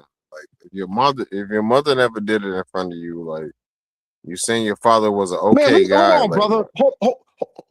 Hold on. So Hercules, Herc left. So young scribe. So if we look at it from a comedic point of view, what they call that word, reciprocity and truth. So you got to understand, I'm breaking it down because I'm going to break it down from a comedic point of view. I'm going to break it down from an Israelite point of view. I'm going to break it down from being mathematics. I'm going to break it down from being an atheist and just believing in an evolutionary point of view and how the human mind operates and just how to stand and just how to be fair. how to stand on judgment. Okay. How can Brother Omar can tell his story without being biased and recognize my parents' fault, and not only my faults, the faults that I've made in life, the things that I'm wrong about, and how I came to the light, and hold on, and how I repented from these ways to try to make myself the best human being. We have to stand on truth and rest with the reciprocity, justice, truth, and being honest with one another. I think that's an important factor for us to come for us to come together and push our people forward to being better, to stop the YN, to stop these young niggas that's our people from doing the things they do, is recognize the faults in our parents, recognize the faults in ourselves, and then recognizing on how we can push this community forward and do something that's beneficial is us as being a nation as a whole. So the thing is, brother, listen, anybody can tell anybody can tell you when Brother Omar come up here, I don't sugarcoat a goddamn thing. I tell it how it is, and guess what? If that narrative or that story makes me look bad, then I'll even say it. But we gotta have integrity up here. If we having a healthy conversation on how we can push our people forward, we gotta have integrity and stand on where our parents was right and where they was wrong at. Or else it's pointless to even have these kind of conversations. It's pointless. Absolutely. Let me get in here, bro. Let me get in here, bro. Go ahead. I'm gonna mute out. Thanks for giving me the floor. I'll mute out. Absolutely. All I would say was shout out to A1 the Great One. You know what I'm saying? Nigga, you doing something right now. Yes, sir. Yes, You sir. doing something right now. But bottom line is just because we tend to fall in these traditional beliefs, right? Just because our ancestors did something that we should do it and therefore it makes it right. That's not necessarily the case, bro. That's called a traditional fallacy. Like to encapsulate the entire conversation, it's a traditional traditional fallacy. We have no business believing in the things that they believed in. You know what I mean? Like just because the ancestors did something, they had certain principles that work for them. That doesn't mean that it applies today. Like we have to learn to adjust. That's the whole thing about evolution. We have to learn to adjust and adapt. You dig me, bro? Like it's brother. It shouldn't be. I'm gonna tell you where you made your first mistake.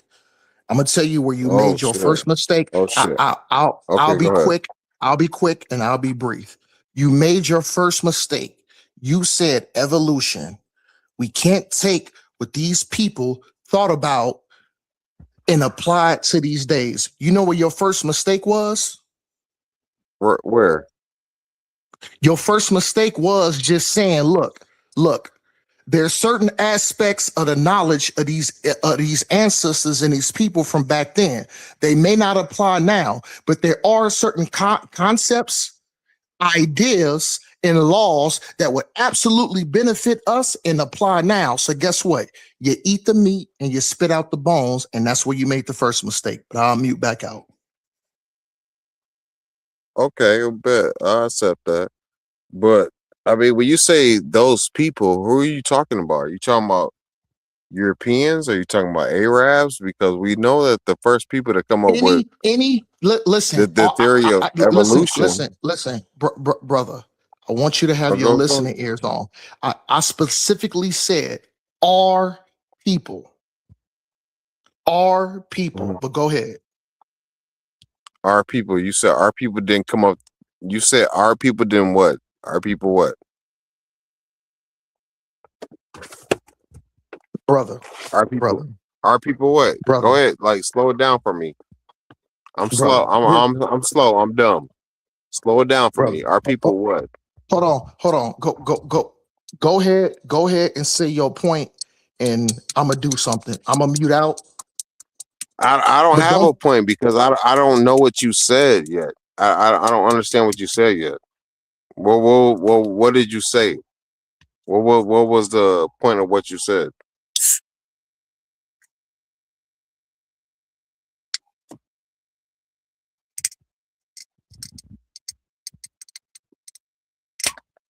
All right, so I mean, I guess he ain't had no point. I guess he ain't had no point. Listen.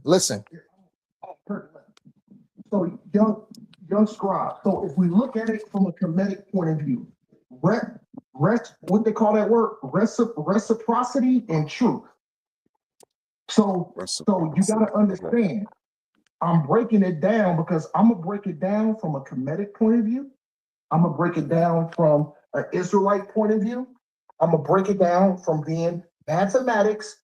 I'm gonna break it down from being an atheist and just believing in an evolutionary point of view and how the human mind operates and just how to stand and just how to be fair.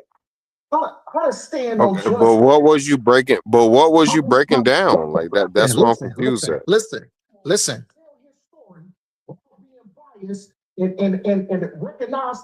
recognize my parents' fault, and not only my faults, the faults that I've made in life, the things that I'm wrong about, and how I came to the light.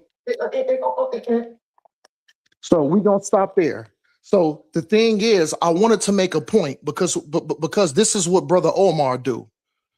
I'm tired of pointing out the flaws that other brothers make. Because guess what? That don't prove. Listen, brother, that don't prove a damn thing. You know what? I could spend all day talking about even though A1 believe in being an atheist, he's flawed at this. He's flawed at that. He's flawed at this. He's flawed at that. Humble, hold on, brother. I'm almost done, and I'm gonna give you the floor uninterrupted. I can say humble. Humble believes in this, but he's flawed at flaw. Only flaw. But I agree here, brother Hercules. Flaw. Listen. You know what? You know what? I listened to something the brother said. I can't remember what brother said that. He said, you know what? You need to start at looking at your own goddamn self in the mirror. And you need to point out your flaws, where you went wrong, where you made errors. And then once you can make yourself better, then you can start giving advice to other people on how they can be better, on how they correct themselves. I'm gonna mute out and give you the floor interrupted, brother. Thank you. I appreciate you for giving me the floor.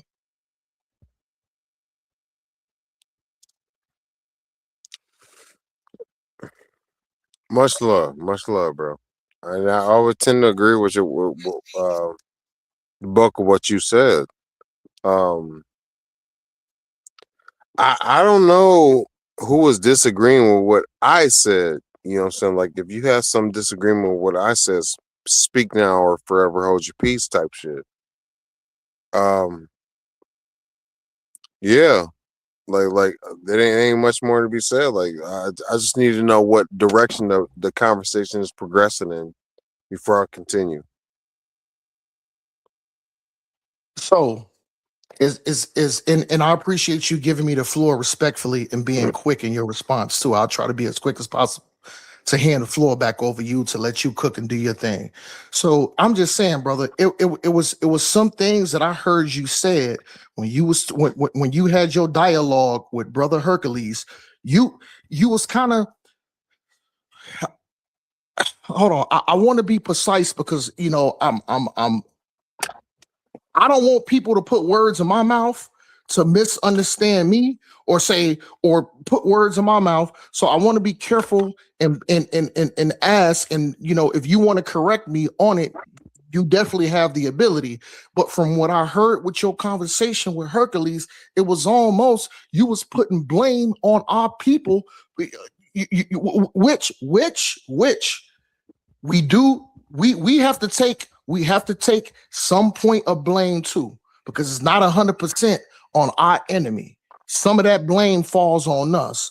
But some of the things that I heard you say, was like, oh well, you know, we need to we just can't blame them. You know, we have to take some responsibility, but you know, we're here in this social construct. It was kind of listen, it was kind of like, for me to be honest, it was kind of like you were straddling the fences to say, okay, our oppressor has a valid point, but then we have a valid point on the other side of the fence. I don't see it that way. We have to look at the root of the issue. What is the root of the issue?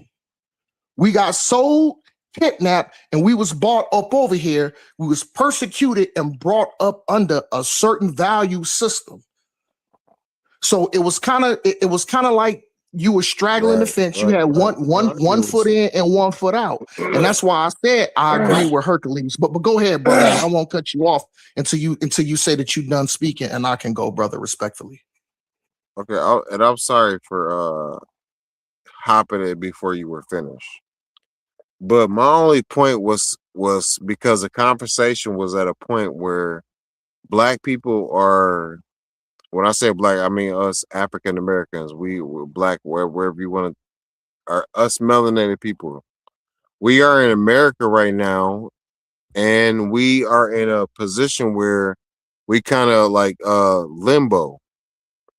Like we kind of like limbo. Like we had a black president, like we had a super racist white president before that, and we have like a kind of like a weirdo president after that. And it's like our status hasn't truly changed. You know what I'm saying? Like nothing for us has truly changed. Like, you know what I'm saying? Like the things that we asking for has not been answered. And maybe it's because of what you said earlier. Like we vote for people. We get involved with the political stuff, but we never take it a step further than that. Like we never lobby for anything. We have nobody who's willing to lobby for us and our things that we want.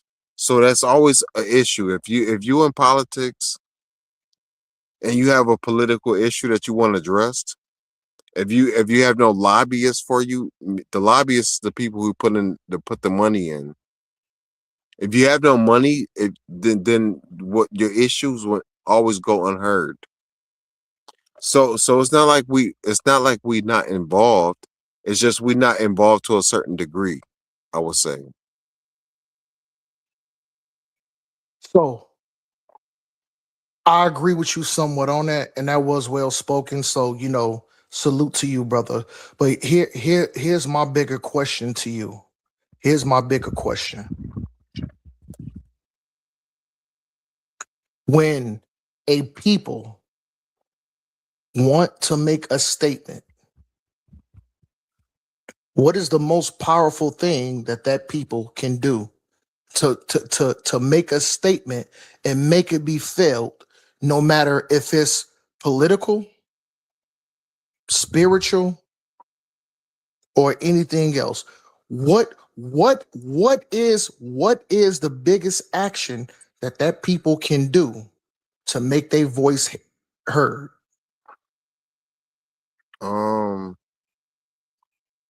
And my little quick fire opinion, I would say just to have a code. Just have a code amongst your people where it's so solidified, where it's nationwide. If it becomes nationwide, then it becomes observable. If it becomes observable, then it's just like it has a chance to become trending, which is cool. But what we really aiming at is unification. Right. If it becomes something that's viral, or I don't want to use the word viral, because viral has, like, for me, it has negative connotations. Like it's something that lasts momentarily. That's something that's trending. But if we somehow have a way of I don't know, using the internet for our utility, or for our purpose, or for our gain, or for our unification, That would be an amazing thing. That's one thing that we haven't done yet. Like we had things like, don't get me wrong, we had things like Black Planet and like different social programs or apps that's geared towards us, but we never had anything that's geared towards our unification, like in our modern day thing. You know what I mean? Like there's never been no app if you Black or that's been geared towards how do you even word it? Like that's geared towards engaging us, like on a unification level, like not just on some romance or not on some just if you into in this game, not on some if you into this sport or if you want to make bets, like all Black people like unify into this app. We never had anything like that or anything on a serious level. So like if we had something like that, that would be A1 that would be you know what I'm saying, like not detrimental, but that would be hella a really good tool to what we're trying to do. But since we don't have that in the day age, it's kind of like I gotta flip the question on you, is like, what the fuck is holding us back? Like there's nothing holding us back from making an app like that. You know what I'm saying? It's our motive or maybe our drive for this unification thing that everybody likes to talk about is maybe dried up, bro. Maybe we have found like better options or better results with just trying to dive in with the world around us. You know what I mean? It's no reason. Like say I come from a broken family because the average Black person, the average Black male comes from. But say I come from a broken family, and I'm just saying, I'm not saying everybody on this call has, but say I come from a broken family. What is the, you know what I'm saying? Like what if I get involved with somebody with a different race who is very family orientated, right? What's wrong with that? You know what I'm saying? Like I ain't saying nothing's wrong with that, but at the same time, it's like for the unification of my people, like why can't that be used as an example? I don't think other races have to have this conversation. At the end of the day, it seemed to only be us. Like we holding on to this false concept in 2026 that doesn't really work anymore. Brother, you did make some good points, but now what I'm finna do, I'm going back to my notes and I'm gonna go into some AI searches that I looked up at the beginning of this fiscal year. Using AI on me, bro? Oh, no, you're gonna use the AI. Look, brother. All I want to do is back up what I've been saying. So, like I said, I didn't type in Google now. I'm typing in my prior Google searches from the beginning of this fiscal year, 2026. And this is what my research came up on. Because like I said, nigga, excuse me, nigga. Back to you. No, I'm playing. No, you brought me back to reality. My fault. No, because to be honest about it, I'm sipping on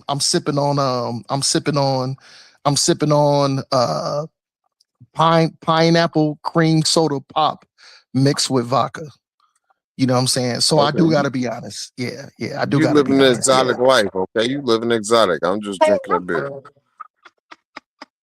No, like brother, like I said, man, you know, my thing is I don't mind if people agree or disagree with me, but even if you disagree, Omar stands on truth, and just being honest. And guess what? If a person don't like it, you have that right not to like it. But I always stand on truth. I didn't have to say that, but you know, that's important. Okay, so let's hop back. Salute too. Let's hop back into the subject. So let me pull up my notes from this early fiscal year. And I got it right here. There we go. There go my notes. So let's date back before this the beginning of this fiscal year. So of course, if we dealing with the beginning of this fiscal year, which means it would have to date back to the last of the 2025, the last quarter projection, and what all the what the experts and what the sources say as far as money and as far as the GDP. Because like I said, a lot of people want to say, Brother Omar, don't bring facts. Let's bring these facts out now. These are my particular detailed notes. And like I said, I do got to be honest. You know, I don't have a lot of time on my hands. These notes come from early fiscal year starting. This was some notes that I pulled back in January at the beginning. Well, actually, no. What is? Okay. I pulled these February 25th this year, 2026. But going back into the fiscal point, we would have to go back because we not even. Well, now we may be into half, maybe a quarter, half or a quarter of the fiscal point of this year. Okay, but let's just keep it a buck. Okay, so this is what this says: Black Americans are found. This is a key word.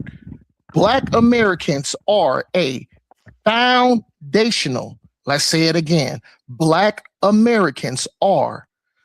Hold on. This is what we gonna do. Hold on, man, because you know I'm tired of all this talking, man. We finna go into showing these sources, man, because you know what? I don't want to run off at the mouth. I see that stream yard. So A1. I'm on my phone as Omar Muhammad. I'm on my laptop as Omar and Ashley. I'm finna enter the stream yard on my laptop so I can show these sources.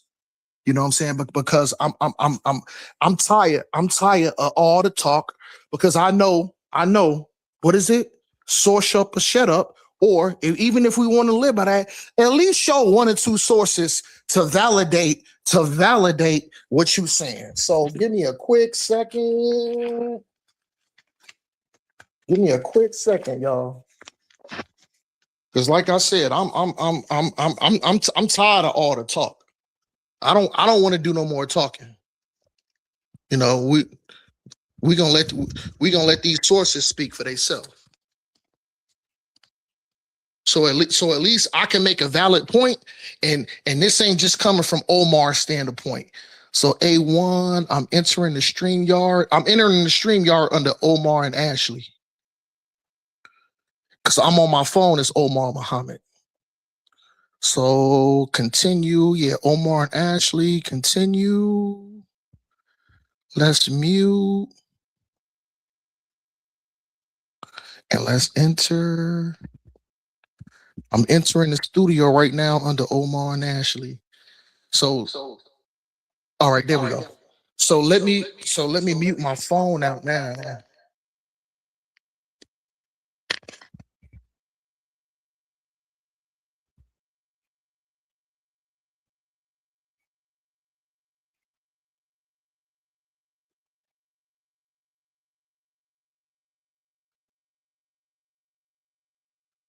Hey, hold on.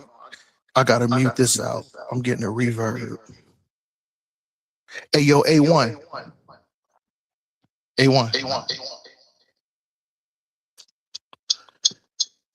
Hey, yo, A1. If you can hear me, I'm under Omar and Ashley.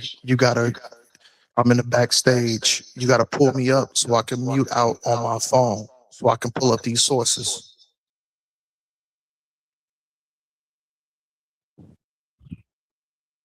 A1. Kia come back on. I'm gonna mute out on my laptop. Hold on.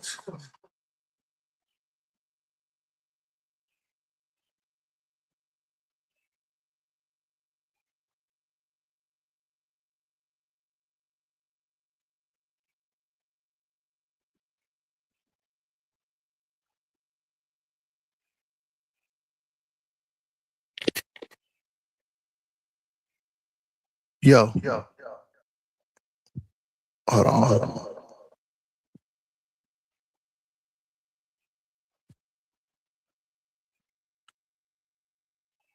I'm gonna drop off the stream, y'all. So when I'm getting on you, Verd. I'm in the backstage on my. That shit sounds stupid. Hold on. Let's go.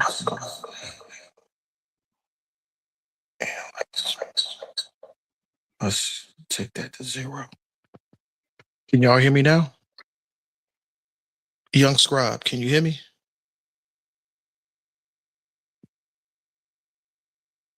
Young Scribe.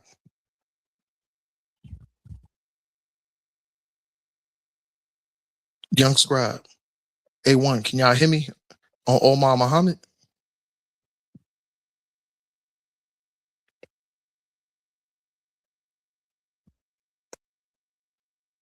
What's that? What'd you say? Hey, yo, A1, can you hear me? Yeah.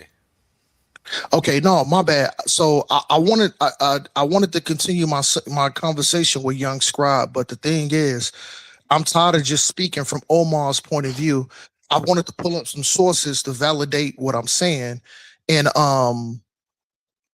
so I'm on my phone right now, but I think I'm in the backstage under Omar and Ashley. And as soon as you bring me up under Omar and Ashley, I can mute out on the Omar Muhammad. You already pulled up.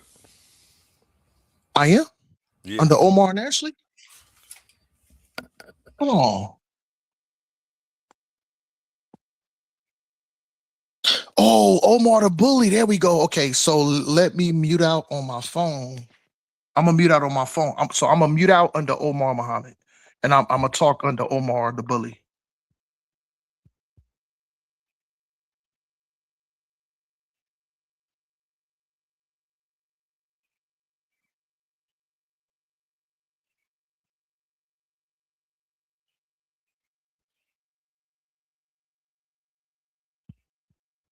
You muted. What, Young Scribe fell asleep?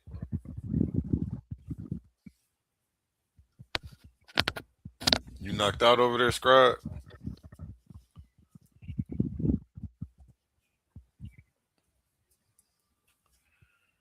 Okay, that's not working, Omar. So come back to the other page or whatever. I'm about to let this video play for real. You done disappeared on both accounts. Okay.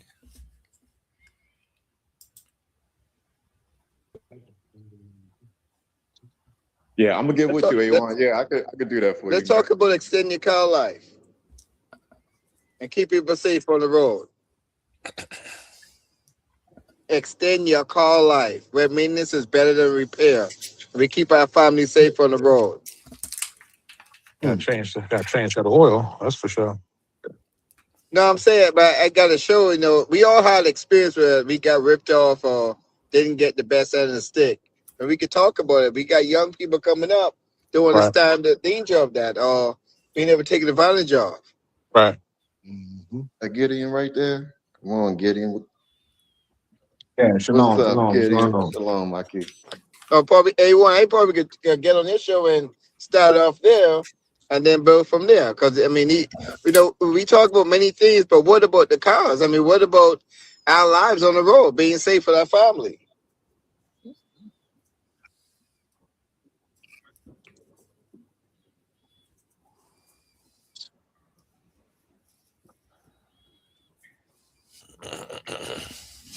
Yeah, it is on my heart. That is correct. I'm a certified technician.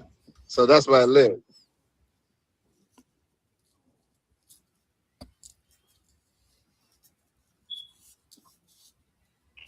That's correct. Good idea.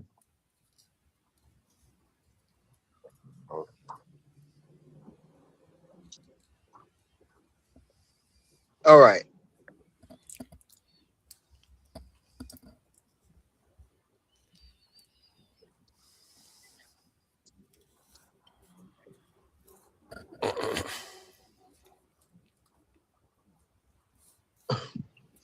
All right.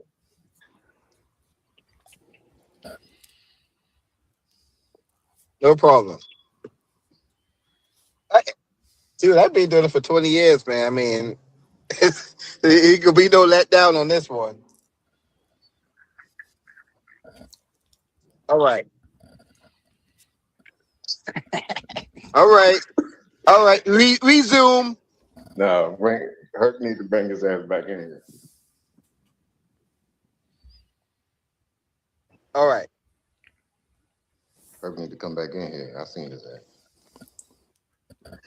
He left out and said, what y'all talking about? You ain't shit, man. Hey, yo.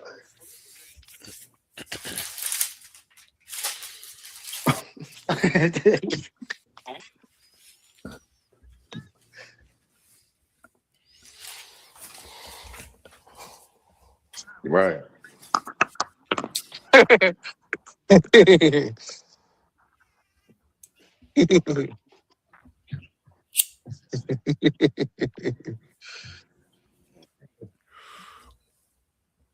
Man.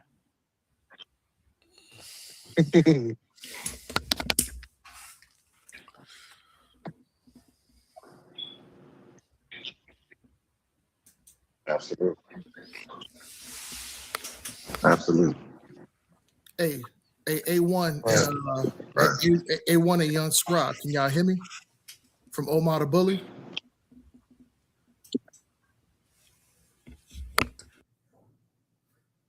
No, I can hear you. Y'all can hear me? No, I can't. Oh, you can hear me? No. I just said yeah 3 times, man. Okay, nigga, damn, man. Okay, so now let's show this screen because I just want to validate a couple of points that I was saying to contribute to the conversation. You know, Young Scribe fell asleep, man. I thought I just heard that nigga talking. No, I didn't hear him talking. Is he talking? He muted. That nigga Young Scribe is not asleep. He's hearing. He probably in his background because he probably Young Scribe, are you there? Scribe. Yeah, he's asleep, bro. No, man, I just heard the nigga talking. I was playing a video, bro. No, not the video that you played. Right before I was talking to where I said I wanted to switch my account. Young Scribe is there. That nigga probably eating hot Cheetos. He's because asleep. I just had my wife. I just had my rib. I just had her go to the Little Jones. I told her, I said, I want another pineapple cream soda, and then I said, I want some hot Cheetos, and I want the Reese Pieces Twix. So he probably like me, but I know he listening. If he not listening, it's on record. Okay, so let me show this screen. I just want to go back to what I had lined up. Because like I said, he brought out some good points. But then we talked about this so-called economy. So let's do this. Let's share. So this is my first point I wanted to make. Let me know if it's showing, A1. Yeah, it's showing. Okay, so now we finna address what the brother said. Because I gotta get it on the screen. Oh yeah. I'll wait there, A1.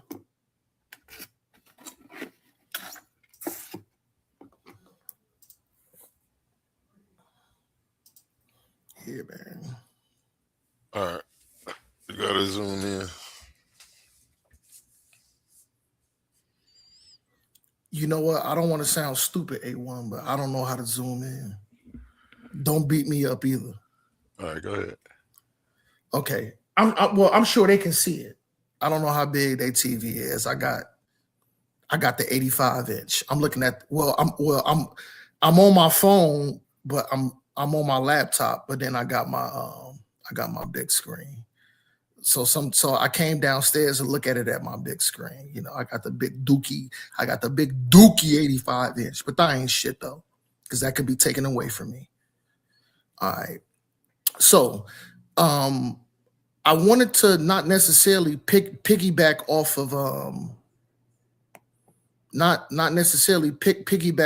of Young Scribe's point, but you know, I did want to correct him some. So what we was talking about, our contribution and how we can make a change. So let's read this, A1. Black Americans are this is a key word. Black Americans are a foundational river. My bad. I need my glass. Hold on. Let me stand corrected. Black Americans are a foundational driver of the United States economy, contributing nearly 1.5 trillion to the gross domestic product. That's this word that our government like to use, the GDP. Let's push forward. And controlling a projected buying power of 2.1. Is that billion? A1. Is that billion? Is that? Let's read it again. And controlling a projected buying power of 2.1 billion.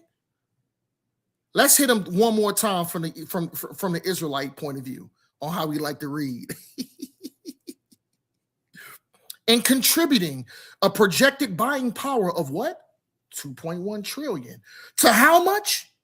2.2 trillion.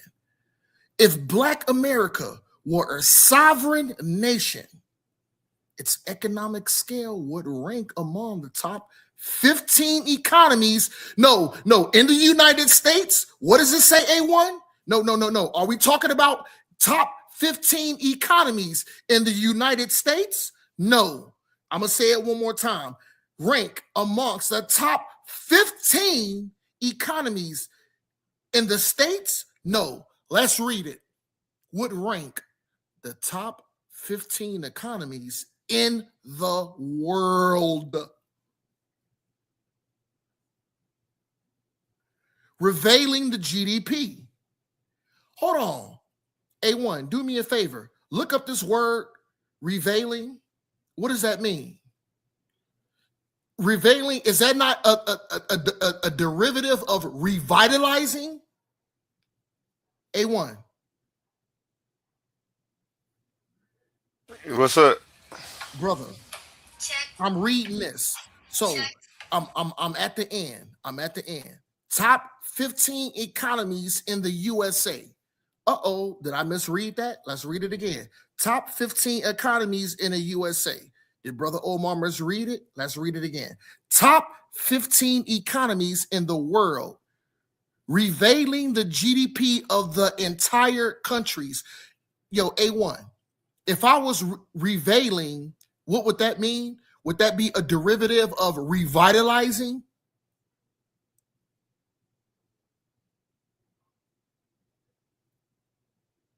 A1? You know what, A1 is cool. I want you to have a non-biased approach. So I'm not going to do that, brother. Let's keep reading. Of the entire countries. Okay. So let's show this last one, which would be this is going to be damaging. This is going to be so damaging right here. Let's stop this. Present. Forgot about all the freaking stuff. That's the negative. Okay, so let's go back to present. Share screen. That's if. Okay. So here's my next point, A1. Here's my next point. Because like I said, I don't, let's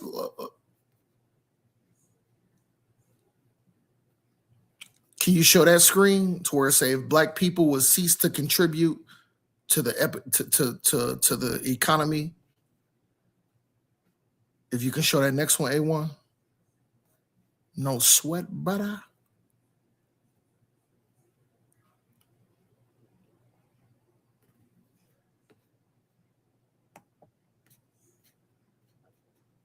I want to show that. Oh, fuck. Oh, yeah. Hold on, A1, my bad. I moved off of it by mistake. Hold on. I bring it back up. No, A1. I made a mistake and I had it on there. I clicked off of it. I got to type it back in.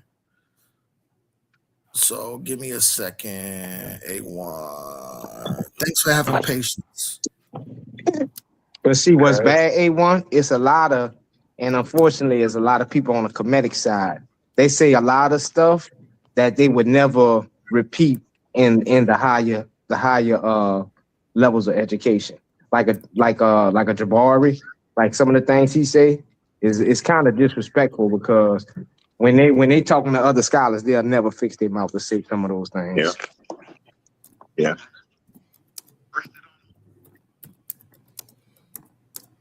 Yeah, man, he doing the same thing. So you asked him. I got that too, A1. You asked him because we was talking. He said that's not an African spirituality, and we was like, bro, it's almost like 3,000 different like spiritual systems in Africa. And you asked him, did you go through all of them like in order to make that conclusion? And he was like, no, I ain't go through all of them, but it's like a general theme. And then that's how it like devolved into where we was at.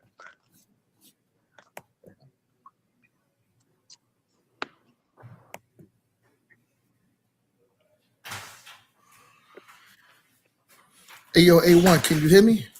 I was trying to mute out. And paid money to do it.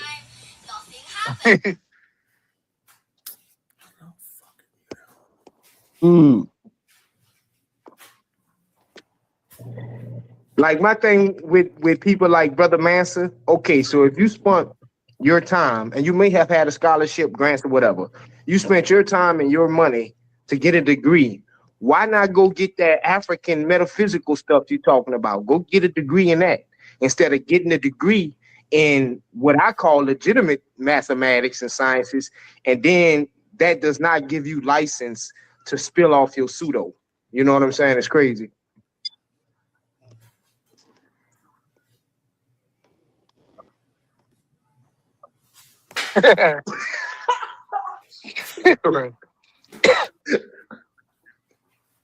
I got you.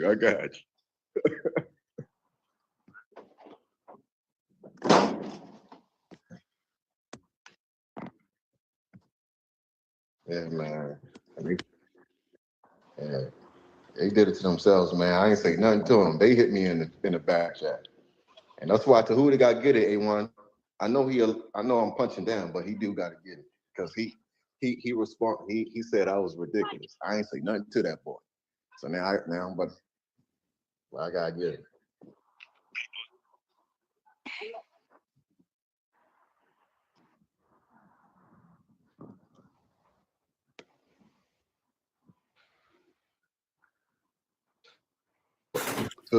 Tahuti is like he's like Naphtali though.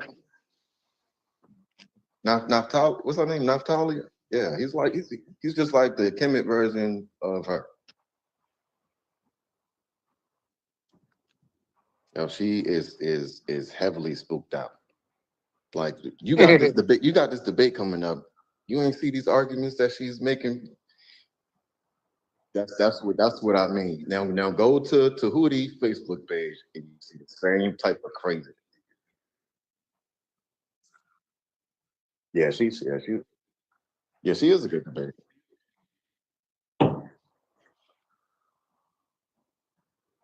Yeah.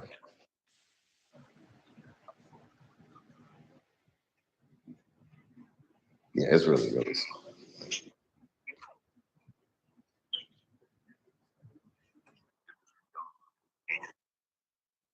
Yeah.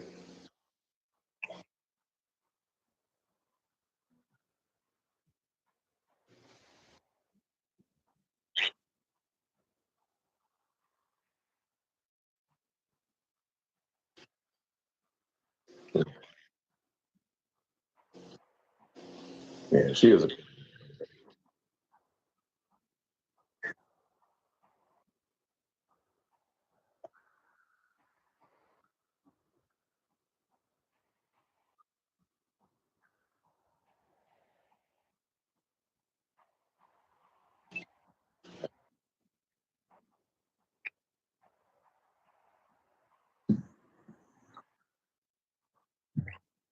man. Man, I woke up, all I seen was smoke. I was like, God, man, what's going on?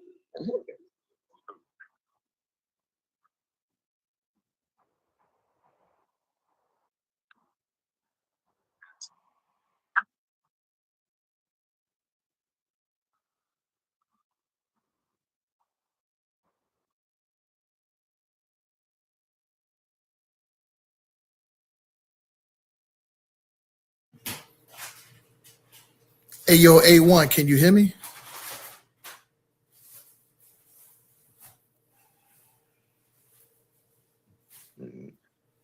A1, can you hear me, brother? Yeah. A1.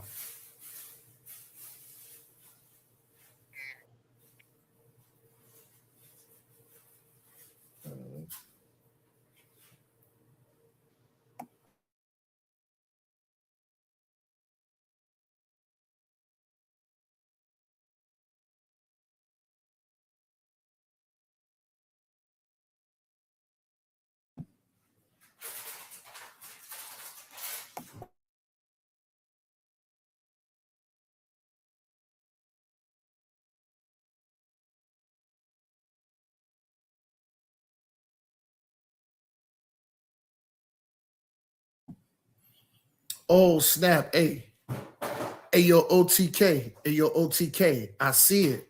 I see it, brother. The thing is OTK. I got up off my phone.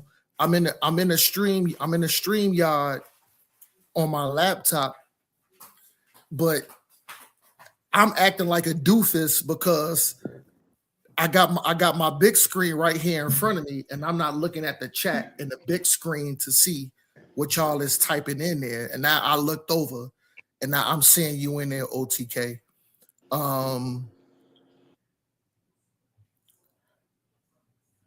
Yo, OTK, hey, OTK, put a 1 in the chat if you can hear me, and then I'll continue to land my point.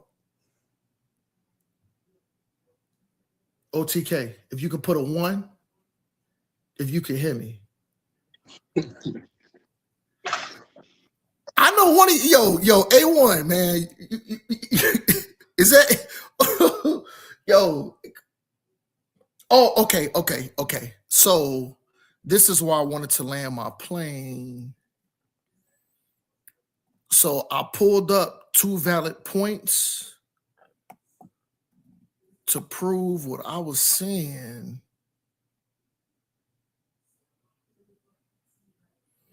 Okay, so OTK, this was the point. This was the point, OTK. As far as our contribution, as far as the so-called Which one? The quantum presentation? You talking about quantum's presentation? Who is that, Oh, young no, Scrib? yeah, bro. Hey, listen, man. Listen, I got in there like around 10 o'clock. So you was already going in. You was out. Yeah, you was yeah. Hold on. Is that young Scribe talking?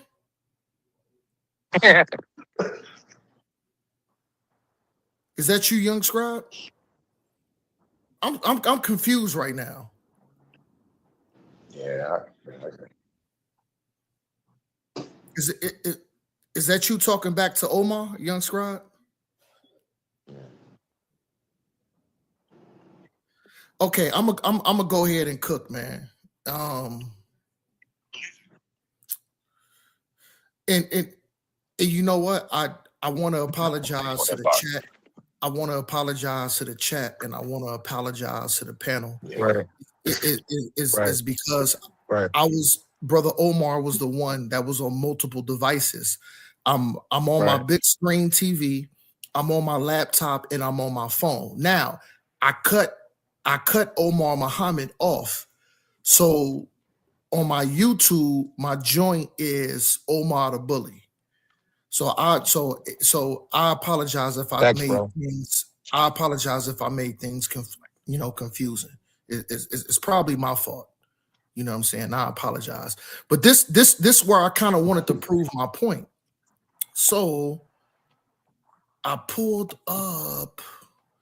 I was trying to show it on the screen so he can pull it up so everybody can see where I'm pulling my information from. But we stand on integrity over here. So hold on. Let me see if I can pull it up.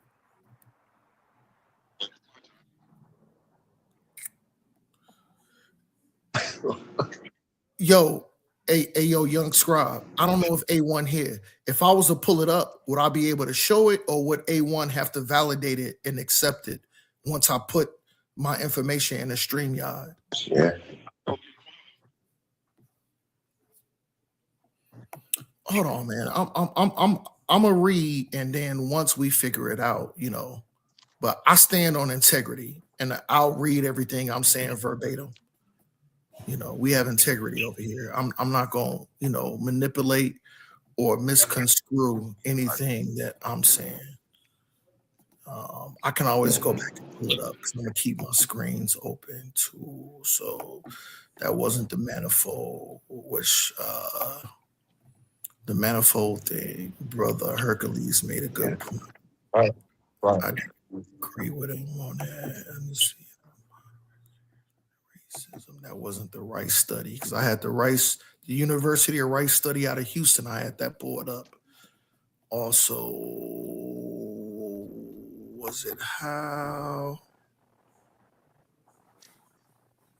Okay, so let me read this one fact, and this is fact.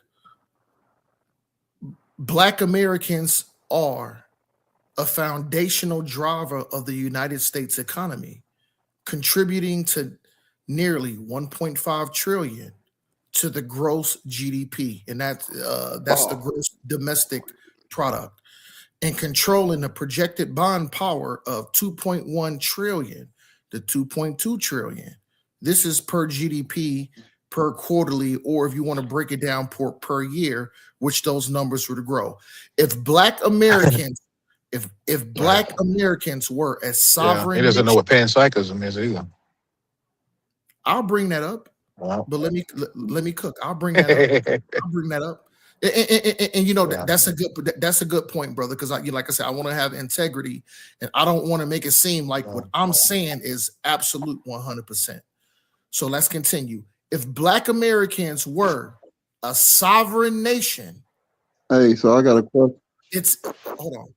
A sovereign nation, its economic scale. No. I'm just saying when you finish, bro. Hold on, is this so this is off the topic? I was just doing some research. Y'all was talking about the nether root earlier when the call first started. So I was just gonna say, if the netters are not literal, right? How did they come up with the netter language? You know what, y'all? Somebody had to deliver that to them. And the definition of matter is divine words, or words from the netter. So I don't know. That's what I'm saying. I was just thinking about that. Like, you feel me?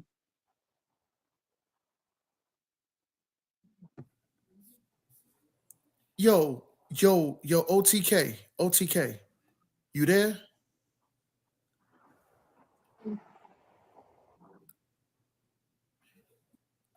Yeah, I'm here, bro. Yo, OTK, I'm getting confused. Well, that is not that they have script. It's the So I'm looking at some of these Egyptologists, like modern, like today's Egyptologists, right? It's preferably African descent, right? And I seen somebody said one of the netters is the goddess of writing. Well, and it dawned on me, and I'm like, damn, that's right. If the Neteru is not literal, then how did they come up with this Netter language to communicate with the Neteru, or to get instructions from the Neteru? Now you say that that's not literal. I mean, you say that don't mean that the deity is real, but we don't see that nowhere else. That's what I'm saying. They got to be something, according to the. Yeah, he do. He's supposed to get I'm supposed to. They all supposed to. Elaborate on that statement. Why on that comment? Yeah, Gideon's still here.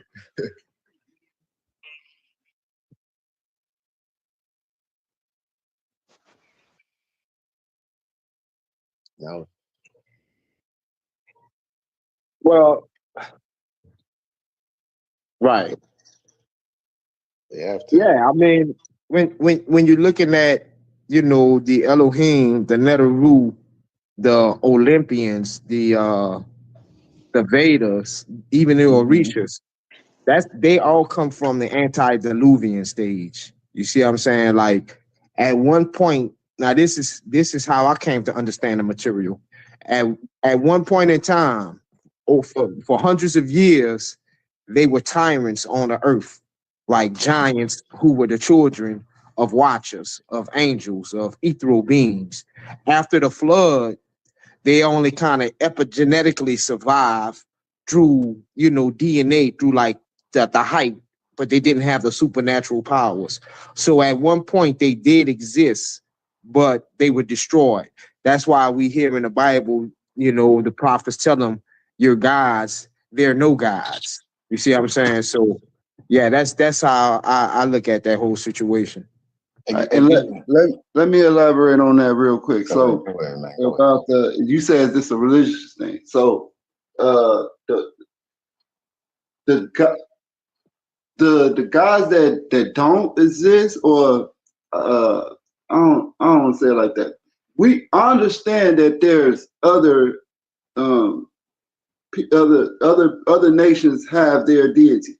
The thing that's what you don't suppose to acknowledge is the idol, a physical representation. So if I see a statue of Ma'at, a statue of Set, Shiva, or any of that, I know that's rock, that's stone, that's not living. You know what I'm saying? So the Egyptians did make statues of these things, but it was because they was carnal. They had like some type of carnal nature. That's what I'll say about that. Carnality. Hey, Gideon. So are you saying that these deities did exist and they don't exist anymore? Is that what you're saying?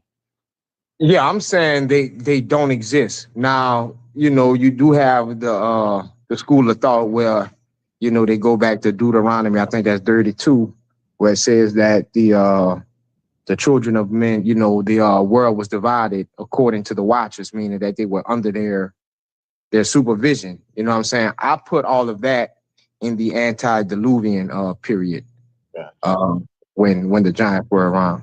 So when? Oh, go ahead. Yeah, like it says, like, yeah, like.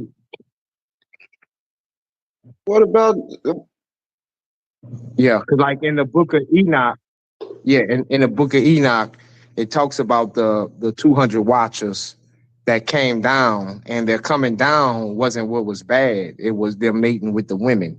Yeah. And, like GDN said, like, whenever you create something to worship it, that's heresy. You know what I'm saying? There's only one thing that you should worship, and that's the all. That's the creator. So that's where a lot of those Canaanites, Phoenicians, Egyptians, Hittites, Midnights, that's where they went off at, So for you, when did they stop existing? Let me get a timeline for you. Well, you're going back to the flood world. So okay, from Adam to Noah, that was 10 generations. So I'm looking at the time that the Watchers and the Nephilim were on the earth. It was like 400 years. So they actually tyrannized the world for over 400 years.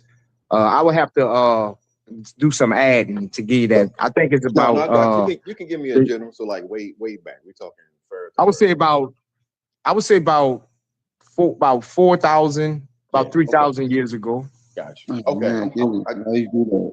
Don't put a limit on yourself, Gideon. Gideon, don't put it.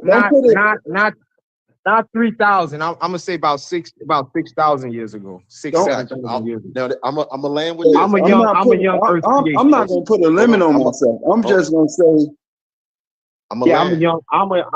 I'm straight spooky, bro. I'm gonna land with this. I'm a literalist, maximalist. Yeah, that's perfect. Everything. I'm gonna land with this because I actually do want to. We're supposed to have a call. We're supposed to have a one-on-one. So, but all right, now, do like the people, the Judeans, the Judites in antiquity, Israelites, however you want to call them, do they believe what you're saying? Like, is that what they believe, or are you saying this? Yeah, they believed it. Perfect. They believed it. See, that's why we got to get it. A1. We need a one-on-one. Yeah, because that's where I'm getting all my information from. I don't see how you can disprove that they didn't believe it. Yeah, they definitely believe it. Yeah, we could do yeah, I don't be doing nothing at night, so Thursday night would be good. That's perfect. That's perfect for me. Yeah. Yeah.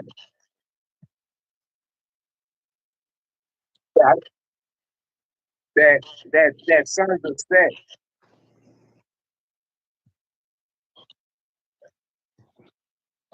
Let's rock, man. When you free though, A1? What days you off? Yeah, that's me too.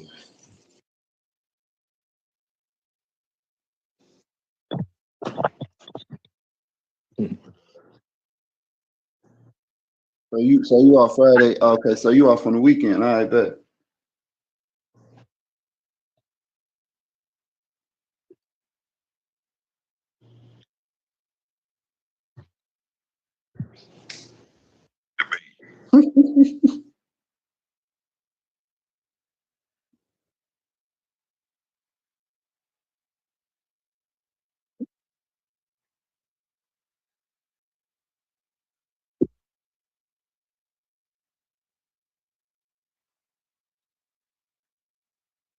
It was.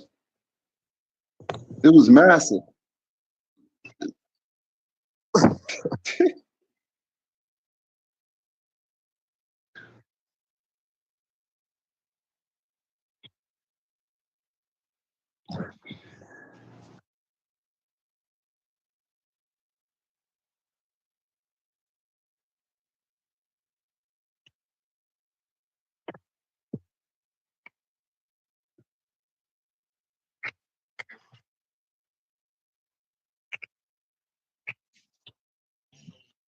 Everyone, that's a great presentation you got there, brother. Yeah, so that's a wonderful presentation you got.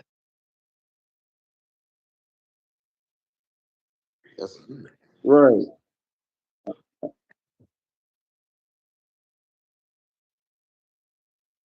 Hey, but don't have me go Ken Hogan on talk to for the face off. Which I was talking to someone. I'm like, I wasn't gonna go that route with the animals, but I just might. You know what I'm saying? Just to, But first we gotta see if was the penguin the original of its species. That's one thing, right? Because we know they have domestication. Me and Gideon we believe in the ancient text that says that there was some gene splicing going on that created different types of species. So that's sparked the rise of different types of species, where they had like these mixed genetic traits and stuff like that. They call it microchimeranism. That's the genetic, the scientific word for it. So they was making these chimeras.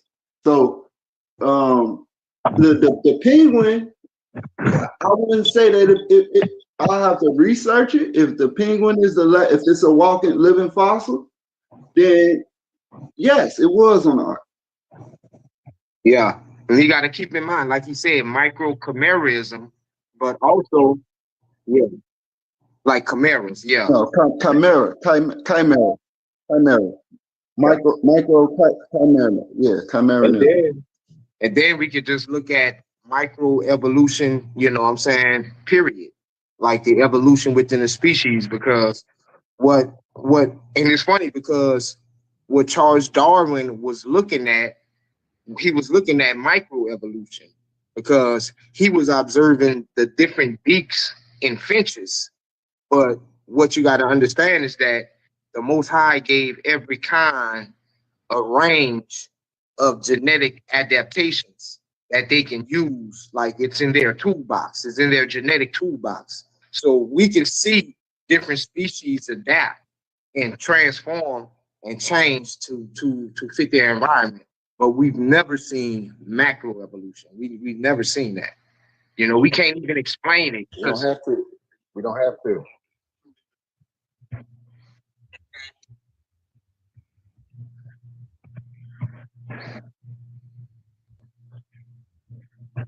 Yep.